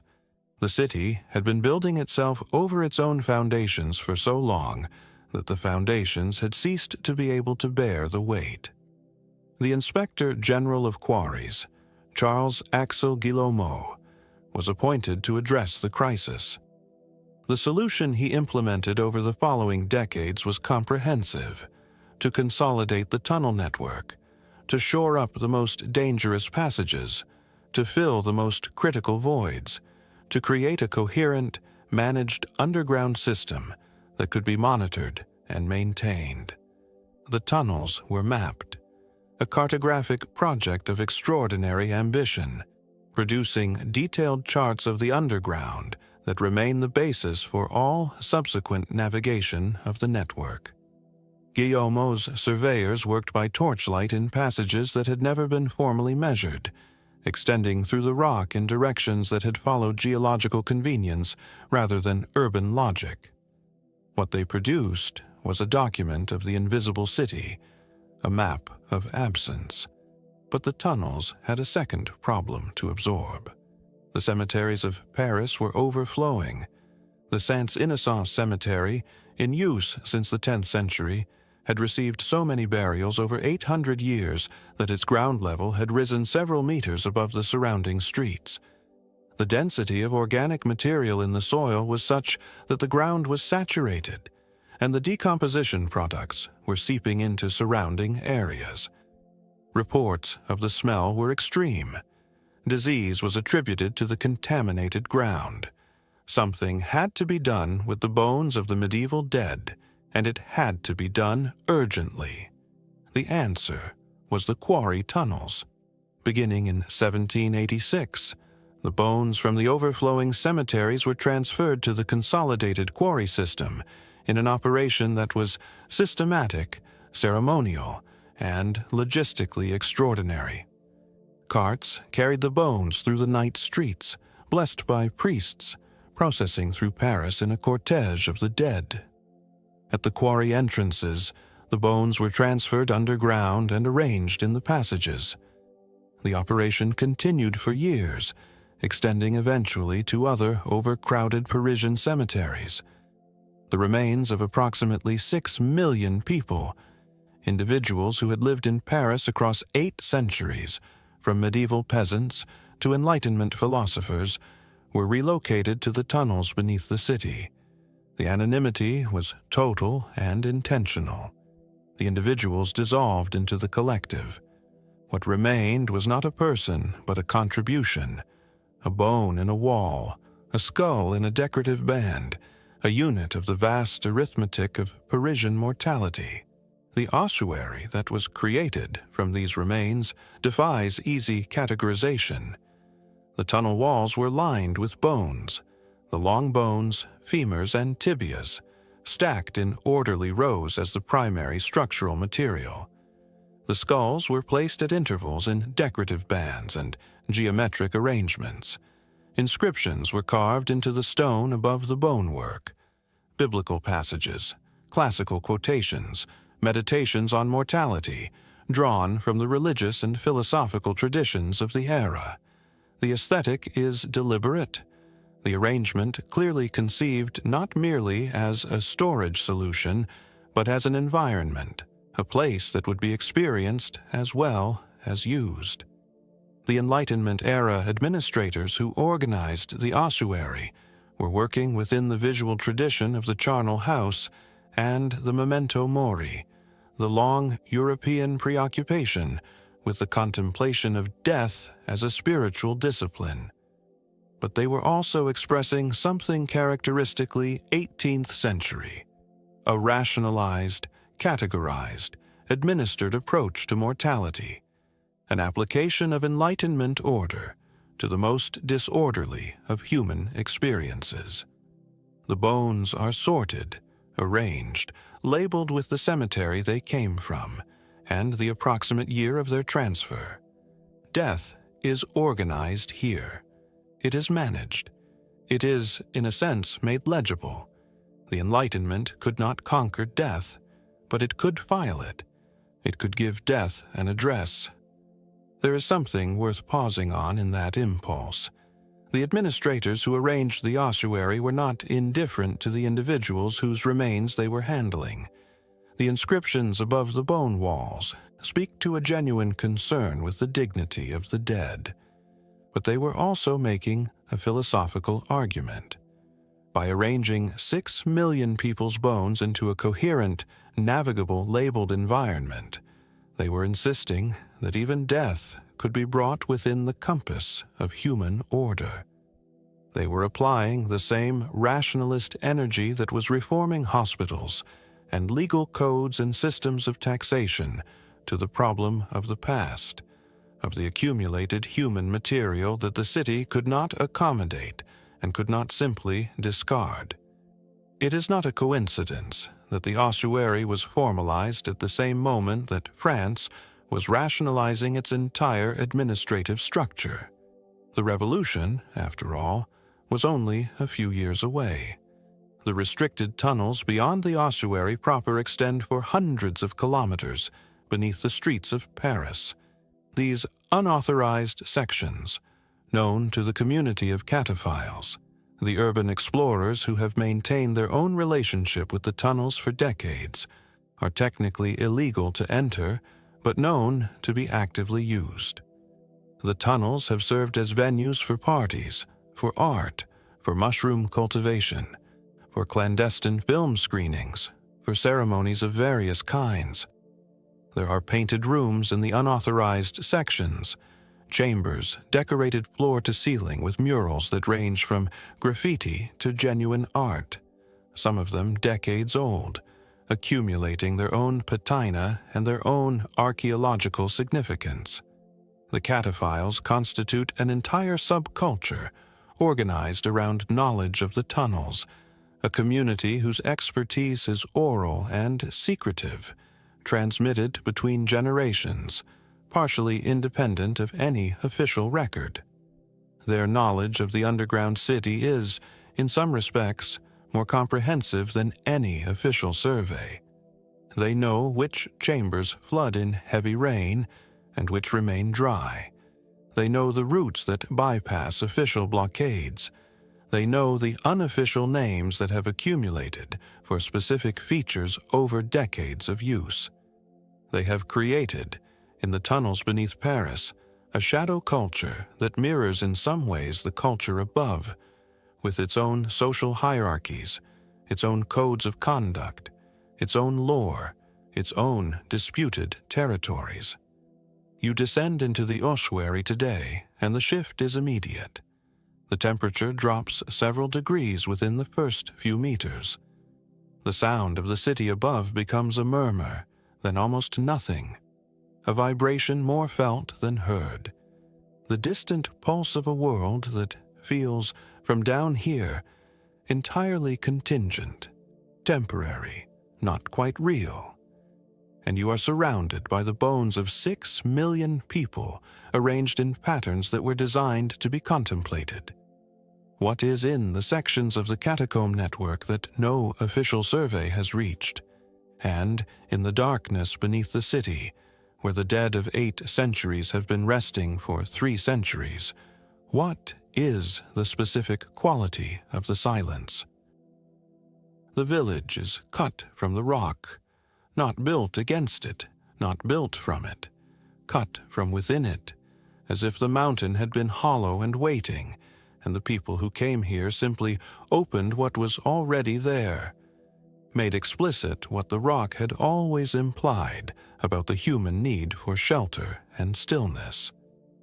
Myste sits in the mountains of Kerman province in southern Iran, in a valley carved by a now intermittent river through layers of volcanic tuff, soft, pinkish stone that weathers in extraordinary formations and can be shaped with relatively simple tools.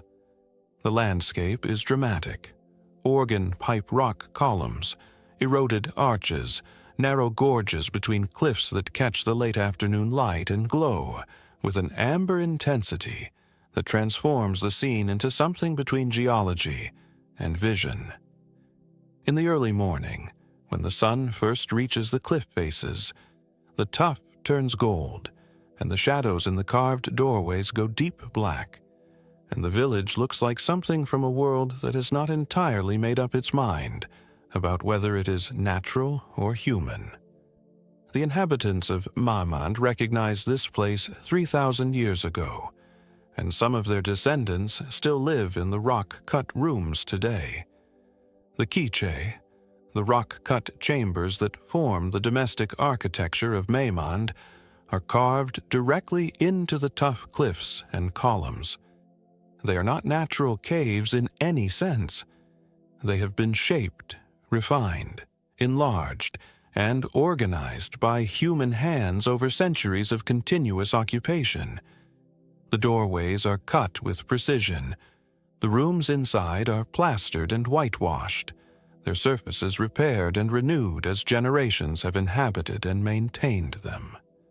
There are niches for storage, hearths for cooking and heating, arrangements of spaces that follow a domestic logic consistent with a farming and herding community in a high-altitude mountain environment.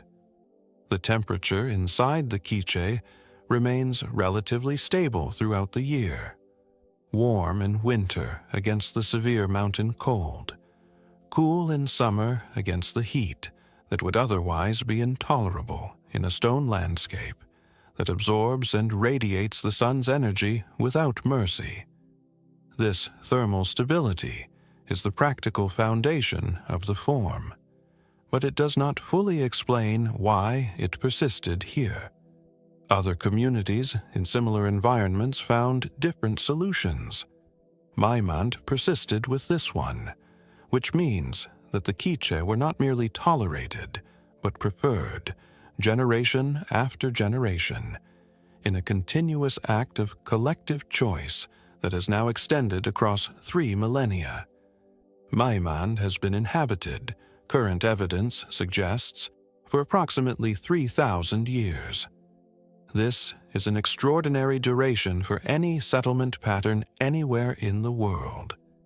3,000 years of continuous occupation of the same rock-cut chambers, 3,000 years of the same thermal logic, the same relationship between human habitation and geological substrate, the same seasonal rhythms in the same valley. The population today is small, perhaps a few hundred people, and seasonal in the traditional pattern. The winter months are spent in the rock-cut village, and the summer months are spent at higher pastures with the flocks in the transhumance migration that links the community to the wider landscape around them.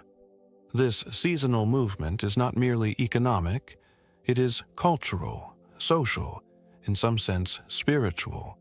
The routes between the winter village and the summer pastures have been walked for 3,000 years.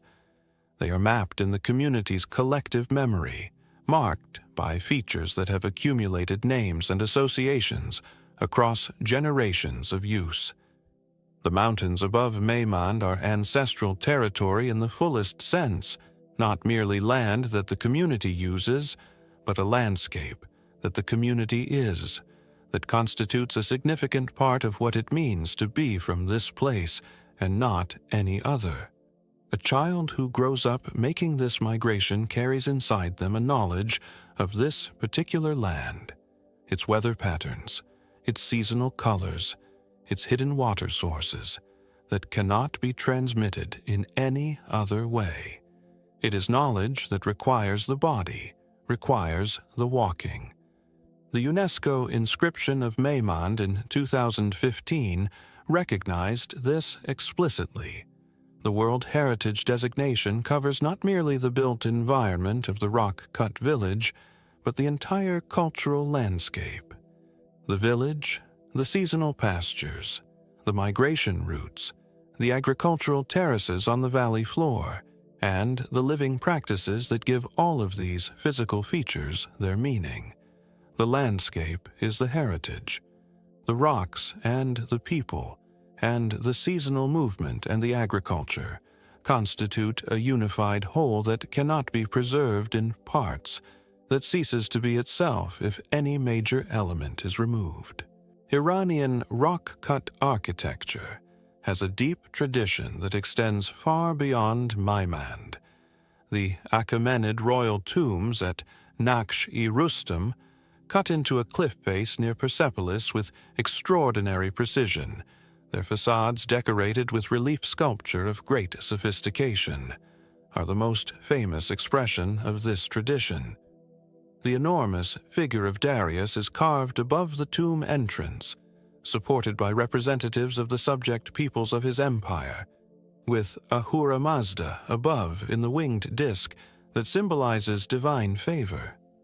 These royal, rock-cut monuments and the humble Quiche of Maimand share a fundamental formal logic, the understanding that the rock face is not merely a geological feature, but a surface available for human inscription, that the act of cutting into stone is a way of marking presence and claiming relationship with the landscape. The emperor and the herder, separated by social distance that was effectively infinite, were asking the same question of the same material and arriving at the same fundamental answer. But the tension in Maimand's situation is real and pressing in ways that UNESCO designations do not fully resolve. The community is aging and shrinking.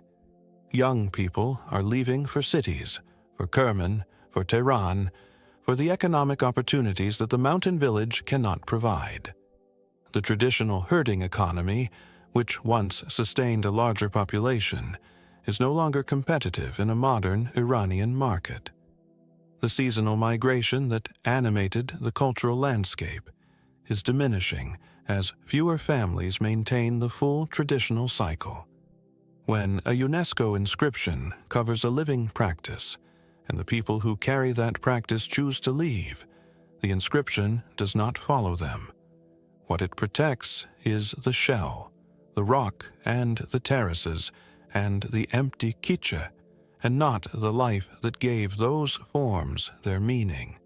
This is the central paradox of heritage preservation as it is currently practiced around the world. The mechanisms that exist for protecting the past are primarily mechanisms for protecting things.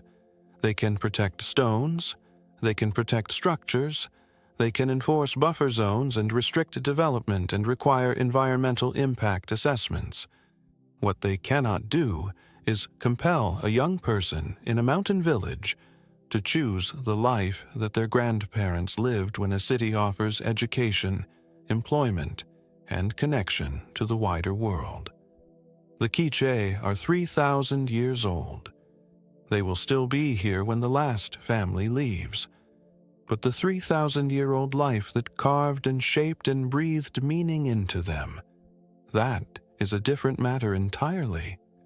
Walk through the village in the early morning before the heat builds, when the light comes at an angle into the canyon, and the tough columns glow yellow and gold, and you understand immediately why people chose to stay. The rock-cut rooms open onto small terraces with views across the valley.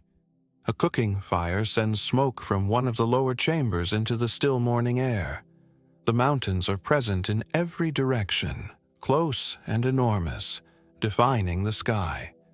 The scale of the place, the human scale of the carved rooms against the geological scale of the cliffs, is exactly right in a way that few built environments ever achieve.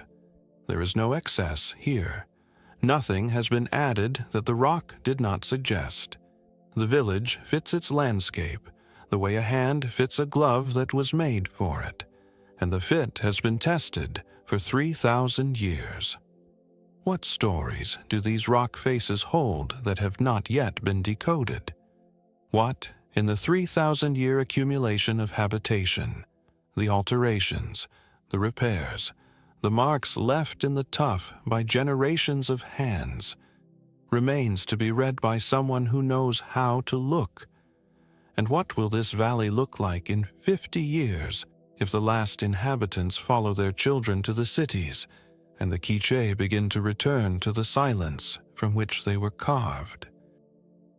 There is a flat coastal plain in northern Peru, pressed between the Pacific Ocean and the western slopes of the Andes, where the desert meets the irrigated river valleys in a geography that has sustained complex human civilization for at least 5,000 years, the Lambayeque Valley, and rising from this plain, in a cluster that is visible from a considerable distance against the flat desert horizon, are the pyramids of Tucumay.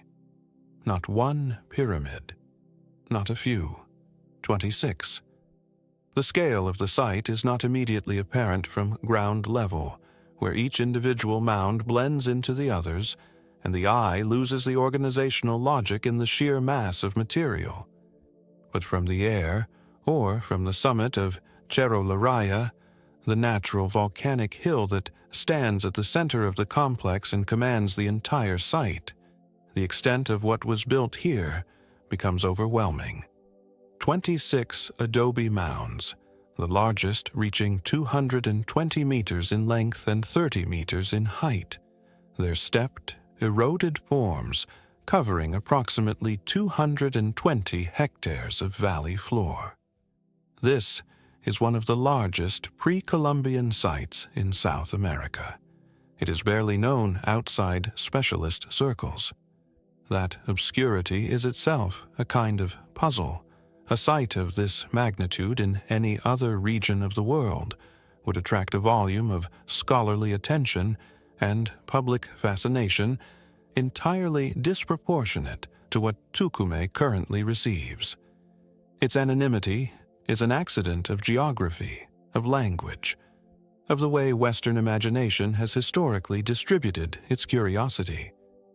The Lambayeque Valley is the heartland of two of the most sophisticated pre-Inca civilizations of the Andean coast, the Sican culture, which flourished from roughly 900 to 1100 AD, and the Chimu civilization, which dominated the northern coastal valleys from approximately 900 to 1450 AD, before being conquered by the Inca expansion, shortly before the Spanish arrived to transform everything again. Both cultures left deep marks on Tucumay.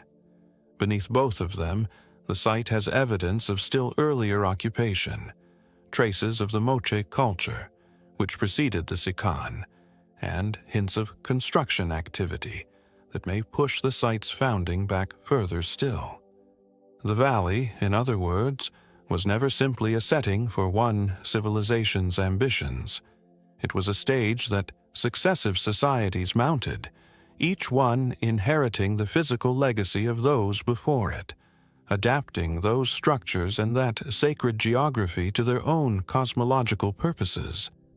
The Sican are perhaps the least known of the great Andean civilizations in the popular imagination, despite the extraordinary quality of their material culture. Their goldsmiths produced work of astonishing technical refinement, complex alloys, sophisticated gilding techniques, lost wax casting of remarkable precision. The iconography of Sican goldwork is dominated by a single mysterious figure, the Lord of Sican, a frontal human form with the large, upward curling eyes and an elaborate headdress, repeated across thousands of objects in gold and silver, and the copper-gold alloy called tumbaga. This figure is clearly cosmologically significant, a deity, a mythological ancestor, a principle given human form, but its precise identity in the Sican religious system remains incompletely understood. The name it was called, the myths that surrounded it, the ceremonies that invoked it, these remain elusive, encoded in artifacts that speak clearly of power and mystery, but not of the specific theology that gave them meaning. The Lord of Sican stares out from museum cases across Peru with an expression that could be read as authority, or ecstasy, or simple formal convention, and archaeology, for all its methodological precision, cannot yet tell us which. The pyramids at Tucumay were built from millions of adobe bricks, hand-formed mud bricks, sun-dried in the flat coastal desert, each one shaped and placed by human hands working in a labor organization system that modern researchers are still working to understand. The logistics of this construction are staggering to contemplate. The quarrying of clay from appropriate deposits, the forming of bricks in wooden molds, the drying of billions of individual bricks in the desert sun, the transport of those bricks to the construction site, the organizing of a labor force drawn from a large area, organized by some system of obligation or reciprocity over construction periods that lasted decades or centuries. And when the construction was finished, the process often started again, the construction of another mound on top of or adjacent to the first, the continuous renewal of the sacred landscape that seems to have been a principle of Andean coastal religious practice. The mounds are not static achievements. They are records of repeated human decision to return, to build again, to assert again that this specific place required further elaboration. Understanding why requires understanding something about how these societies conceived of sacred space, of accumulation, of the relationship between labor and the divine. The mounds are eroded. The Andean coastal climate, normally hyper-arid, which is why any adobe construction survives at all, is subject to catastrophic rainfall during El Niño events. During the severe El Niño years of 1982 to 83 and 1997 to 98. The coastal valley of Lambayeque received rainfall that the adobe mounds were simply not designed to withstand. The surfaces of the Tucumé mounds retain the marks of this erosion: scalloped surfaces, collapsed ramps, the soft, rounded forms of adobe exposed to exceptional water. What was once angular and deliberate is now organic and ambiguous. There is a kind of geological irony in this. The same climatic phenomenon that shaped Andean coastal civilizations, forcing adaptive responses and periodic collapses across millennia, continues to reshape the physical remnants of those civilizations long after the people who built them are gone. Thor Heyerdahl, the Norwegian explorer whose Kon-Tiki expedition made him famous, conducted archaeological work at Tucumé in the 1980s and early 1990s, and his popular account of the site brought it to a wider international audience. Heyerdahl's interpretations were sometimes speculative, but his attention to Tucumé stimulated the more rigorous scientific investigation that followed.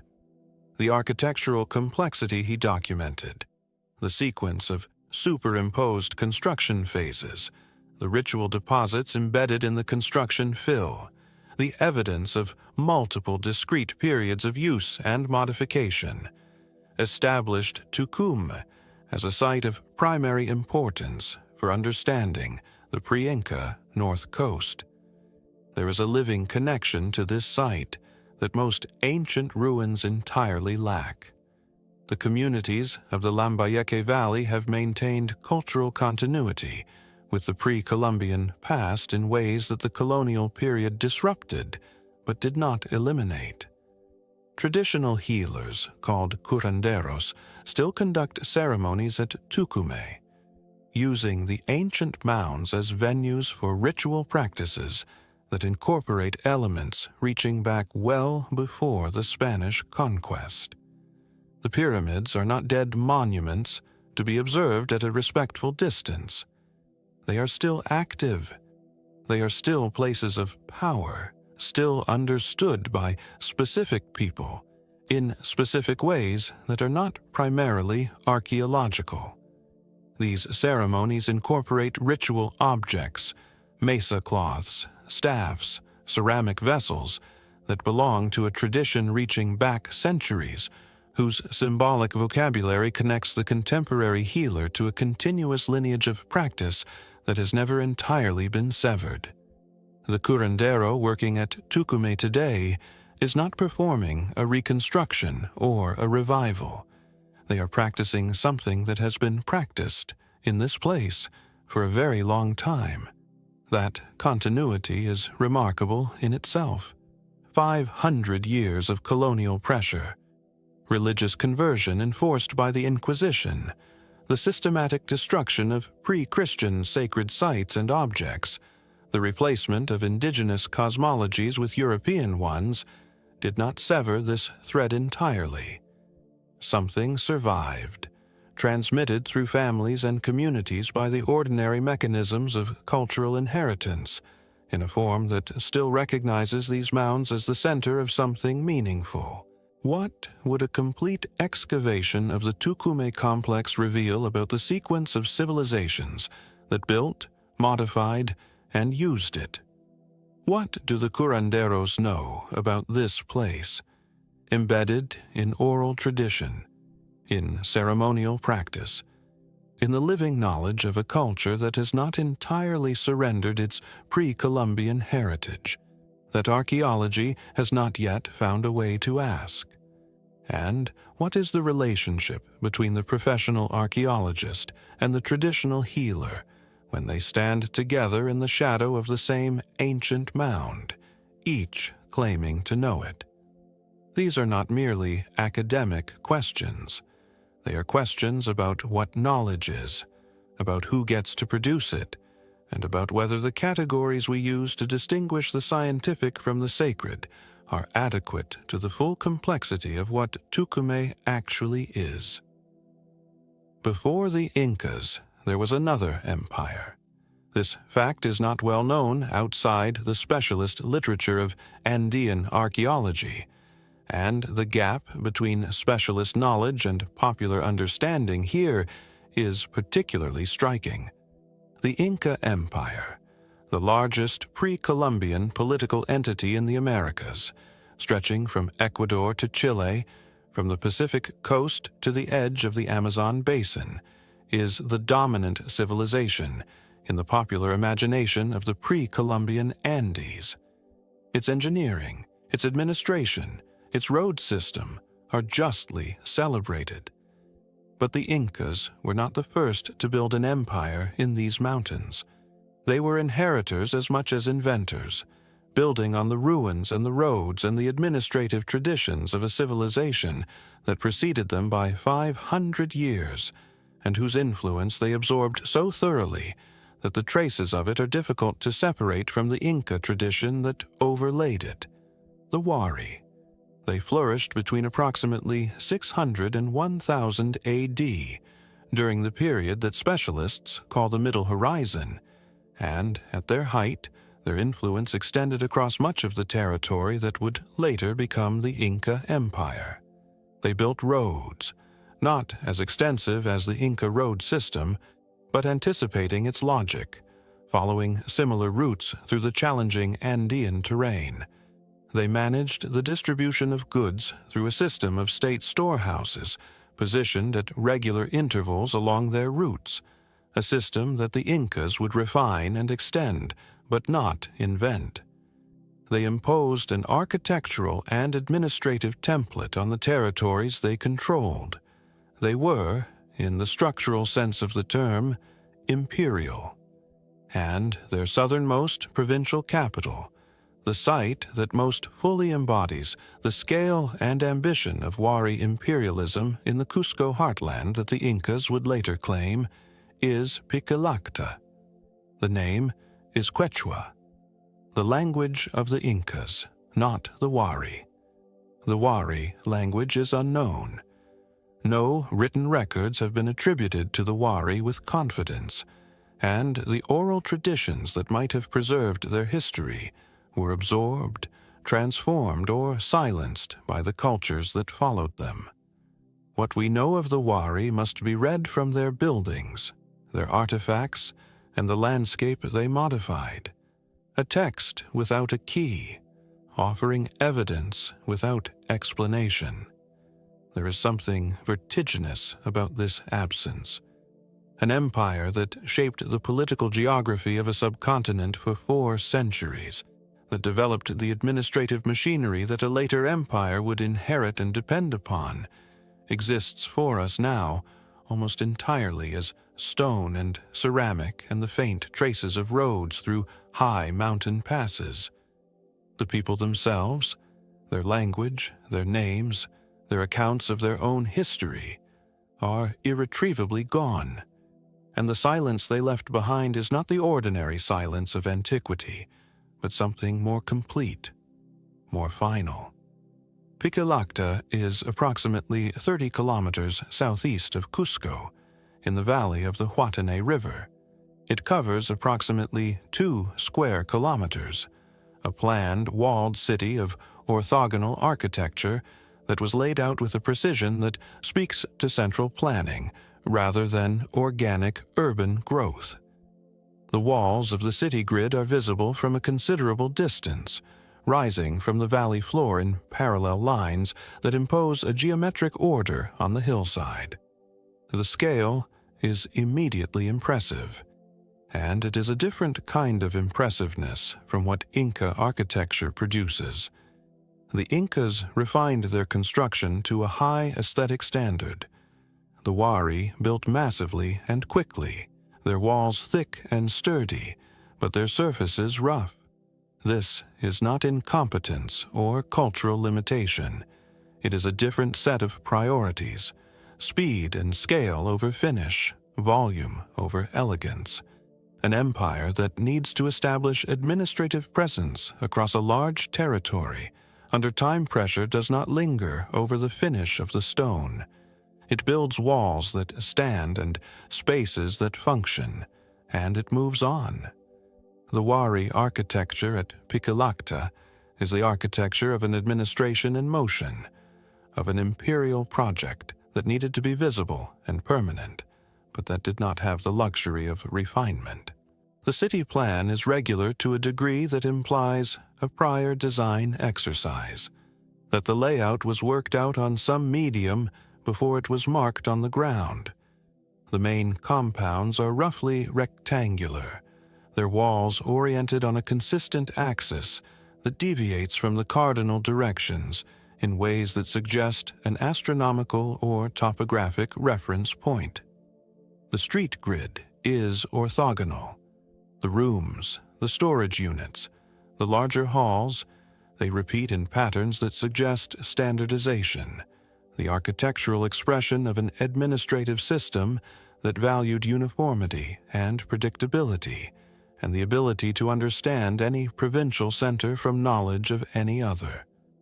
A Wari official transferred from one end of the empire to the other would have arrived at Pikilakta and recognized immediately how it worked, which spaces were for storage, which for ceremony, which for the housing of administrators.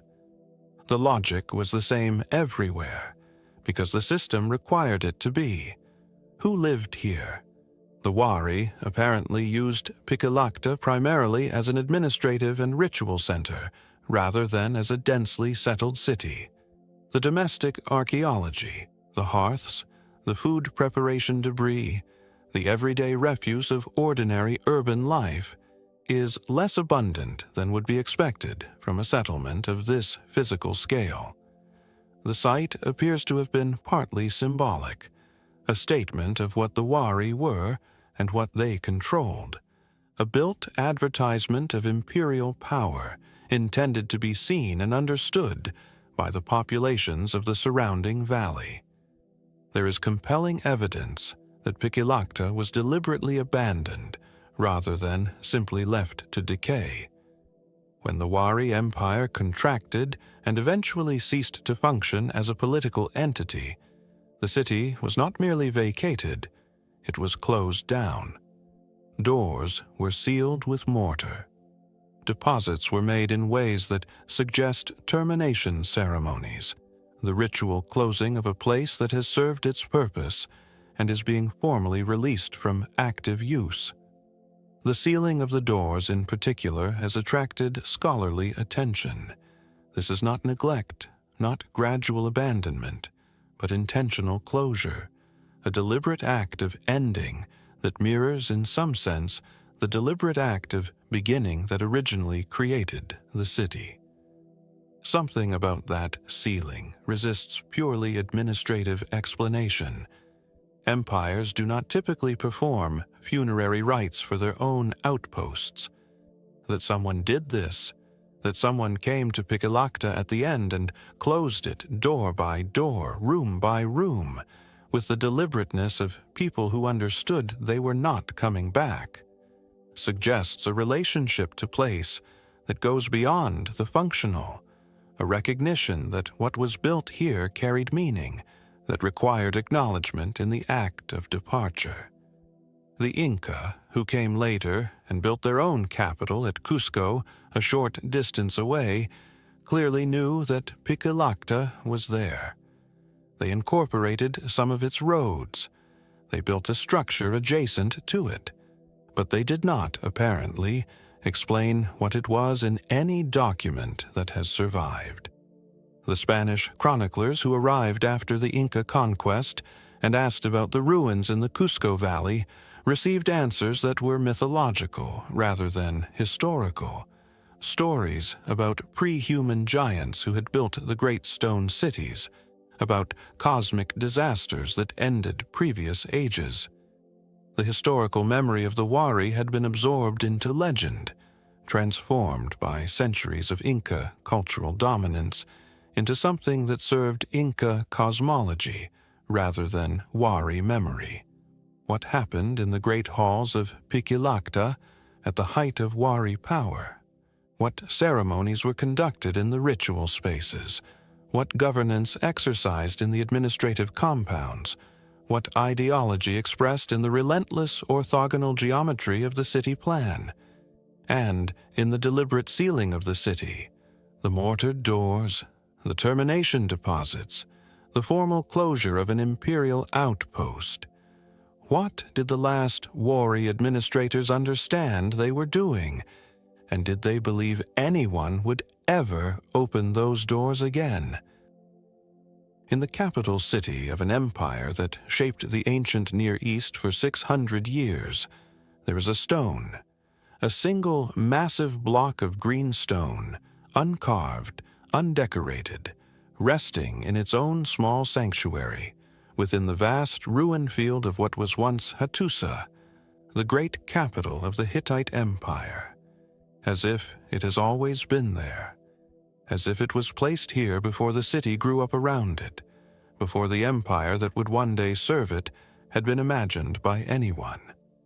The Hittites are not well known in the popular imagination, and this is one of the persistent mysteries of how history filters into general culture.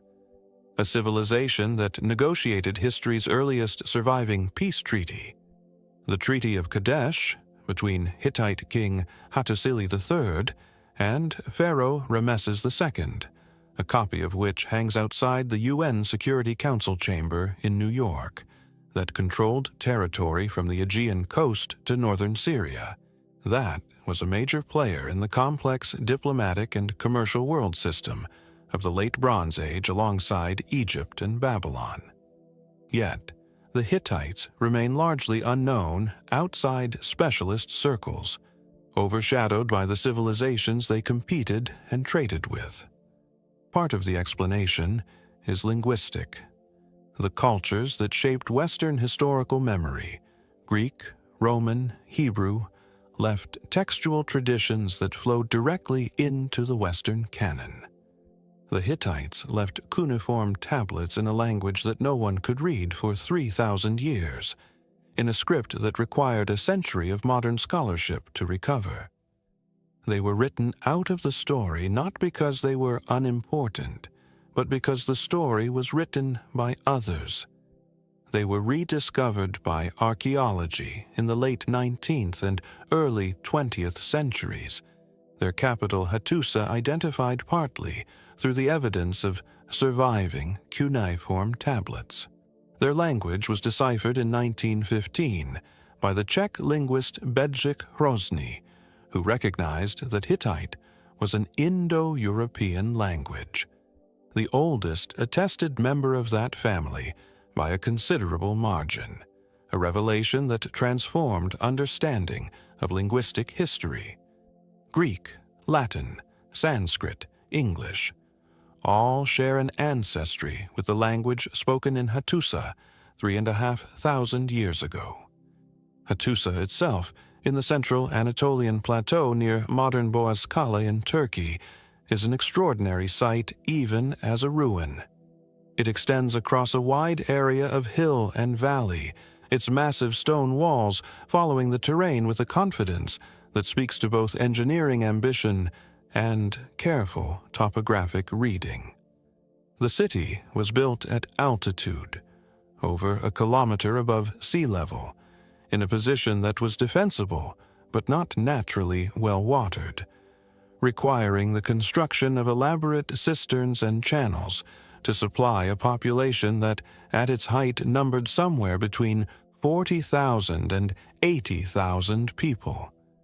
At its height, Hattusa had at least 31 major temples, a density of sacred infrastructure that reflects a civilization in which religious obligation and state administration were not separable functions.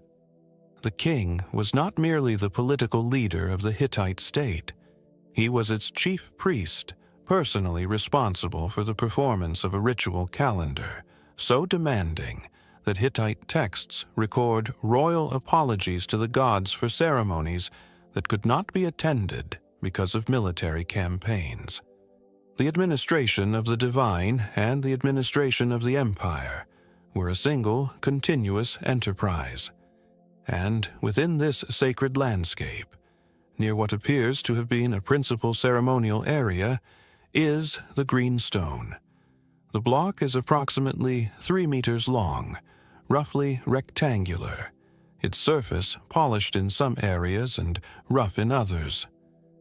Cut from a type of nephrite or nephrite-adjacent stone that does not occur naturally in Anatolia, it was transported to Hattusa from somewhere else. The most likely sources are Mesopotamia, or possibly the distant Caucasus, both requiring journeys of hundreds of kilometers. Its arrival at Hattusa was not accidental. It was brought here, to this specific city, and placed in this specific location, because someone decided that this was where it belonged. Green stone had profound significance across the ancient Near Eastern world. The Sumerians and Akkadians associated nephrite and chlorite, green stone in its various forms, with divine power, with fertility, with the life force of the earth. Green was the color of vegetation and renewal in desert and semi-arid landscapes, where green is the exception rather than the norm, where the appearance of green in the landscape signals water and abundance and the favorable attention of heaven.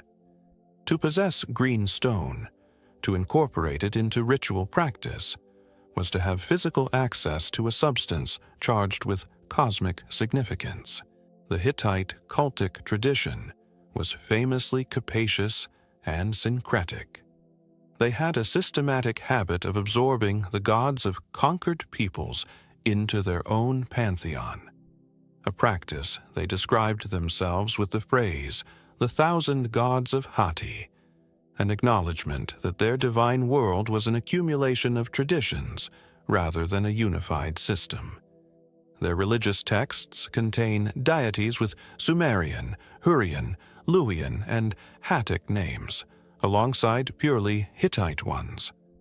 The green stone at Hattusa may have entered the religious landscape through one of these syncretic pathways, brought with a diplomatic gift from Mesopotamia, or carried in by priests of a tradition the Hittites were incorporating.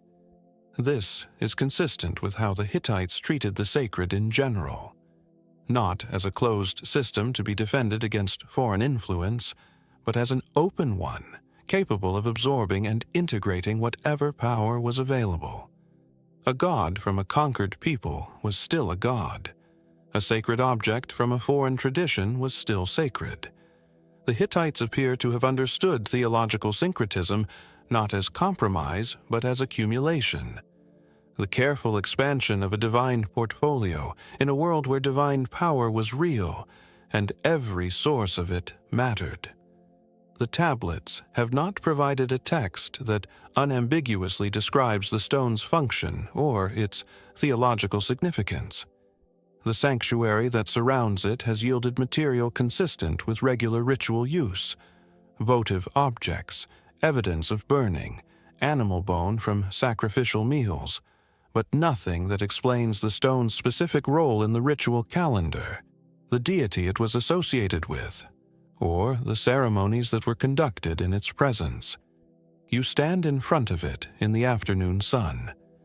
The color is deep green with subtle internal variation, not uniform, not decorative, not carved or shaped beyond what the original quarrying produced. The surface is real stone. The presence is real stone, heavy and immediate in a way that no text describing it can fully convey.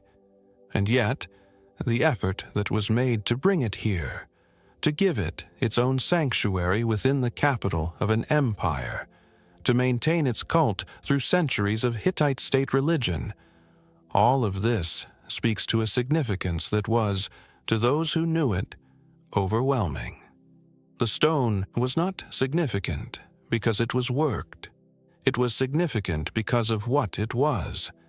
Its power preceded any human intervention. There is something powerful about that. A civilization of extraordinary technological sophistication, the Hittites worked iron, built monumental architecture, administered a multi-ethnic empire through an elaborate bureaucracy, chose to venerate an unworked stone, to bring it from a great distance and place it in a sanctuary and attend to it with ritual care. The stone is not made significant by being shaped. It is significant in itself. In a world organized around the principle that human labor transforms raw material into meaning, that the worked object is more valuable than the unworked one, that culture is what happens when nature is shaped by intention, the green stone at Hattusa stands as a quiet refusal of that logic. It was enough to be what it was. Whatever the Hittites recognized in it was already there, already present, requiring no elaboration. When Hattusa burned, in the catastrophe of around 1200 BC, and that destroyed the Hittite Empire and ended the Bronze Age in the eastern Mediterranean simultaneously, what happened in the sanctuary of the green stone? And does the stone itself carry any trace of those final hours in the chemistry of its surface, in the residue of the last fires that burned before the city fell silent? We begin our journey in the American Southwest, where the desert wind carries whispers of a civilization that flourished long before European contact, a civilization whose ambitions were written not in ink, but in mud and stone. In the heart of the Sonoran Desert, where the Arizona sun beats down with an almost punishing force, there stands a structure that should not exist. Not here. Not like this. The Casa Grande, which translates simply as the big house, rises 4 stories above the cracked earth, constructed from a material called caliche, a limestone-like substance formed from alkaline groundwater deposits, and shaped into walls so thick, so precisely arranged, that they have endured for more than 700 years, without mortar, without a single cut stone. It is one of the largest prehistoric structures ever built in North America, and yet, in the popular imagination, it remains almost entirely forgotten. You stand at the base of these walls and feel it immediately, that particular silence that only ruins carry, a silence that speaks. The Hohokam people, whose name is often translated as those who have gone, or the vanished ones, built this extraordinary structure sometime around 1350 A.D. They were canal engineers of remarkable sophistication, having carved over 1,000 kilometers of irrigation channels through the desert floor, a hydraulic network that transformed an impossibly arid landscape into productive agricultural land. The Casa Grande was, it seems, the crown jewel of their civilization. But what was it for? Theories have accumulated over the decades, like sediment over buried walls. Early researchers believed it to be a watchtower or fortress, its elevated position granting views across the flat desert plain. Others proposed it functioned as a grain storage facility, its thick walls providing insulation against the desert's extreme temperature swings. But the most compelling hypothesis, one that has gained considerable traction among archaeoastronomers, suggests that the Casa Grande was, in some meaningful sense, an astronomical observatory. Circular holes in the upper walls align with the sun at the summer solstice, with Venus at key points in its cycle, and with the moon at specific phases of its journey across the desert sky.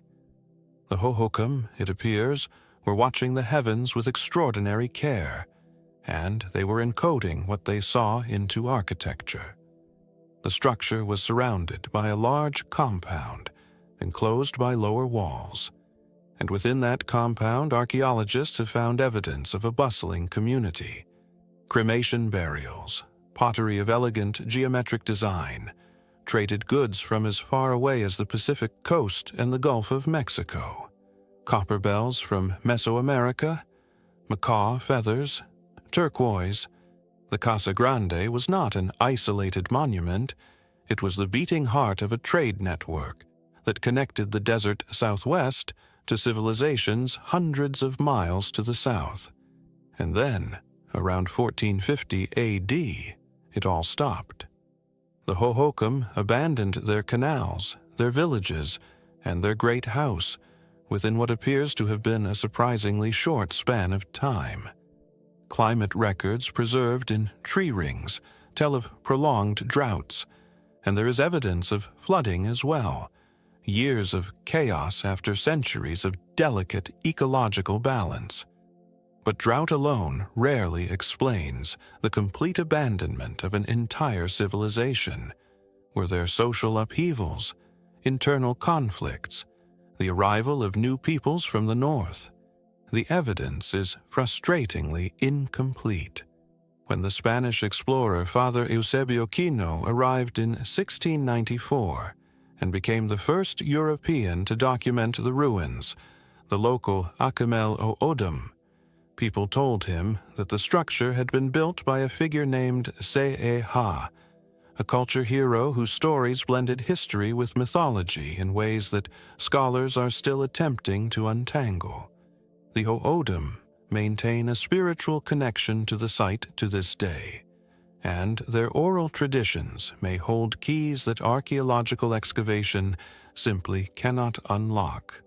What makes the Casa Grande particularly perplexing is the sheer engineering ambiguity of the site. The caliche walls, some of them nearly 1.5 meters thick, required the transportation and processing of enormous quantities of material. No quarries have been definitively identified nearby. The construction likely took years, perhaps decades, of coordinated communal labor that implies not just a capable workforce, but a governing authority capable of organizing and sustaining that effort across generations. The wooden roof that once covered the structure is long gone, replaced today by a modern steel canopy erected in 1932 to protect the surviving walls from further erosion. Visitors sometimes find this canopy jarring, an industrial intrusion into an ancient mystery. But it has undeniably preserved what otherwise might have crumbled entirely into the desert floor. As you walk around the perimeter of the compound in the early morning light, when the shadows are long and the air still holds the cool of the desert night, there is an almost unbearable quality to the questions the structure raises. Who commissioned this building? Who possessed the astronomical knowledge to design its alignments? And why, after generations of building and farming and trading, did the people who called this place home simply walk away, leaving their great house to the silence and the sun? The desert offers no answer. It never does. From the scorched silence of the Arizona desert, we travel north, far north, to the vast glacial plains of Alberta, Canada, where the land itself holds a different kind of ancient mystery. One written not in mud walls, but in a single, impossible stone. It sits in a field in southern Alberta like a visitor from another world, and in a very real sense, that is exactly what it is. The Okotoks erratic, known in the Blackfoot language as Okotok, meaning simply rock, is the largest known glacial erratic on Earth. A colossal quartzite boulder weighing approximately 16,000 tons, stretching over 40 meters in length and rising 9 meters above the surrounding prairie grass. It is not from here. It was never from here. Something carried it impossibly from a place far away and left it stranded on the flat Alberta plains like a message written in stone that no one has yet fully learned to read. To stand beside it is a genuinely disorienting experience. The rock is enormous in a way that photographs cannot capture. the kind of enormous that makes the surrounding landscape seem suddenly wrong, as though the scale of everything around you has shifted imperceptibly.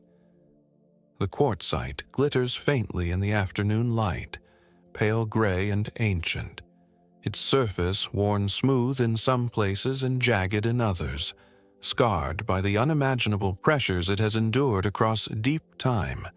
The geological story, as best as science can reconstruct it, begins roughly 75,000 years ago in the Athabasca region of Jasper, where this boulder broke free from a mountain formation. During the last Great Ice Age, as glaciers advanced southward across the North American continent, they engulfed this rock and carried it along on a journey of roughly 300 kilometers. When the ice retreated, approximately 10,000 years ago, the boulder was simply deposited here, set down on the prairie like an object casually left behind by a retreating force of inconceivable magnitude. That is the geological explanation. Precise, rational, and yet somehow profoundly insufficient when you are actually standing beside the thing.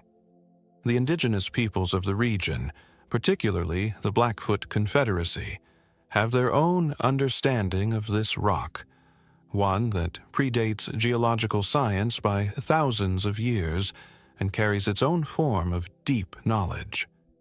In Blackfoot oral tradition, the Okotoks erratic is known as Napi's Rock, after the trickster creator figure Napi, who appears in countless stories across Plains indigenous cultures.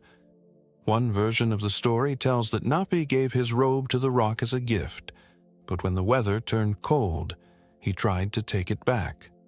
The rock, insulted, began to chase him. Napi ran, and the other animals helped him.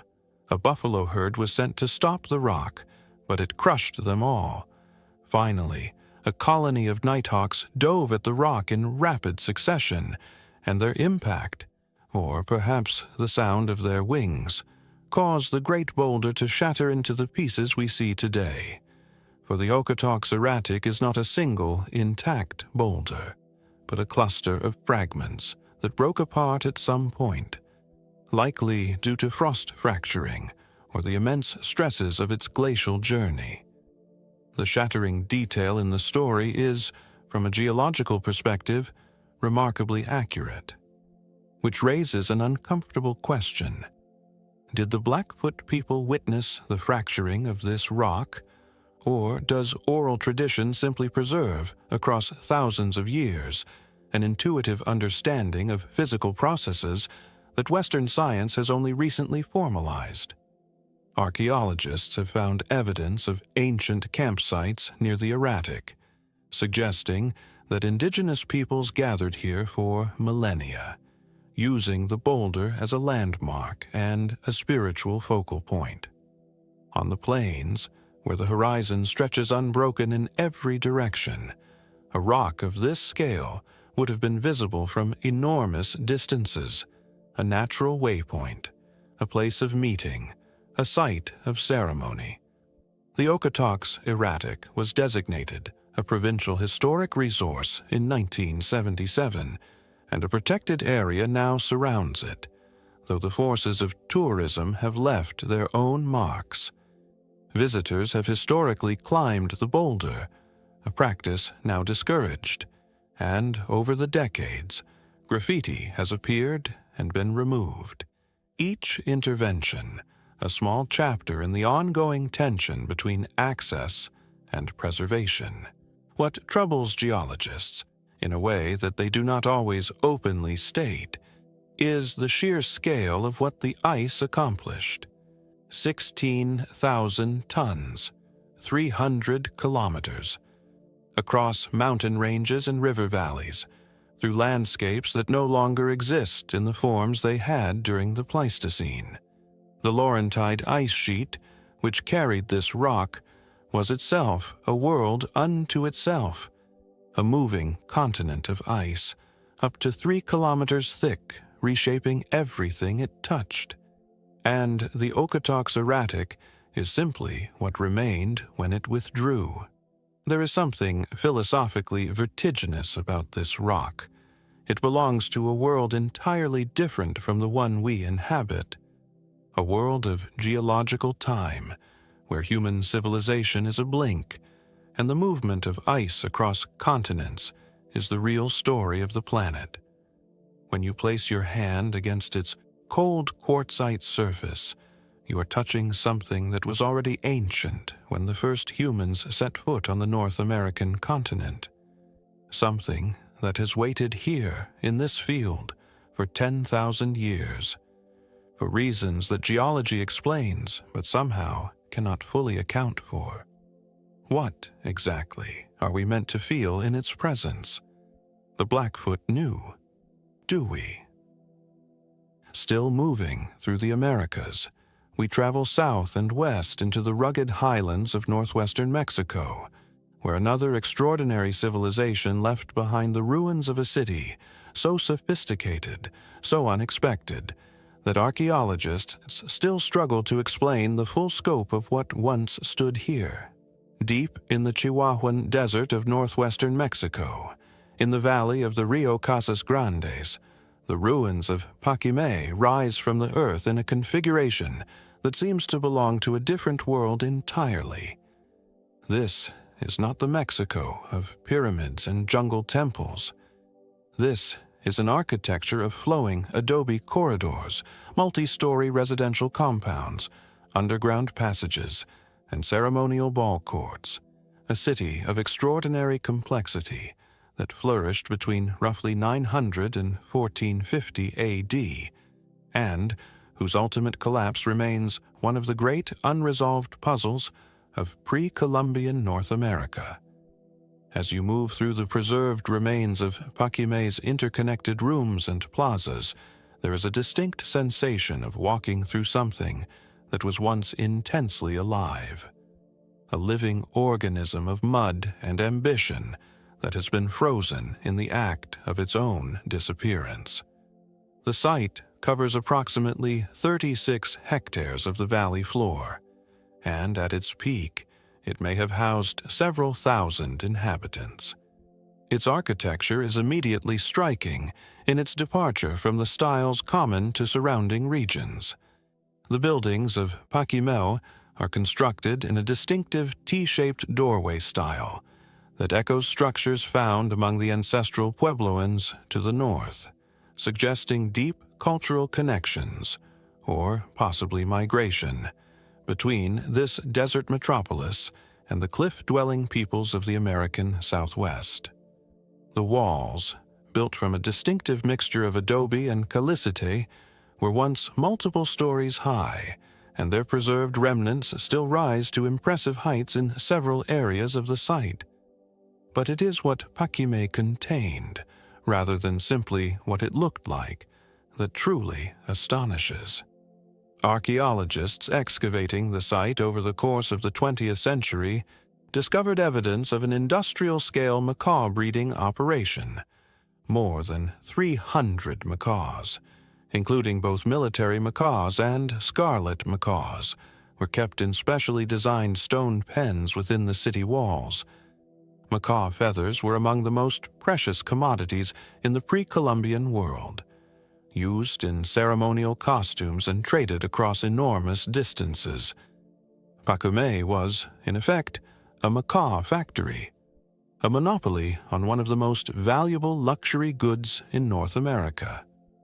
Alongside the macaw pens, excavators found copper bells, pottery of astonishing technical sophistication, and evidence of trade connections stretching from the Pacific coast to the Gulf of Mexico, from the American Southwest to the heart of Mesoamerica. Paquimé was a nexus, a point where trade routes converged, where goods changed hands, where cultures met and mixed. Some researchers have proposed that it functioned as a gateway community, controlling access between the Pueblo world of the north and the Mesoamerican civilizations of the south. The ceremonial ball courts at Paquimé add another layer of mystery. At least 3 ball courts have been identified at the site, constructed in a style consistent with the Mesoamerican ball game tradition, a deeply ritualized sport that carried enormous religious significance throughout pre-Columbian cultures from Honduras to Arizona. The presence of these courts at Paquimé suggests either direct cultural contact with Mesoamerican peoples or a degree of cultural diffusion so thorough that it transformed the religious practices of desert-dwelling communities hundreds of miles from Mesoamerica's heartland. Perhaps most intriguing of all are the effigy mounds that dot the landscape around Paquimé. Unlike the flat plazas of the city proper, these mounds were deliberately shaped into the forms of animals: a cross, a serpent, a macaw, visible only in their entirety from above. Effigy mounds are known from other parts of North America, most famously in the Mississippi Valley, but their presence in this desert context is deeply puzzling. Who were these earthworks for? What forces were being invoked or honored by their construction? The collapse of Paquimé around 1450 A.D. was accompanied by signs of violence that archaeologists have only partially interpreted. There is evidence of burning, of bodies left unburied, of a city that did not simply fade, but was, in some sense, broken. Whether by internal social collapse, external attack, prolonged drought, or some combination of all three, remains genuinely uncertain. The period around the mid-15th century was one of widespread disruption across the American Southwest, and Paquimé was not the only great community to fall silent during these decades. The Raramuri people, also known as the Tarahumara, who inhabit the nearby Copper Canyon region to this day, do not generally claim descent from the builders of Paquimé, though some oral traditions preserve memories of a great city that once stood in the valley. The O'odham peoples to the north have similar traditions, but the precise identity of Paquimé's population and where they went after the city's collapse remains an open question. UNESCO designated Paquimé a World Heritage Site in 1998, and the adjacent museum houses some of the extraordinary pottery recovered from excavations, vessels of geometric complexity that display a mastery of ceramic technique unmatched in the pre-Columbian North. Holding one of these vessels in your imagination, tracing its spiraling, black-on-white patterns with your eyes, you sense something of the intelligence and aesthetic sophistication of the people who made it. But who, precisely, were they? And where, in the end, did they go? From the deserts of northern Mexico, we travel south along the Pacific coast to the arid coastal valleys of Peru, where an ancient civilization built one of the most massive structures in the ancient Americas, a monument whose true purpose has puzzled scholars for over a century.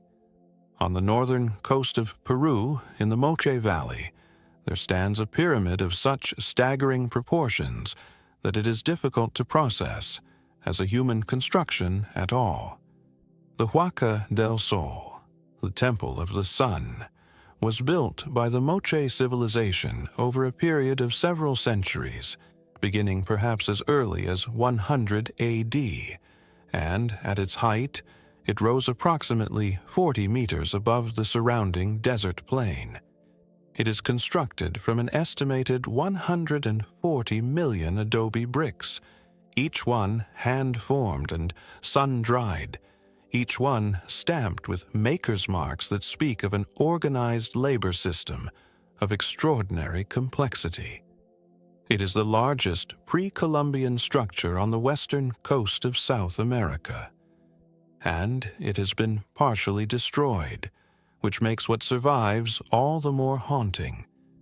You approach along a dusty road flanked by scattered field workers, and as you draw closer, the Huaca del Sol resolves from a distant brown mass into something altogether more imposing, a stepped mountain of compressed earth and brick, its flanks eroded into sweeping curves by centuries of wind and the catastrophic flooding that the Spanish deliberately caused in the 17th century to wash away the pyramid's base and expose any gold that might be buried within. The Spanish were not subtle. They diverted the Moche River to flow directly against the structure's foundations, and the resulting flood carried away an estimated 2/3 of the entire pyramid. What survives is a truncated ruin, massive, still overwhelming in its scale, but fractured and incomplete in ways that make precise interpretation difficult.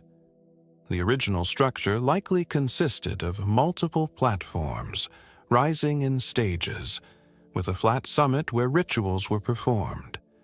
The platform system suggests it was built not in a single campaign, but in many stages, each new ruler or priestly class adding to what their predecessors had created, layering the pyramid like geological strata of human devotion. The Moche civilization, which flourished along Peru's north coast from roughly 100 to 800 AD, was a society of remarkable artistic and technological sophistication. Their pottery is among the finest produced anywhere in the ancient world. Three-dimensional portrait vessels that capture individual human faces with a psychological realism that seems almost modern, and narrative vessels that tell complex stories of warfare, sacrifice, and supernatural encounter with a pictorial sophistication comparable to Greek vase painting. Their gold work, what survives of it after centuries of looting, demonstrates mastery of techniques including lost wax casting, soldering, and alloying that metallurgists have struggled to fully replicate. But for all its artistic grandeur, the Moche world was shadowed by violence. Excavations at Huaca de la Luna, the smaller pyramid that stands roughly 500 meters from the Huaca del Sol, separated by what was once a thriving urban center, have revealed elaborate sacrificial platforms where prisoners, likely captives taken in ritual warfare, were killed in ceremonies apparently connected to the worship of a fanged deity known as Apahek. The evidence is unambiguous and deeply disturbing. Lines of bound men, their bodies showing signs of multiple forms of violence, arranged on hilltop plazas as offerings to forces that the Moche believed sustained their world. The relationship between the two Huacas is itself a source of ongoing scholarly debate. Were they dedicated to different deities, the sun and the moon, as the Spanish names suggest? Were they used by different social classes or for different categories of ritual activity? Excavations at Huaca de la Luna have been far more productive than those at the eroded Huaca del Sol, revealing painted murals of extraordinary color and complexity that cover the pyramid's interior walls in layer upon layer of imagery, accumulated over centuries of ritual use. The paintings depict Apahek in multiple forms, as a warrior, as a spider, as a creature combining human and supernatural attributes in ways that challenge any simple iconographic analysis. Geometric borders of repeating patterns frame narrative scenes of such visual density that researchers have spent decades decoding their apparent meaning, and the debate is far from resolved. Around 800 AD, the Moche civilization collapsed. The reasons, as with so many ancient cultures, are a tangle of competing factors. El Niño events, which bring catastrophic flooding and drought to the Peruvian coast in irregular but recurring cycles, likely played a significant role. Evidence of widespread drought and desertification has been found in pollen records and sediment cores. There may also have been internal social fragmentation, as different regional centers competed for resources and authority. After the Moche came other cultures, the Chimu, whose capital, Chan Chan, rose only a short distance to the north, and eventually the Inca, who incorporated this entire coastal world into their expanding empire. The Huaca del Sol was already ancient when the Inca arrived. It was already, in some sense, a ruin, a monument to a world that had already been forgotten by the living. Standing at its base today, watching the desert hawks circle overhead in the hard coastal light, it is impossible not to feel the weight of all that time. 140 million bricks, millions of human hours, a civilization that looked at the Pacific horizon and built its faith into the very earth beneath its feet. What did they believe they were building toward? Still in South America, we move south along the Andean spine to the high arid valleys of northwest Argentina, where the ruins of another ancient civilization cling to the edge of a mountain like a dream of permanence, high above the Santa Maria Valley in the Calchaquí region of northwestern Argentina, carved into the volcanic slopes of the Sierra del Cajon at an altitude of nearly 2,000 meters. The ruins of Quilmes sprawl across the mountainside in a configuration so vast and so deliberately arranged that it takes several minutes of simply standing and looking to begin to comprehend its full extent. This was once the largest city in pre-Columbian northwestern Argentina, home at its peak to perhaps 3,000 people, and it endured for nearly 1,000 years before the Spanish finally and violently brought it to an end. As you climb the stone-paved paths that wind through the terraced residential sectors of the site, the view opens progressively wider until the entire valley stretches below you in a long blue-green ribbon, and the scale of what the Quilmes people built becomes fully apparent. They did not merely build a village on a mountain.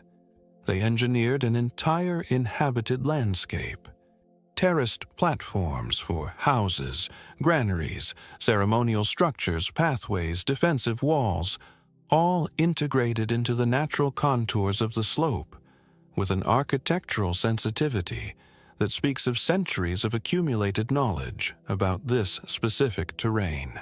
The Quilmes people belong to the broader cultural complex known as the Diaguita, a loose grouping of mountain-dwelling peoples who occupied the high valleys of what is now northwestern Argentina and northern Chile in the centuries before the Spanish conquest.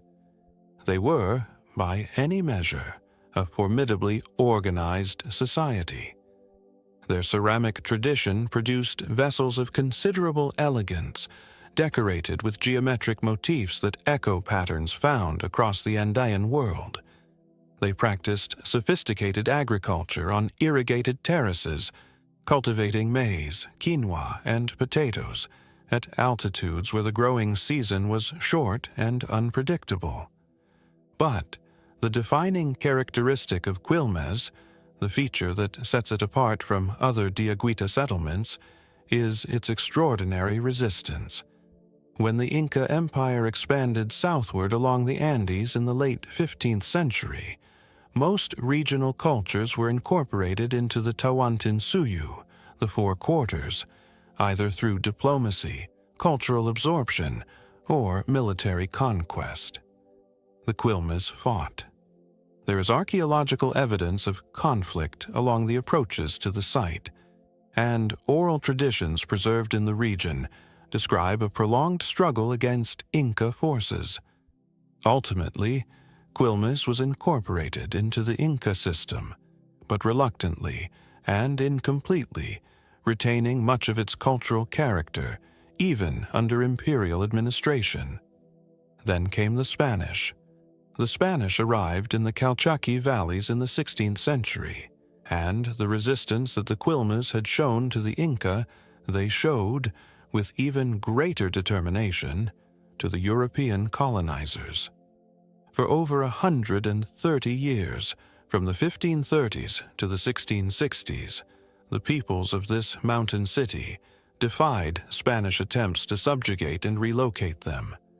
The Calchaquí Wars, a series of uprisings and military campaigns that consumed enormous colonial resources, were in part fought over this mountain. The end, when it came, was devastating. In 1665, the Spanish governor forced the deportation of the surviving Quilmes people, some estimate 2,000 individuals, on a forced march of over 1,500 kilometers to the Rio de la Plata region near present-day Buenos Aires. They were settled in a village that bore the name of their homeland, Quilmes, which today is a Buenos Aires suburb, known primarily for a beer brand bearing its name, a grotesque irony that the descendants of the original Quilmes people have not been silent about. The mountain city was abandoned, its terraces slowly reclaimed by desert scrub. For centuries, it stood empty and largely unknown outside the region. In the 1970s, a controversial reconstruction effort was undertaken, partially rebuilding sections of the site's walls and pathways using materials of uncertain authenticity. Archaeologists have been critical of this reconstruction, arguing that it obscures the genuine archaeological record and presents a sanitized, possibly inaccurate picture of the original settlement. The debate about how to balance preservation, tourism, and archaeological integrity at Quilmes remains unresolved. What is not in doubt is the power of the place itself. The defensive walls that encircle the upper sectors of the site are formidable, thick, carefully constructed, designed to resist precisely the kind of military assault that eventually destroyed the civilization they protected. The granaries, designed to store food for months of potential siege, speak of a community that knew war was always possible and prepared for it with grim practicality. Walking among these walls as the afternoon wind picks up and the valley below disappears into shadow, you feel the particular melancholy of a place that fought hard to survive and ultimately did not. The Quilmes people resisted the Inca, survived the Inca, resisted the Spanish, and were ultimately broken not in battle, but by the quiet violence of forced displacement, stripped of their mountain, their city, their accumulated centuries of place-specific knowledge. The mountain remains, the city does not. But the 2,000 meters of altitude, the sweeping views, the cold wind cutting across the terraces, these things are unchanged. And somewhere in the distant lowland suburb that bears their name, the descendants of Quilmes carry a memory of this mountain that no colonization has fully erased. What does it mean to survive? And what is lost when the place that made you is taken away? Leaving the Americas behind, we cross the Atlantic to the heart of Central Europe, where the ruins of a medieval castle perch above the Bavarian forest, a fortress so steeped in legend and so obscured by time that the line between history and mythology has almost entirely dissolved. In the densely forested hills of the Rhenish-Palatinate region of southern Germany, where ancient woodland carpets the sandstone ridges in a thick, almost impenetrable canopy, the ruins of Greifenstein Castle rise from a rocky outcrop, with the kind of silent authority that centuries of abandonment seem only to deepen. This is a place where history has folded in on itself, where the medieval and the mythological are so thoroughly intertwined that to speak of one is inevitably to speak of the other, and where the questions that architecture raises are answered not by archaeologists, but by the forest itself, which has been slowly dismantling the castle's walls for hundreds of years, with a patience that no human ambition can rival. As you climb the narrow path through the trees toward the castle's remaining walls, the forest closes around you in a way that feels less like an approach to a ruin and more like a descent into a story, one that begins long before the stones were laid. The earliest fortifications at this site date to the 12th century, when the area was part of the complex feudal landscape of the Holy Roman Empire. The Rhenish Palatinate was, in the medieval period, a region of extraordinary political importance. The Count Palatine of the Rhine was one of the 7 prince-electors responsible for choosing the Holy Roman Emperor, and the castles that dot the region's ridgelines and river valleys were not merely defensive structures, but expressions of political authority, economic control, and dynastic ambition. Grafenstein, specifically, is associated with a lineage of minor nobility whose history is difficult to disentangle from the broader regional politics of the period. It appears in historical records first in the 13th century, when it served as a strong point controlling the surrounding forest roads, essential in a landscape where timber, charcoal, and tolls from forest passage were significant economic resources. The castle's architecture, as best as it can be reconstructed from surviving fragments, included a central tower, a great hall, residential buildings, and the curtain walls that still partially stand, their sandstone blocks darkened by centuries of exposure to the damp Palatinate climate. What makes Grafenstein remarkable in the context of regional history is its long association with local legend and folk tradition. The Palatinate forest is ancient, archaeologically ancient, with evidence of human presence extending back to the Neolithic and beyond. And the stories that circulate around its castles and ruins are often palimpsests of much older beliefs, Christian imagery layered over pre-Christian substrates in ways that are difficult to clearly separate. Stories attach themselves to Grafenstein with particular tenacity. Tales of underground passages connecting the castle to other fortifications across the forest, a common motif in German castle legend, but one that in this case is supported by partial archaeological evidence of at least one subterranean structure beneath the inner ward.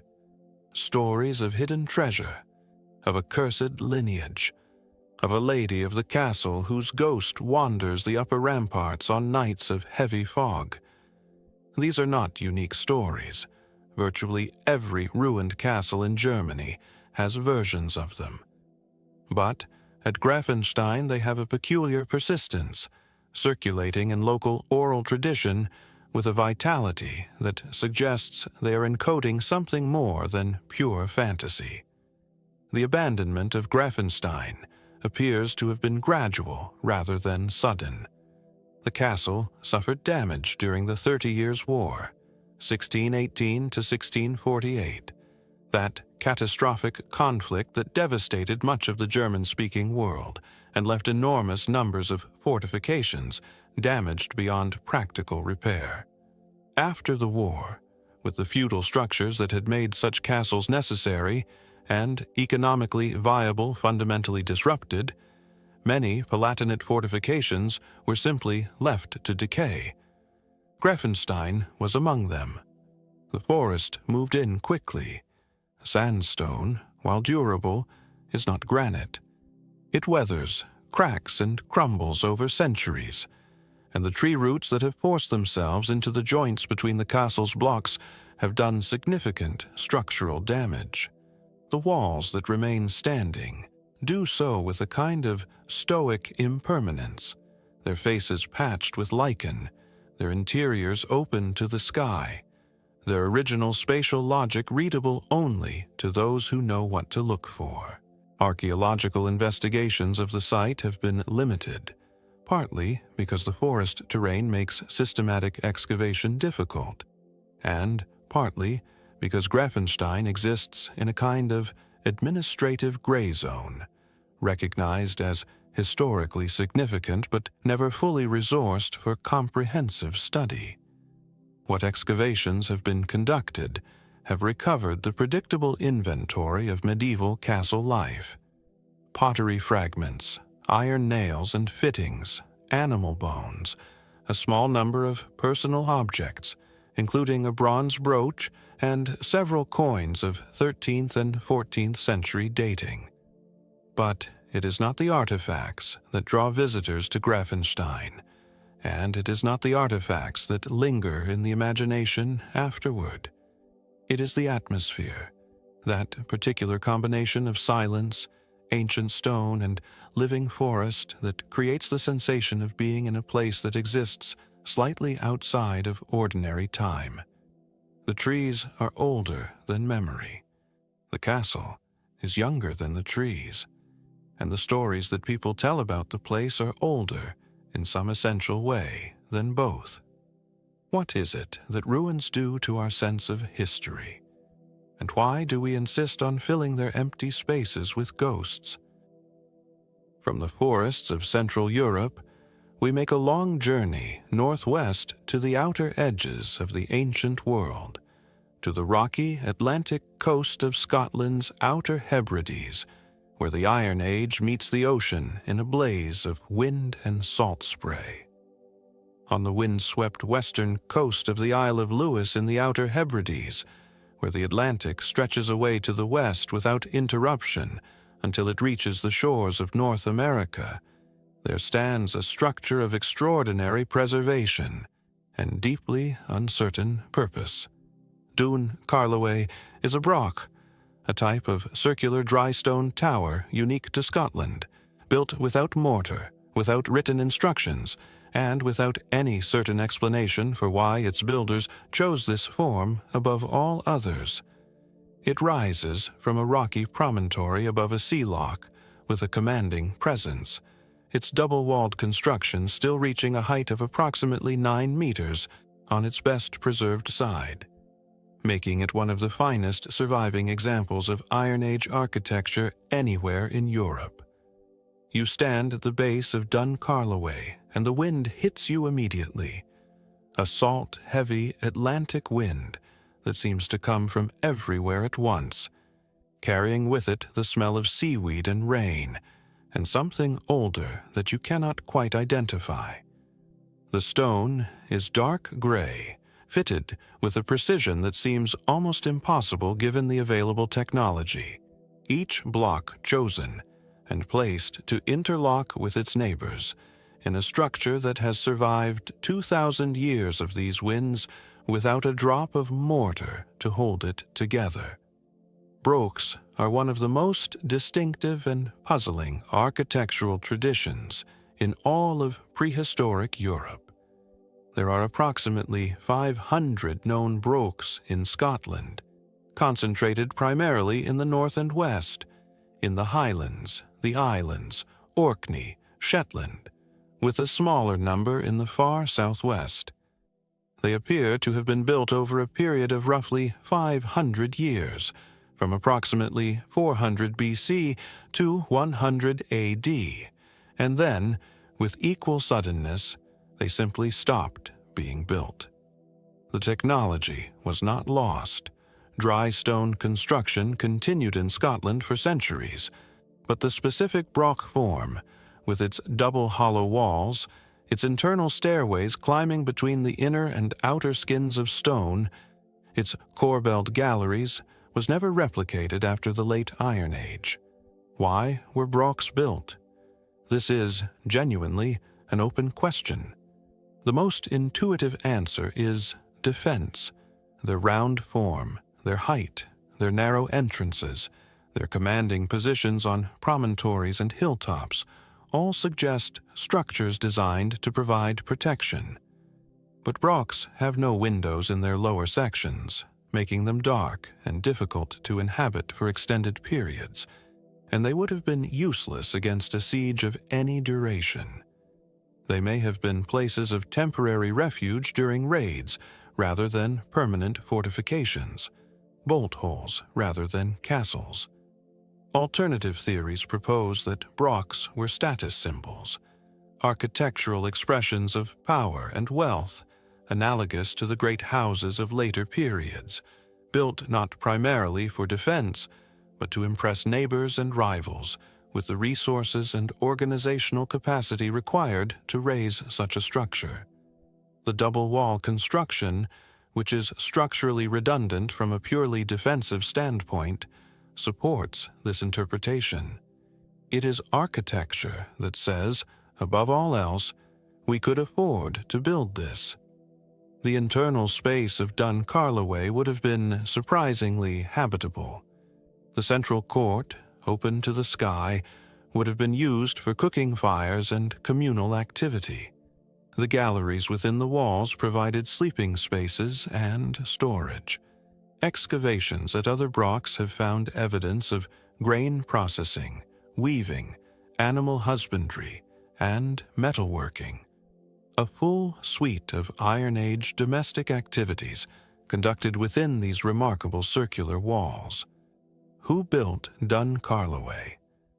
They were almost certainly ancestors of the present-day inhabitants of Lewis, Celtic-speaking Iron Age communities who had lived in these islands for generations before the Roman Empire reached its maximum northward extent in Britain.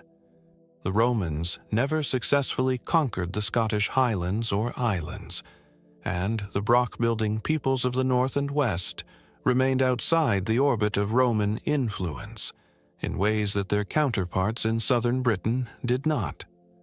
Dun Carloway may have been built in part in response to the social disruptions caused by Roman expansion elsewhere, a time of increased raiding and competition for resources that made defensible structures suddenly more valuable. After the Iron Age, Dun Carloway's history becomes patchwork. It appears in medieval records as a strong point associated with local clan politics. The MacAulays of Lewis reportedly used it as a refuge at various points in the medieval period, and one account describes a rival clan burning them out by collecting heather and setting it alight in the entrance. This story may be legendary, but burn deposits found in archaeological contexts suggest some form of fire event did occur. The name Dun Carloway is itself a mixture of languages. Dun is the Gaelic word for a fort or fortified place, while Carloway derives from the Norse Karlsvagar, Karl's Bay, a reminder that the Norse colonization of the Western Isles during the Viking Age left deep linguistic traces that persist to this day in place names across Lewis. Walking around the outer face of the broch in the dimming afternoon light, running your hand along the fitted stones, you feel the particular intimacy of dry stone construction, the human scale of each individual block, the direct relationship between the builder's hands and the structure's face, unmediated by mortar or concrete or machinery. Someone chose these stones. Someone carried them here. Someone fitted them together with a care and skill that has outlasted their name, their language, and every memory of them by 2,000 years. What were they afraid of? And were they right to be afraid? Remaining in the Celtic world, but moving south to the very tip of Cornwall in southwestern England, we come now to one of the most intimate and enigmatic prehistoric monuments in the British Isles, a circle of 19 standing stones that has stood in a Cornish field for nearly 4,000 years. In a field beside the B3315 road near the village of St. Buryan in far west Cornwall, 19 granite standing stones form a near-perfect circle, approximately 24 meters in diameter. They are low stones. None of them exceeds 1.5 meters in height, and yet they have an extraordinary presence. Gray-pink granite worn smooth by millennia of Atlantic rain, spaced with a regularity that speaks of deliberate, precise intention, standing in a landscape so ancient and so layered with human meaning that even the air above them seems charged with something unnameable. The Merry Maidens is one of the best preserved stone circles in southwest England, and it carries with it one of the most enduring and revealing of folk traditions, the story, propagated by the local Christian community, that these stones are the petrified bodies of 19 young women who were punished by God for the sin of dancing on the Sabbath. 2 larger standing stones in an adjacent field, known as the Pipers, are supposedly the musicians who played for them. The legend is widespread in Britain. Versions of it attach to dozens of stone circles, always featuring young women, always punished for inappropriate merrymaking. It is worth pausing on this tradition because it tells us something important. The Christian Church, encountering ancient megalithic monuments that it could neither destroy nor explain, developed a narrative technology for neutralizing their power. The stones were sinners. Their circle was a warning. Their very existence was a lesson in divine punishment. The pre-Christian sanctity of these places was not denied. It was inverted, transformed from a site of positive ritual significance into a monument to transgression. But what were these stones actually for? The Merry Maidens were almost certainly constructed sometime in the late Neolithic or early Bronze Age, between approximately 2500 and 1500 BC, a period of intense megalithic construction across the British Isles that produced stone circles from Orkney to Brittany. The precise dating of individual stone circles remains difficult, as the stones themselves cannot be carbon dated, and associated organic materials are rarely preserved. The circle's geometry is strikingly regular, which has attracted the attention of archaeoastronomers and researchers interested in prehistoric geometry. Studies have suggested alignments with sunrise and sunset at the solstices and equinoxes, though the evidence is contested. Critics note that with enough stones in a circle, it is relatively easy to find apparent alignments with significant astronomical events, and that such alignments may be coincidental rather than intentional. More intriguing is the broader landscape context of the Merry Maidens. The surrounding area of far west Cornwall is extraordinarily rich in prehistoric monuments. Bogus, underground stone-lined passages of uncertain purpose, barrows, quoits, megalithic burial chambers, and other standing stones are distributed across the peninsula in a density that suggests this was a profoundly important ritual landscape for thousands of years. The Merry Maidens did not stand alone. They were part of an interconnected web of sacred sites whose full extent and significance we are only beginning to map. The 2 Pipers' stones in the adjacent field are particularly interesting. They are considerably larger and more isolated than the maidens themselves, and their relationship to the circle, spatial, ritual, symbolic, is unclear. Were they contemporary with the circle, or added later? Do they mark the entry points of a processional route? Or are they entirely unrelated monuments that folk tradition has connected to the circle simply because they stand nearby? Excavations within and around the Merry Maidens have been limited, partly because the site is protected, and partly because earlier, less careful investigations in the 19th century may have disturbed stratigraphic contexts that would otherwise have been informative. What has been recovered includes flint flakes and fragments of early pottery, consistent with the Neolithic to Bronze Age dating, suggested by the monument's general characteristics. The site is now managed by the Cornwall Heritage Trust and is freely accessible to visitors, who come in considerable numbers throughout the year, particularly at midsummer, when dawn gatherings around the circle have become an informal tradition. Modern pagans, neo-druids, and those interested in earth spiritualities are drawn to the Merry Maidens with an intensity that the local Christian community once found troubling and now largely accepts as an economic reality.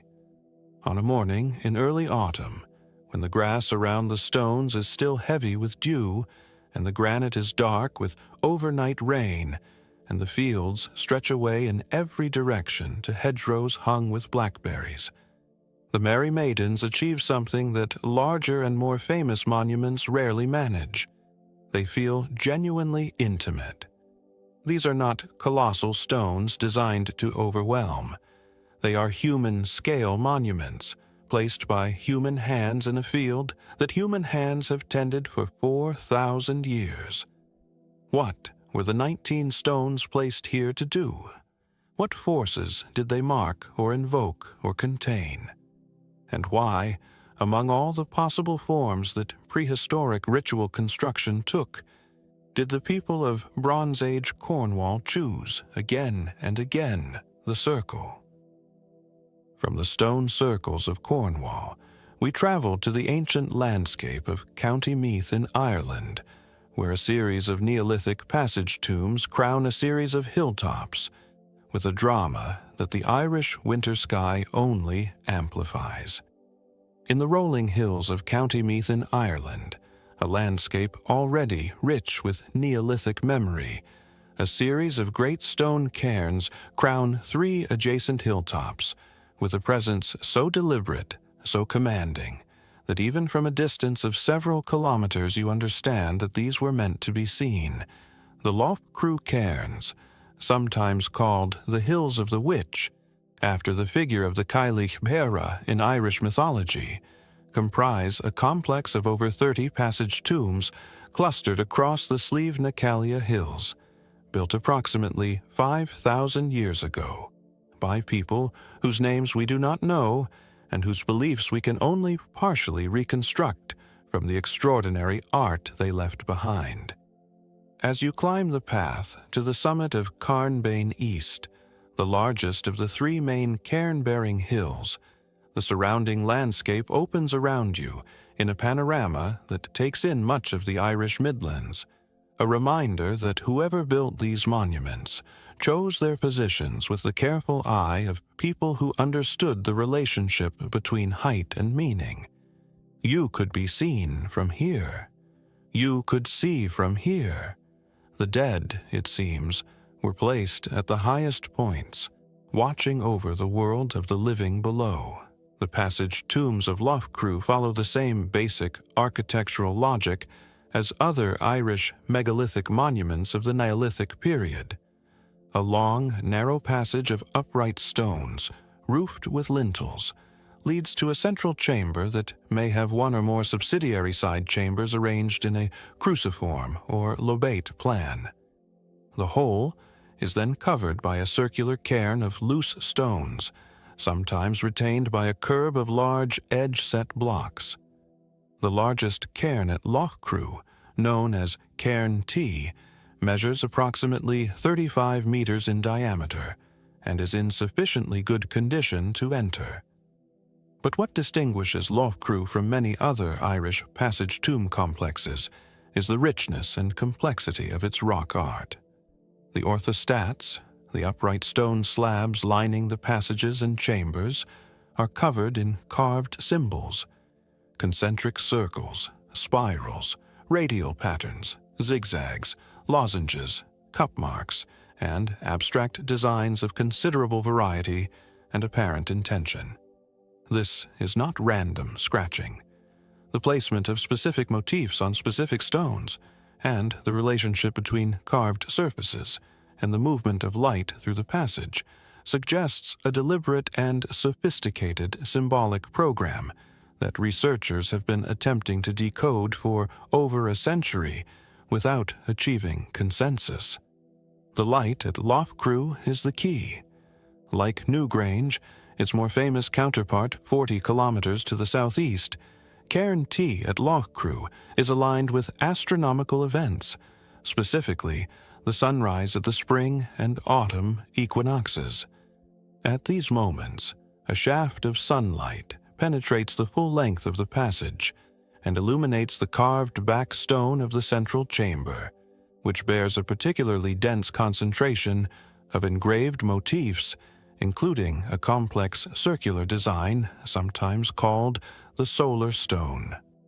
The light moves across this carved surface over the course of about an hour, tracing the symbols with a golden precision that must have had enormous significance in a society that organized its agricultural calendar around the turning points of the year. It would be easy and seductive to interpret this simply. The tombs are solar calendars. The dead are aligned with the cosmic rhythms of the sun. The art records astronomical observations. But this interpretation, while compelling, reduces a profound and probably multivalent cultural practice to a single dimension. The people who built Loughcrew did not build a calendar. They built a landscape of the dead, a world of transformed ancestors whose bones and presence continued to be active in the affairs of the living long after death. Excavations conducted at various times since the 19th century, including early and somewhat destructive investigations by Eugene Conwell in the 1860s, and more systematic modern analyses, have found human remains in the chambers.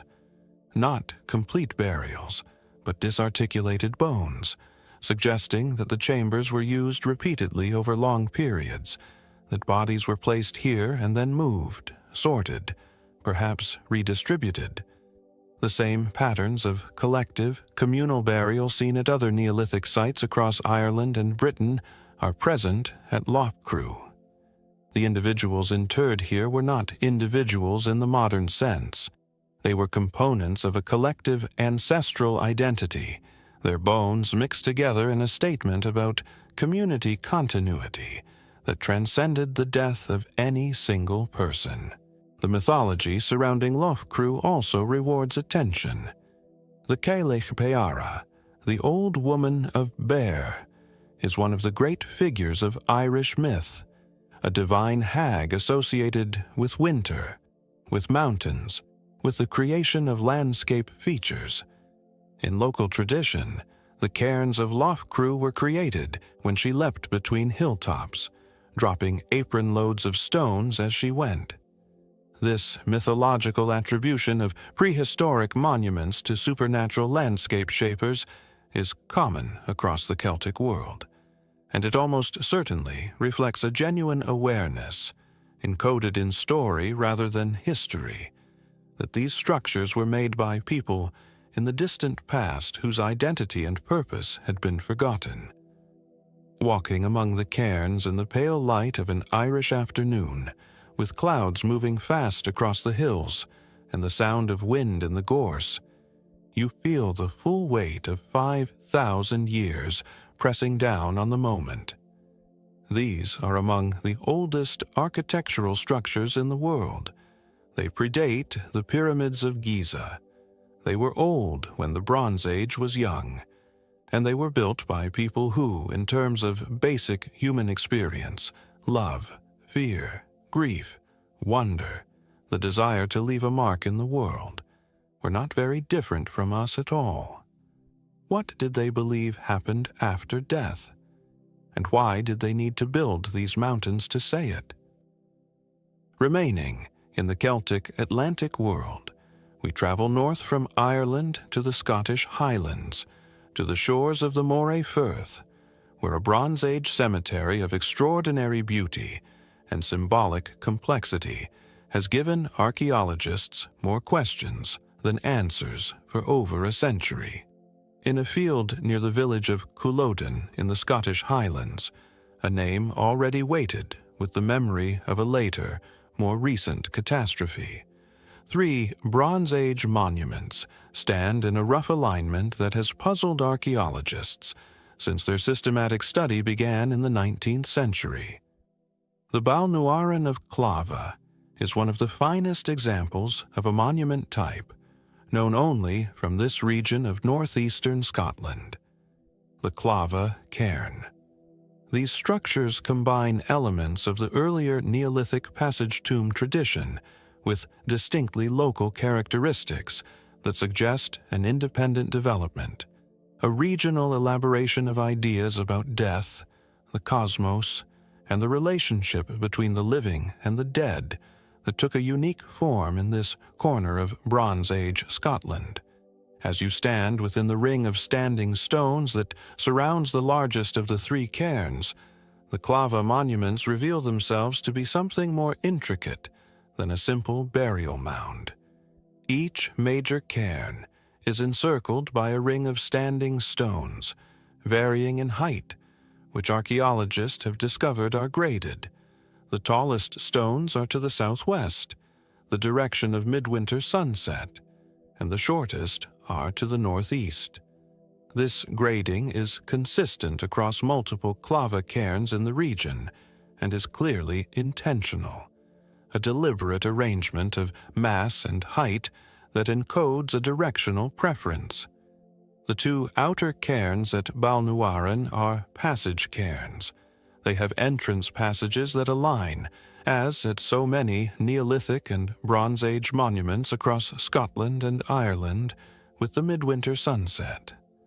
On the longest evening of the year, when darkness lasts for 17 hours and the sun hangs low and brief above the southwestern horizon, it sinks along the axis of these passages, and for a few minutes illuminates the inner chambers with a level of focused light that at other times of year they never receive.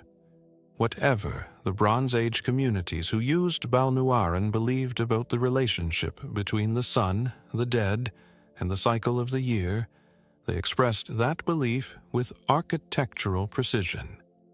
The central cairn at Balnuaran is of a different type, a ring cairn, with no passage and no chamber, its interior filled with stones and apparently never used for burial in the conventional sense. What ceremonies were performed within its circular interior, if any, leaves no clear archaeological trace. This distinction between the two types, passage cairn and ring cairn, used in close proximity at the same site, suggests a more complex ritual program than simple burial, though what that program entailed remains genuinely unclear. The standing stones surrounding the cairns deserve particular attention. They are not monolithic giants like those at Stonehenge or Avebury.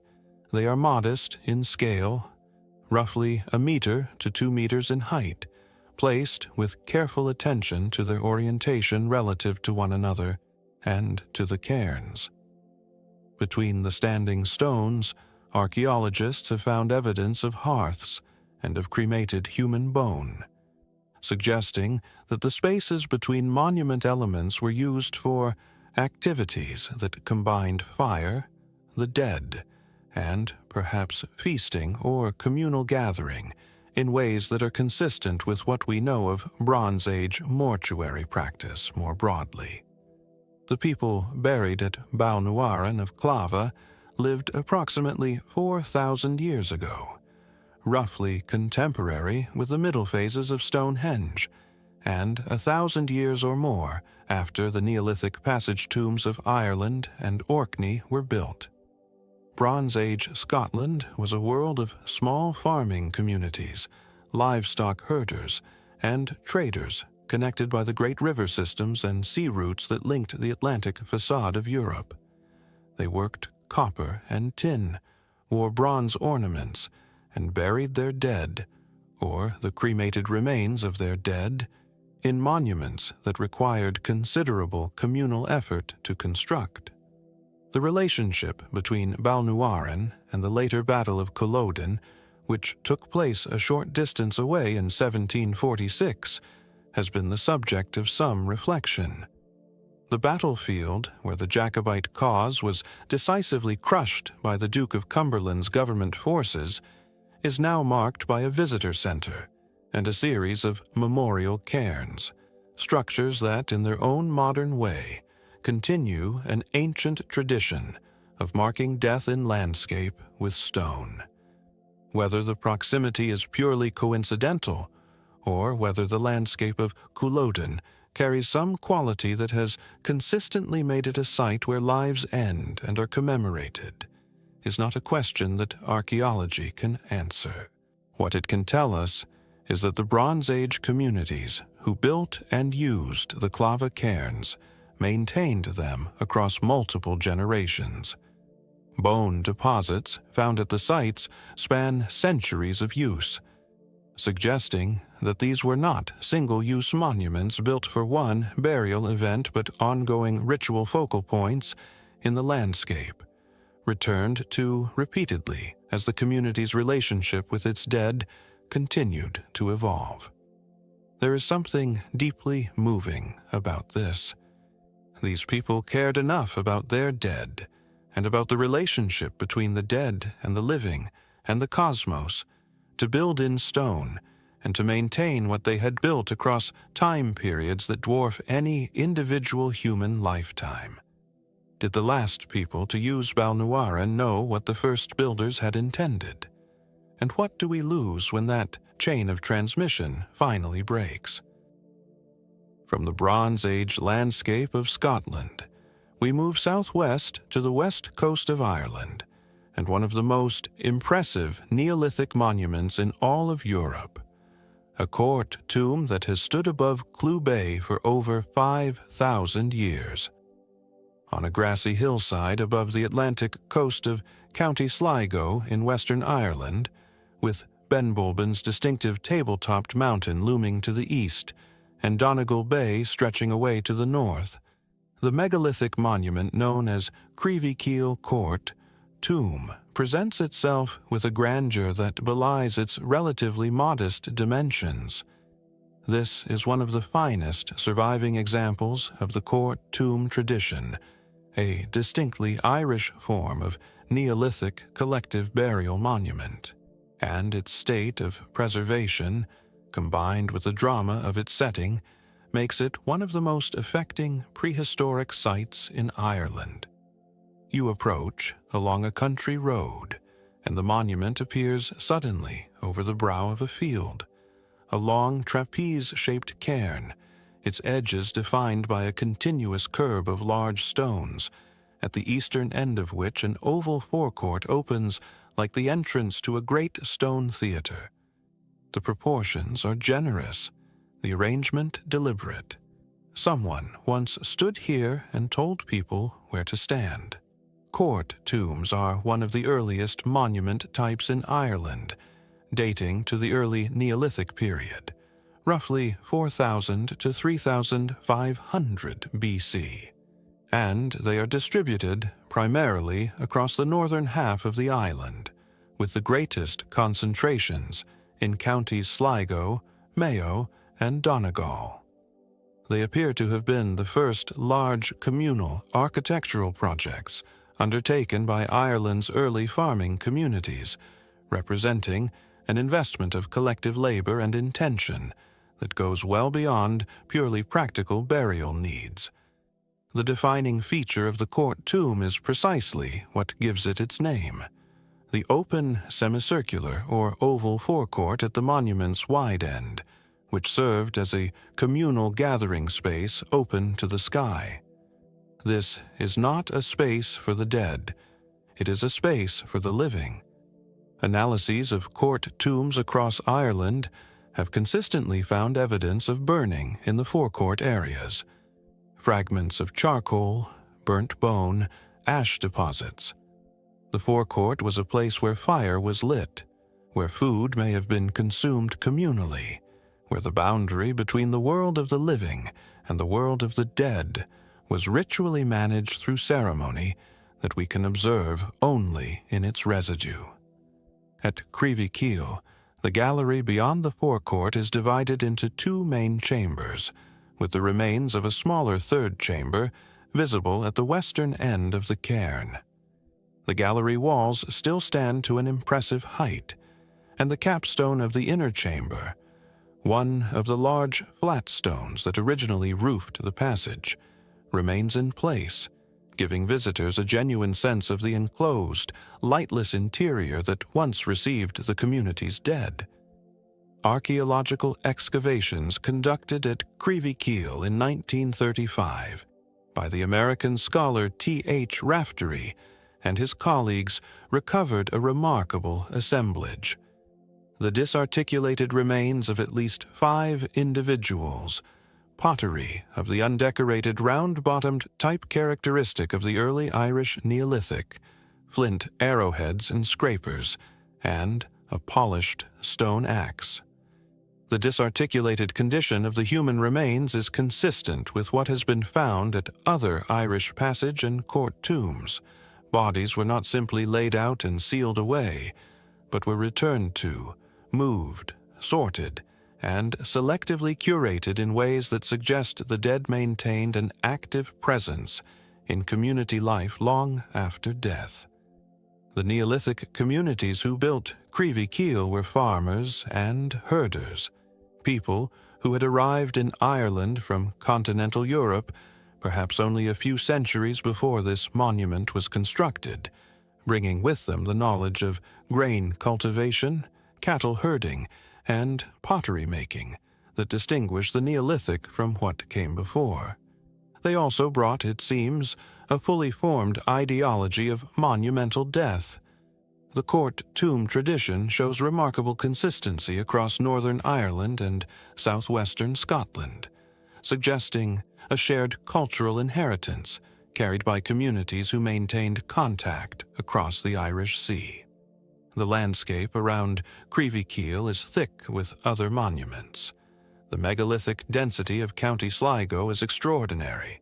Carrowmore, to the south, is the largest megalithic cemetery in Ireland.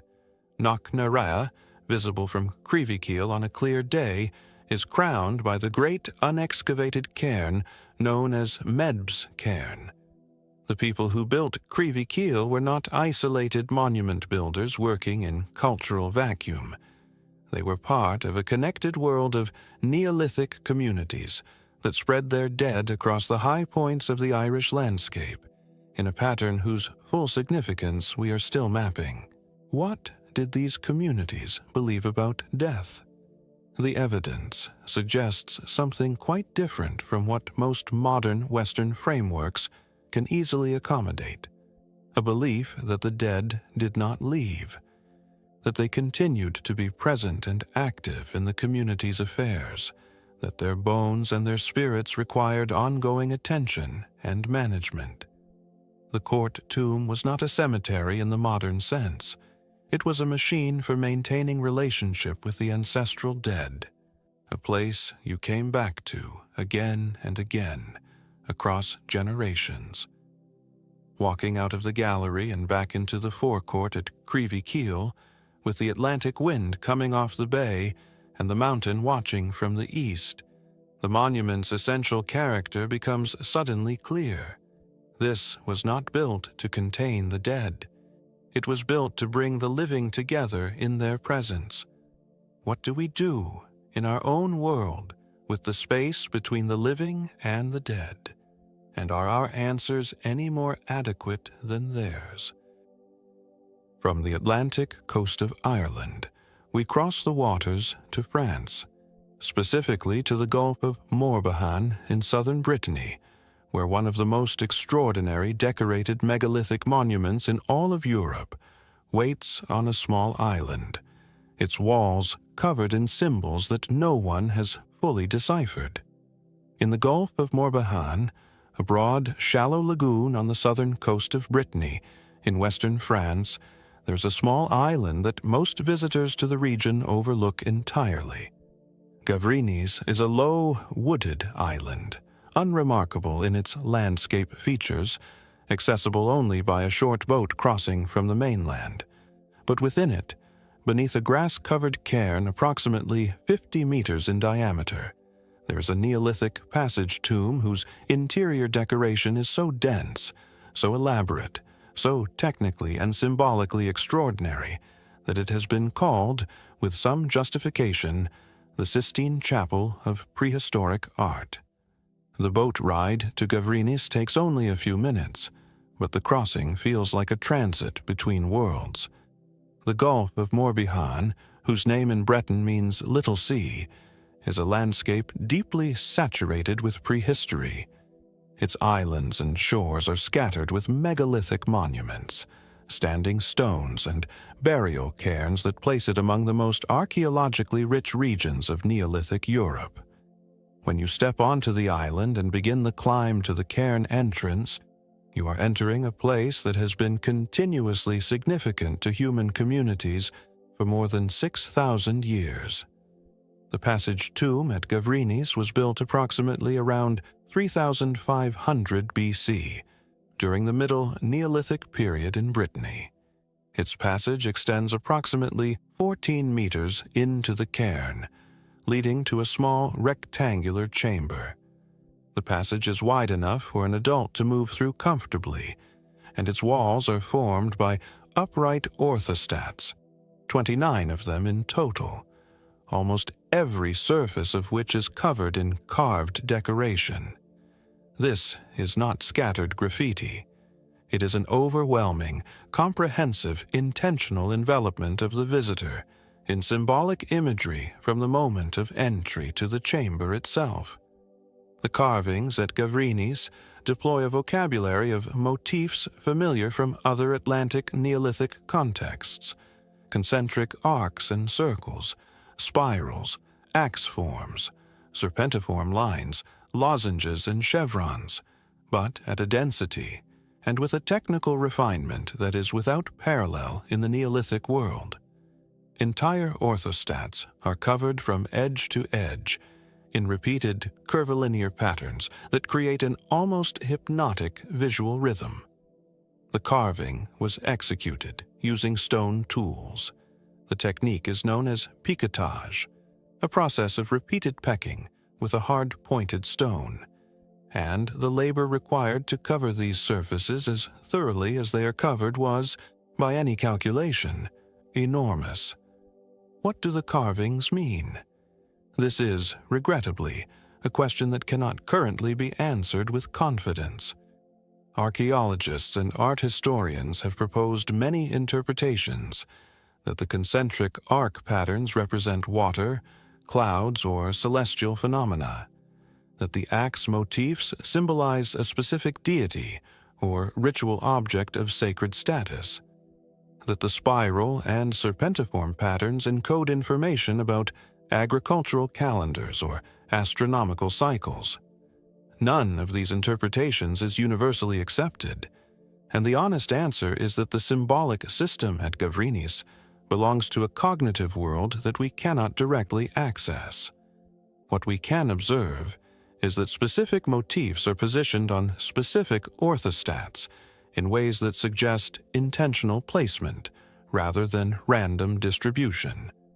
The most elaborate stones are concentrated in the innermost section of the passage and in the chamber itself. The deepest, most enclosed, most spatially significant location within the monument. This spatial logic of increasing symbolic density as one moves inward is consistent with other decorated passage tombs in the Atlantic Neolithic tradition, most notably at Newgrange and Knowth in Ireland, and it strongly implies a ritual journey inward, a progressive increase in sacred significance, correlated with proximity to the ancestral dead interred in the chamber. One of the most astonishing discoveries related to Gavrinis came not from excavation of the monument itself, but from study of its capstone, the large, flat stone that forms the ceiling of the chamber. In 1984, researchers noticed that this capstone bore carved motifs on its underside, and that these motifs matched precisely the carved surfaces of another megalithic stone several kilometers away on the mainland, a stone that forms part of the passage of the Grand Menhir Brisé, or Great Broken Standing Stone, at Lokmariaker. The capstone at Gavranis is, in other words, a fragment of a much larger monument that was dismantled and reused. The Grand Menhir Brisé, at approximately 20 meters in height, the largest known standing stone in Europe, was erected and then deliberately broken, possibly by the passage tomb builders themselves, and its fragments distributed among multiple monuments in the Gulf of Morbihan. This discovery transformed understanding of Neolithic monument building in Brittany. The builders of Gavranis and the related monuments were not simply constructing new structures. They were actively dismantling, recycling, and recontextualizing existing sacred architecture in a practice that implies a complex theology of material and memory, a belief that the power or significance of earlier monuments could be transferred to new constructions through the physical incorporation of their fabric. The chamber at Gavrinis is small. You lower your head to enter, and then the carvings are on every side, closer than comfortable, and there is no light except what you bring with you. The original Neolithic users brought fire, torches of animal fat or resin that would have illuminated the carvings in a dancing, orange-warm light that transformed the static symbols into something alive and shifting. What did they see in that light? And what was the name of the one who first carved these spirals? Remaining in the Mediterranean world of ancient death and sacred space, we travel south and east to the island of Sardinia, where thousands of rock-cut tombs have been carved into the landscape, not as isolated monuments, but as doorways into an entire world of the dead. Across the limestone and trachyte hills of Sardinia, scattered across an island already dense with ancient mystery, there are thousands of small openings cut into the rock face that local people have known for as long as memory reaches. They are called domus de Janus in the Sardinian language, the houses of the fairies, or the houses of the witches, and they are among the most remarkable funerary monuments of the Mediterranean Neolithic, rock-cut collective tombs, hand-carved from the living bedrock, that speak of an extraordinary investment of effort and belief in the management of the dead. There are nearly 3,000 documented domus de Janus distributed across Sardinia, concentrated in the northern and central regions of the island, dating primarily to the Ozieri culture of the 4th to 3rd millennia BC. They vary considerably in size and complexity. The simplest consist of a single small cell, barely large enough for a crouching adult, while the most elaborate are multi-roomed complexes with several interconnected chambers, carved architectural details that imitate the interiors of actual dwellings, and surfaces covered in incised symbolic decoration. As you stand before one of the larger examples, perhaps at the necropolis of Anghelu Ruju near Alghero in the northwest, where over 38 tombs were cut into a low plateau overlooking the agricultural plain. The entrance appears as a small, roughly rectangular opening at ground level, sealed for millennia and only recently opened. You need to crouch to enter, and once inside, the world changes in a way that is difficult to articulate. The rock around you was shaped by human hands, and you can still see in some chambers the marks left by the stone tools used to cut it, a record of labor preserved in stone for 5,000 years. The name, Houses of the Fairies, is revealing. Like the attribution of many European megalithic monuments to supernatural beings, giants, witches, fairies, heroes, it encodes a genuine awareness that these structures belong to a world before living memory, while mythologizing that awareness in ways that deflect the unsettling implications of deep time. The communities that lived alongside these tombs for centuries did not know who had made them.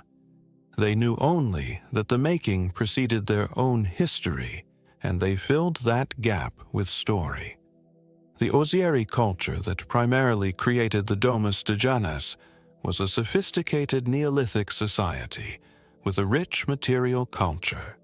Fine, elaborately decorated pottery that stands among the most beautiful ceramic production of prehistoric Europe.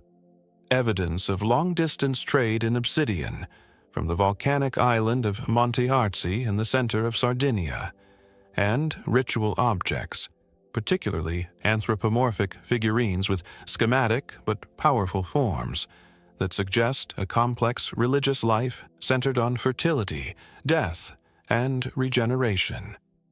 Within the tombs, the dead were interred collectively. Bodies were placed in the chambers in a contracted or seated position, and over time, as space was needed, earlier remains were pushed aside to make room for new burials, the same pattern of communal, multi-generational use seen at court tombs in Ireland and passage tombs across Atlantic Europe. The bones of dozens of individuals might be mixed together in a single tomb, their individual identities dissolved into a collective ancestral presence. The symbolic decoration carved into the walls of many Domus de Janus adds layers of interpretation that archaeologists are still exploring. The most frequently occurring motif is the double spiral, or double bull's horn form, known in Sardinian archaeology as the Taurine motif, which appears on tomb walls in a position that suggests it marked a threshold or doorway. Bulls were clearly significant in the religious imagination of Neolithic Sardinians, as they are in other Mediterranean cultures of the same period, and the recurrence of this motif in funerary contexts suggests a specific symbolic connection between the bull, death, and perhaps regeneration or the solar cycle. Some Domus de Janus preserve traces of red ochre applied to tomb walls and to skeletal remains, a practice attested across Neolithic Europe and among anatomically modern human burials as early as 100,000 years ago. The use of ochre, a mineral pigment ranging from yellow to deep red-brown, in mortuary contexts, is one of the most enduring and widespread behaviors in human prehistory. Yet its meaning, if it had a single meaning across all the cultures and epochs in which it appears, remains entirely opaque. The island of Sardinia itself preserves something of the same quality as its Domus de Janus, a denseness of time, a layering of cultures and peoples that goes back before agriculture, before pottery, before the great civilizations of the Eastern Mediterranean. The Nuragic people who came after the Domus de Janus builders raised their own extraordinary monuments. The Nuraga, those conical stone towers that dot the Sardinian landscape by the thousands, and they may or may not have maintained connections with the earlier funerary tradition. Walking back out of a Domus de Janus into the Sardinian afternoon, with the olive trees silver in the wind and the smell of wild herbs sharp in the air, you carry with you the weight of the dark interior, the cold of the cut rock, the absence of light that was once filled with the presence of the dead. What did it mean to be inside that darkness? And who, precisely, were the fairies? From the rock-cut tombs of Sardinia, we cross the Mediterranean to the smallest country in the European Union, the island of Malta, where a civilization that vanished more than 4,000 years ago left behind temples so sophisticated and so mysterious that they have never been adequately explained. On the island of Malta, in the southern Mediterranean, within sight of the modern waterfront districts of the capital Valletta, there exists a complex of Neolithic temples so extraordinary in their construction and so puzzling in their ultimate purpose that they represent one of the most significant and most underappreciated archaeological discoveries of the 20th century. The Tarxian megalithic complex, excavated by the Maltese archaeologist Themistocles Zammit beginning in 1915, consists of 3 interconnected temples that were built between approximately 3,600 and 2,500 BC, making them among the oldest freestanding stone buildings in the world. Older than Stonehenge, older than the pyramids of Giza, built at a time when metal tools were still largely unknown in this part of the Mediterranean. You approach through a modern residential neighborhood, past houses and a petrol station and a bakery, and then, with almost no warning, the sight appears. A low enclosure of protective modern fencing, within which the remains of extraordinary curved walls of coralline limestone rise from the earth. The contrast with the surrounding neighborhood is jarring, but it is also, in its way, instructive. The world of the ancient Maltese temple builders and the world of the 21st century are not separated by a great distance, but by an almost absolute gulf of understanding. The Maltese temple period, as archaeologists call it, lasted from approximately 3,600 to 2,500 BC and represents one of the most remarkable cultural achievements of prehistoric Europe. The temples of Malta, Tarxian, is the largest and most complex of a group of about 30 such structures, distributed across Malta and the nearby island of Gozo, were constructed by a population that was entirely isolated on a small Mediterranean island, without any clear evidence of inspiration from the more advanced cultures of the Near East or Egypt. These people invented their own monumental architecture, their own artistic conventions, and, apparently, their own cosmology, working in stone with a sophistication that their physical circumstances, a small island, limited natural resources, a population that can never have been very large, would not obviously predict. The temples at Tarxian are constructed on the trefoil plan, typical of Maltese temple architecture. A central corridor flanked by pairs of semicircular apses or niches, the whole contained within a roughly oval outer boundary. The walls are built from 2 types of stone: soft Globigerina limestone for the interior architectural features and the carved decoration, and harder coralline limestone for the outer structural walls. This choice is technically sophisticated. The Globigerina is easier to carve but less weather-resistant, which is why it was reserved for interior surfaces, while the coralline provides structural durability. The carvings at Tarxian are extensive and include some of the most impressive examples of Neolithic sculptural art anywhere in the world. The lower portion of a colossal statue, all that survives of what must have been a full-length figure approximately 2.5 meters in height, stands in the South Temple. From the surviving lower half, which shows a figure in a seated posture wearing a pleated skirt, archaeologists have concluded that the complete statue depicted either a goddess, a priest, or a figure of ambiguous gender that challenges simple interpretations of Maltese religious iconography. Other carvings at Tarxian include spiral motifs of extraordinary technical refinement, carved animals, particularly bulls, sheep, pigs, and goats, and a series of relief carvings on the paving stones of the temples that have been variously interpreted as maps, astronomical records, and abstract ritual symbols. One remarkable slab carries a carved scene showing what appears to be a procession or ritual gathering, though the interpretation remains contested. The Tarxian temples also yielded evidence of animal sacrifice. The bones of cattle, pigs, sheep, and goats, found in quantities consistent with repeated ritual slaughter. Flint tools, including elaborate fire-making kits, were recovered from altar areas, along with pottery of the decorated style characteristic of the Tarxian phase. All of this evidence supports a picture of temples as centers of ongoing ritual activity, not monuments built and abandoned, but living institutions maintained by a priestly or specialist class over generations. And then, around 2500 BC, the temple culture ended.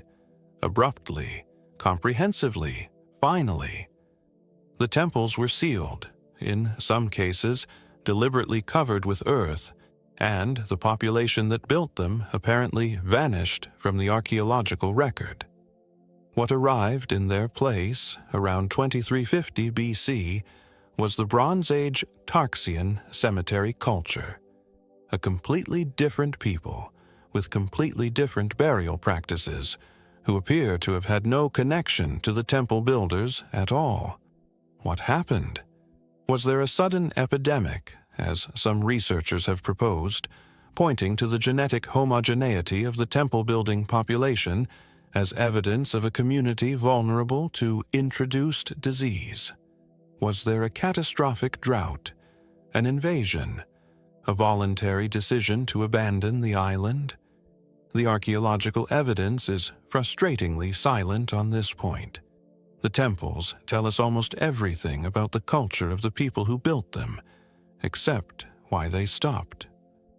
Malta, walking through its ancient streets in the long light of a Mediterranean evening, has the quality of a place saturated beyond capacity with time.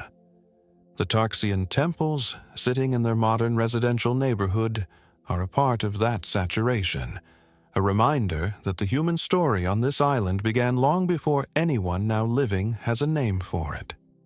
Who were the people who built these temples? And where, in the end, did they go? From the isolated Mediterranean world of prehistoric Malta, we make a great leap eastward into Anatolia, into what is today south-central Turkey, to one of the most transformative archaeological discoveries of the 20th century.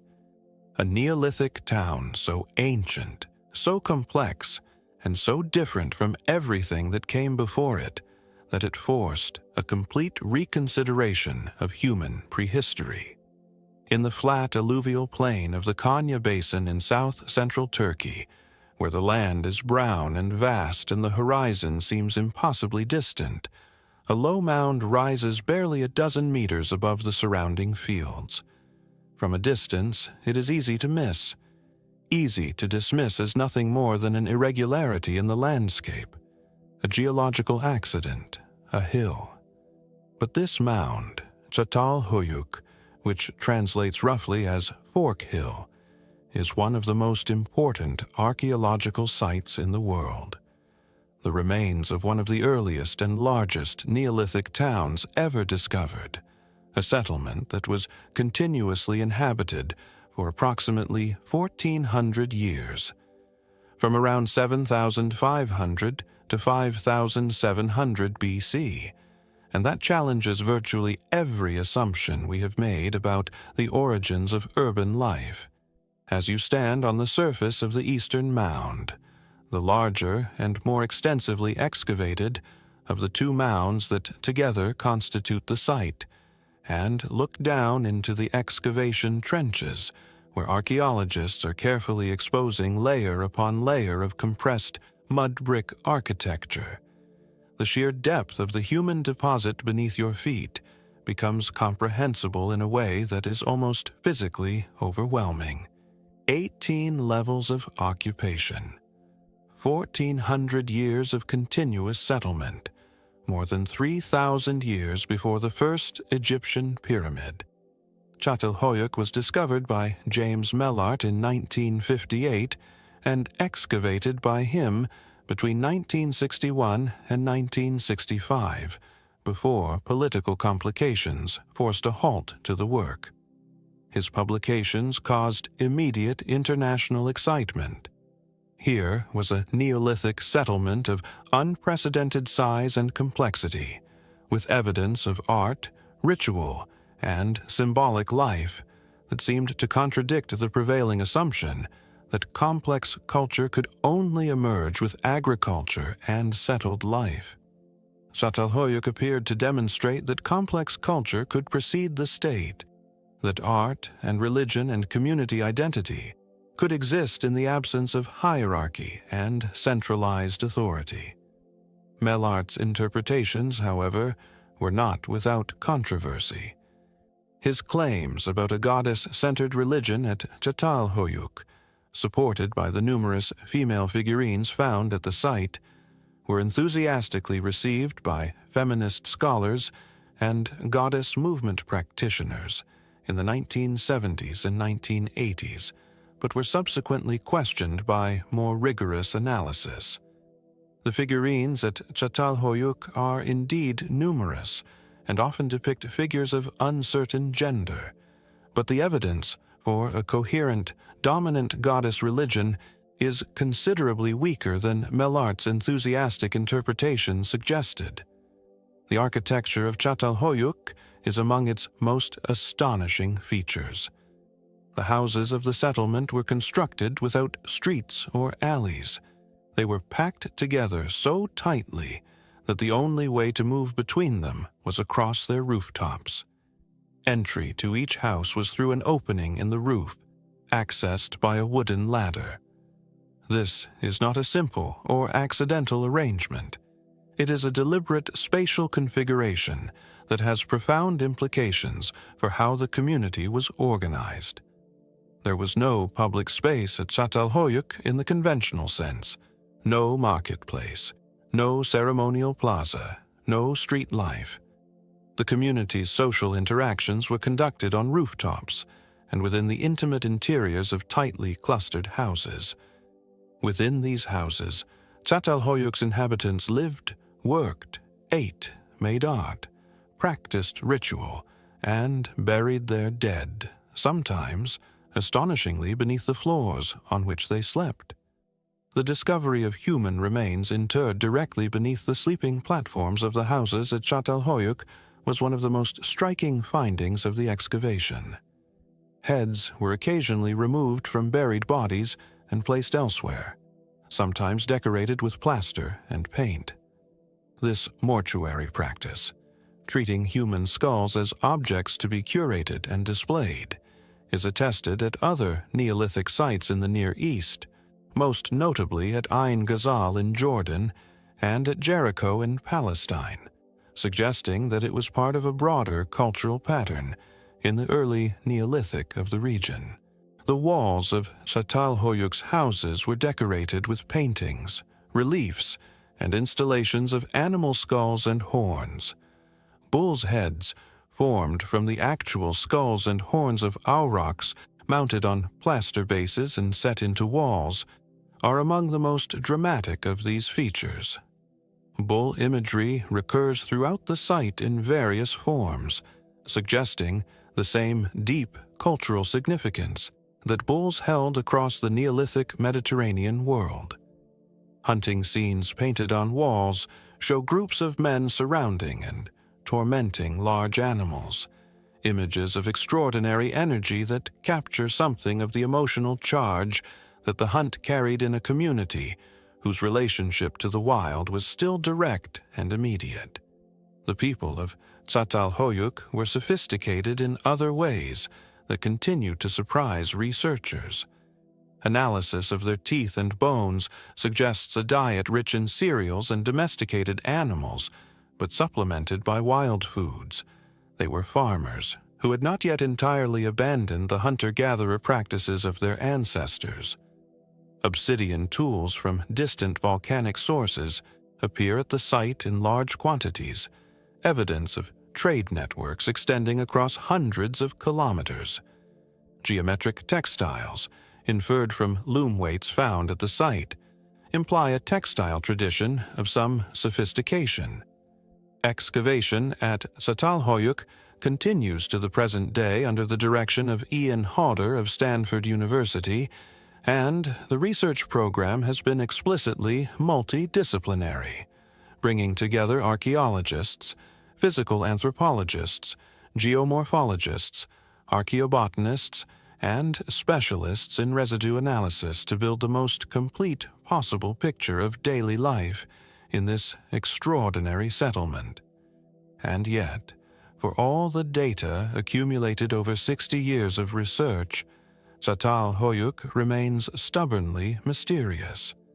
What form of social organization sustained this community for 1,400 years without the emergence of obvious hierarchies, palaces, or temples?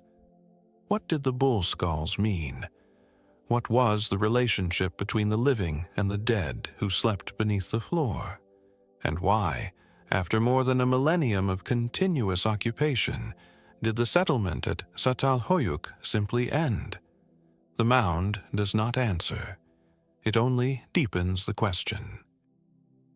From the Neolithic plains of Anatolia, we travel east into the Caucasus region of what is today Georgia, where a city carved into the living rock of a volcanic cliff has been inhabited almost continuously for more than 3,000 years.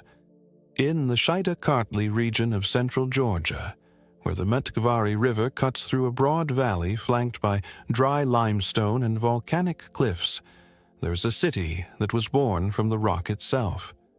Uplistsike, the name means the Lord's Fortress in Georgian, is a rock-hewn urban complex carved directly into the soft volcanic tufa of a high cliff above the river, its chambers, streets, temples, and halls excavated from the living stone over a period of more than 2,000 years.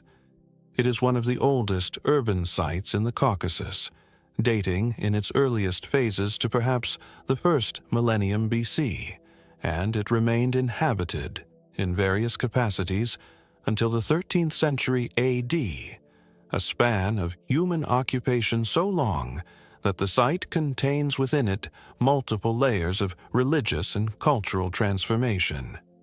As you approach Uplistsike from the valley floor and begin the climb up the carved stone steps that lead to the city's main gate, the scale of the excavation gradually reveals itself. This is not a cave dwelling or a modest shelter cut into a cliff face. It is a city, a full urban complex with streets, domestic buildings, granaries, wine-pressing facilities, a theater, a pagan temple, and a Christian basilica, all carved or constructed on a promontory that covers approximately 8 hectares and once housed a population that may have reached tens of thousands. The earliest phases of occupation at Uplistsike belong to the pre-Christian, pagan religious tradition of ancient Georgia, and the Great Hall, a large carved space in the central plateau of the city, dates to this early period. Its ceiling is carved in an imitation of wooden architectural forms, with barrel-vaulted channels cut into the rock to simulate the appearance of log roofing, a technique also seen at rock-hewn sites elsewhere in the ancient Near East, and suggesting a cultural connection between Uplistsike and the broader world of Eastern Mediterranean rock architecture.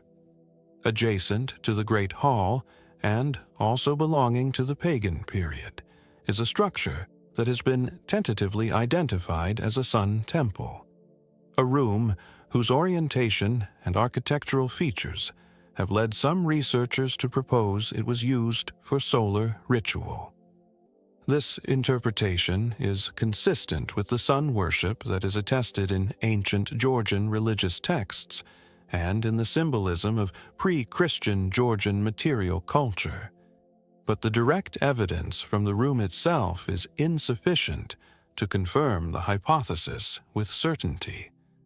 The wine-pressing facilities discovered at Uplistsike are among the most complete and well-preserved examples of ancient winemaking technology known from the Caucasus.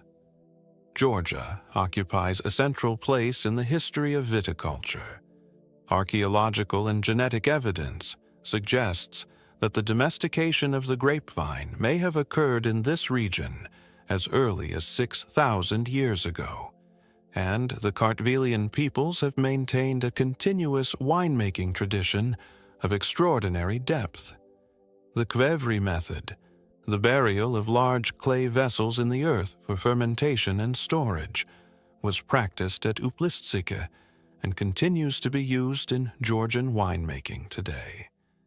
The continuity is remarkable, a tradition that connects the people living in this valley today to the inhabitants of the rock city above the river thousands of years ago. With the Christianization of Georgia in the early 4th century A.D., Uplistsike underwent a transformation. The pagan temples were repurposed or replaced, and a basilican church was constructed in the city's upper quarter, its stones quarried from the same volcanic tufa as everything around it, its plan conforming to the early Christian basilica tradition that was spreading westward from Palestine across the Mediterranean world.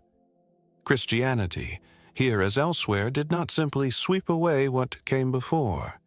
It built upon it, literally, using the same stones and the same spaces to assert a continuity that was partly real and partly constructed.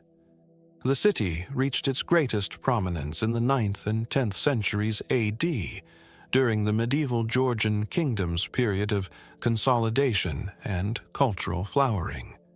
It served as a trading center on the routes connecting the Caucasus to the Persian and Byzantine worlds, and its caravanserais, the walled enclosures for merchant caravans and their animals, have been identified in the excavated areas of the lower city. Silk, spices, metals, and textiles moved through Uplistsike on their way between east and west.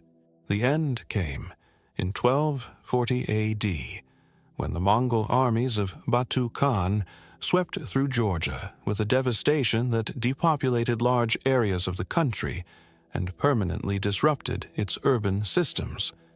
Uplistsike was sacked, and while it was partially reoccupied in subsequent centuries, it never recovered its former vitality. The city was gradually abandoned, its chambers left open to the sky, its streets slowly filling with the debris of centuries. Modern archaeological investigation has been ongoing since the Soviet period, and Georgian and international teams have gradually mapped the city's extraordinary complexity. But Uplistsike remains, in many of its chambers and corridors, essentially unstudied, a city of rock that holds its secrets in the silence of cut stone and the darkness of unexcavated rooms. Standing on the city's central plateau at sunset, with the Mutkvari River glinting far below and the Caucasus Mountains visible as a distant blue wall to the north, Uplistsike achieves an effect that few ancient sites manage. It makes you feel simultaneously very large, standing atop millennia of human ambition, and very small, measured against the scale of the stone that contains it all. What gods were worshipped in these chambers before Christ came? And where did their worshippers go when the city was taken from them? From the high Caucasus to the plains and hills of the ancient Indian subcontinent, we travel now to the state of Bihar in northeastern India, where a wall of enormous stone blocks winds for miles across the countryside, defying easy explanation and demanding confrontation with a past whose scale most people never suspect. In the hills surrounding the ancient city of Rajgir in the state of Bihar, northeastern India, there runs a wall, or rather a series of connected walls, of such extraordinary scale that most visitors arriving without preparation, simply do not believe what they are seeing. The Cyclopean Wall of Rajgir, as it is sometimes called, extends for approximately 40 kilometers across the surrounding landscape, winding over hills and through valleys in a configuration that suggests, at certain vantage points, nothing less than the great defensive perimeters of the ancient Near East. It is built from massive, roughly fitted blocks of stone, some of them weighing several tons, laid without mortar in a style that Western archaeologists have compared to the Cyclopean masonry of Mycenaean Greece and the Great Walls of pre-Inca Peru. And yet, in the global conversation about ancient monumental construction, Rajgir is almost entirely absent. The site belongs to the ancient city of Rajagriha, the royal house, which served as the capital of the Magadha kingdom, one of the most powerful states in ancient India, during a period roughly spanning the 6th to 4th centuries BC. Rajgir was, by any measure, one of the great cities of the ancient world. It was the seat of several of the most powerful rulers in Indian history, including Bimbisara and Ajatasattu of the Haryanka and Shishunaga dynasties, whose reigns overlap with the lifetimes of two of the most transformative figures in world religious history, Siddhartha Gautama, the Buddha, and Vardhamana Mahavira, the founder of Jainism. Both figures spent significant time at Rajgir. The Buddha delivered some of his most important discourses from the Vulture's Peak, a rocky eminence above the city that remains a Buddhist pilgrimage site to this day. The Saptaparni cave nearby was the location of the first Buddhist council, held shortly after the Buddha's death, at which his teachings were formally collected and transmitted. Rajgir is thus not merely an archaeological site, it is one of the foundational sacred landscapes of a faith that has shaped the lives of hundreds of millions of people across the centuries. But the walls predate the Buddha. They belong to the ancient urban tradition of Rajagriha, and their construction is likely associated with the early Magadha state, perhaps as early as the 7th or 6th century BC. The Magadha kingdom would eventually, under the Nanda and Maurya dynasties, become the core of the first pan-Indian empire, the empire of Chandragupta Maurya and his grandson Ashoka, who extended their rule across virtually the entire subcontinent and whose edicts, carved in stone across India, represent the first major corpus of written historical documents in South Asian history.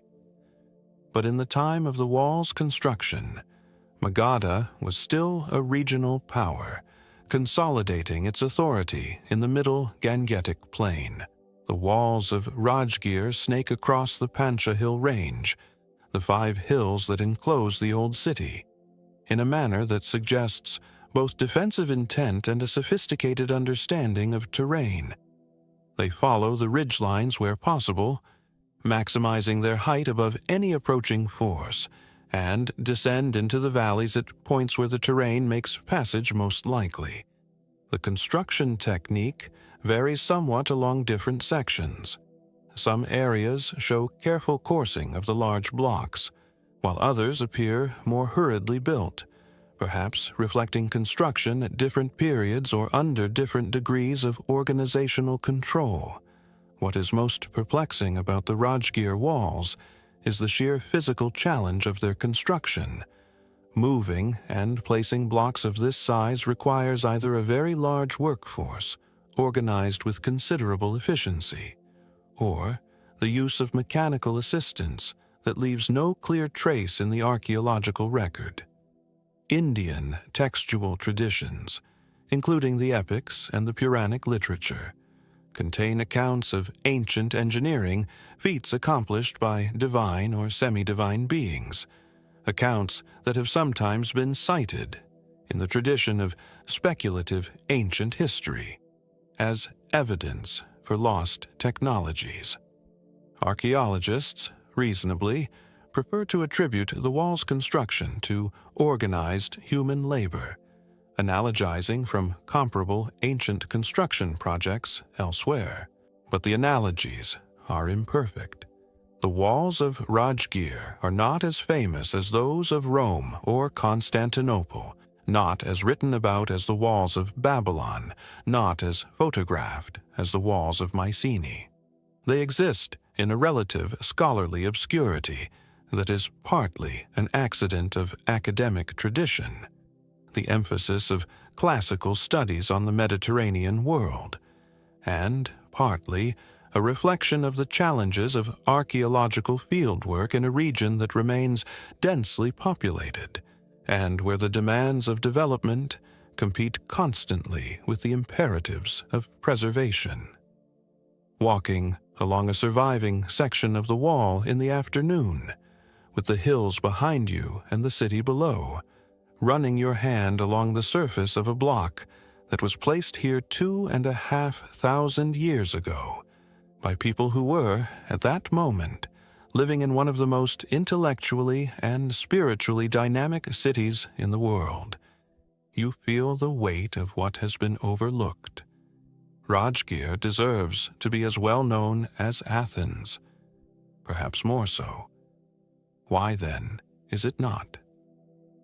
Remaining in the ancient Indian subcontinent, we travel further west and north, deep into the Bronze Age world of one of the greatest civilizations ever to flourish on Earth, a civilization whose agricultural surpluses fed a city of 50,000 people, and whose collapse has never been satisfactorily explained.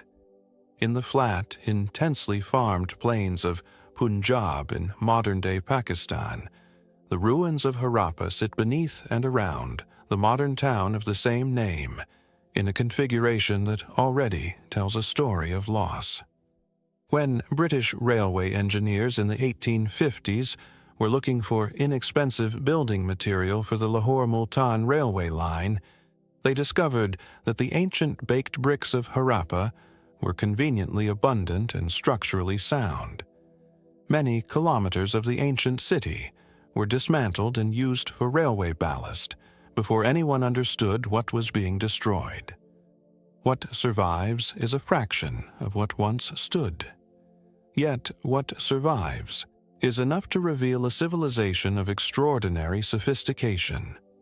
Harappa was one of the great cities of the Indus Valley Civilization, also known as the Harappan Civilization, which flourished across a vast territory stretching from the Himalayas to the Arabian Sea, and from what is now western India to eastern Afghanistan, between approximately 2600 and 1900 BC. At its height, the Indus Valley Civilization was the largest and most populous of the world's three great Bronze Age civilizations, larger in territorial extent than either ancient Egypt or Mesopotamia, and home to a population that some estimates place at over 5 million people. The granaries at Harappa, a series of large, raised platforms adjacent to what appears to have been a working area for the processing of grain, are among the most discussed and most debated structures at the site.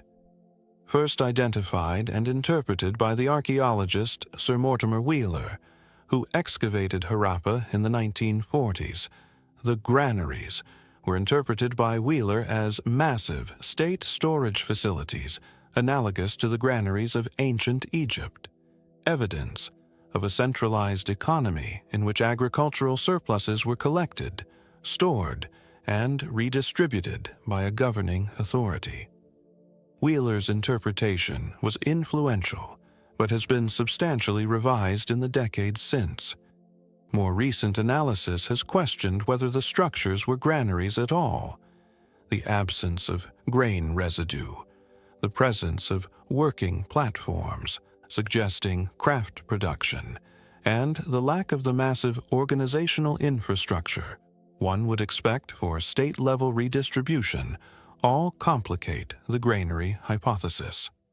Some current researchers prefer to describe the structures as great halls or assembly platforms, public buildings whose exact function remains uncertain, but whose scale suggests they served a communal or administrative purpose.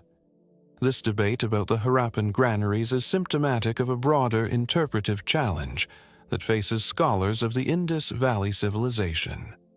Unlike Mesopotamia and Egypt, the Harappan world has not been rendered transparent by its texts.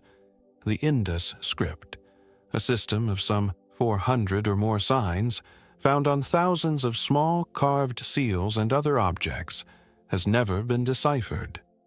Every attempt to read it has produced multiple competing claims, none of which has achieved scholarly consensus.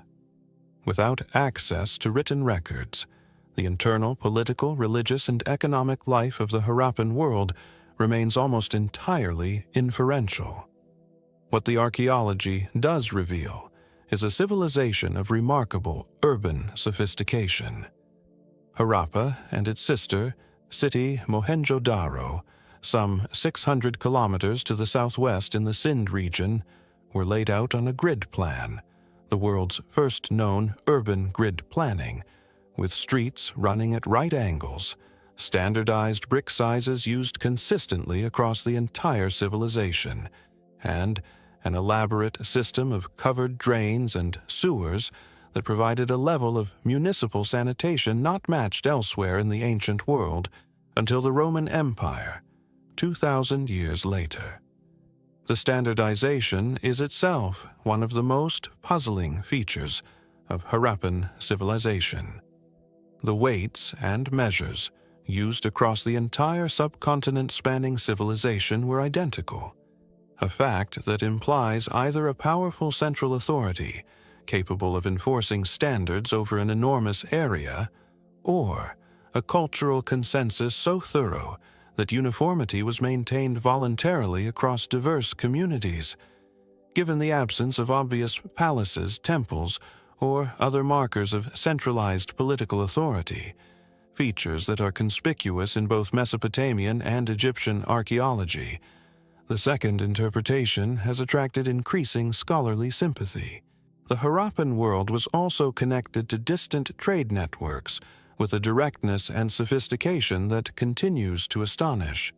Carnelian beads from Gujarat, lapis lazuli from Afghanistan, copper from Rajasthan, timber from the Himalayas, and goods identifiable as Harappan, in origin found in Mesopotamian contexts, all attest to a civilization that was not self-sufficient and isolated, but deeply integrated into the trade systems of the ancient world. Harappan merchants appear to have maintained a quarter or trading colony in the Mesopotamian city of Ur.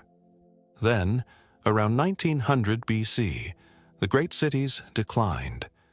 Within a few centuries, the urban system that had sustained millions of people across the subcontinent had fragmented, its populations dispersed into smaller rural settlements. Climate change, specifically a prolonged weakening of the monsoon that reduced agricultural productivity across the region, is now the leading explanatory factor in the academic literature. The archaeological evidence is consistent with this: gradual abandonment rather than sudden catastrophe, populations moving eastward toward the Ganges Plain, where monsoon rains were still reliable. But was it really only the monsoon? Can a civilization that produced the world's first urban planning, that standardized weights and measures across 1 million square kilometers, that built drainage systems not matched for 2 millennia, really have succumbed to nothing more than a change in rainfall patterns? The Indus script waits, inscribed on thousands of small seals, for someone to unlock it. Until that day, Harappa keeps its own counsel. From the Bronze Age plains of the Indian subcontinent, we travel to the opposite end of the ancient world, to the windswept heaths of Jutland in Denmark, where two of the most important stones in the history of the Viking Age have stood for over 1,000 years, marking a transformation in Scandinavian culture whose implications are still being debated. In the small Danish town of Jelling in central Jutland, in the churchyard of the local parish, two runestones stand together with a quiet authority that belies their enormous historical significance. The Jelling stones, a smaller one erected by King Gorm the Old in the mid-10th century AD, and a larger one erected by his son Harald Bluetooth somewhat later, are sometimes called the birth certificate of Denmark, a designation that is both accurate and somewhat limiting. They are also a document of religious transformation, a declaration of political power, and a monument whose full complexity continues to reward scholarly attention. As you stand before the larger of the two stones, the one erected by Harald Bluetooth, the king who unified Denmark and made the Danes Christian, as the runic inscription on the stone itself declares, the first thing you notice is its size. This is a substantial monument, a three-sided stone approximately 2.5 meters tall, each face bearing distinct decoration. One face carries the runic inscription. A second face carries the oldest known depiction of Christ in Scandinavia, a figure entwined in what appear to be branches or vines, an image that combines Christian iconography with the visual vocabulary of Norse art in a way that is deeply revealing of the cultural moment it represents. The third face depicts a great beast entwined with a serpent, a motif familiar from Viking Age decorative art across Scandinavia. The smaller stone, erected by Gorm, bears a simpler inscription commemorating his wife Thyra, described as Denmark's adornment, a phrase of considerable poetic dignity. Together, the two stones span a generation that witnessed one of the most significant cultural transformations in Northern European history: the conversion of the Scandinavian world to Christianity. Harald Bluetooth's claim to have made the Danes Christian requires careful interpretation. Christianity had been present in Denmark for decades before Harald's reign, introduced through trade contacts with Christian Europe and through the missionary activities of figures like Ansgar, who established churches in the trading centers of Hedeby and Ribe in the early 9th century. What Harald did was not introduce Christianity from scratch, but adopt it as a state religion, making it the official faith of the Danish kingdom, and thereby fundamentally altering the relationship between religious identity and political authority in Scandinavia. The decision was pragmatic as well as spiritual. Christian Europe was the dominant political and economic force of the period, and by declaring himself a Christian king, Harald positioned himself as an equal partner in the European political system rather than a pagan outsider. The Holy Roman Emperor Otto I had recently threatened Danish sovereignty, and Harald's conversion may have been partly a diplomatic maneuver, aligning Denmark with the European Christian community that Otto represented, and thereby reducing the justification for crusading aggression. The Jelling complex is more than the two runestones. Surrounding the church are two enormous burial mounds, North Mound and South Mound, that are among the largest Iron Age mounds in Scandinavia. Excavation of the North Mound in the 19th century revealed a large burial chamber, but it had been emptied, the bones removed, and, it is believed, reinterred in the church below, in a deliberate act of Christianization that moved the dead from pagan mound burial to Christian churchyard interment. The South Mound has never been fully excavated. Beneath the current church, archaeologists have discovered the remains of 3 successive wooden churches, the earliest of which may date to Harald's reign. The implication is striking.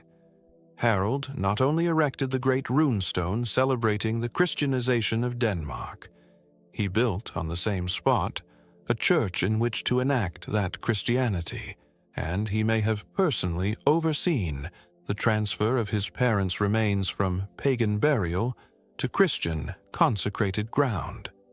The name Bluetooth, Harold's epithet, preserved in the sagas, is the origin of the modern wireless communication standard, a connection made in 1997 by a technology industry consortium that borrowed the name as a symbol of communication and connection between disparate parties. Harold's own achievement was, in this sense, precisely analogous, connecting the old world to the new, the pagan north to the Christian south, with the monumental eloquence of these two stones. The runic inscriptions on the gelling stones are written in a form of Old Norse that specialists can read, but the translation of specific phrases continues to be debated.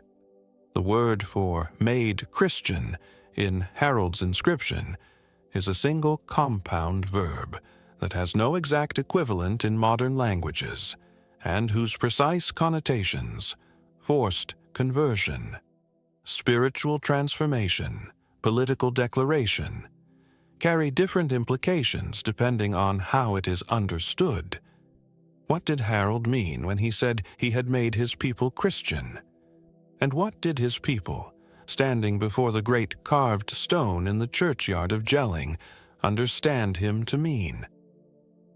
From the Viking Age of Northern Europe, we travel to the warm waters of the eastern Mediterranean and the island of Thera, modern Santorini, where a Bronze Age town was buried by one of the most catastrophic volcanic eruptions in recorded human history and preserved, almost intact, beneath meters of volcanic ash for 3,000 years.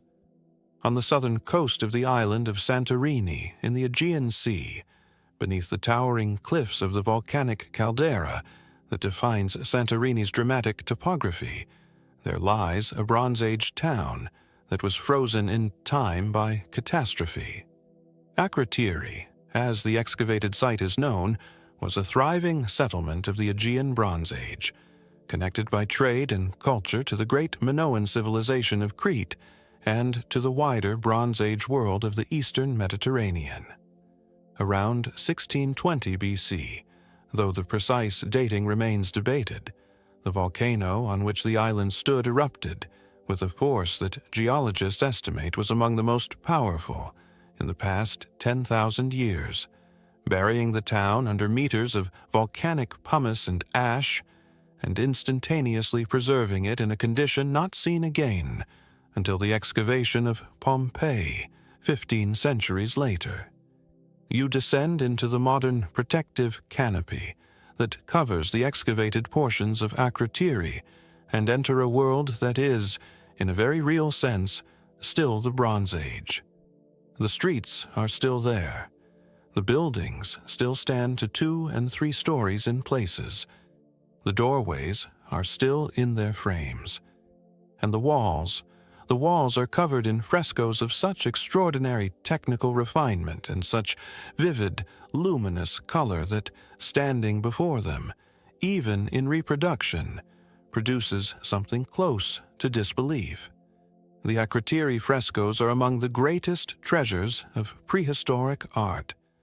They cover the walls of the town's principal buildings in a profusion of imagery: flotillas of ships crossing a painted sea, cities visible on painted shores, blue monkeys climbing painted rocks, elegant young men bringing fish to a painted altar, women gathering saffron crocuses in a painted garden. The colors, deep blue, warm ochre, brilliant white, vivid red, have survived more than 3,000 years beneath the volcanic ash with a freshness that makes the ancient world feel suddenly, disarmingly near. The iconographic program of the frescoes provides extraordinary insight into the culture of Akrotiri. a culture that was in many ways Minoan in its artistic conventions and cosmological concerns, while also maintaining local traditions. The naval fresco in the West House is particularly famous. A long, panoramic painting wrapping around the walls of a room that depicts what appears to be a specific narrative. A fleet of ships moving between two towns, with figures on the decks and buildings visible on the painted shores. Whether this depicts a real event, a mythological story, or a ritual procession is a question that has generated enormous scholarly debate without resolution. The inhabitants of Akrotiri appear to have evacuated before the eruption. Despite the extraordinary preservation of architecture, furniture, pottery, and wall paintings, excavators have found no human remains within the town, a striking absence that suggests the eruption was preceded by warning events, perhaps minor eruptions or earthquakes, that gave the population time to flee. Where they went, to Crete, to other Aegean islands, to the coast of mainland Greece, is unknown. Their household goods tell a story of a prosperous cosmopolitan community. Large storage jars, still in place in ground-floor storage rooms, contained the residues of olive oil, wine, and grain. Bronze tools and stone vessels of considerable quality were found in domestic contexts. Pottery from Crete and from mainland Greece attests to the trading connections that made Akrotiri a node in the Bronze Age Aegean exchange network. The question of whether the Thera eruption, one of the largest in Holocene history, had an impact on Bronze Age civilizations beyond the immediate Aegean has generated intense scholarly debate. Some researchers have proposed that the eruption caused climatic disruption across the eastern Mediterranean, triggering droughts that contributed to the eventual collapse of the Minoan civilization on Crete, and perhaps influencing events as far away as Egypt and the Near East. The Minoan eruption appears in Egyptian records of the New Kingdom period, though the identification is not universally agreed upon. Tree ring records and ice cores from Greenland preserve signatures of large volcanic events in the mid-2nd millennium BC that may correspond to Thera. The connection between Thera and the legend of Atlantis has inevitably attracted attention. Plato's account of the sunken civilization of Atlantis, recorded in the dialogues Timaeus and Critias, dated to the 4th century BC, describes an island civilization of great sophistication that was destroyed and submerged in a single catastrophic event. The similarities to the Thera eruption and the submergence of the volcanic caldera are striking, and some researchers have proposed that a memory of this Bronze Age catastrophe, distorted through oral transmission and Plato's philosophical framing, underlies the Atlantis story. Most scholars are cautious about this connection, noting the many ways in which Plato's Atlantis differs from Bronze Age Thera. But the possibility cannot be entirely dismissed. Oral traditions have been shown in other contexts to preserve accurate memories of geological and meteorological events across thousands of years. Standing in the excavation shelter at Akrotiri, looking down a prehistoric street at a Bronze Age doorway, you feel the peculiar intimacy of a disaster site. These people left in a hurry, or they left with great care, depending on how much warning they had. Either way, they left. And what they left behind became, in its unexpected preservation, a gift to the future, a window into a world that we had no right to expect would survive at all. What were the people of Akrotiri thinking in the days before the ash came? From the volcanic catastrophe of the Aegean, we remain in the eastern Mediterranean and travel further east to the island of Cyprus, where one of the oldest permanently settled villages in the world preserves, in its circular stone houses and crowded courtyards, the earliest known evidence of permanent human settlement in the island's history. On a hillside above the Moroni River in southern Cyprus, in a landscape of dry hills and bright Mediterranean light that has not changed fundamentally in 10,000 years, the remains of one of the oldest Neolithic settlements in the world occupy a naturally defensible promontory in a configuration that is, even now, immediately legible as a place built for people to live in and to keep others out. Koirokoitia, the name derives from the Greek word for pig, suggesting a long association between this site and the animals that have been central to Mediterranean agriculture for millennia, was inhabited from approximately 7000 BC, making it one of the earliest permanently occupied settlements in the eastern Mediterranean world, and a site of extraordinary importance for understanding the origins of settled human life. The settlement is, in its simplest physical terms, a cluster of circular stone-walled houses packed closely together on a hilltop, surrounded by a substantial boundary wall and connected by a partially preserved lane that archaeologists have called the main road, though at approximately 1.5 meters in width, it barely qualifies for the designation. The houses, built from mud brick on low stone foundations, were circular or oval in plan, with diameters ranging from roughly 3 to 9 meters. Their roofs were flat, made from the same mud brick as the walls, supported by internal wooden posts.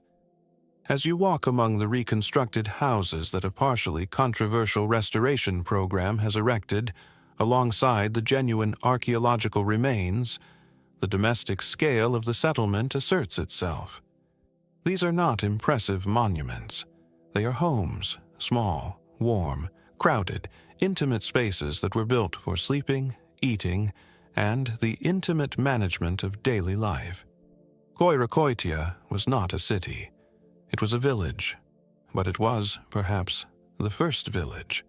The people who lived here were among the first inhabitants of Cyprus.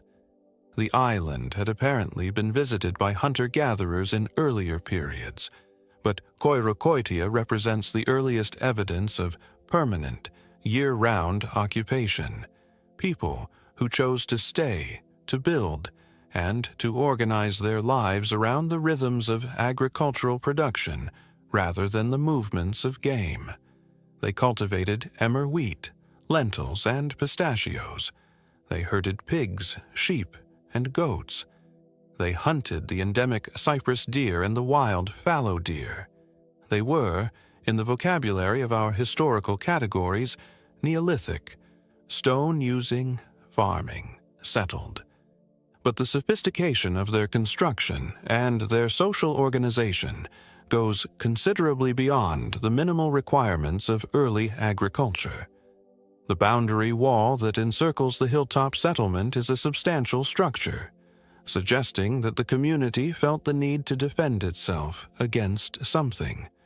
Raiders from outside, perhaps, or competing communities seeking access to the reliable water source provided by the Moroni River below.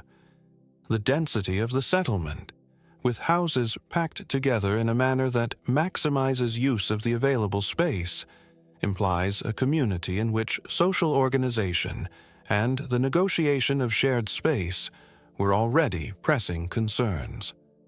The mortuary practices at Koirokoitia are among its most revealing features.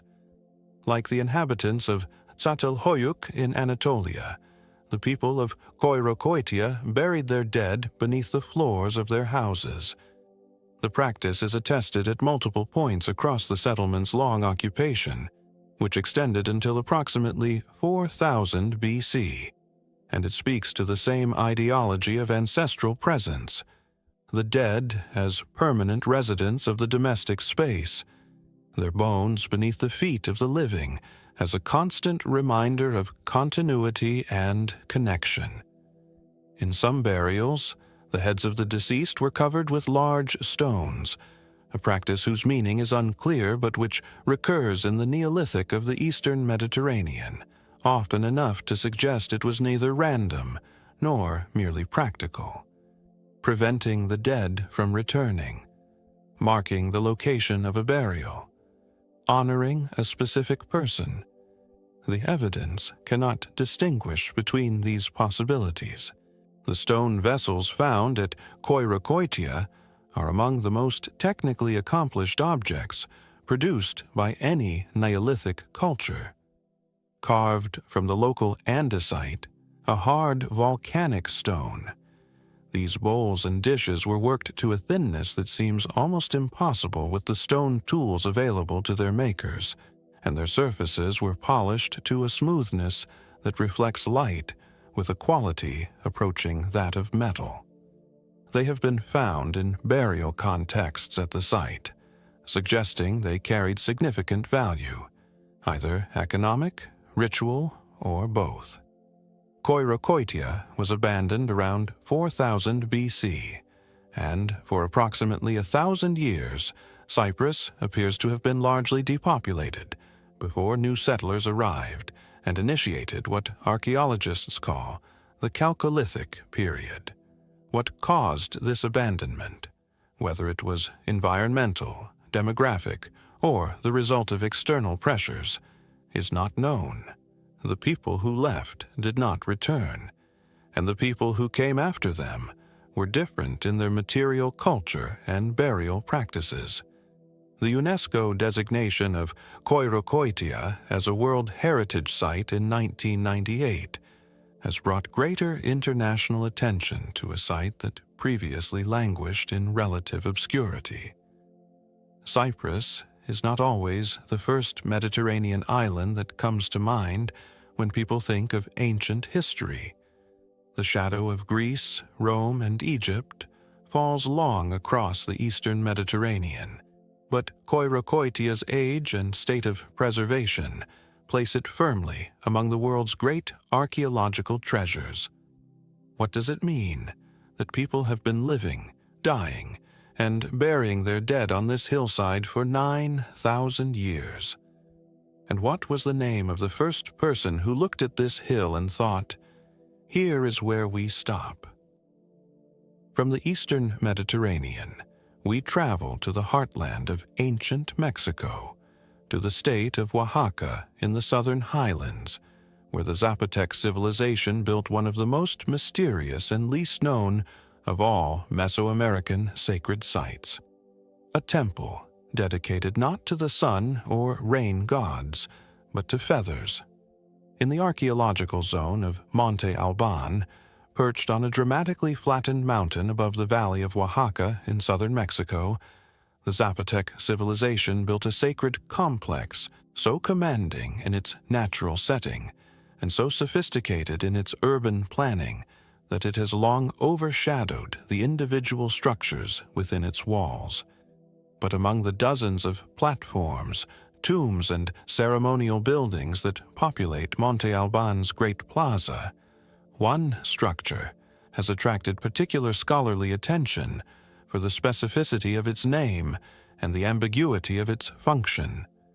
The structure known in the archaeological literature as Building J, and in popular accounts sometimes called the Temple of the Wind, or in certain indigenous traditions associated with feathers and arrows, presents one of the most geometrically distinctive profiles of any ancient Mesoamerican monument, a pointed, arrow-shaped platform oriented at a distinctive angle to the prevailing orientation of the rest of the site. Before addressing this structure directly, it is worth placing Monte Alban in its full historical context.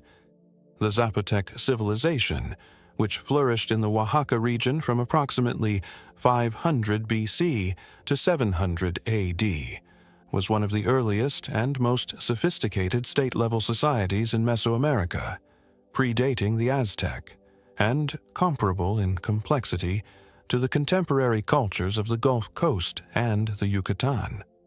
Monte Alban itself was founded around 500 BC on a mountaintop that had been artificially leveled over an extended period, the excavated material used to fill the irregular topography and create the great flat plaza that still defines the site's character.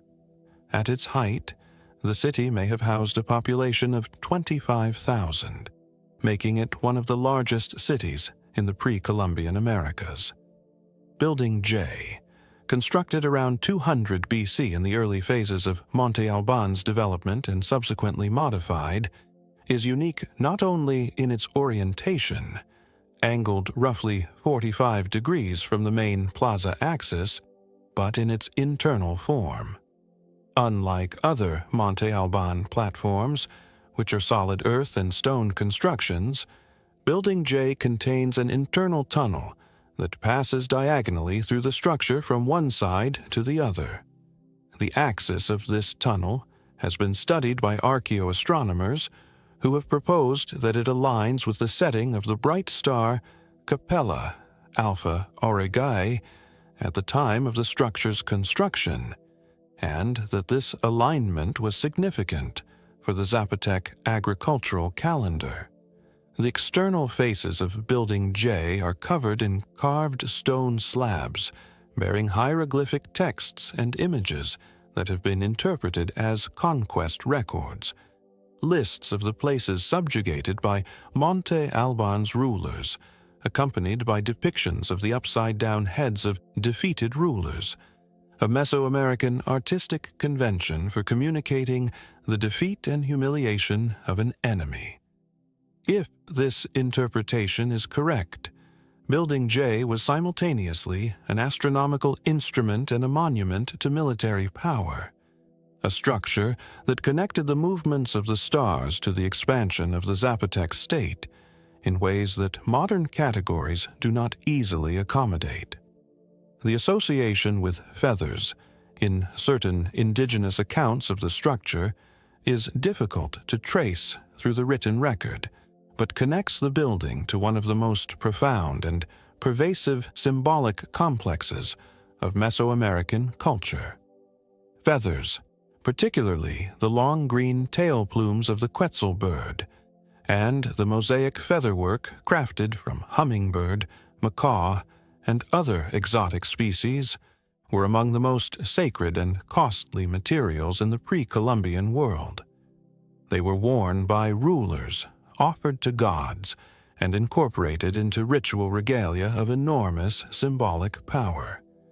The Aztec featherwork objects that survive in European museums are among the most technically astonishing artifacts of the pre-Columbian world, and the tradition they represent goes back thousands of years into Mesoamerican prehistory. Whether Building J specifically served as a repository or display space for feathered regalia, as some non-academic interpretations have proposed, is not supported by the excavation record. But the symbolic connection between the star alignments encoded in the building's orientation and the feathered deity traditions of Mesoamerica is not arbitrary. Quetzalcoatl, the feathered serpent, was associated with the planet Venus, whose movements were tracked with extraordinary precision by Mesoamerican astronomers. A building oriented toward celestial phenomena might reasonably be understood within a Mesoamerican cosmological framework as a feathered building, a building whose orientation connected the Earth to the living sky. The full Zapotec name for Building J, if it had one, is not recorded. The Zapotec writing system, one of the earliest in the Americas, developed at Monte Alban itself, has been only partially deciphered, and the texts on the building's carved slabs remain incompletely understood. We can read the conquest records partially, inferring the names of subjugated places from contextual analysis, but the cosmological texts, if any, exist among the carvings, remain beyond our grasp. Standing on the great plaza of Monte Alban at dawn, when the morning mist fills the valley far below, and the mountains catch the first light while the plaza is still in shadow, Building J's distinctive arrow shape seems to point at something just beyond the visible horizon. What it is pointing toward, astronomically, politically, spiritually, continues to be a question that the monument itself declines to answer simply. What did the Zapotec rulers see when they stood inside that tunnel and watched the stars move through its axis? And what did the people below, watching the monument from the plaza, believe was happening in the sky above their city? From the highlands of ancient Mexico, we make one of the more controversial journeys in our entire exploration to the valley of the Visoko River in Bosnia, where a series of hills have been claimed by some to be the largest pyramids in the world, and dismissed by others as natural geological formations. The truth, as ever, is more complicated than either extreme. In the Visoko Valley of central Bosnia and Herzegovina, approximately 30 kilometers northwest of Sarajevo, a group of unusually regular-shaped hills have been at the center of one of the most heated controversies in contemporary archaeology since 2005, when a Bosnian-American businessman named Samir Osmanagic announced that these hills were the remains of a complex of ancient pyramids, larger, older, and more significant than anything in Egypt. The claim was extraordinary. The response from the professional archaeological community was immediate and overwhelmingly negative. What followed, and what continues to this day, is a confrontation between popular enthusiasm and scientific rigor that tells us almost as much about the sociology of archaeology as it does about the hills themselves. The central hill in question, known as Visočica, is the site of the medieval fortress of Visoki and rises to approximately 213 meters above the valley floor. It has a broadly pyramidal shape when viewed from certain angles, four roughly triangular faces converging toward a summit, and this shape, combined with the valley's unusual concentration of hill formations, prompted Osmanagic's initial hypothesis. He called it the Pyramid of the Sun, larger than Khufu's Great Pyramid at Giza, and he proposed that the surrounding hills constituted a complex that included a Pyramid of the Moon, a Pyramid of the Dragon, and a Temple of Mother Earth. The professional response was swift and unambiguous. The European Association of Archaeologists issued a statement in 2006 calling the pyramid claims a cruel hoax and expressing concern that the excavations being conducted to prove the hypothesis were damaging genuine archaeological layers, specifically the medieval Bosnian cultural heritage of the Visočica Hill, which includes the remains of the genuine medieval capital of the Bosnian state. Geologists brought in to examine the site concluded that the hill's shape was the result of natural geological processes.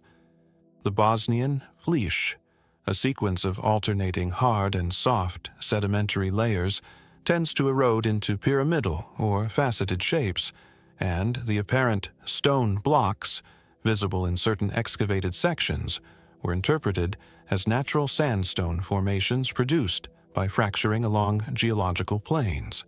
This is, in essence, where the mainstream scientific consensus sits. Visočica and its neighbors are natural hills, geologically structured in ways that produce superficially regular surfaces, and the pyramid claims are not supported by credible evidence. But the story does not end there, and it is worth engaging with the full complexity of the situation rather than simply dismissing it. The Visoko Valley is genuinely rich in archaeological heritage. The area around Visočica contains evidence of occupation spanning from the Neolithic through to the medieval period, and some of the materials recovered from Osmanagich excavations, including worked stone surfaces and what appear to be paved areas, have been difficult to explain purely as natural formations. Independent researchers who have examined these materials have reached varying conclusions, and a small but persistent minority of qualified geologists and archaeologists have expressed reservations about the completeness of the mainstream dismissal. The underground tunnels discovered in the valley, known locally as Ravne and attributed by Osmanagich to the ancient pyramid builders, present a particular interpretive challenge. The tunnels are real. They are physical features that exist underground in the valley, and their origin is genuinely disputed. Osmanagich claims they were constructed by the pyramid builders as an underground network connecting the pyramid complex.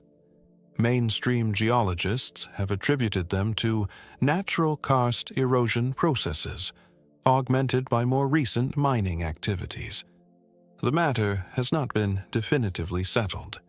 What is undeniable is that the Bosnian Pyramid Project has become a global phenomenon, attracting hundreds of thousands of visitors and generating enormous economic activity in a region still recovering from the devastating 1990s conflict. The site has its own foundation, its own research program, and its own community of international supporters who believe that the mainstream archaeological response is a combination of professional conservatism, Eurocentrism, and institutional defensiveness. For our purposes, the Bosnian pyramids present a different kind of mystery than the other sites in this exploration. Not the mystery of what ancient people built and why, but the mystery of how we decide what counts as ancient human construction in the first place. The criteria we use to distinguish human-made from natural, the institutional structures through which archaeological claims are validated or rejected, the role of popular enthusiasm in driving archaeological investigation, all of these are laid bare by the Bosnian case with an uncomfortable clarity. Standing on the summit of Visočica in the afternoon, with the valley stretching away below and the ruins of the medieval fortress at your back, you are in a place where human history is genuinely layered and genuinely complex, whatever the pyramids turn out to be. Medieval Bosnia was a remarkable and insufficiently known